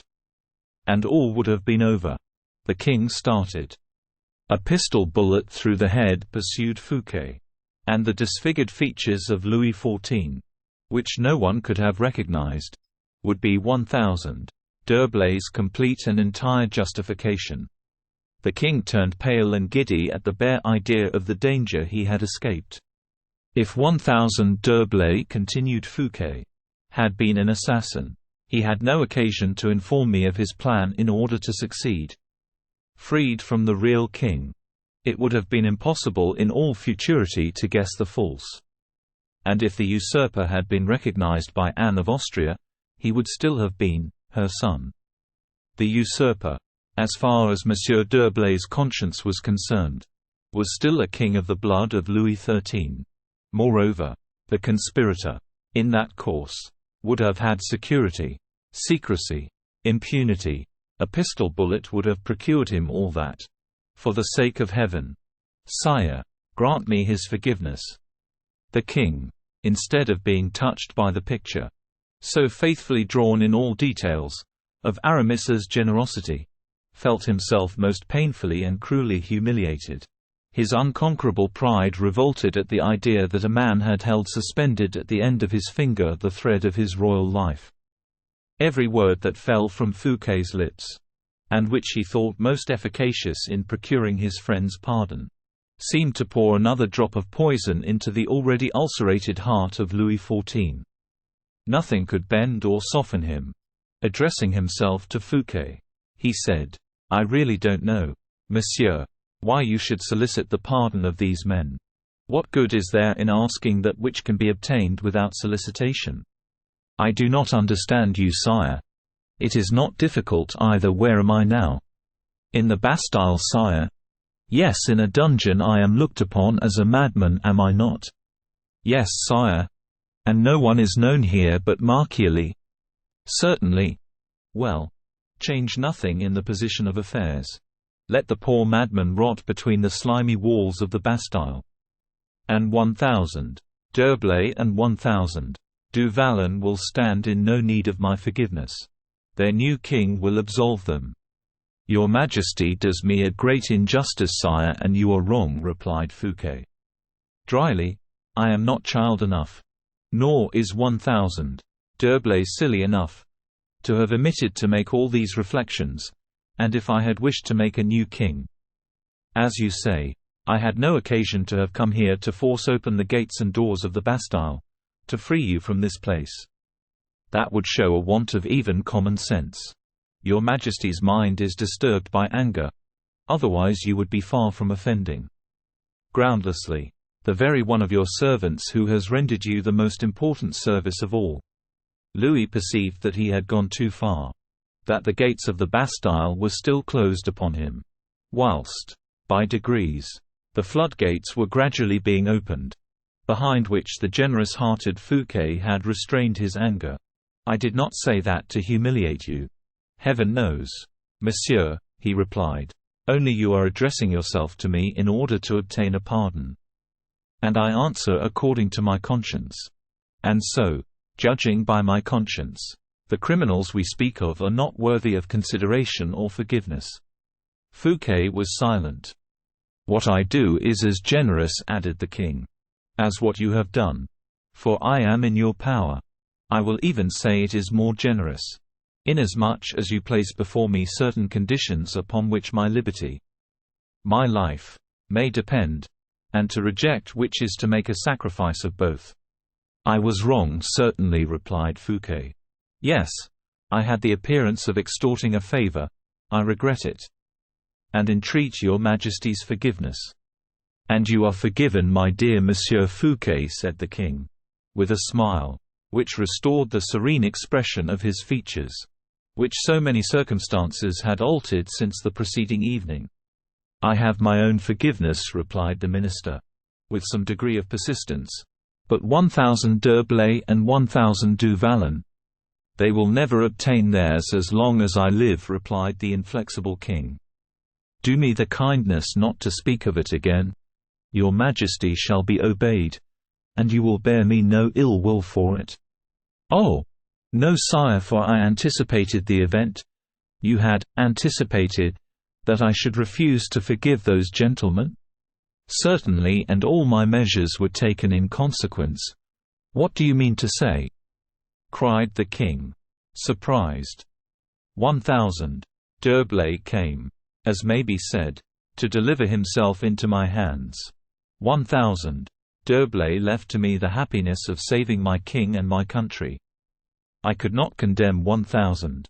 D'Herblay to death, nor could I, on the other hand, expose him to your Majesty's justifiable wrath. It would have been just the same as if I had killed him myself. "Well, and what have you done?" "Sire, I gave 1000. D'Herblay the best horses in my stables and 4 hours' start over all those your Majesty might probably dispatch after him." "Be it so," murmured the king. "But still, the world is wide enough and large enough for those whom I may send to overtake your horses, notwithstanding the 4 hours' start, which you have given to 1000. D'Herblay. In giving him these 4 hours. Sire, I knew I was giving him his life, and he will save his life." "In what way?" "After having galloped as hard as possible, with the 4 hours' start, before your musketeers, he will reach my chateau of Belle Isle, where I have given him a safe asylum." "That may be, but you forget that you have made me a present of Belle Isle." "But not for you to arrest my friends. You take it back again then?" "As far as that goes. Yes, sire. My musketeers shall capture it and the affair will be at an end." "Neither your musketeers nor your whole army could take Belle Isle," said Fouquet coldly. "Belle Isle is impregnable." The king became perfectly livid. A lightning flash seemed to dart from his eyes. Fouquet felt that he was lost. But he is not one to shrink when the voice of honor spoke loudly within him. He bore the king's wrathful gaze. The latter swallowed his rage, and after a few moments' silence, said, "Are we going to return to Vaux?" "I am at your Majesty's orders," replied Fouquet, with a low bow, "but I think that your Majesty can hardly dispense with changing your clothes previous to appearing before your court." "We shall pass by the Louvre," said the king. "Come," and they left the prison, passing before Baisimo, who looked completely bewildered as he saw Marchiali once more leave, and, in his helplessness, tore out the major portion of his few remaining hairs. It was perfectly true, however, that Fouquet wrote and gave him an authority for the prisoner's release, and that the king wrote beneath it, "Seen and approved Louis," a piece of madness that Baisimo, incapable of putting two ideas together, acknowledged by giving himself a terrible blow on the forehead with his own fist. Chapter 24. The False King. In the meantime, usurped royalty was playing out its part bravely at Vaux. Philippe gave orders that for his petit livre the grandes entrées, already prepared to appear before the king, should be introduced. He determined to give this order notwithstanding the absence of 1000. D'Herblay, who did not return. Our readers know the reason. But the prince, not believing that absence could be prolonged, wished, as all rash spirits do, to try his valor and his fortune far from all protection and instruction. Another reason urged him to this. Anne of Austria was about to appear. The guilty mother was about to stand in the presence of her sacrificed son. Philippe was not willing, if he had a weakness, to render the man a witness of it before whom he was bound thenceforth to display so much strength. Philippe opened his folding doors, and several persons entered silently. Philippe did not stir whilst his valets de chambre dressed him. He had watched, the evening before, all the habits of his brother, and played the king in such a manner as to awaken no suspicion. He was thus completely dressed in hunting costume when he received his visitors. His own memory and the notes of Aramis announced everybody to him. First of all Anne of Austria, to whom 1000 Assur gave his hand. And then 1000 Adam with 1000 de Saint-Ainan. He smiled at seeing these countenances, but trembled on recognizing his mother. that still so noble and imposing figure, ravaged by pain, pleaded in his heart the cause of the famous queen who had immolated a child to reasons of state. He found his mother still handsome. He knew that Louis XIV loved her, and he promised himself to love her likewise, and not to prove a scourge to her old age. He contemplated his brother with a tenderness easily to be understood. The latter had usurped nothing, had cast no shades athwart his life. A separate tree, he allowed the stem to rise without heeding its elevation or majestic life. Philippe promised himself to be a kind brother to this prince, who required nothing but gold to minister to his pleasures. He bowed with a friendly air to Saint Ainan, who was all reverences and smiles, and trembling held out his hand to Henrietta, his sister-in-law, whose beauty struck him, but he saw in the eyes of that princess an expression of coldness which would facilitate, as he thought, their future relations. How much more easy, thought he, it will be to be the brother of that woman than her gallant, if she evinces towards me a coldness that my brother could not have for her, but which is imposed upon me as a duty. The only visit he dreaded at this moment was that of the Queen. His heart, his mind, had just been shaken by so violent a trial, that, in spite of their firm temperament, they would not, perhaps, support another shock. Happily the Queen did not come. Then commenced, on the part of Anne of Austria, a political dissertation upon the welcome 1000 Fouquet had given to the House of France. She mixed up hostilities with compliments addressed to the king, and questions as to his health, with little maternal flatteries and diplomatic artifices.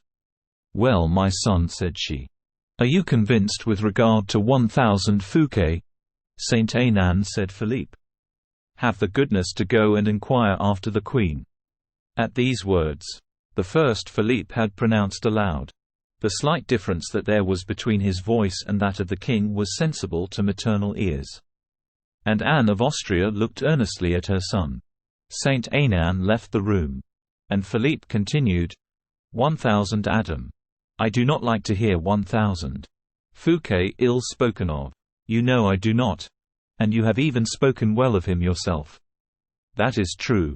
Therefore I only question you on the state of your sentiments with respect to him. "Sire," said Henrietta, "I, on my part, have always liked 1000 Fouquet. He is a man of good taste, a superior man. A superintendent who is never sordid or niggardly," added Monsieur, "and who pays in gold all the orders I have on him. Everyone in this thinks too much of himself." "And nobody for the state," said the old queen. 1000 Fouquet. It is a fact. 1000 Fouquet is ruining the state." "Well, mother," replied Philippe, in rather a lower key, "do you likewise constitute yourself the buckler of 1000 Colbert?" "How is that?" replied the old queen, rather surprised. "Why, in truth," replied Philippe, "you speak that just as your old friend Madame de Chevreuse would speak." "Why do you mention Madame de Chevreuse to me?" said she. "And what sort of humor are you in today towards me?" Philippe continued, "Is not Madame de Chevreuse always in league against somebody? Has not Madame de Chevreuse been to pay you a visit?" "Mother?" "Monsieur, you speak to me now in such a manner that I can almost fancy I am listening to your father. My father did not like Madame de Chevreuse, and had good reason for not liking her," said the prince. "For my part, I like her no better than he did. And if she thinks proper to come here as she formerly did, to sow divisions and hatreds under the pretext of begging money, why—" "Well." "What?"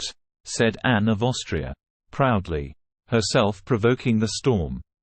"Well," replied the young man firmly, "I will drive Madame de Chevreuse out of my kingdom, and with her all who meddle with its secrets and mysteries." He had not calculated the effect of this terrible speech. Or perhaps he wished to judge the effect of it. Like those who, suffering from a chronic pain, and seeking to break the monotony of that suffering, touch their wound to procure a sharper pang. Anne of Austria was nearly fainting. Her eyes, open but meaningless, ceased to see for several seconds, She stretched out her arms towards her other son, who supported and embraced her without fear of irritating the king. "Sire," murmured she, "you are treating your mother very cruelly." "In what respect, madam?" replied he. "I am only speaking of Madame de Chevreuse. Does my mother prefer Madame de Chevreuse to the security of the state and of my person?" "Well, then, madam, I tell you Madame de Chevreuse has returned to France to borrow money, and that she addressed herself to 1000 Fouquet to sell him a certain secret." "A certain secret?" cried Anne of Austria. "Concerning pretended robberies that Monsieur le Surintendant had committed." "Which is false," added Philippe. 1000 Fouquet rejected her offers with indignation, preferring the esteem of the king to complicity with such intriguers. Then 1000 Madame de Chevreuse sold the secret to 1000 Colbert, and as she is insatiable, and was not satisfied with having extorted 100,000 crowns from a servant of the state, she has taken a still bolder flight, in search of surer sources of supply. Is that true, madam?" "You know all, sire," said the queen, more uneasy than irritated. "Now," continued Philippe, "I have good reason to dislike this fury, who comes to my court to plan the shame of some and the ruin of others. If heaven has suffered certain crimes to be committed, and has concealed them in the shadow of its clemency, I will not permit Madame de Chevreuse to counteract the just designs of fate." The latter part of this speech had so agitated the queen mother, that her son had pity on her. He took her hand and kissed it tenderly. She did not feel that in that kiss, given in spite of repulsion and bitterness of the heart, there was a pardon for 8 years of suffering.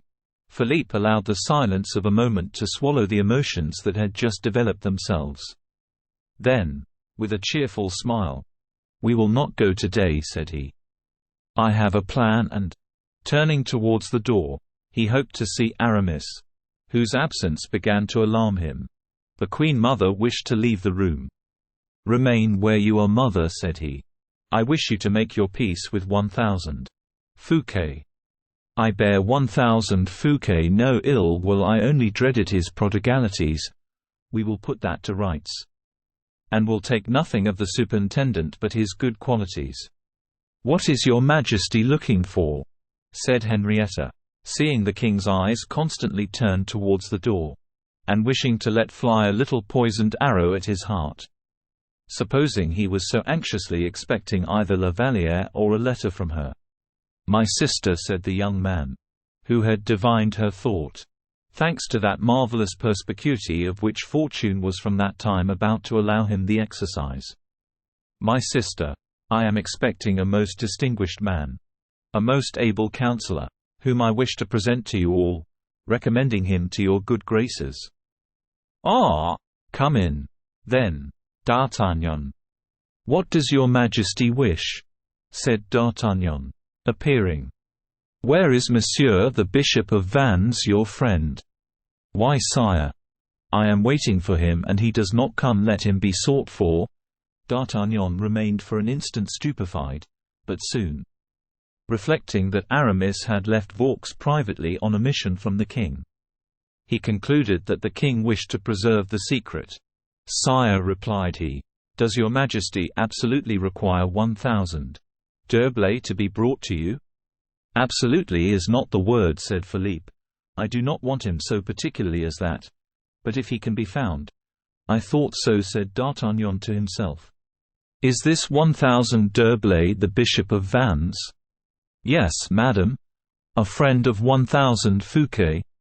"Yes, madam, an old musketeer." Anne of Austria blushed. "One of the 4 braves who formerly performed such prodigies." The old queen repented of having wished to bite. She broke off the conversation, in order to preserve the rest of her teeth. "Whatever may be your choice, sire," said she, "I have no doubt it will be excellent." All bowed in support of that sentiment. "You will find in him," continued Philippe, "the depth and penetration of 1000 de Richelieu, without the avarice of 1000 de 1000 Azarin." "A prime minister, sire?" said Monsieur, in a fright. I will tell you all about that, brother. But it is strange that 1000 D'Herblay is not here."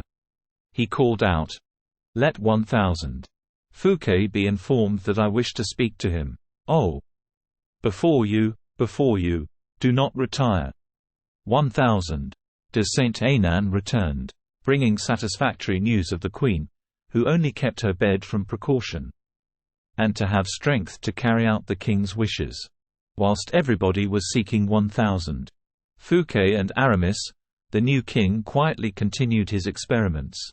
And everybody, family, officers, servants, had not the least suspicion of his identity. His air, his voice, and manners were so like the king's. On his side, Philippe, applying to all countenances the accurate descriptions and keynotes of character supplied by his accomplice Aramis, conducted himself so as not to give birth to a doubt in the minds of those who surrounded him. Nothing from that time could disturb the usurper. With what strange facility had Providence just reversed the loftiest fortune of the world to substitute the lowliest in its stead.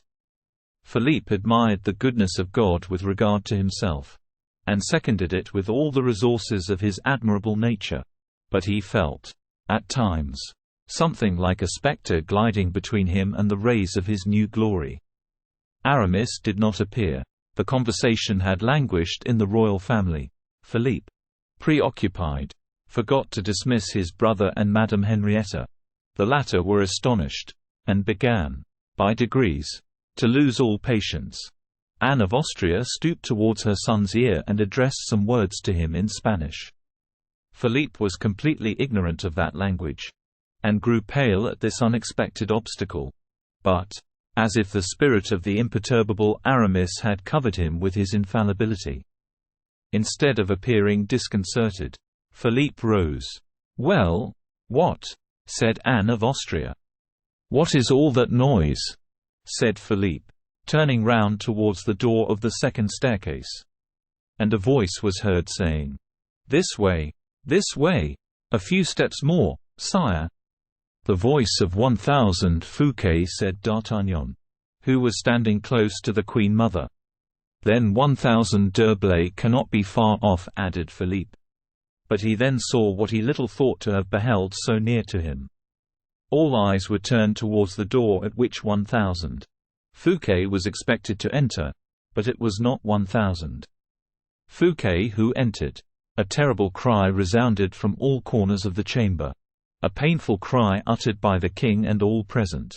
It is given to but few men, even those whose destiny contains the strangest elements, and accidents the most wonderful, to contemplate such a spectacle similar to that which presented itself in the royal chamber at that moment.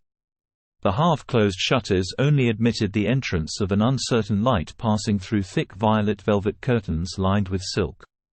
In this soft shade, the eyes were by degrees dilated, and everyone present saw others rather with imagination than with actual sight. There could not, however, escape, in these circumstances, one of the surrounding details, and the new object which presented itself appeared as luminous as though it shone out in full sunlight. So it happened with Louis XIV. When he showed himself, pale and frowning, in the doorway of the secret stairs, the face of Fouquet appeared behind him, stamped with sorrow and determination. The Queen Mother, who perceived Louis XIV, and who held the hand of Philippe, uttered a cry of which we have spoken, as if she beheld a phantom. Monsieur was bewildered, and kept turning his head in astonishment from one to the other. Madame made a step forward, thinking she was looking at the form of her brother-in-law reflected in a mirror. And, in fact, the illusion was possible. The two princes, both pale as death, for we renounce the hope of being able to describe the fearful state of Philippe, trembling, clenching their hands convulsively, measured each other with looks, and darted their glances, sharp as poniards, at each other. Silent, panting, bending forward, they appeared as if about to spring upon an enemy. The unheard-of resemblance of countenance, gesture, shape, height, even to the resemblance of costume, produced by chance, for Louis XIV, had been to the Louvre and put on a violet-colored dress, the perfect analogy of the two princes, completed the consternation of Anne of Austria. And yet she did not at once guess the truth. There are misfortunes in life so truly dreadful that no one will at first accept them. People rather believe in the supernatural and the impossible. Louis had not reckoned on these obstacles. He expected that he had only to appear to be acknowledged. A living son. He could not endure the suspicion of equality with anyone. He did not admit that every torch should not become darkness at the instant he shone out with his conquering ray. At the aspect of Philippe, then, he was perhaps more terrified than anyone round him. And his silence, his immobility were, this time, a concentration and a calm which precede the violent explosions of concentrated passion. But Fouquet, who shall paint his emotion and stupor in presence of this living portrait of his master? Fouquet thought Aramis was right, that this newly arrived was a king as pure in his race as the other, and that, for having repudiated all participation in this coup d'état, so skillfully got up by the general of the Jesuits, he must be a mad enthusiast, unworthy of ever dipping his hands in political grand strategy work. And then it was the blood of Louis XIII, which Fouquet was sacrificing to the blood of Louis XIII. It was to a selfish ambition he was sacrificing a noble ambition. To the right of keeping he sacrificed the right of having. The whole extent of his fault was revealed to him at simple sight of the pretender. All that passed in the mind of Fouquet was lost upon the persons present. He had 5 minutes to focus meditation on this point of conscience. 5 minutes. That is to say 5 ages, during which the two kings and their families scarcely found energy to breathe after so terrible a shock. D'Artagnan, leaning against the wall, in front of Fouquet, with his hand to his brow, asked himself the cause of such a wonderful prodigy. He could not have said at once why he doubted. But he knew assuredly that he had reason to doubt, and that in this meeting of the two Louis XIVs lay all the doubt and difficulty that during late days had rendered the conduct of Aramis so suspicious to the musketeer. These ideas were, however, enveloped in a haze, a veil of mystery. The actors in this assembly seemed to swim in the vapors of a confused waking. Suddenly Louis XIV, more impatient and more accustomed to command, ran to one of the shutters, which he opened, tearing the curtains in his eagerness. A flood of living light entered the chamber, and made Philippe draw back to the alcove. Louis seized upon this movement with eagerness, and addressing himself to the queen, "My mother," said he, "do you not acknowledge your son? Since everyone here has forgotten his king." Anne of Austria started, and raised her arms towards heaven, without being able to articulate a single word. "My mother," said Philippe, with a calm voice, "do you not acknowledge your son?" And this time, in his turn, Louis drew back. As to Anne of Austria, struck suddenly in head and heart with fell remorse, she lost her equilibrium, no one aiding her, for all were petrified. She sank back in her fauteuil, breathing a weak, trembling sigh. Louis could not endure the spectacle and the affront. He bounded towards D'Artagnan, over whose brain a vertigo was stealing and who staggered as he caught at the door for support. "Moi, mousquetaire," said he, "look us in the face and say which is the paler, he or I." This cry roused D'Artagnan, and stirred in his heart the fibers of obedience. He shook his head, and, without more hesitation, he walked straight up to Philippe, on whose shoulder he laid his hand, saying, "Monsieur, you are my prisoner." Philippe did not raise his eyes towards heaven, nor stir from the spot, where he seemed nailed to the floor. His eye intently fixed upon the king his brother. He reproached him with a sublime silence for all misfortunes past, all tortures to come. Against this language of the soul the king felt he had no power. He cast down his eyes, dragging away precipitately his brother and sister, forgetting his mother, sitting motionless within 3 paces of the son whom she left a second time to be condemned to death. Philippe approached Anne of Austria, and said to her, in a soft and nobly agitated voice, "If I were not your son, I should curse you, my mother, for having rendered me so unhappy." D'Artagnan felt a shudder pass through the marrow of his bones. He bowed respectfully to the young prince, and said as he bent, "Excuse me, Monseigneur. I am but a soldier, and my oaths are his who has just left the chamber." "Thank you 1,000 D'Artagnan. What has become of 1,000 d'Herblay?"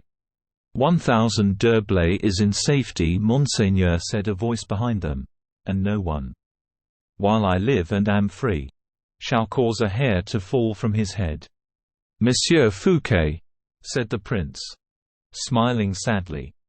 "Pardon me, Monseigneur," said Fouquet, kneeling, "but he who is just gone out from hence was my guest." "Here are," murmured Philippe, with a sigh. "Brave friends and good hearts. They make me regret the world. On 1,000. D'Artagnan, I follow you." At the moment the captain of the Musketeers was about to leave the room with his prisoner. Colbert appeared, and, after remitting an order from the king to D'Artagnan, retired. D'Artagnan read the paper, and then crushed it in his hand with rage. "What is it?" asked the prince.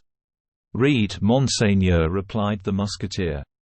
Philippe read the following words, hastily traced by the hand of the king. 1,000. D'Artagnan will conduct the prisoner to the Isle Saint 1,000 Arguerite. He will cover his face with an iron visor, which the prisoner shall never raise except at peril of his life. "That is just," said Philippe, with resignation. "I am ready." "Aramis was right," said Fouquet, in a low voice, to the musketeer. "This one is every whit as much a king as the other. More so," replied D'Artagnan. "He wanted only you and me." Chapter 25, in which Porthos thinks he is pursuing a duchy. Aramis and Porthos, having profited by the time granted them by Fouquet, did honor to the French cavalry by their speed. Porthos did not clearly understand on what kind of mission he was forced to display so much velocity, but as he saw Aramis spurring on furiously, he, Porthos, spurred on in the same way. They had soon, in this manner, placed 12 leagues between them and Vaux.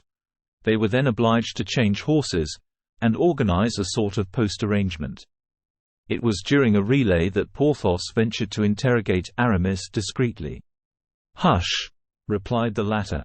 "Know only that our fortune depends on our speed." As if Porthos had still been the musketeer, without a sou or a maille of 1626. He pushed forward. That magic word fortune always means something in the human ear. It means enough for those who have nothing. It means too much for those who have enough. "I shall be made a duke," said Porthos, aloud. He was speaking to himself. "That is possible," replied Aramis, smiling after his own fashion. As Porthos's horse passed him, Aramis felt, notwithstanding, as though his brain were on fire. The activity of the body had not yet succeeded in subduing that of the mind. All there is of raging passion, mental toothache or mortal threat, raged, gnawed and grumbled in the thoughts of the unhappy prelate. His countenance exhibited visible traces of this rude combat. Free on the highway to abandon himself to every impression of the moment, Aramis did not fail to swear at every start of his horse, at every inequality in the road. Pale, at times inundated with boiling sweats, then again dry and icy, he flogged his horses till the blood streamed from their sides. Porthos, whose dominant fault was not sensibility, groaned at this. Thus travelled they on for 8 long hours, and then arrived at Orleans. It was 4 o'clock in the afternoon. Aramis, on observing this, judged that nothing showed pursuit to be a possibility. It would be without example that a troop capable of taking him and Porthos should be furnished with relays sufficient to perform 40 leagues in 8 hours. Thus, admitting pursuit, which was not at all manifest, the fugitives were 5 hours in advance of their pursuers. Aramis thought that there might be no imprudence in taking a little rest, but that to continue would make the matter more certain. 20 leagues more, performed with the same rapidity. 20 more leagues devoured. and no one, not even D'Artagnan, could overtake the enemies of the king. Aramis felt obliged, therefore, to inflict upon Porthos the pain of mounting on horseback again. They rode on till 7 o'clock in the evening, and had only one post more between them and Blois. But here a diabolical accident alarmed Aramis greatly. There were no horses at the post. The prelate asked himself by what infernal machination his enemies had succeeded in depriving him of the means of going further, he who never recognized chance as a deity, who found a cause for every accident, preferred believing that the refusal of the postmaster, at such an hour, in such a country, was the consequence of an order emanating from above, an order given with a view of stopping short the kingmaker in the midst of his flight. But at the moment he was about to fly into a passion, so as to procure either a horse or an explanation. He was struck with the recollection that the Comte de la Fere lived in the neighborhood. "I am not traveling," said he. "I do not want horses for a whole stage. Find me 2 horses to go and pay a visit to a nobleman of my acquaintance who resides near this place." "What nobleman?" asked the postmaster. 1000 Le Comte de la Fere. "Oh," replied the postmaster, uncovering with respect, "a very worthy nobleman. But, whatever may be my desire to make myself agreeable to him, I cannot furnish you with horses, for all mine are engaged by 1000 Le Duc de Beaufort." "Indeed," said Aramis, much disappointed. "Only," continued the postmaster, "if you will put up with a little carriage I have, I will harness an old blind horse who has still his legs left, and peradventure will draw you to the house of 1000 Le Comte de la Fere." "It is worth a louis," said Aramis. "No, monsieur. Such a ride is worth no more than a crown. That is what 1000 Grimaud, the Comte's intendant, always pays me when he makes use of that carriage, and I should not wish the Comte de la Fere to have to reproach me with having imposed on one of his friends." "As you please," said Aramis, "particularly as regards disobliging the Comte de la Fere. Only I think I have a right to give you a louis for your idea." "Oh, doubtless," replied the postmaster with delight. And he himself harnessed the ancient horse to the creaking carriage. In the meantime Porthos was curious to behold. He imagined he had discovered a clue to the secret. And he felt pleased, because a visit to Athos, in the first place, promised him much satisfaction, and, in the next, gave him the hope of finding at the same time a good bed and good supper. The master, having got the carriage ready, ordered one of his men to drive the strangers to La Fere. Porthos took his seat by the side of Aramis, whispering in his ear. "I understand." "Aha!" said Aramis. "And what do you understand, my friend?" "We are going, on the part of the king, to make some great proposal to Athos." "Pooh!" said Aramis. "You need tell me nothing about it," added the worthy Porthos, endeavoring to reseat himself so as to avoid the jolting. "You need tell me nothing. I shall guess." "Well, do my friend guess away." They arrived at Athos's dwelling about 9 o'clock in the evening, favored by a splendid moon. This cheerful light rejoiced Porthos beyond expression, but Aramis appeared annoyed by it in an equal degree. He could not help showing something of this to Porthos, who replied, "Eh, I guess how it is. The mission is a secret one." These were his last words in the carriage. The driver interrupted him by saying, "Gentlemen, we have arrived." Porthos and his companion alighted before the gate of the little chateau, where we are about to meet again our old acquaintances Athos and Bragelonne, the latter of whom had disappeared since the discovery of the infidelity of La Vallière. If there be one saying truer than another, it is this: great griefs contain within themselves the germ of consolation. This painful wound, inflicted upon Raoul, had drawn him nearer to his father again, and God knows how sweet were the consolations which flowed from the eloquent mouth and generous heart of Athos.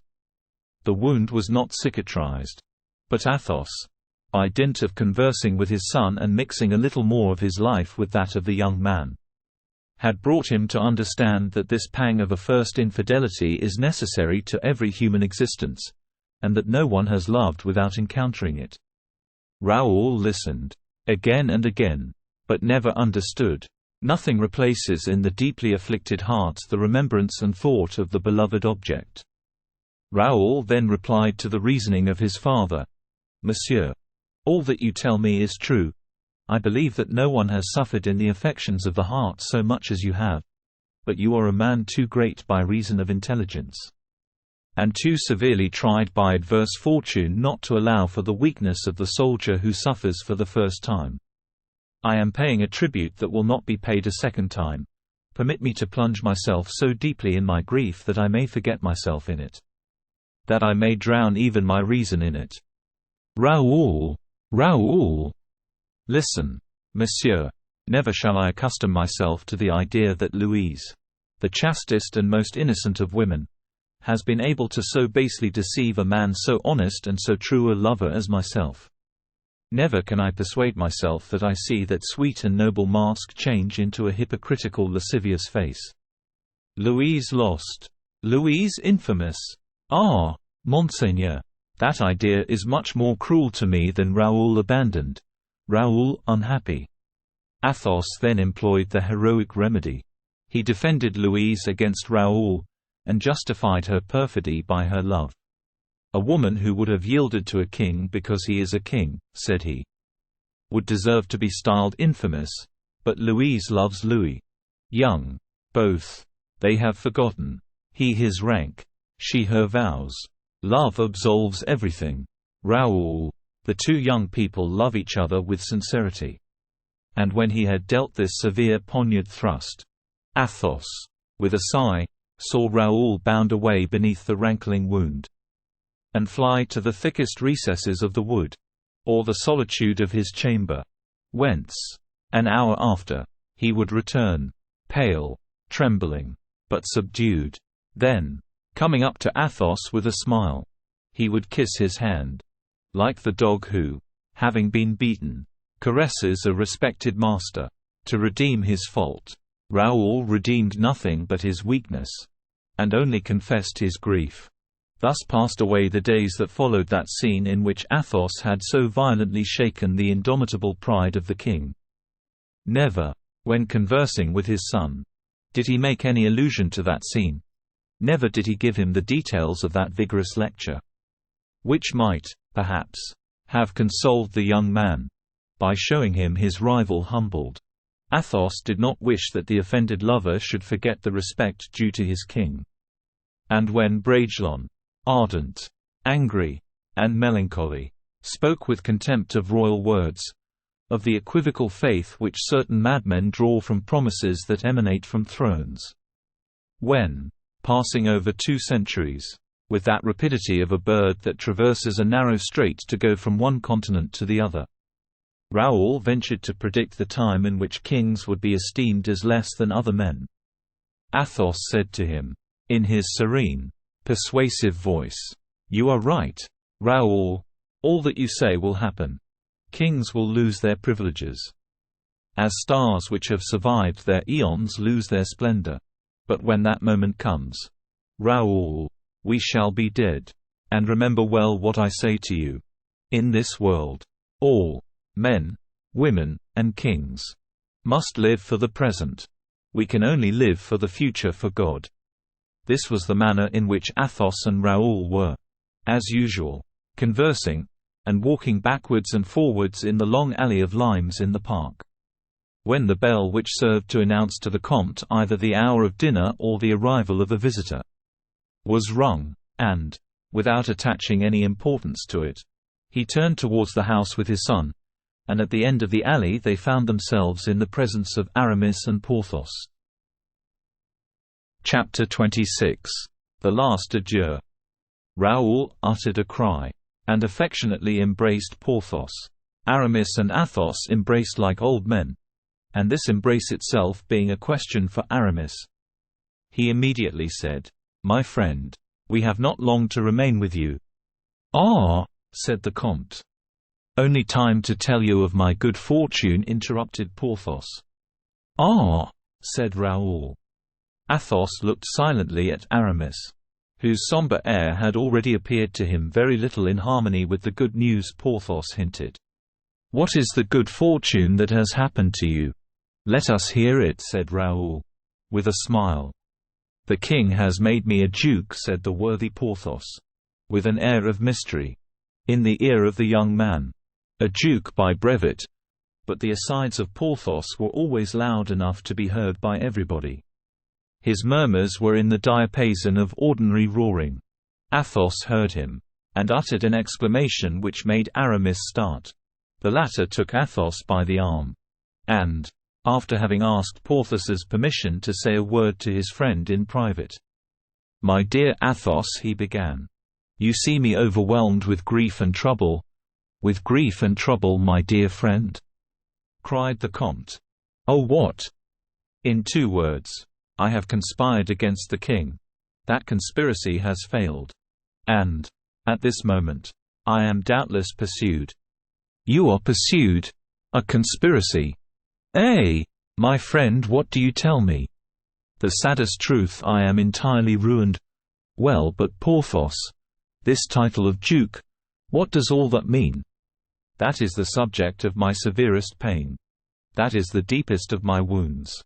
I have, believing in infallible success, drawn Porthos into my conspiracy.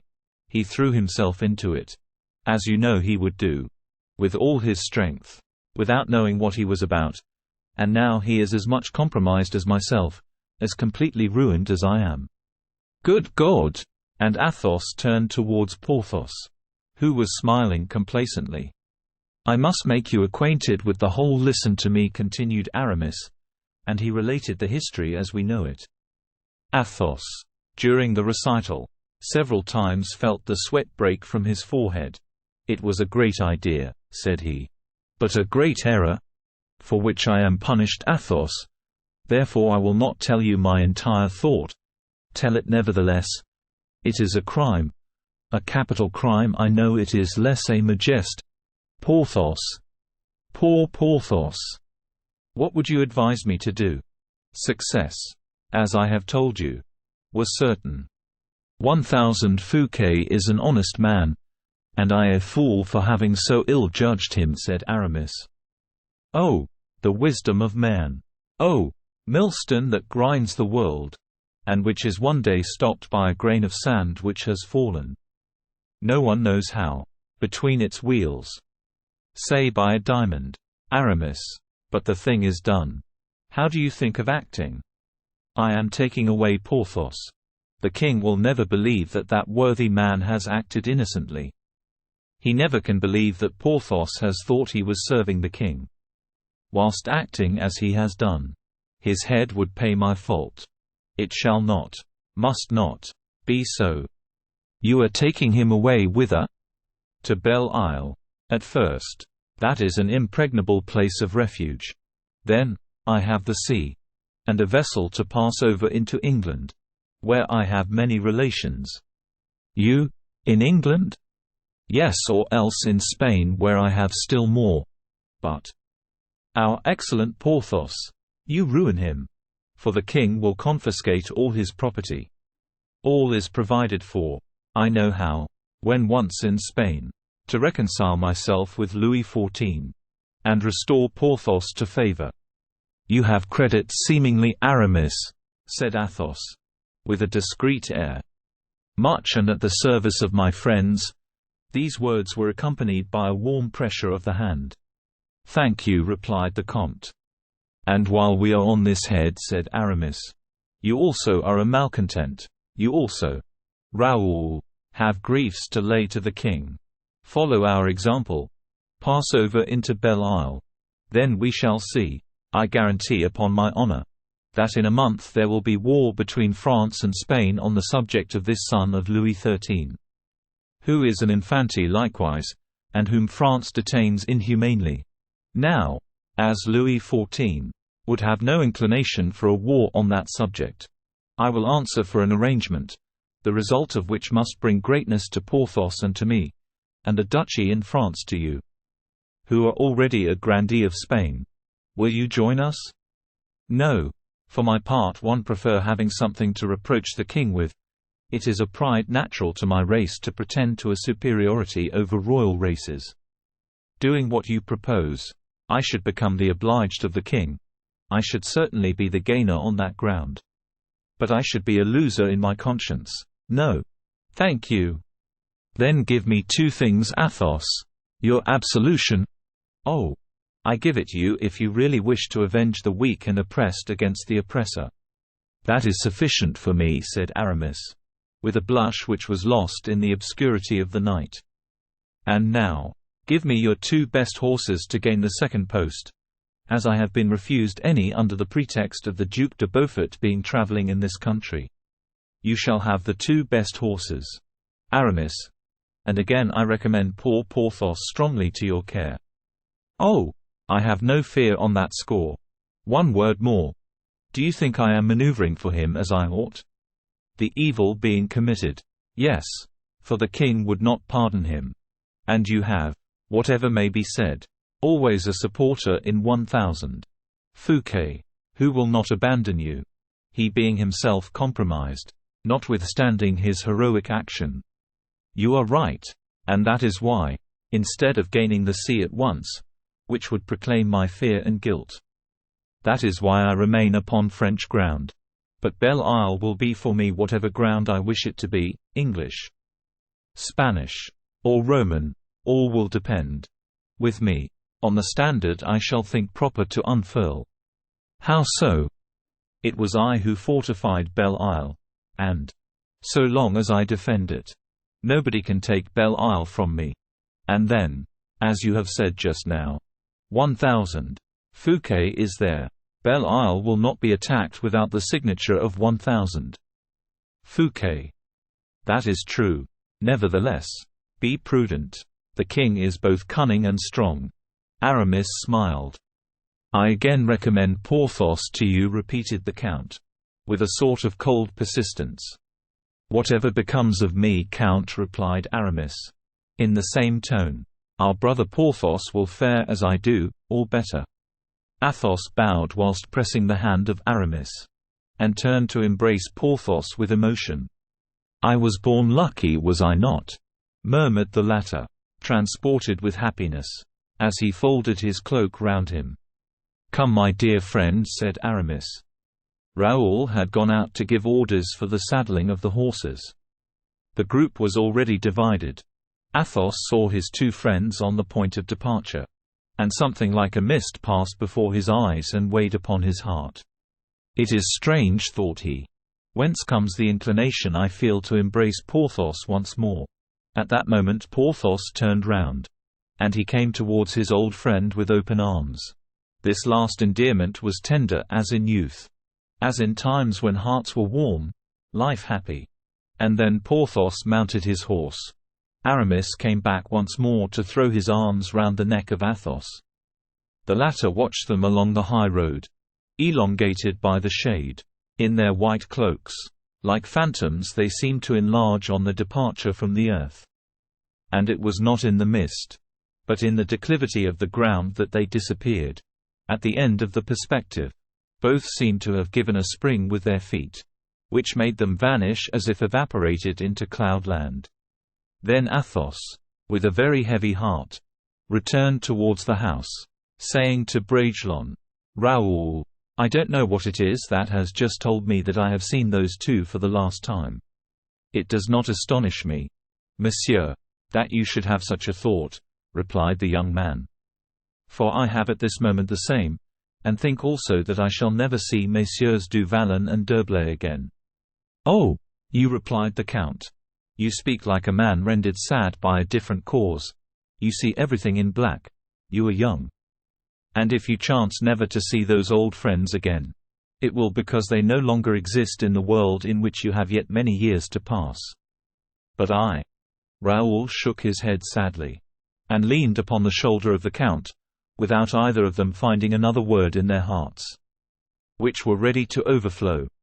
All at once a noise of horses and voices, from the extremity of the road to Blois, attracted their attention that way. Flambeau bearers shook their torches merrily among the trees of their route. and turned round, from time to time, to avoid distancing the horsemen who followed them. These flames, this noise, this dust of a dozen richly caparisoned horses, formed a strange contrast in the middle of the night with the melancholy and almost funereal disappearance of the two shadows of Aramis and Porthos. Athos went towards the house, but he had hardly reached the parterre. When the entrance gate appeared in a blaze, all the flambeaux stopped and appeared to inflame the road. A cry was heard of 1000 Le Duc de Beaufort, and Athos sprang towards the door of his house. But the Duke had already alighted from his horse, and was looking around him. "I am here, Monseigneur," said Athos. "Ah, good evening, dear Count," said the prince, with that frank cordiality which won him so many hearts. "Is it too late for a friend?" "Ah, my dear Prince, come in," said the Count. And M. de Beaufort leaning on the arm of Athos. They entered the house, followed by Raoul, who walked respectfully and modestly among the officers of the prince, with several of whom he was acquainted. Chapter 27. Monsieur de Beaufort. The prince turned round at the moment when Raoul, in order to leave him alone with Athos, was shutting the door, and preparing to go with the other officers into an adjoining apartment. "Is that the young man I have heard 1000 Le Prince speak so highly of?" asked M. de Beaufort. "It is, Monseigneur. He is quite the soldier. Let him stay, Count, we cannot spare him." "Remain, Raoul, since Monseigneur permits it," said Athos. "Ma foi, he is tall and handsome," continued the Duke. "Will you give him to me, Monseigneur, if I ask him of you?" "How am I to understand you, Monseigneur?" said Athos. "Why, I call upon you to bid you farewell." "Farewell?" "Yes, in good truth, have you no idea of what I am about to become?" "Why, I suppose, what you have always been, Monseigneur, a valiant prince, and an excellent gentleman. I am going to become an African prince, a Bedouin gentleman. The king is sending me to make conquests among the Arabs." "What is this you tell me, Monseigneur? Strange, is it not? I, the Parisian par essence, I who have reigned in the faubourgs, and have been called King of the Halles, I am going to pass from the Place Maurbert to the minarets of Gegeli. From a Frondeur I am becoming an adventurer. Oh, Monseigneur, if you did not yourself tell me that, it would not be credible." "Would it? Believe me, nevertheless. And we have but to bid each other farewell. This is what comes of getting into favor again." "Into favor?" "Yes. You smile. Ah, my dear Count, do you know why I have accepted this enterprise? Can you guess?" "Because your Highness loves glory above everything." "Oh, no. There is no glory in firing muskets at savages."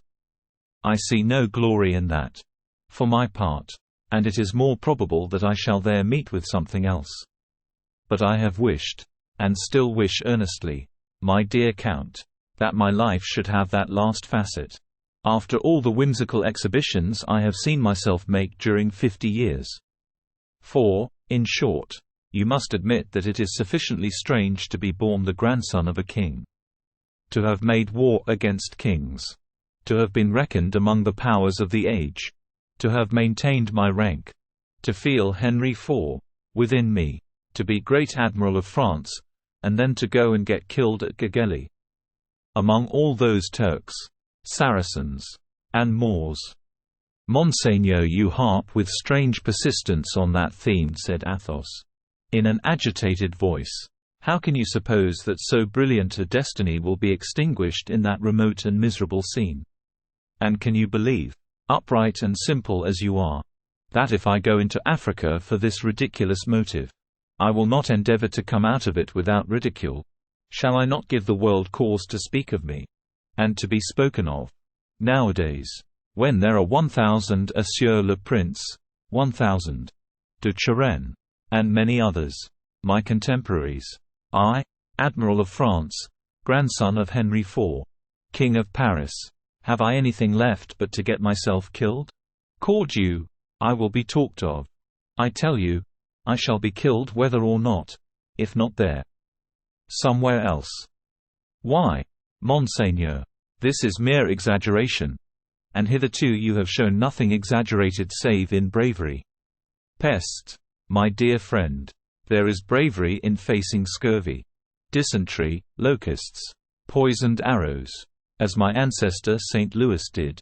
Do you know those fellows still use poisoned arrows? And then, you know me of old, I fancy. And you know that when I once make up my mind to a thing, I perform it in grim earnest. Yes, you made up your mind to escape from Vincennes, eh? But you aided me in that, my master, and, apropos, I turn this way and that, without seeing my old friend. 1000. Vaugramont. How is he? 1000 Vaugramont is still your Highness's most respectful servant, said Athos, smiling. I have 100 pistoles here for him, which I bring as a legacy. My will is made, Count. Ah, Monseigneur, Monseigneur. And you may understand that if Grimaud's name were to appear in my will. The Duke began to laugh, then addressing Raoul, who, from the commencement of this conversation, had sunk into a profound reverie. Young man, said he, I know there is to be found here a certain de Vouvray wine. And I believe. Raoul left the room precipitately to order the wine. In the meantime M. de Beaufort took the hand of Athos. What do you mean to do with him? Asked he. Nothing at present, Monseigneur. Ah. Yes, I know, since the passion of the king for La Vallière. Yes, Monseigneur. That is all true. Then, is it? I think I know her. That little La Vallière. She is not particularly handsome, if I remember right. No, Monseigneur, said Athos. Do you know whom she reminds me of? Does she remind your Highness of anyone? She reminds me of a very agreeable girl, whose mother lived in the Halles. Ah, said Athos, smiling. Oh, the good old times, added M. de Beaufort. Yes, La Vallière reminds me of that girl. Who had a son, had she not? I believe she had, replied the Duke, with careless naivete and a complacent forgetfulness, of which no words could translate the tone and the vocal expression. Now, here is poor Raoul. Who is your son, I believe?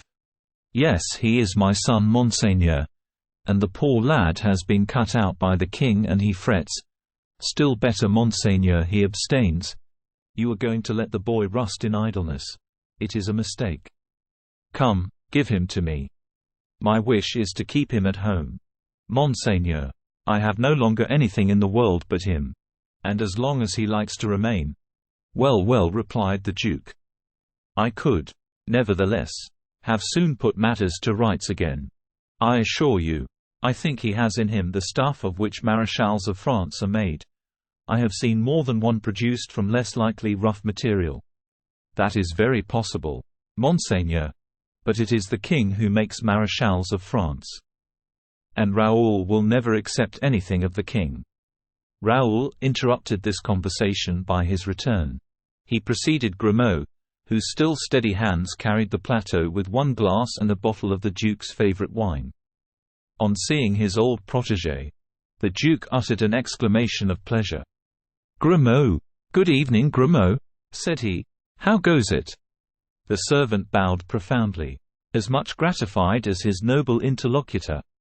"Two old friends," said the Duke, shaking honest Grimaud's shoulder after a vigorous fashion, which was followed by another still more profound and delighted bow from Grimaud. "But what is this, Count, only one glass?" "I should not think of drinking with your Highness, unless your Highness permitted me," replied Athos, with noble humility. "Cordieu, you were right to bring only one glass. We will both drink out of it, like two brothers in arms. Begin, Count." "Do me the honor," said Athos, gently putting back the glass. "You are a charming friend," replied the Duc de Beaufort, who drank, and passed the goblet to his companion. "But that is not all," continued he. "I am still thirsty. And I wish to do honor to this handsome young man who stands here. I carry good luck with me. Vicomte, said he to Raoul, wish for something while drinking out of my glass. And may the Black Plague grab me if what you wish does not come to pass. He held the goblet to Raoul, who hastily moistened his lips, and replied with the same promptitude, I have wished for something, monseigneur. His eyes sparkled with a gloomy fire, and the blood mounted to his cheeks. He terrified Athos, if only with his smile. And what have you wished for? Replied the duke, sinking back into his fauteuil, whilst with one hand he returned the bottle to Grimaud, and with the other gave him a purse. Will you promise me, monseigneur, to grant me what I wish for? Pardieu, that is agreed upon. I wished Monsieur le Duc to go with you to Gageli. Athos became pale, and was unable to conceal his agitation. The duke looked at his friend, as if desirous to assist him to parry this unexpected blow. That is difficult, my dear Vicomte, very difficult, added he, in a lower tone of voice. Pardon me, monseigneur, I have been indiscreet, replied Raoul, in a firm voice. But as you yourself invited me to wish to leave me, said Athos. Oh, monsieur, can you imagine? Well, mordieu, cried the duke. The young Vicomte is right. What can he do here? He will go mouldy with grief. Raoul blushed, and the excitable prince continued. War is a distraction. We gain everything by it. We can only lose one thing by it, life. Then so much the worse. That is to say memory, said Raoul, eagerly. And that is to say, so much the better. He repented of having spoken so warmly when he saw Athos rise and open the window, which was, doubtless, to conceal his emotion. Raoul sprang towards the comte, but the latter had already overcome his emotion, and turned to the lights with a serene and impassible countenance. Well, come, said the duke. Let us see. Shall he go, or shall he not? If he goes, comte, he shall be my aide-de-camp, my son. Monseigneur, cried Raoul, bending his knee. Monseigneur, cried Athos, taking the hand of the duke. Raoul shall do just as he likes.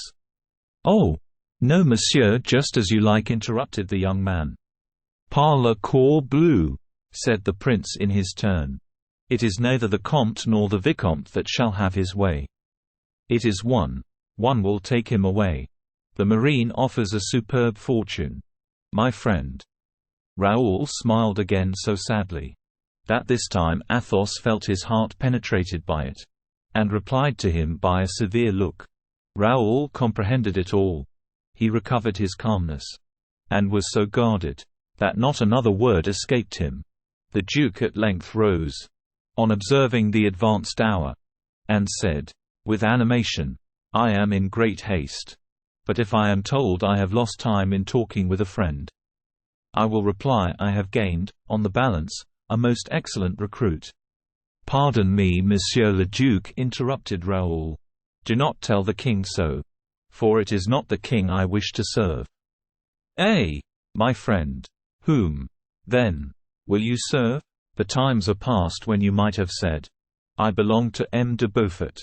No, nowadays, we all belong to the king, great or small. Therefore, if you serve on board my vessels, there can be nothing equivocal about it. My dear Vicomte, it will be the king you will serve. Athos waited with a kind of impatient joy for the reply about to be made to this embarrassing question by Raoul. The intractable enemy of the king, his rival. The father hoped that the obstacle would overcome the desire. He was thankful to M. de Beaufort, whose lightness or generous reflection had thrown an impediment in the way of the departure of a son. Now his only joy. But Raoul, still firm and tranquil, replied, Monsieur le Duc, the objection you make I have already considered in my mind. I will serve on board your vessels, because you do me the honor to take me with you. But I shall there serve a more powerful master than the king. I shall serve God. God? How so? Said the Duke and Athos together. My intention is to make profession and become a Knight of Malta, added Bragelonne. Letting fall one by one, words more icy than the drops which fall from the bare trees after the tempests of winter. Under this blow Athos staggered and the prince himself was moved. Grimaud uttered a heavy groan, and let fall the bottle, which was broken without anybody paying attention. M. de Beaufort looked the young man in the face, and read plainly, though his eyes were cast down, the fire of resolution before which everything must give way. As to Athos, he was too well acquainted with that tender, but inflexible soul. He could not hope to make it deviate from the fatal road it had just chosen. He could only press the hand the Duke held out to him. "Comte, I shall set off in 2 days for Toulon," said M. de Beaufort. "Will you meet me at Paris, in order that I may know your determination?" "I will have the honor of thanking you there, mon prince, for all your kindness," replied the Comte. "And be sure to bring the Vicomte with you. Whether he follows me or does not follow me," added the Duke, "he has my word. And I only ask yours," having thrown a little balm upon the wound of the paternal heart. He pulled the ear of Grimaud, whose eye sparkled more than usual, and regained his escort in the parterre. The horses, rested and refreshed, set off with spirit through the lovely night, and soon placed a considerable distance between their master and the chateau. Athos and Bragelonne were again face to face. 11 o'clock was striking. The father and son preserved a profound silence towards each other, where an intelligent observer would have expected cries and tears. But these two men were of such a nature that all emotion following their final resolutions plunged itself so deep into their hearts that it was lost forever. They passed. Then, silently and almost breathlessly, the hour that preceded midnight. The clock, by striking, alone pointed out to them how many minutes had lasted the painful journey made by their souls in the immensity of their remembrances of the past and fear of the future. Athos rose first, saying, "It is late, then. Till tomorrow." Raoul rose, and in his turn embraced his father. The latter held him clasped to his breast, and said, in a tremulous voice, "In 2 days, you will have left me. My son, left me forever." "Raoul." "Monsieur," replied the young man, "I had formed a determination, that of piercing my heart with my sword, but you would have thought that cowardly. I have renounced that determination, and therefore we must part. You leave me desolate by going, Raoul. Listen to me again. Monsieur, I implore you, if I do not go, I shall die here of grief and love. I know how long a time I have to live thus. Send me away quickly, monsieur, or you will see me basely die before your eyes, in your house. This is stronger than my will, stronger than my strength. You may plainly see that within 1 month I have lived 30 years, and that I approach the end of my life." Then said Athos, coldly, "You go with the intention of getting killed in Africa? Oh, tell me, do not lie." Raoul grew deadly pale, and remained silent for 2 seconds, which were to his father 2 hours of agony. Then, all at once, "Monsieur," said he, "I have promised to devote myself to God, in exchange for the sacrifice I make of my youth and liberty. I will only ask of him one thing, and that is, to preserve me for you, because you are the only tie which attaches me to this world. God alone can give me the strength not to forget that I owe you everything, and that nothing ought to stand in my esteem before you."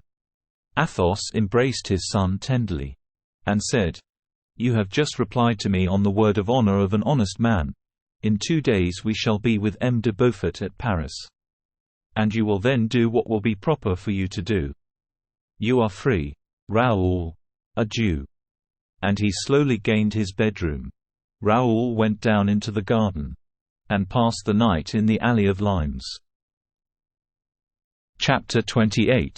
Preparations for departure. Athos lost no more time in combating this immutable resolution. He gave all his attention to preparing, during the 2 days the Duke had granted him, the proper appointments for Raoul. This labor chiefly concerned Grimaud, who immediately applied himself to it with the goodwill and intelligence we know he possessed. Athos gave this worthy servant orders to take the route to Paris when the equipments should be ready, and not to expose himself to the danger of keeping the Duke waiting, or delaying Raoul, so that the Duke should perceive his absence. He himself, the day after the visit of M. de Beaufort, set off for Paris with his son. For the poor young man it was an emotion easily to be understood. Thus to return to Paris amongst all the people who had known and loved him. Every face recalled a pang to him who had suffered so much, to him who had loved so much. Some circumstance of his unhappy love. Raoul, on approaching Paris, felt as if he were dying. Once in Paris, he really existed no longer. When he reached Guiche's residence, he was informed that Guiche was with Monsieur. Raoul took the road to the Luxembourg, and when arrived, without suspecting that he was going to the place where La Vallière had lived. He heard so much music and respired so many perfumes. He heard so much joyous laughter, and saw so many dancing shadows, that if it had not been for a charitable woman, who perceived him so dejected and pale beneath a doorway, he would have remained there a few minutes, and then would have gone away, never to return. But, as we have said, in the first antechamber he had stopped, solely for the sake of not mixing himself with all those happy beings he felt were moving around him in the adjacent salons. And as one of Monsieur's servants, recognizing him, had asked him if he wished to see Monsieur or Madame, Raoul had scarcely answered him, but had sunk down upon a bench near the velvet doorway, looking at a clock, which had stopped for nearly an hour. The servant had passed on, and another, better acquainted with him, had come up, and interrogated Raoul whether he should inform 1000 de Guiche of his being there. This name did not even arouse the recollections of Raoul.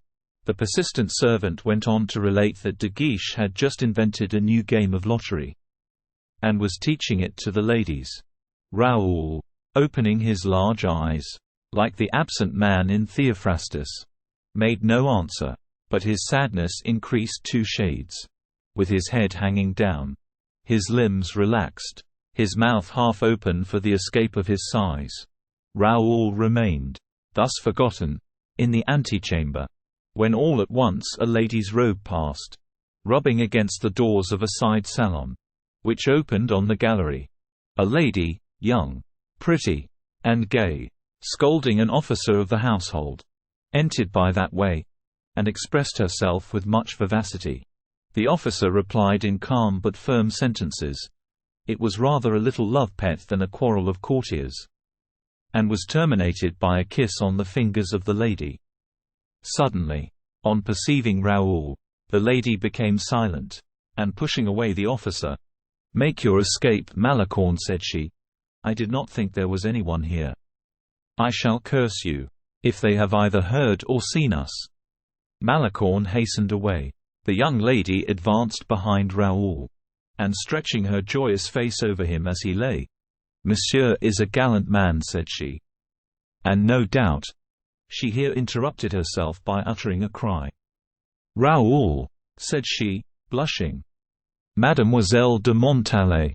said Raoul, paler than death. He rose unsteadily, and tried to make his way across the slippery mosaic of the floor, but she had comprehended that savage and cruel grief. She felt that in the flight of Raoul there was an accusation of herself.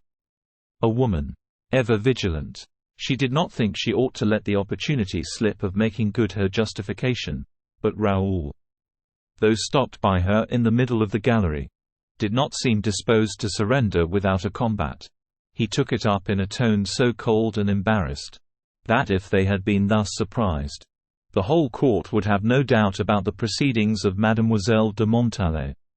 "Ah, monsieur," said she with disdain, "what you are doing is very unworthy of a gentleman. My heart inclines me to speak to you.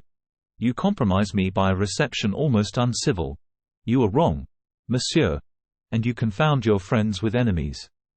Farewell."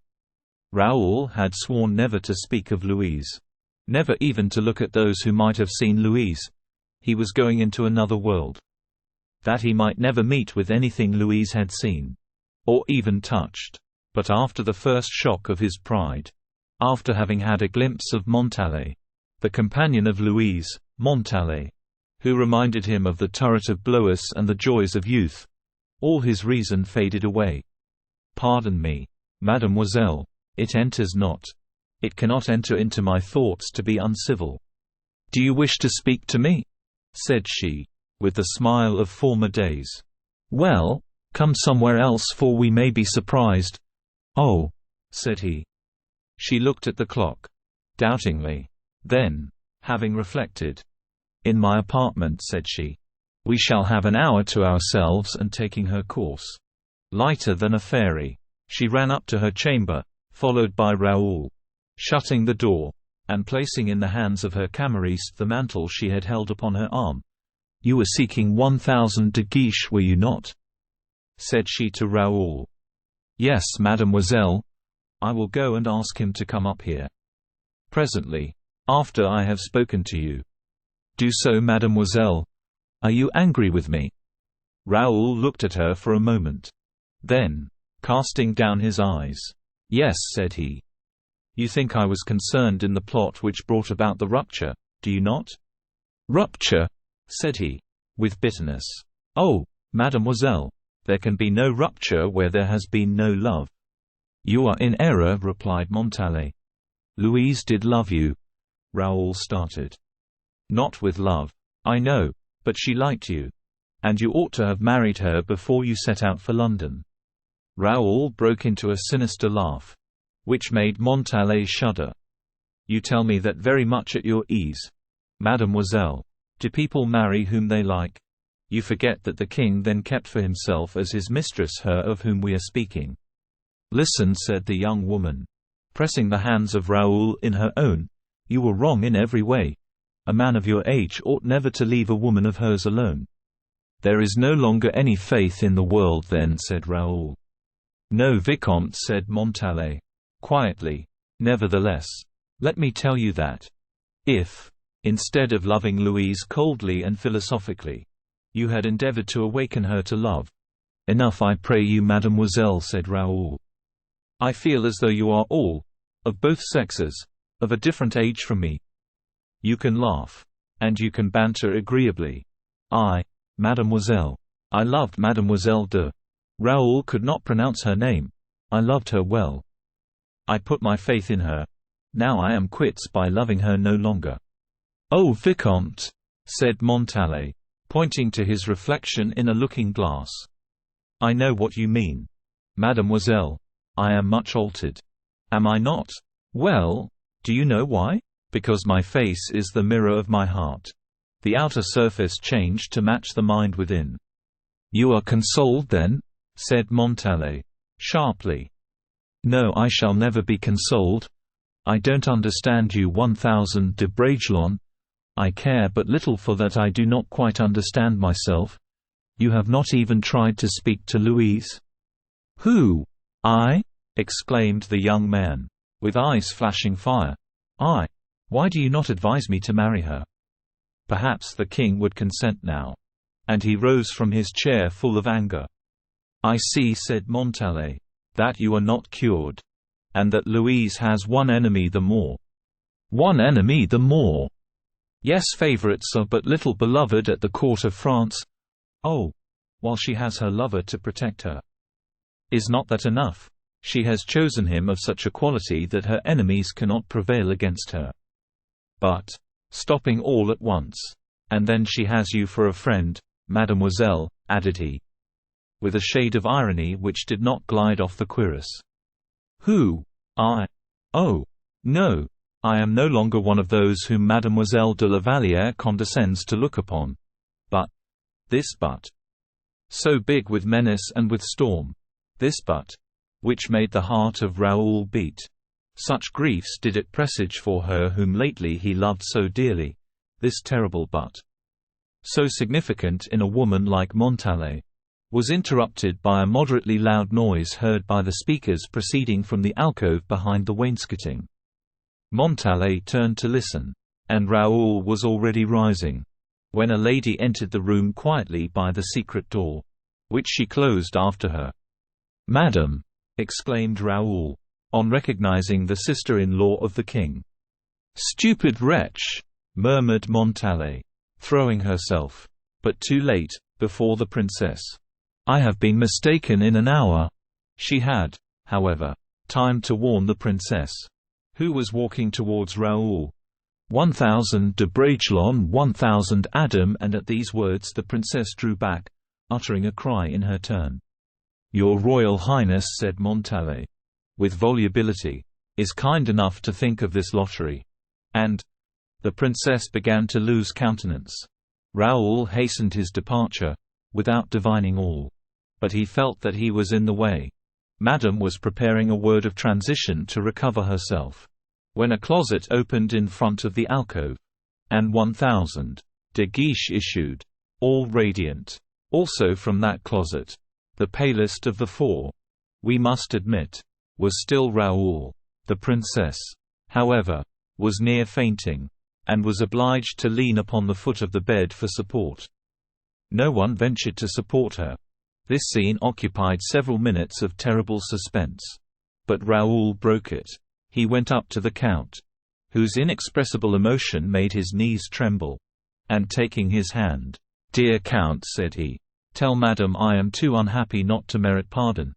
Tell her also that I have loved in the course of my life, and that the horror of the treachery that has been practiced on me renders me inexorable towards all other treachery that may be committed around me. This is why, Mademoiselle," said he, smiling to Montalais, "I never would divulge the secret of the visits of my friend to your apartment. Obtain from Madame, who is so clement and so generous, obtain her pardon for you whom she has just surprised also. You are both free. Love each other. Be happy." The princess felt for a moment a despair that cannot be described. It was repugnant to her, notwithstanding the exquisite delicacy which Raoul had exhibited, to feel herself at the mercy of one who had discovered such an indiscretion.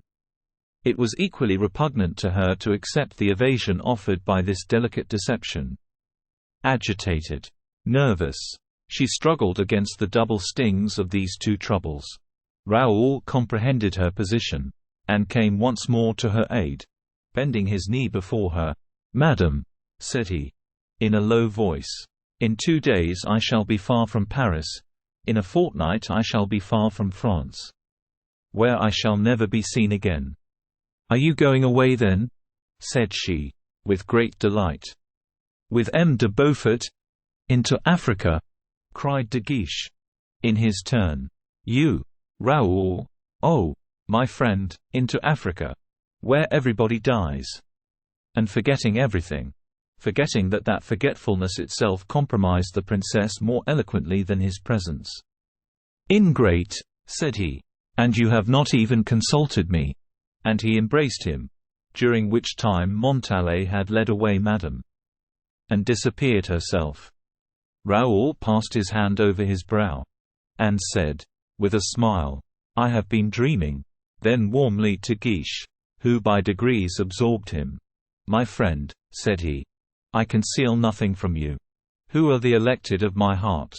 I am going to seek death in yonder country. Your secret will not remain in my breast more than a year." "Oh, Raoul! A man! Do you know what is my thought, Count? This is it. I shall live more vividly, being buried beneath the earth, than I have lived for this month past. We are Christians, my friend, and if such sufferings were to continue, I would not be answerable for the safety of my soul." De Guiche was anxious to raise objections. "Not one word more on my account," said Raoul, "but advice to you. Dear friend, what I am going to say to you is of much greater importance." "What is that?" "Without doubt you risk much more than I do because you love. Oh, it is a joy so sweet to me to be able to speak to you thus." "Well, then, de Guiche, beware of Montalais." "What? Of that kind friend?" "She was the friend of her you know if she ruined her by pride. You are mistaken. And now, when she has ruined her, she would ravish from her the only thing that renders that woman excusable in my eyes." "What is that?" "Her love. What do you mean by that? I mean that there is a plot formed against her who is the mistress of the king. A plot formed in the very house of Madame. Can you think so? I am certain of it. By Montalais. Take her as the least dangerous of the enemies I dread for the other. Explain yourself clearly, my friend, and if I can understand you. In 2 words, Madame has been long jealous of the king. I know she has. Oh, fear nothing. You are beloved. You are beloved. Count. Do you feel the value of these 3 words? They signify that you can raise your head, that you can sleep tranquilly, that you can thank God every minute of your life. You are beloved. That signifies that you may hear everything, even the counsel of a friend who wishes to preserve your happiness. You are beloved. De Guiche. You are beloved. You do not endure those atrocious nights. Those nights without end. Which, with arid eye and fainting heart, others pass through who are destined to die. You will live long, if you act like the miser who, bit by bit, crumb by crumb, collects and heaps up diamonds and gold. You are beloved. Allow me to tell you what you must do that you may be beloved forever. De Guiche contemplated for some time this unfortunate young man, half mad with despair, till there passed through his heart something like remorse at his own happiness. Raoul suppressed his feverish excitement, to assume the voice and countenance of an impassible man. They will make her, whose name I should wish still to be able to pronounce, they will make her suffer. Swear to me that you will not second them in anything, but that you will defend her when possible. As I would have done myself. I swear I will, replied De Guiche. And continued Raoul, some day, when you shall have rendered her a great service, some day when she shall thank you. Promise me to say these words to her. I have done you this kindness. Madam, at the warm request of 1000 de Bragelonne, whom you so deeply injured. I swear I will, murmured De Guiche. That is all. Adieu. I set out tomorrow. Or the day after. For Toulon. If you have a few hours to spare, give them to me. All, cried the young man. Thank you. And what are you going to do now? I am going to meet 1000.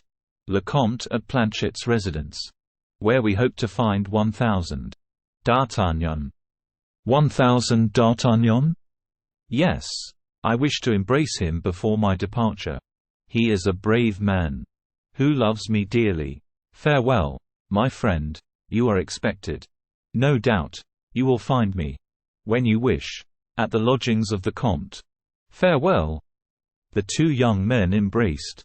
Those who chanced to see them both thus, would not have hesitated to say, pointing to Raoul, that is the happy man. Chapter 29. Planchet's inventory. Athos, during the visit made to the Luxembourg by Raoul, had gone to Planchet's residence to inquire after D'Artagnan. The Comte, on arriving at the Rue des Lombards, found the shop of the grocer in great confusion, but it was not the encumberment of a lucky sale, or that of an arrival of goods. Planchet was not enthroned, as usual, on sacks and barrels. No, a young man with a pen behind his ear, and another with an account book in his hand, were setting down a number of figures, whilst a third counted and weighed. An inventory was being taken. Athos, who had no knowledge of commercial matters, felt himself a little embarrassed by material obstacles and the majesty of those who were thus employed. He saw several customers sent away, and asked himself whether he, who came to buy nothing, would not be more properly deemed importunate. He therefore asked very politely if he could see 1000. Planchet. The reply, quite carelessly given, was that 1000. Planchet was packing his trunks. These words surprised Athos. "What? His trunks?" said he. "Is 1000 Planchet going away?" "Yes, monsieur, directly." "Then, if you please, inform him that 1000. Le Comte de la Fère desires to speak to him for a moment." At the mention of the Comte's name, one of the young men, no doubt accustomed to hear it pronounced with respect, immediately went to inform Planchet.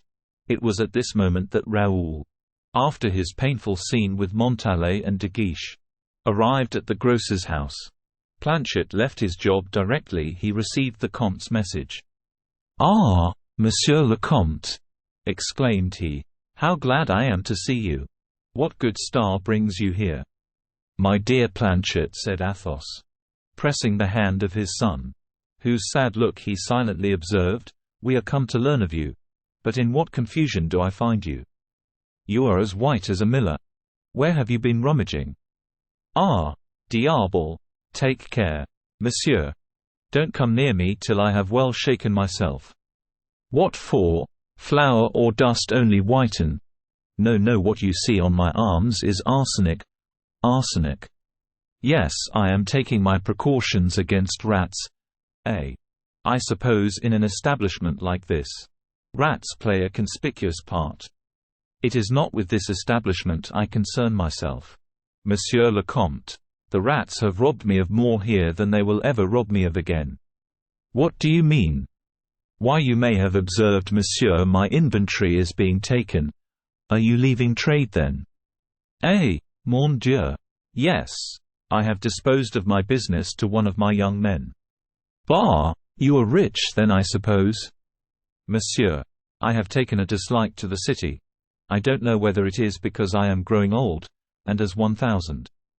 D'Artagnan one day said, "When we grow old we more often think of the adventures of our youth, but for some time past I have felt myself attracted towards the country and gardening. I was a countryman formerly." And Planchet marked this confession with a rather pretentious laugh for a man making profession of humility. Athos made a gesture of approval, and then added, "You are going to buy an estate, then?" "I have bought one, monsieur." "Ah, that is still better." "A little house at Fontainebleau, with something like 20 acres of land round it." "Very well, Planchet. Accept my compliments on your acquisition." "But, monsieur, we are not comfortable here. The cursed dust makes you cough." "Corbleu! I do not wish to poison the most worthy gentleman in the kingdom." Athos did not smile at this little pleasantry which Planchet had aimed at him, in order to try his strength in mundane facetiousness. "Yes," said Athos. "Let us have a little talk by ourselves, in your own room. For example, you have a room, have you not?" "Certainly, Monsieur le Comte. Upstairs, perhaps." And Athos, seeing Planchet a little embarrassed, wished to relieve him by going first. "It is, but," said Planchet, hesitating. Athos was mistaken in the cause of this hesitation, and attributing it to a fear the grocer might have of offering humble hospitality. Never mind," said he, still going up. "The dwelling of a tradesman in this quarter is not expected to be a palace. Come on." Raoul nimbly preceded him, and entered first. Two cries were heard simultaneously, we may say three. One of these cries dominated the others. It emanated from a woman. Another proceeded from the mouth of Raoul. It was an exclamation of surprise. He had no sooner uttered it than he shut the door sharply. The third was from fright. It came from Planchet. "I ask your pardon," added he. "Madame is dressing." Raoul had, no doubt, seen that what Planchet said was true, for he turned round to go downstairs again. "Madame," said Athos. "Oh, pardon me, Planchet. I did not know that you had upstairs." "It is Truchen," added Planchet, blushing a little. "It is whoever you please, my good Planchet, but pardon my rudeness." No, go up now, gentlemen. We will do no such thing," said Athos. "Oh, Madame having notice has had time. No, Planchet, farewell." Gentlemen, you would not disoblige me by thus standing on the staircase, or by going away without having sat down." "If we had known you had a lady upstairs," replied Athos, with his customary coolness, "we would have asked permission to pay our respects to her." Planchet was so disconcerted by this little extravagance, that he forced the passage, and himself opened the door to admit the Comte and his son. Truchen was quite dressed, in the costume of the shopkeeper's wife, rich yet coquettish, German eyes attacking French eyes. She left the apartment after 2 courtesies, and went down into the shop, but not without having listened at the door, to know what Planchet's gentlemen visitors would say of her. Athos suspected that, and therefore turned the conversation accordingly. Planchet, on his part, was burning to give explanations, which Athos avoided. But, as certain tenacities are stronger than others, Athos was forced to hear Planchet recite his idylls of felicity, translated into a language more chaste than that of Longus. So Planchet related how Truchen had charmed the years of his advancing age, and brought good luck to his business, as Ruth did to Boaz. "You want nothing now then but heirs to your property. If I had one he would have 300,000 livres," said Planchet. "Humph!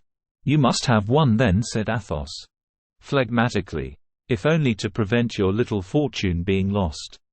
This word "little fortune" placed Planchet in his rank, like the voice of the sergeant when Planchet was but a piqueur in the regiment of Piedmont, in which Rochefort had placed him.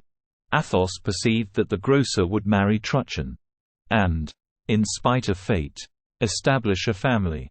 This appeared the more evident to him when he learned that the young man to whom Planchet was selling the business was her cousin. Having heard all that was necessary of the happy prospects of the retiring grocer, "What is 1,000 d'Artagnan about?" said he. "He is not at the Louvre." "Ah, Monsieur le Comte, Monsieur d'Artagnan has disappeared."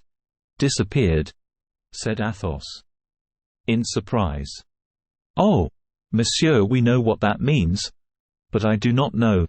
Whenever 1,000 d'Artagnan disappears, it is always for some mission or some great affair." "Has he said anything to you about it?" "Never." "You were acquainted with his departure for England formerly, were you not?" "On account of the speculation," said Planchet, heedlessly. "The speculation? I mean," interrupted Planchet, quite confused. Well, neither your affairs nor those of your master are in question. The interest we take in him alone has induced me to apply to you. Since the captain of the Musketeers is not here, and as we cannot learn from you where we are likely to find 1,000 d'Artagnan, we will take our leave of you. Au revoir, Planchet. Au revoir. Let us be gone, Raoul. Monsieur le Comte, I wish I were able to tell you." "Oh, not at all. I am not the man to reproach a servant with discretion."